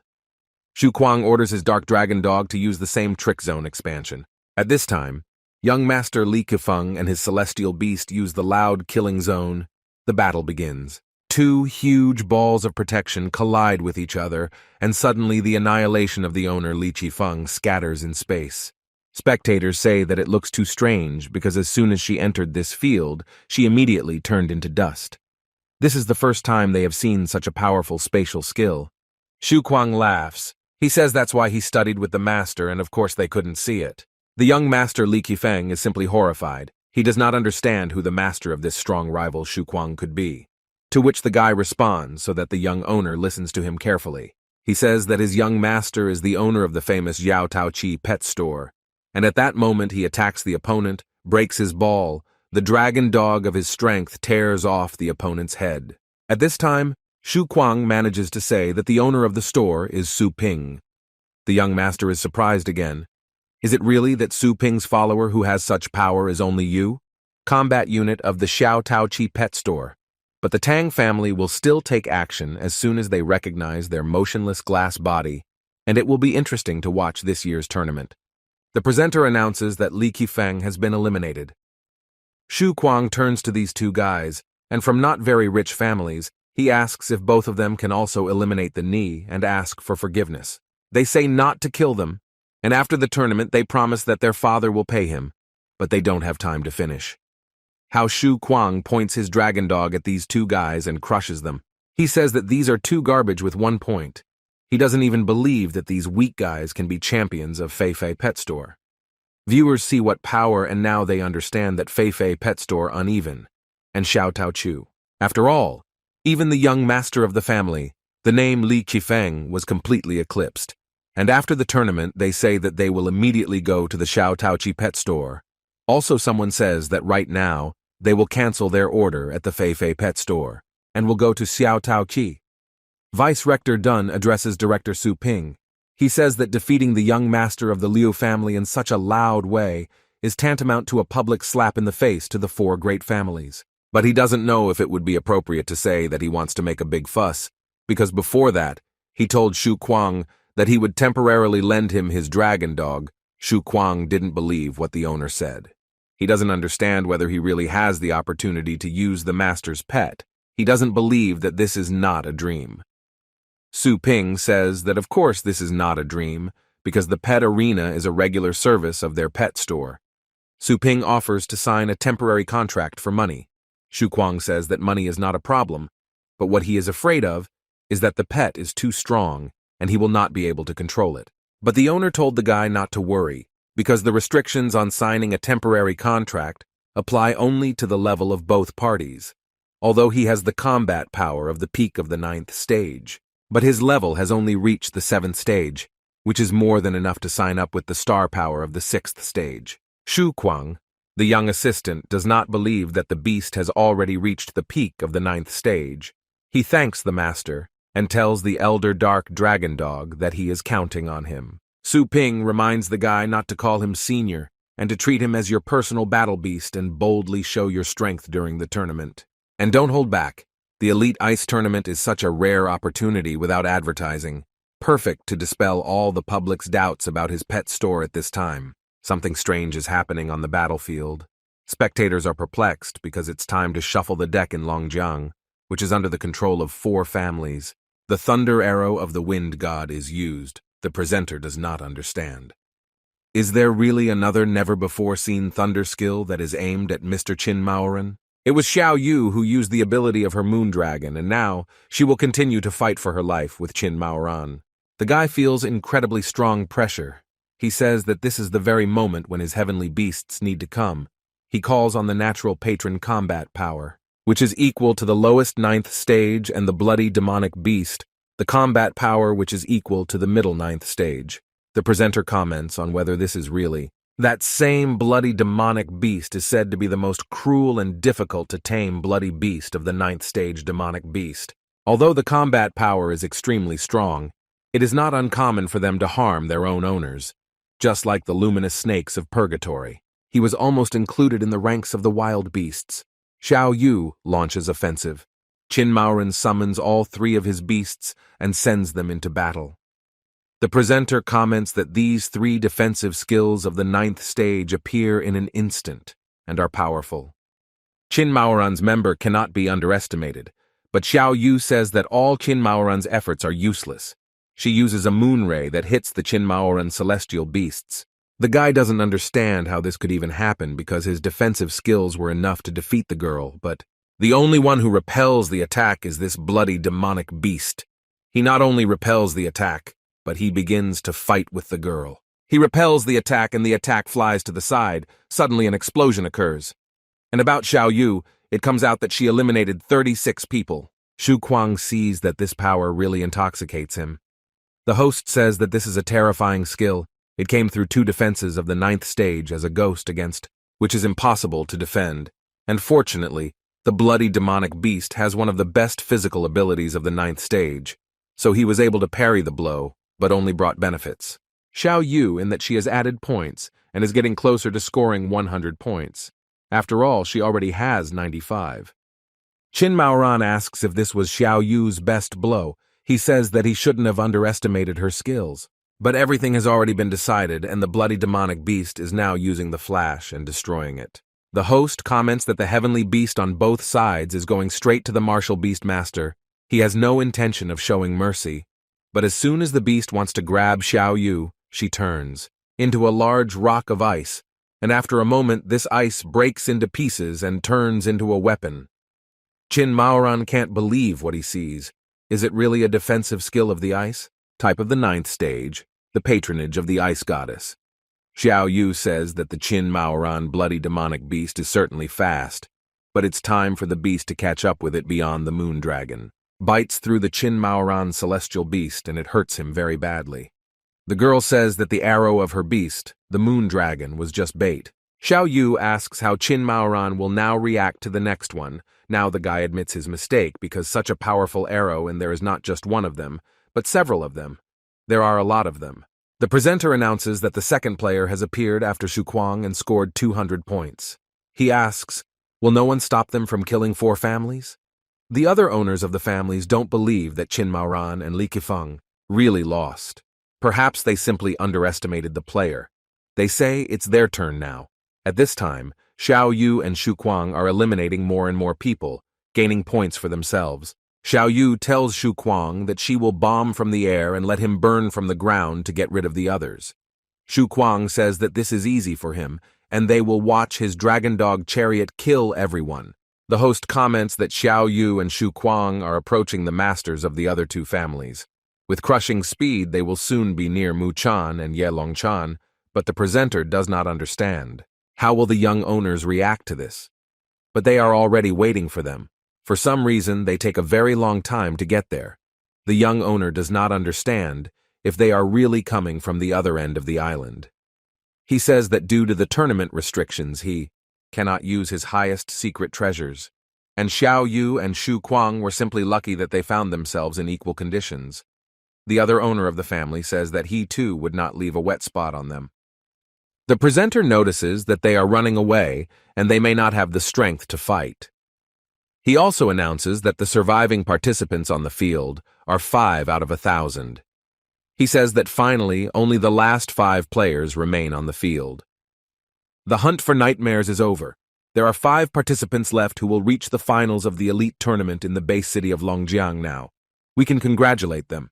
And the final result of participant Mu Chan is 112 points, and Ye Long Chan's final score is 118 points. Participant Igor's final result is 149 points. These are the very young masters of strong families. Xu Kuang's total is 327 points, and Xiao Yu's total is 284 points. The presenter is right now asking everyone to leave the capsules and stretch their bodies and immediately report any discomfort to the staff. Xu Kuang is happy that now he and Xiao Yu are in the finals, but the girl replies that Xu Kuang should not take this lightly, because the final round still awaits them. Xu Kuang says that the girl is too worried about this. He asks, "How are these? 3 weaklings can defeat them." After all, Xiao Yu will deal with one, and he will deal with the other. And in the end, Xu Kuang will give in to Xiao Yu, and she will remain the champion. Xiao Yu tells Xu Kuang not to raise the white flag ahead of time. The guy replies that his sister should cheer up. He invites her to relax somewhere in the city tonight. Xiao Yu responds that suddenly she felt a lot of pressure. She'd better go home and exercise more.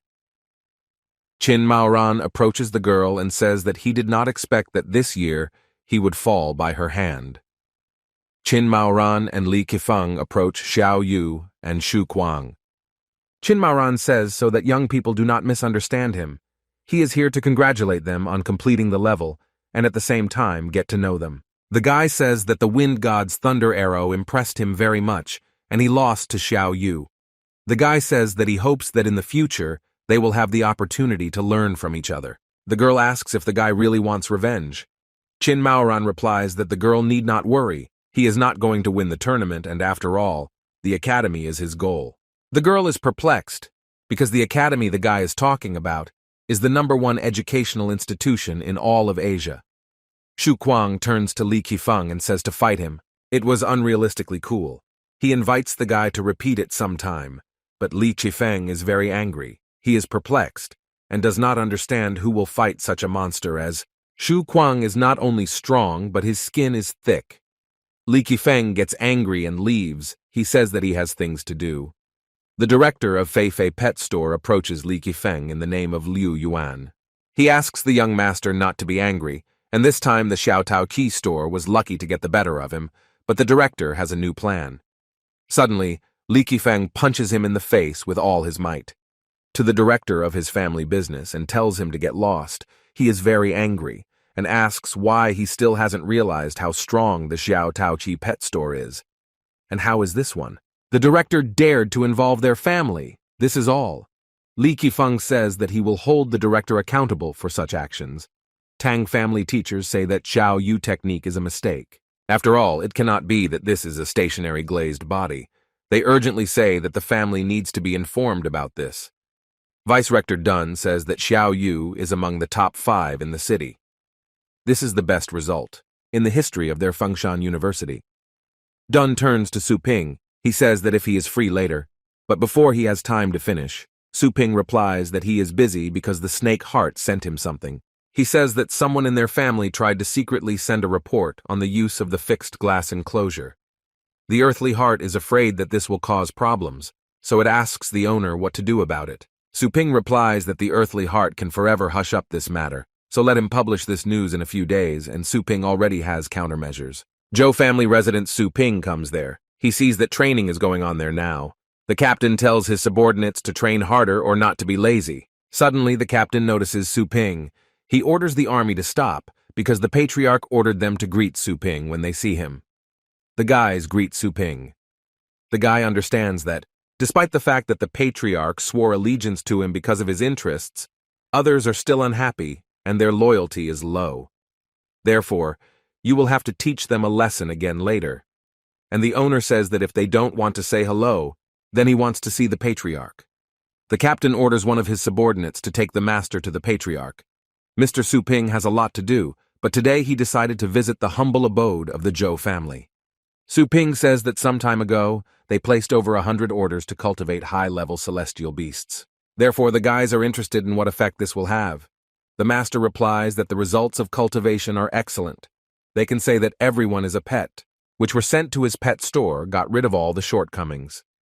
Su Ping says that since this is the case, why didn't he notice any changes among the members of the Zhou elite army? The master answers that these orders provide high-ranking personnel of their Zhou family. He asks how ordinary servants can deserve such a good thing. Su Ping thinks about it. He understands what this means. After he eliminated the thrashing of low-ranking employees, nothing changed now for the guy. It is not surprising that the elite army of the Zhou family behaved this way. The guy asks if the master saw. Yesterday was an elite league tournament. The master replies that of course he saw the performance of the master's sister and the follower. They immediately caught his eye, and if he doesn't even talk about victory over two. As young owners, they were incredibly cool, especially those two thunder techniques that he had never heard of before. The master was so excited to see there were many of them. The disciples of the Zhou elite army recorded this and watched every day, hoping to one day learn the divine art of Su Ping. The gentleman says that this is all very good. Then let the Zhou family army will summon all major celestial beasts. The master does not understand why Mr. Su Ping is doing this because the elite army is currently training, but Su Ping says it's time for him to increase his strength. Su Ping begins training test treasure medium combat power uses flame cut this test field. Zhou family beast uses shields and evades attacks. The guy is happy that the 7 levels of green light flaming bat has finally reached the combat power of the average 7th stage. The guy standing next to him says that the 7th stage is quite low. He uses a thunderclap that attacks a huge treasure 8 levels of orange combat power above the 8th stage. The target almost exploded. These are not repeated relatives. Last month, this guy possessed a power below the 8th stage. He is a high-ranking son of the Zhou family. The captain says that at this age, having a heavenly beast, with combat power above the 8th stage, nothing prevents him from rising to the level of the right protector in a few years. But the son asks the captain whether the elders, there are no more opportunities, and the one-time captain doesn't want to try it. The captain says that he doesn't dare. He's no longer young and is probably stuck in this kingdom for the rest of his life. And with the speed of the high-ranking son of this family, the captain believes that the guy will surpass him in the near future. Xiao Taoqia's cultivation services are truly amazing. And if you go there regularly and essentially do nothing, you can become a master of fighting beasts. The son of the Zhou family says that the captain knows the truth, and it's time for him to retire. But the son's pet of the Zhou family was not only raised once in the Su Ping store, but in a month he rose only a few kingdoms.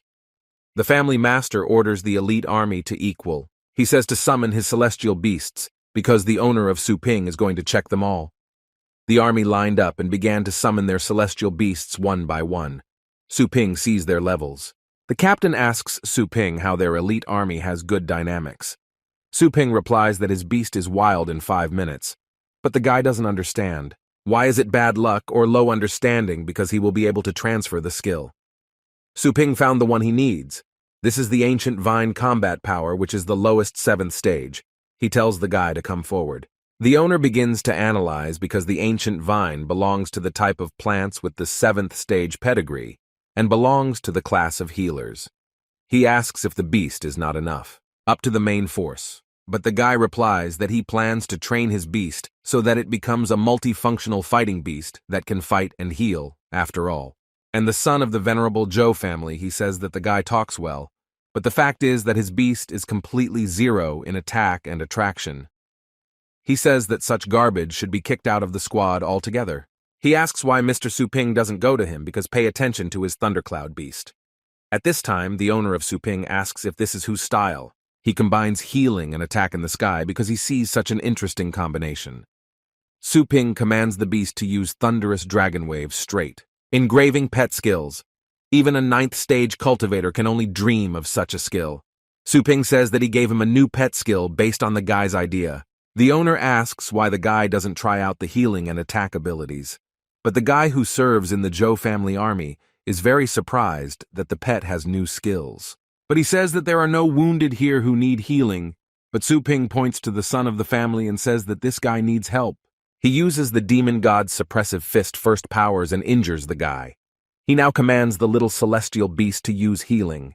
The army warrior tells his beast to use thunderous dragon wave, but the son of the Zhou family sees what is flying at him, and he says that this thing will kill him. She completely pierces the guy, and the severed part of his body grows back.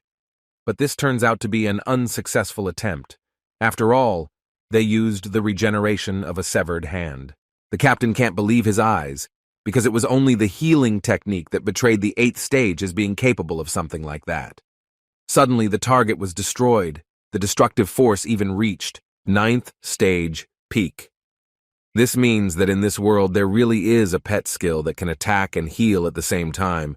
The beast itself was so easy to control with one wave of the hand. He climbed several small kingdoms. The owner of this beast, a warrior from the army, is surprised just as much by his beast because his ancient vine can demonstrate such terrifying power. He does not believe in what he sees. Su Ping realizes that the severed limb has not healed completely. He says that thanks to his teachings, the guy will be able to unleash the full potential of his beast. Therefore, he needs more training. The Zhou family army does not believe what they are hearing. Can Su Ping really teach them such complex skills? This is incredible generosity. The guys who were rude before regret it, that they were grimacing with dissatisfaction in front of him. He wonders if it's too late for him to make friends with Su Ping, or perhaps he still remembered everything. But if you miss this opportunity, this will be very bad, so you need to try your luck with all your might. Now the elite Zhou army swears that it will watch Mr. Su Ping until his death. The owner understands that this is very good, but a loyal army is by no means enough. He says that they will all come to him day and night for pumping, and while the off-season lasts. This way you can strengthen them in a short time. The master understands that Su Ping. This boy plans to uproot him in order to directly control the elite army. Therefore he asks Mr. Su Ping why there is such a rush.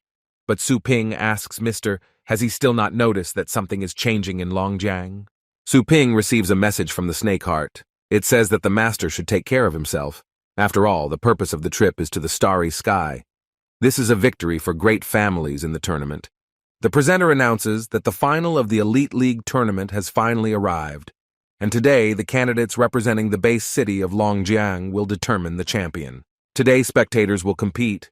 They notice people in the towers. They are all people with noble names, but there is one free place there. No one understands who it is for. The heads of Seme sit there.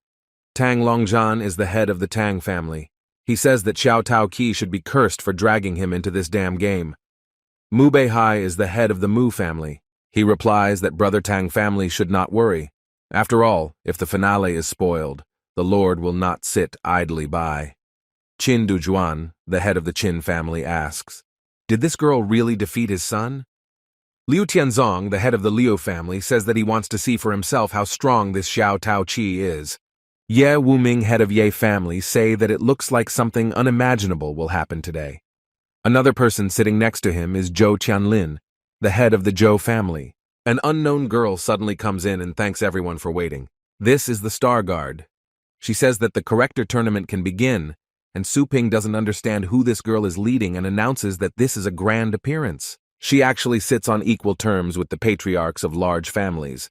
The presenter says that Yan Bin Yue sits in the center. Miss Yan Bin Yue will directly participate in their finals as a member of the Starry Sky organization.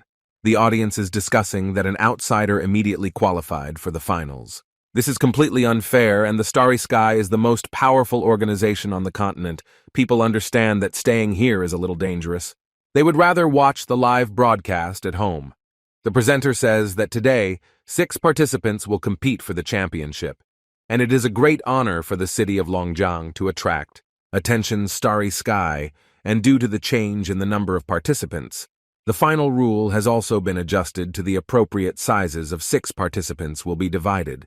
In 2 groups, A and B, using a draw, each participant must defeat the other 2 in order to go further. 2 winners will fight for the champion title, and the remaining 4 will be in the first. 6 Xiao Yu and Xu Kuang do not understand what kind of draw this is. The players are divided into 2 teams of 3, so they will fight even before they reach the real final. The first to start the match in the group is Yan Binyue opposite Mu Chan. Suddenly, Mu Beihai raises his hand and says that the Mu family is giving up. The audience doesn't understand what's going on. After all, the Mu family, from which the previous champion came voluntarily, gave up the chance to become a champion. Perhaps this is a matter in the Starry Sky. Alas, even large families do not dare challenge the Starry Sky, and strangers want to appropriate the highest and only title of their people. Su Ping doesn't understand what's going on. Vice Rector Dunn says that although the government would never be happy about this, Su Ping should have known about this rule. Elite tournament, royal tournament. Various talent selection mechanisms are large and small for individuals. It is an opportunity to rise in class. But for the city as a whole, it is a bargaining chip to receive the resources that the Blue Star Federation pours into it. Base cities that cannot raise strong people do not value the Federation, and if membership in the elite tournament is appropriated by outsiders, the development of the city becomes several years. Otherwise, it will go completely backwards. The vice-rector says that these large families usually demonstrate their power, but as soon as they collide with the stars, they become similar. For dogs with broken spines, the vice-rector asks Su Ping to win this championship. The host announces the second round. It is Yan Binyue versus Ye Lutnian. Ye Wuming realized that the old fox from the Mu family. They are trying to get rid of Xiao Taoqia by the beckoning of the hand of the starry sky in this siege. The Ye family also wants to get a share. Although the price is high, it is acceptable as long as they avoid pointless losses. Until the subsequent royal tournament, and now announces that the family is also giving up. The host comments that suddenly the two main families, one after another, admitted defeat and Madame Yan Binyue directly advances to the finals. Ye Wuming addresses Zhou Tianlin. He decides to advise him that if he wants to continue living in Longjiang, then he should just allow it. For your young master to sacrifice himself.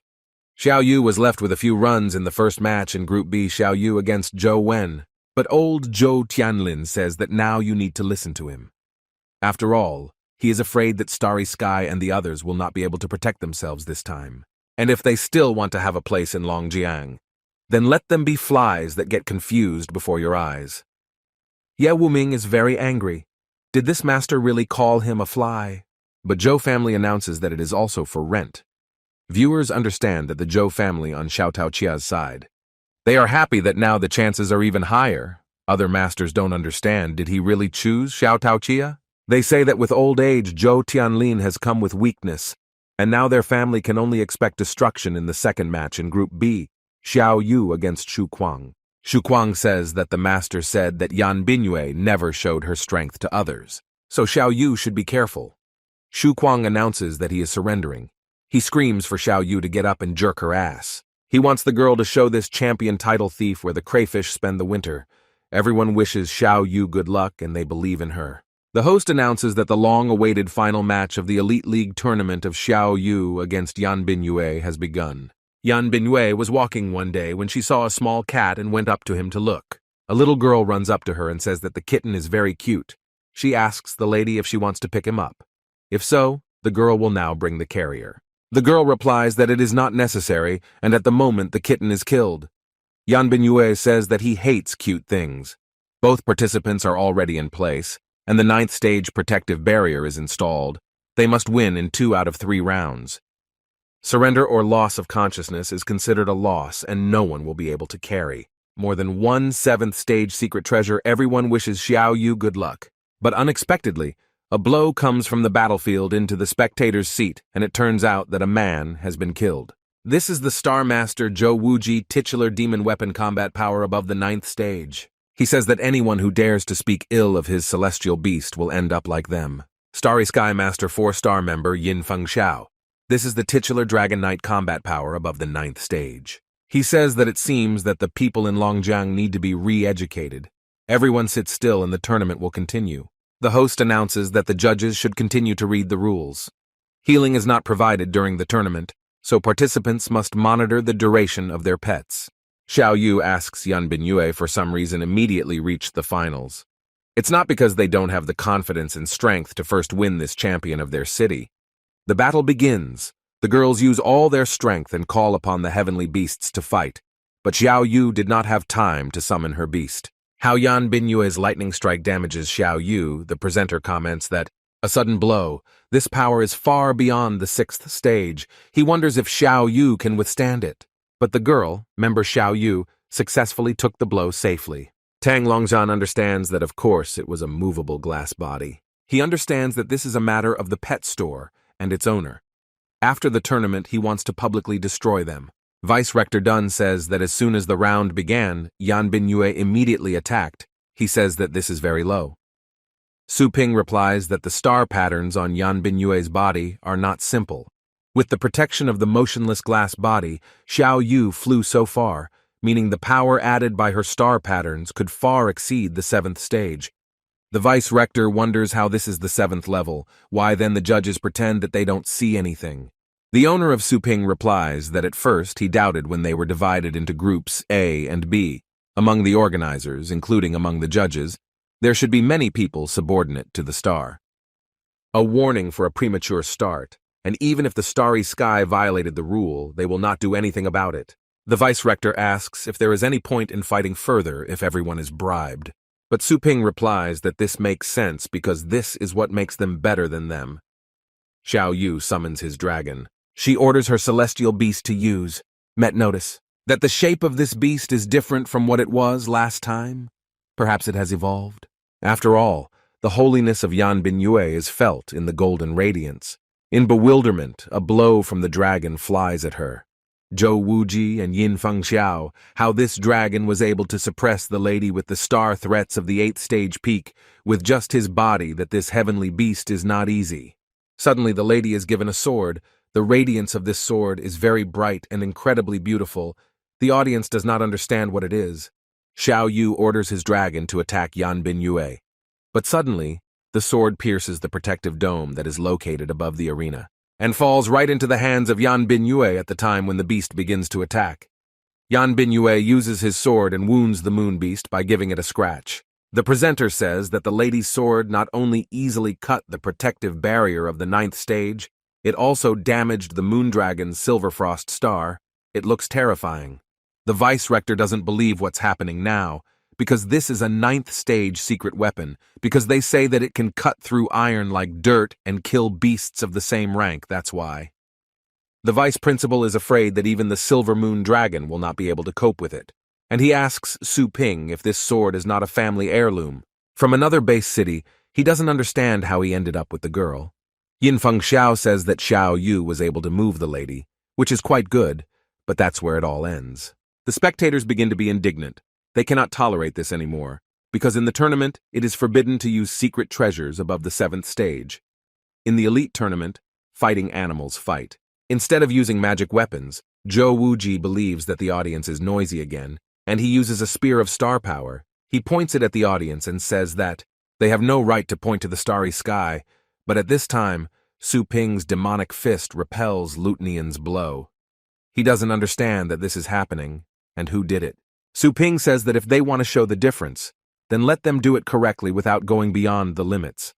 The judges of the tournament, combat power of the lower 9th degree, understand whether an explosion is threatening. After all, this guy was able to withstand the attack of a master in the highest 9th stage. After all, even they are not capable of this. They decide to ask the starry sky for instructions. Zhou Wuji says that how dare they demand help when they themselves are good for nothing. Yin Fengxiao answers so that the guy doesn't worry. But they are here to help the lady win the championship.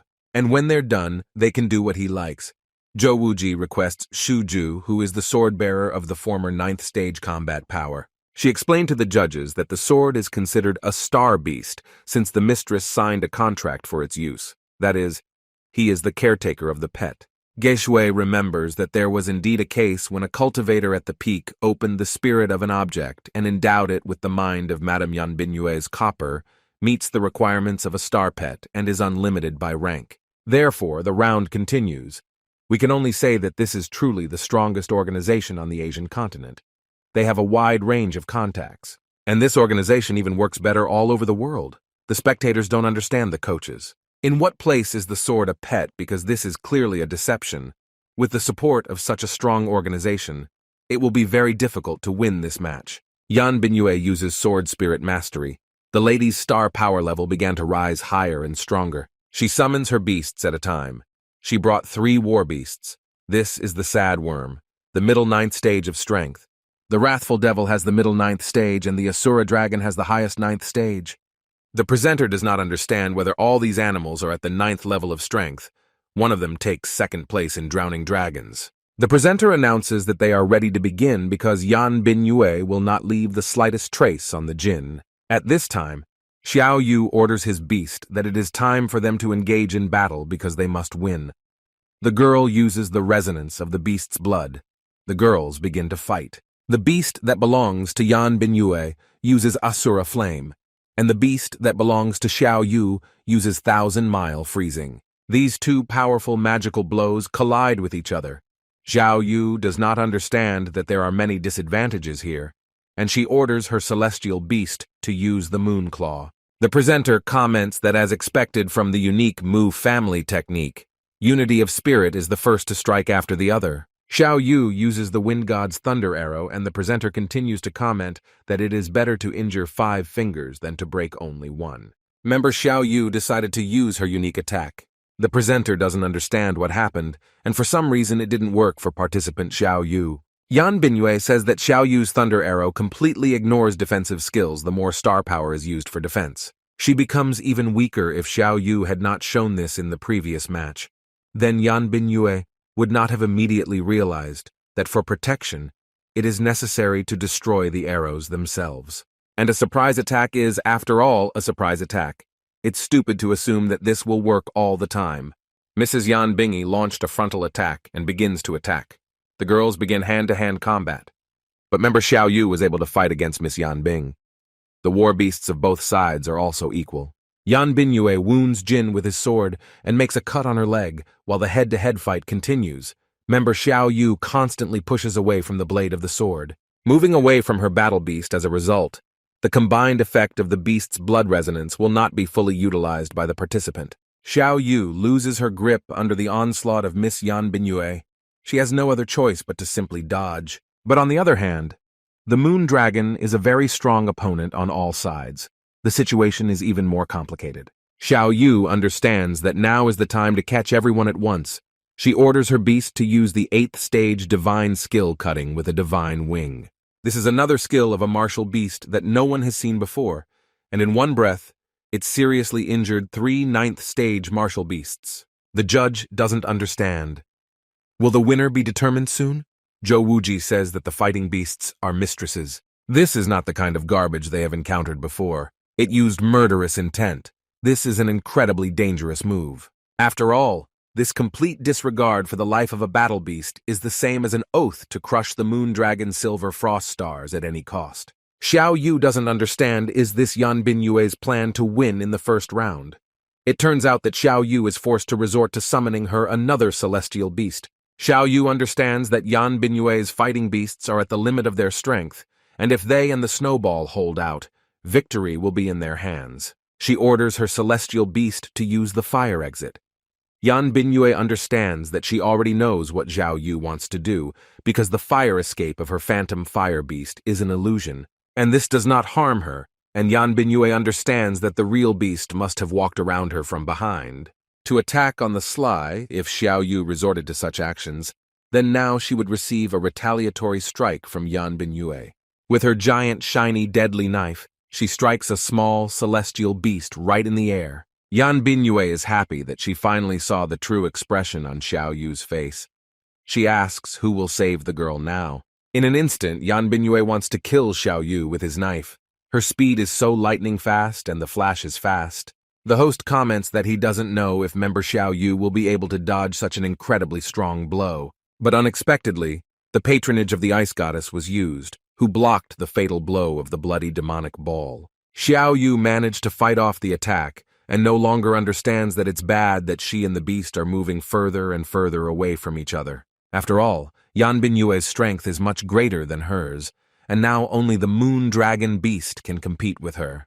The beast breaks through the celestial beasts that belong to Yan Binyue and attacks her. Xiao Yu orders his celestial beast to use attack now. Yan Binyue says that the protection of the ice goddess Xiao Yu is impregnable, but the thunder arrow of the wind, God cannot ignore the protection Yan Binyue says that what Xiao Yu fought for and ran into. And now the Silver Frost Star Moon Dragon is wavering.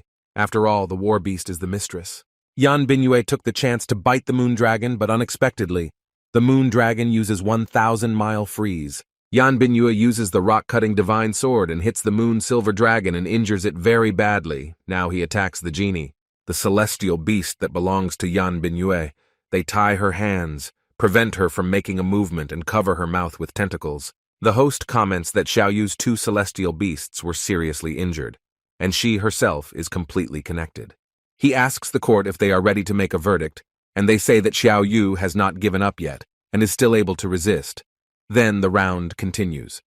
The spectators are angry because it is obvious that the girl wanted to give up until they shut her mouth. They call her swindlers and say that this is a mockery. Zhou Wuji says that there is nothing wrong with bullying and the strong should bully the weak. Otherwise, there will always be fools who want to break the rules. Zhou Wuji wants Mistress to teach a lesson. Xiao Yu, at this time, the animals tied Xiao Yu's hands and lifted her up. The girl wanted to give up, but they did not give her the opportunity to do so now in her hands. Yan Binyue, she holds a sword and can kill Xiao Yu at any moment. The audience doesn't understand that this is happening. In broad daylight, they can't look at it anymore. The masters understand that the starry sky is really overdoing it. But if they dared to claim first place, then let them get it in the teeth at once. Yan Binyue is about to kill Xiao Yu with his sharp fire sword, but suddenly the sword is right in front of the girl's face. Suddenly her brother Su Ping, he says that Xiao Yu said that she gave up. Then the first round is over. And the family of Sister Yan Binyue does not understand when this guy was able to make it in time, because he grabbed this sword with his own hand and nothing happens to him. The presenter says that in the 9th protective barrier, a huge hole appeared on the steps. He asks, hasn't the court made a decision yet? They announce that in the first round, Yan Binyue held the victory for Yan Binyue. She doesn't understand how this man was able to. His appearance doesn't match his immune strength. But for some reason, she feels something not humanly frightening. Su Ping gains enormous strength and uses all his star power to stand against Yan Binyue. Zhou Wuji notices that this is the person behind Xiao Tao Qiu under the name Su Ping. Yin Fengxiao says that it was a good blow, but the arena is a place for the participants, and he injured the lady's pet and interfered with the judges. Yin Fengxiao is furious. He asks, is this an attempt to mock the weak? The host says that this is a terrifying star power, and the entire arena is oppressed and trembling. Xiao Yu, without strength, she cannot even get up from her knees. Su Ping says not to be misunderstood because he is an ordinary pet store owner and just accidentally provided services to his client. Su Ping summons his little skeleton and gives it to Xiao Yu. Now Xiao Yu will fight him. Zhou Wuji says that they will forget that Su Ping interfered with the judge's decision. He asks why the guy was going to let his pet participate. He tells Su Ping not to think that they will just sit and watch. Su Ping says that his pet store has always had a celestial beast rental service, even though this little skeleton belongs to him. And Mrs. Xiao Yu rented it in advance, and he is just fulfilling his duties. Their sword, which belongs to Yan Binyue, also has a personal caretaker. Yin Fengxiao understands that this is said strongly, but Zhou Wuji is angry. The little skeleton asks what if he seriously injures the lady's pets, but Su Ping replies that everything just happened that way, that the war beasts of their ladies do not have much combat power. It's better to call them off. And in return for this, they will receive their animals. The number does not matter. The main thing is that they admit their defeat. The masters say that this is too rude because Su Ping doesn't know who he's talking to. Fighting the monsters of the starry sky, the number of which is not limited, won several times and already forgot his place. It looks like this guy will be executed without them. Yin Fengxiao and Zhou Wuji say that this is too big a loud statement. Zhou Wuji asks if the guy really dared to challenge the starry sky. They say that it would be better if the guy really had trump cards. Viewers notice a very terrible aura. They understand that this match is becoming more and more dangerous. Suddenly, the dome is pierced by 5 huge celestial beasts. They very easily broke the protective barrier. No one understands whether each of them has combat power close to the limits of the 9th stage, because it feels like the nature of the game has sharply changed to a demonstration of strength. Yan Binyue thanks her uncles for their help, because they provided her with the heavenly beasts. The girl says that she will not live up to their expectations and will make these insolent people lose their breath. They don't understand that these 5 celestial beasts are even stronger than the last dragon. Su Ping says that the girl will have the opportunity to fight. She just needs to sign a temporary contract with the little skeleton and then he will be hers.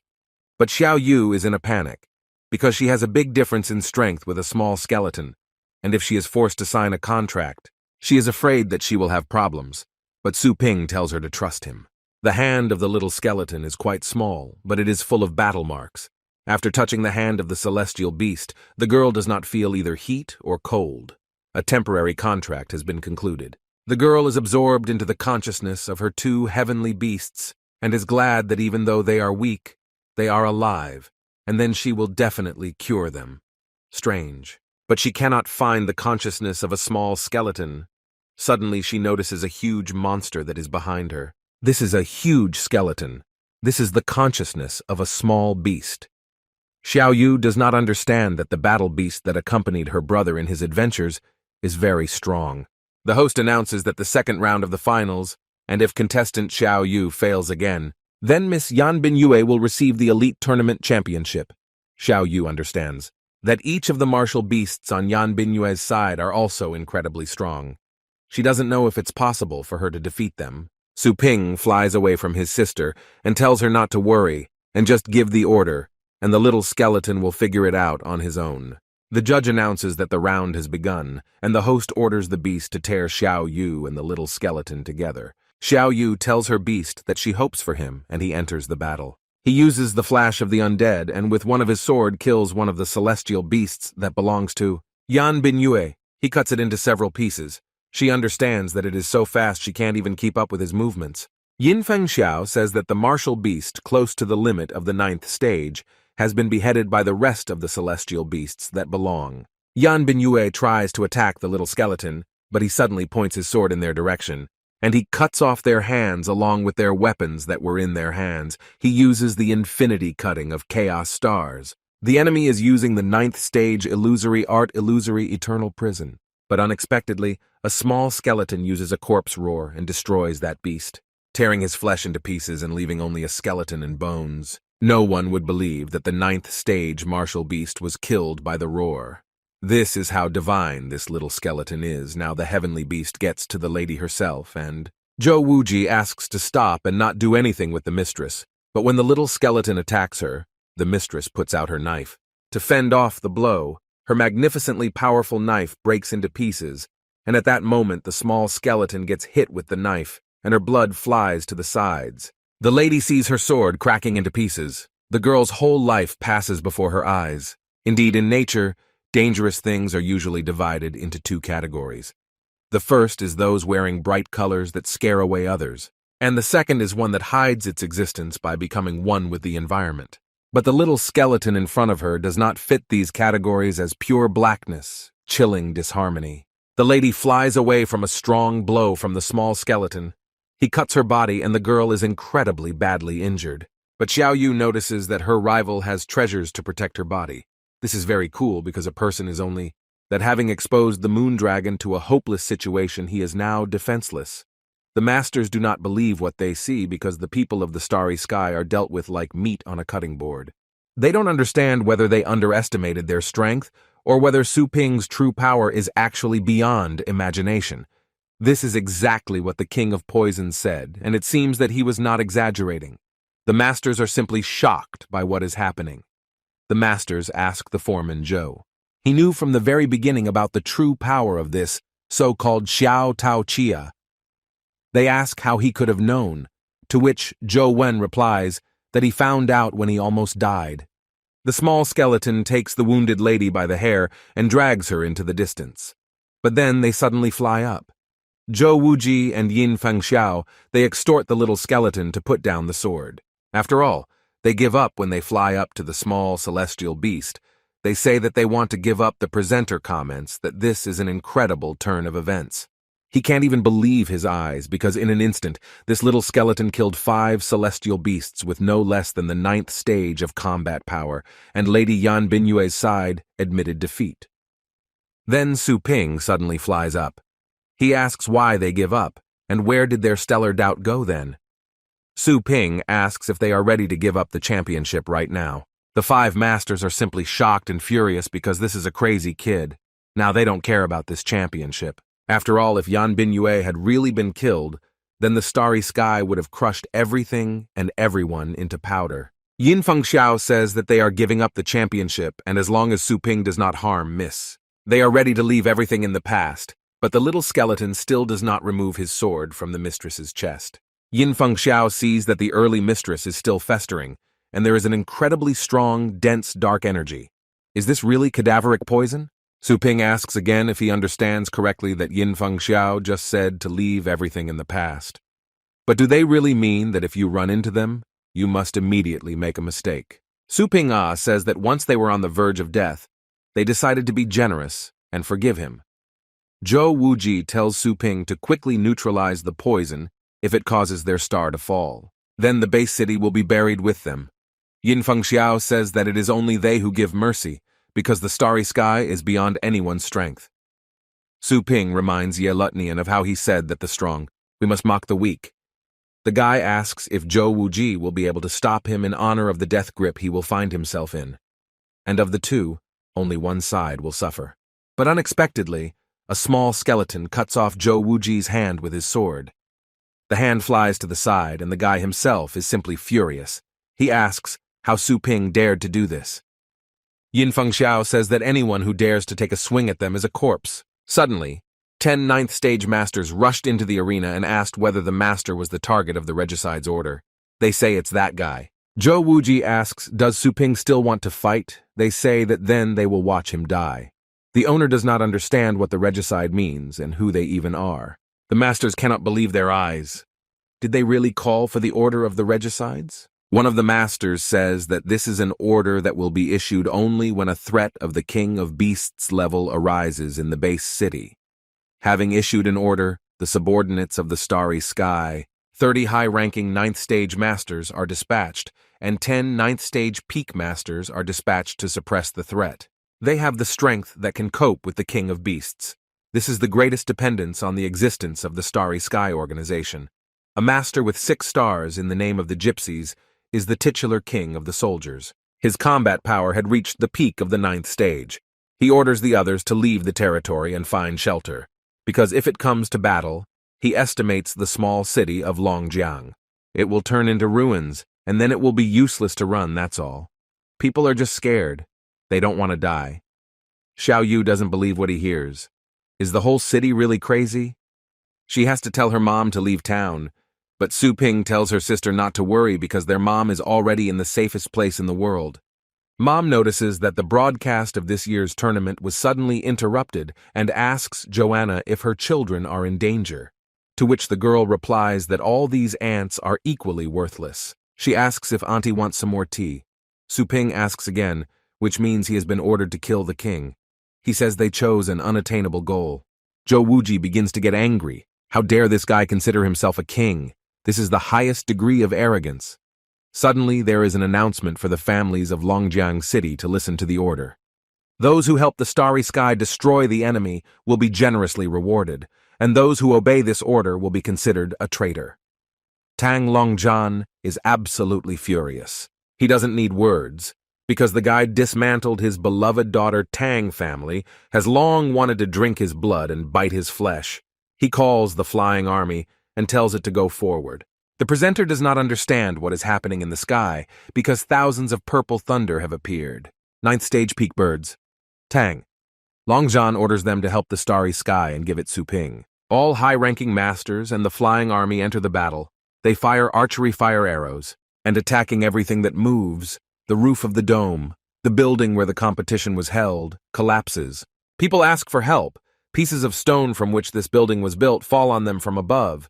Guys from the greatest families like what is happening, they say. That the Tang family's Thousand Wings army is really strong. But one of the guys says that the Tang family has gone too far. He jumps out of his place under protection, where he was, and calls his heavenly beast. The vice-rector sees in front of him a natural patron who catches stones right above his head. He sees that the young master of the Qin family did this. Qin Maoran orders the immediate withdrawal of civilians Vice-Chancellor Dun. Thanks the guy, he can't believe that the Tang family. Indeed, it has taken such high-profile actions, it is destructive power. One of the masters, Tang Longjian, says that Su Ping is within range of his flying army, so he can fall without resisting. Everything that happens is like a tidal wave. Yin Fengxiao asks what the other patriarchs will say. Zhou Wuji says to, they did not even try to pass themselves off as neutrality, because neutrality would also be regarded as disobedience to the will of the starry sky. Zhou Wen says that he naturally belongs to Su Ping's side, so he tells the others to take their time and think carefully. All the masters don't know who to help the Starry Sky or Su Ping Knights, no matter which side they are on. They still can't joke with anyone, and if they are unlucky and find themselves on the losing side, then after that they will be crossed out by the winning side, and these will no longer be minor grievances. And related to the survival of the entire family, the current strength of Su Ping is capable of easily crushing 5 battle beasts of the 9th stage peak, although this is incomprehensible. But the enemy Starry Sky, which has already been destroyed more than once by the crisis of the King of Beasts in the base cities, is reinforced in the form of a warrant order of regicides at least 20 times stronger than ordinary masters. This is an undeniable strength obtained through military merit.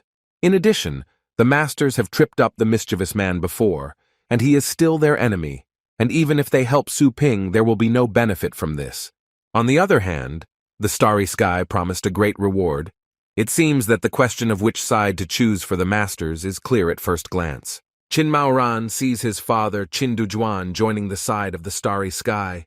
The father sends a mental message to his son. He says that it is too dangerous here. They must unite with the Starry Sky. To fight Su Ping now, the son must take cover. But Qin Maoran begs his father to change his mind. His father asks how he can change it.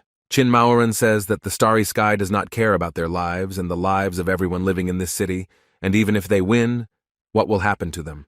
The father asks if the son really wants to take the side of Su Ping, because this is no longer a joke, and the son is too serious and asks the father to open his eyes, because the Starry Sky demands more and more every year, and today they will cut out more resources from 5 cities and will not blink an eye. Pleasing the Starry Sky is like putting out a fire. After all, the fire will not go out while the coal is burning. The father says that no one can stop the king's order to kill, and now is not the time to be a hero.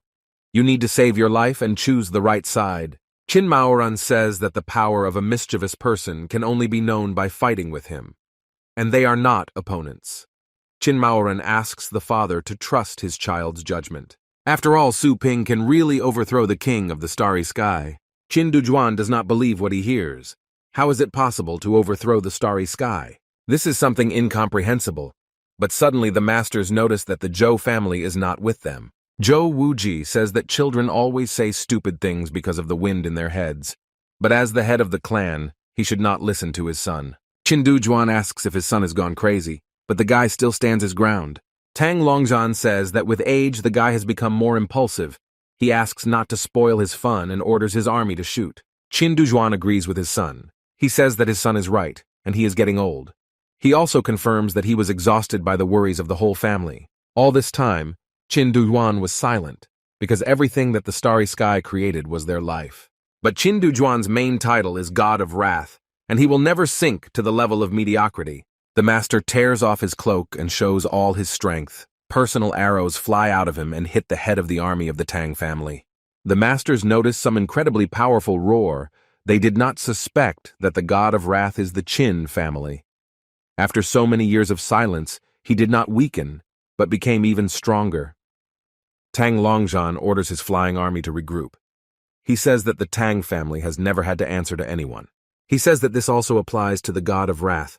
Now the guy wants Su Ping dead. Qin Dujuan says that he will be happy to help the guy. Su Ping says that Chief God of Wrath shouldn't dirty his hands with these fry. He summons the elite Zhou army. Tang Longzhan can't believe his eyes. A huge, powerful army comes out in front of him. Along with his war beasts, Shu Kuang rides with them on a dark dragon dog. He orders the army to surround the arena and prevent them from leaving. Shu Kuang says that it's finally their turn. Shu Kuang turns to the master. He says that those people in the sky, he can leave it to them. Tang Longzhan does not believe that the elite Zhou army is standing in front of him. He doesn't understand. Isn't this a group of 7th or 8th stage scum from the Zhou garbage family? He asks how they are going to defeat the flying army of the peak 8th stage Tang family. Su Ping asks what his store is for then, according to Tang Longzhan. The owner orders Shu Kuang not to leave anyone behind. He remembers how he refined the Zhou army's celestial beasts by using the engraved paths of thunder. Shu Kuang orders the heavenly ones. Zhou army beasts prepare anti-aircraft guns. He uses a destructive chain of ferocious thunder. This destructive chain occupies the 1,000th place in the path of thunder. During an attack, it automatically hooks nearby opponents, causing them equal damage, and is capable of hooking Yi Wuming up to 12 people. Masters don't understand how this is possible. After all, this goes beyond any boundaries of the Tang family, which controls several base cities. Really deflated in the hands of the Zhou family, which was recently conquered by Su Ping. People are in a panic. There is a very large crowd of people and there is nowhere to hide. They do not know what to do and where to go because terrible battles are taking place around them. Archers are shooting at enemies. The Zhou elite army uses cheats to protect themselves from arrows. Xu Kuang orders the troops in the front ranks to defend. The anti-aircraft troops should continue to attack the human targets in the sky. Tang Longzhan notes that the flying army is known for its stealth and agility. The thunder technique of using code army can auto-attack the enemy. He doesn't understand how it could be a coincidence that they are unable to defend themselves. Now, the only thing that comes to Tang Longzhan's mind is that Su Ping really knew about the ambush in advance. The master understands that if this continues, the entire army will be destroyed even before Su Ping suffers, because before the flying army of the entire Tang family has never suffered such heavy losses. But at this moment, Tang Longzhan orders the flying army to retreat. Xu Kuang does not understand if they are already leaving. He says that the morale of the enemy troops has fallen. He orders the army to finish off the enemies. He says that not a single feather should be left on these birds. He says to fight them until the yolk of their eggs thickens. Suddenly, one of the army men makes a call to the tracer. He gives the coordinates. This is the low Earth orbit of a blue star, the main city of the starry sky. Su Ping does not understand what is happening. But in the sky, a fiery ray breaks through the clouds and strikes the Zhou army and their animals. Xu Kuang can't believe what the shield sees at all, and they, together with the beast, find themselves in defense. No one understands what is happening at all. But Qin Dujuan says that this is a weapon of mass destruction of the Starry Sky organization. This is a 10,000th space gun tracer. The masters ask, do they really think that they can escape simply by running far away? Ye Wuming says that staying on the side of the Starry Sky was the right decision. Tang Longzhan is waiting for the Starry Sky to defeat the elite Zhou army. But unexpectedly, the luminous serpent of purgatory takes with him the entire blow of the master. They don't believe in what they see. They are simply dumbfounded. After all, the beast, covering the elite Zhou army, uses the iron wall of the gods using the deified skill of the 9th stage. He takes the entire arena into a dome, protecting everyone from the blow. Su Ping doesn't understand how this could make the snake purgatory so afraid that he even used his trump card. Su Ping realizes that their guns are too good. Zhou Wuji and Yin Fengxiao understand that they should have said this in the past, no matter how strong the beasts of the 9th were. Every single stage was destroyed by the Tracer's cannon. They don't believe how a battle beast capable of resisting it can still exist. The warrior sees that this is a test. Not finished, he says that the beast satisfied him. He thought that this was an ordinary son of luck. He did not expect that his strength is much greater than it seems. He orders his entire army to summon war beasts at this time. The entire army and even the masters summon their war beasts. Xiaoyu sees that there are hundreds of 9th stage beast summoning rifts. Qin Maoran says it's an incredible feeling of pressure. The starry sky is giving it its all. These are an incredible number of celestial beasts with enormous power, and they all want to kill them. Captain of the Zhou elite army. See what a crazy and terrifying scene this is, because this is the power that the starry sky has always been proud of. The captain asks Su Ping to let him experience all his true strength. He orders the entire army to join the battle and kill the guy. Su Ping says that he returns in advance. The rights to use the small skeleton. He orders the beast to take care of the genie, and he himself says that he will quickly deal with the army. But Xiao Yu doesn't understand. How can this be done quickly? She tells her elder brother to be careful. Qin Duhuan says that their opponent Starry Sky, capable of killing animals, is not something that can be dealt with easily. Su Ping selects the Chaos Star Infinity Chopping skill. High-ranking Starry Sky Masters see that the guy is using a combination of they. They don't believe that such a young master of legendary rank exists, but Ji Gang says that in terms of combat power, they all together surpass the legendary rank. Now is the time to get rid of this annoying guy. Su Ping uses the dexterous type beast soul overlay. He says that then he will let them all see the difference between the prepackaged legendary rank and the real thing. Su Ping goes into battle to defend himself and all those loyal to him, but he is attacked by a huge flock of thousands of heavenly beasts, to the highest degree. But when grouped with a small skeleton, Su Ping takes out a deadly lightning sword that he can kill in one blow. And this is so, because with one swing the guy kills everything that stands in front of him on the way. He cuts these heavenly beasts in half. High-ranking masters do not believe what is happening. Can this guy kill so many animals with just one blow? One of the commanders orders the soldiers in the front row to go into battle, and he orders those behind to quickly take their places. They use the 9th stage defense enhancement. But Su Ping does not stop and goes forward. He kills the heavenly beast one by one. Su Ping understands that if the owner of the war beast dies first, then his beast begins to get out of control. He orders to get rid of those war beasts, which attack indiscriminately, but suddenly Su Ping attacks a group of these masters and kills them all with one swing of his sword. They only have time to be surprised at how fast. The guy broke through the front line.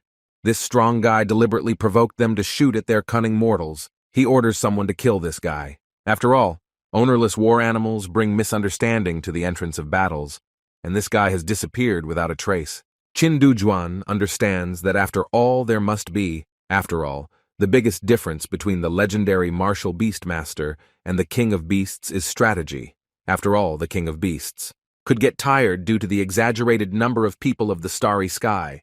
But with a person this does not work. As soon as the owner of the war beast dies, the war beasts summoned by him will lose. Control the contract and go wild so their numerical advantage becomes a disadvantage. And most importantly, Su Ping is a legendary master, an incredibly smart guy and a good warrior. Qin Dujuan praises his son for doing a good job. The high-ranking masters understand that this guy, Su Ping, is a tough nut to crack, so they decide to get to his team first. Xiao Yu see that they want to kill the master of the 9th stage. The beast that belongs to Qin Maoran is very wounded. Qin Dujuan says that the army should first go through the nickname. After all, they cannot let their brother down. Su Ping, there are too many of these animals, and they attack Su Ping's team. Zhou Tianlin orders Qin Maoran to watch the flank, but Qin Maoran replies that there are too many of these creatures. They will be very difficult to deal with. They are trying to defend against two beasts. Zhou Tianlin uses a shield, but suddenly the snake of purgatory crushes them with one of its paws. What physical strength does this beast have? After all, its defense is not only strong enough to withstand a cruiser, but its attack power can easily crush an enemy of the same class. Shu Kuang tells his scary dark dragon not to be a dog and go forward and make a fuss. He tells the beast to use the loud killing border.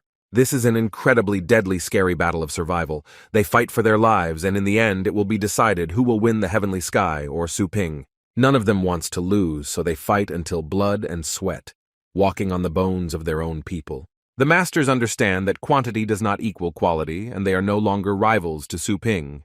Lucy says that it doesn't matter that this guy is of a legendary level, but the people who stand under him are also outrageous. They understand that it was in vain that they did not join the enemy.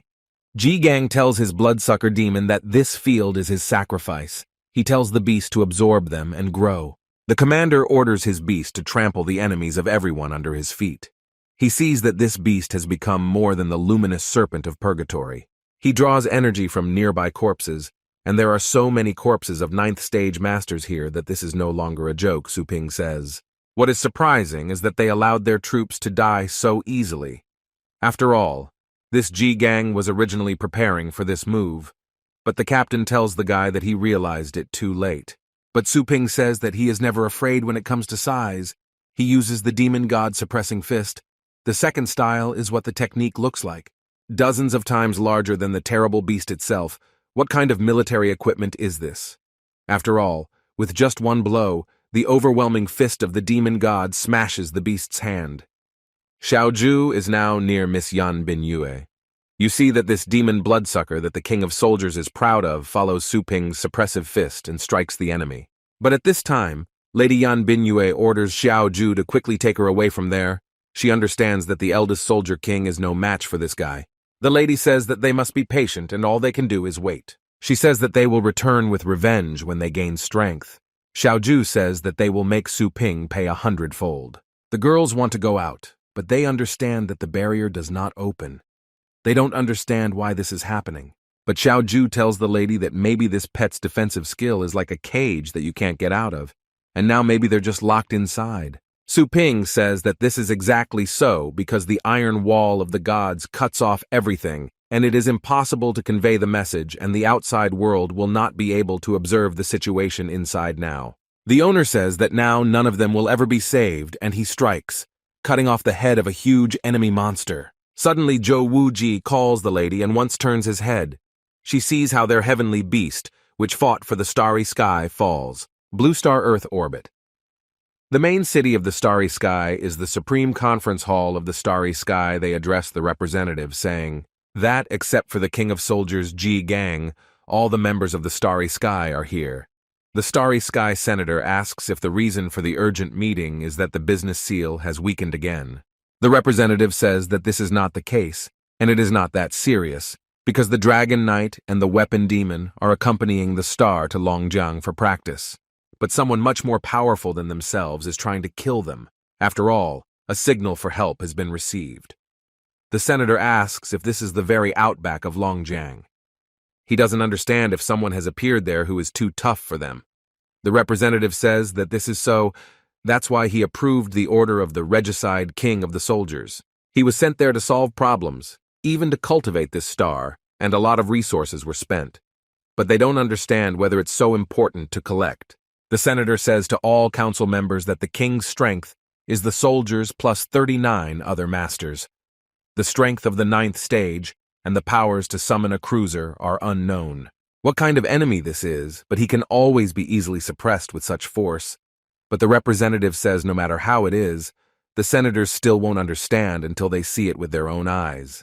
The representative comments on the photographs of the killed masters, because there are pools of blood around them, and you can also see captured masters of famous families, and the captain of the Ji Gang, an incredibly large mountain of killed celestial beasts from all those who fought there. And on the top of that mountain sits that same guy. The senators can't believe it all. Was Ji Gang really taken alive and their entire squad destroyed? They don't understand whose hands this was. But the representative zooms in on the picture and says that the person responsible for this is named Su Ping. He shows that sitting on the heap of the dead is the very young man they need. And information on it was sent to the senator's communicators. They read, information that this is Su Ping. He is 18 years old and recently awakened. The guy has demonstrated title-level strength in the secret kingdom of urban areas, and other places he owns a pet store. But the senator does not believe what this young guy is reading is of title level. The representative says that he is also interested in this and would like to see, what is this guy capable of? It includes rewinding the video that was filmed during the battle, but the representatives were prevented from seeing this by a secret technique of protection from prying eyes. And now it is impossible to get information from the arena. The senators ask if the representative wants to say that this guy is deliberately hiding his power. But the commander-in-chief says that he will be able to suspect that behind this guy there is a legendary rank. But senators say that this is very unlikely to be possible. Not counting the resources, this remote town could not attract a legendary patron. They say that even if they paid a lot of money, they wouldn't go there in their life. The representative says that according to data, his intelligence force, one of Yuan Tianquan's subordinates, is Tao Zong, and he is very close to Su Ping because the guy even has a photo of this master hanging in his store. Senators ask that this man is known as one of the legendary marksmen. The senator answers that it is true, and if a person does not have certain connections and origins, but if he dared to use the swordmaster's name to make money without permission, he would be dead on the street the next day. They understand that it makes sense. And so they need to conclude that the relationship between Yuan Tianquan and Su Ping is also not bad.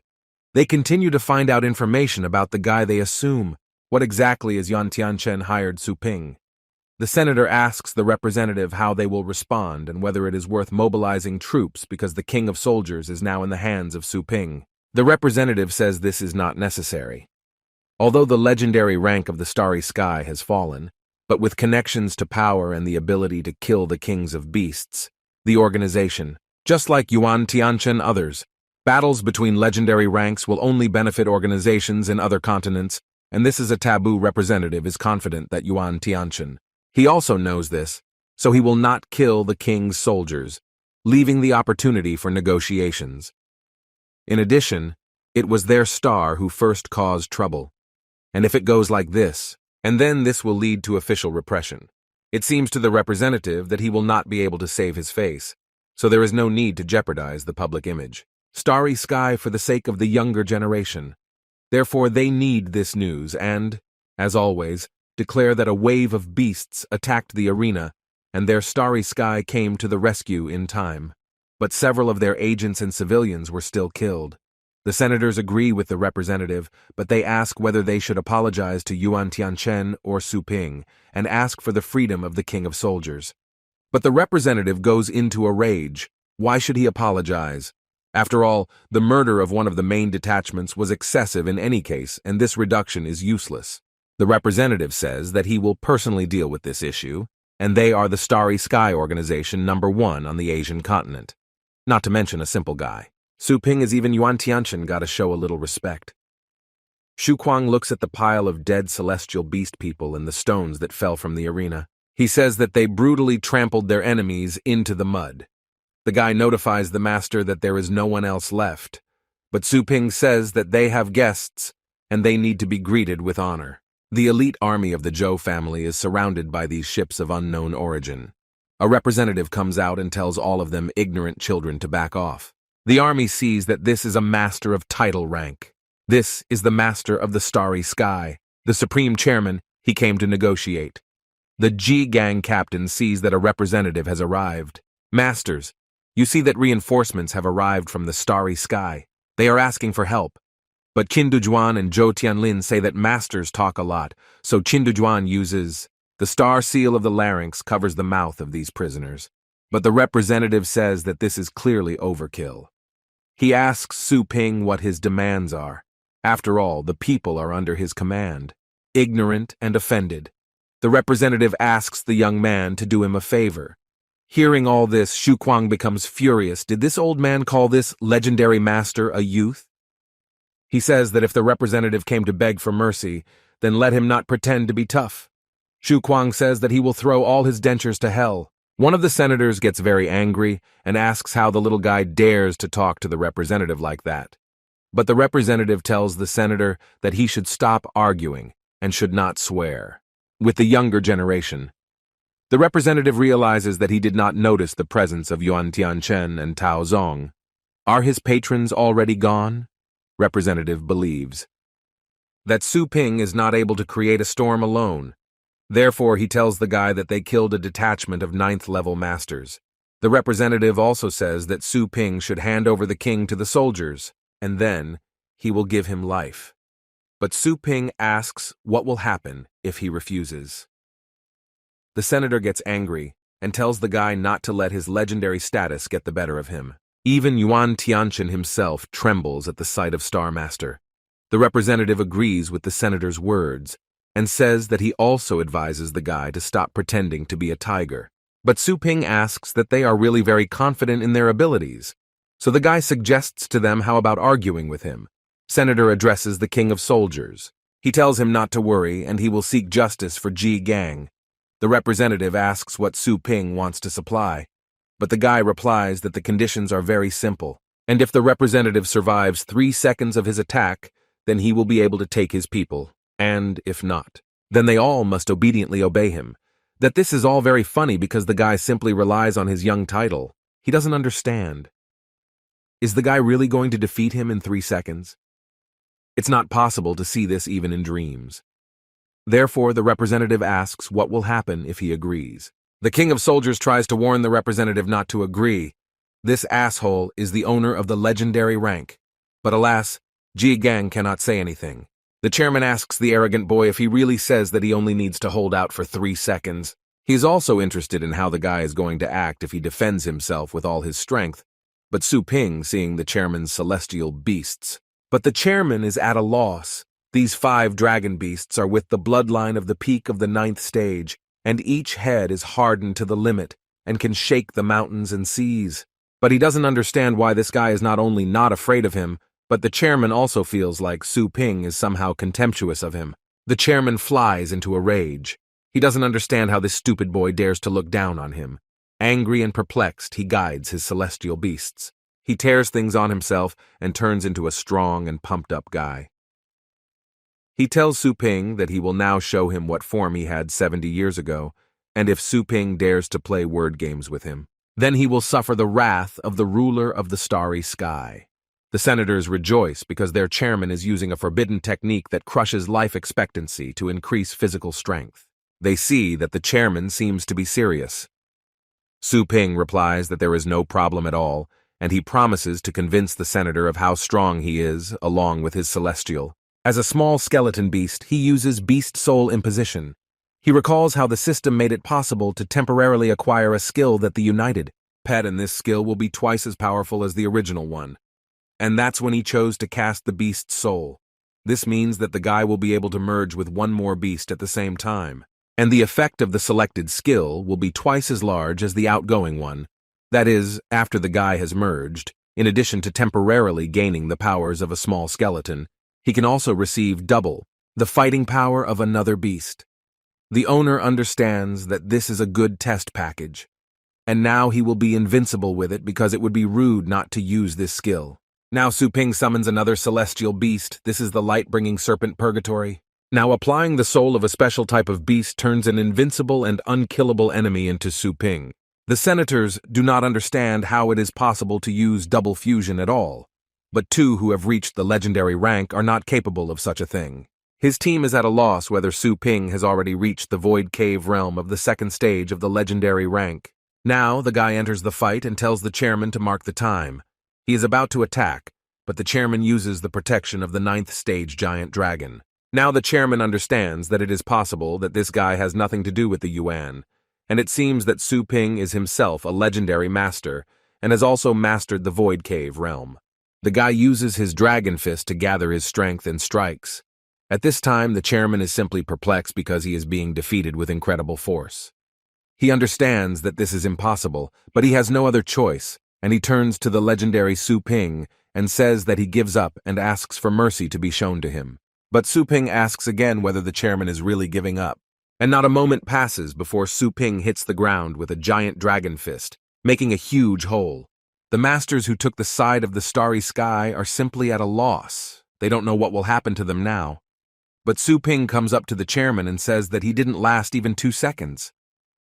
But the guy mockingly says that it seems the chairman simply hasn't fully opened up, and he offers him another round. But this legendary master understands that if he hadn't given up, there wouldn't have been a speck of dust left from him, and only demons could hold out for 3 seconds against the master of the Cave of Emptiness. That's why he says it's not worth it. Start all over again and admit defeat. But Su Ping turns back into his appearance and says that now the most powerful organization on the Asian continent, Starry Sky, but now they have a new owner. Shu Kuang is happy for his master. He says that he is simply incredibly cool, and he also welcomes the new Star Lord. Now all the masters who were on the side of the Starry Sky must bow to the new ruler. And the flow of customers in the Su Ping store is increasing and increasing. The newspapers write that Xiao Yu became the champion of the elite tournament, and during the tournament a wave of beasts struck, resulting in the death of many people, including participant Yan Bing. And now the Su Ping Pet Store has successfully produced champions and become famous by becoming the most popular store in the city. Joanna and Tang Ruan still work in the pet store and serve customers, those who come to buy food or leave the animal to be raised. Tang Ruan notices that today there are a lot of customers, but looking away. She sees the owner walking and behind him all the greatest masters of the city. She sees her father. With all her appearance, she is trying to make him pay attention to her, and she begins to rejoice that in the end, her father came to save her. Well, the father didn't even look in her direction.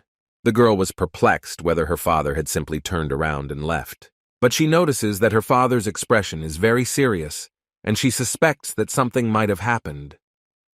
She also doesn't understand why the patriarchs of other families are there. But Tang Ruan comes up with a brilliant idea because this is most likely just a joint crusade, and her father must have called other families to besiege Su Ping. Now she is happy that Su Ping will finally die, and the time is coming when he will have the power of her family's flying army.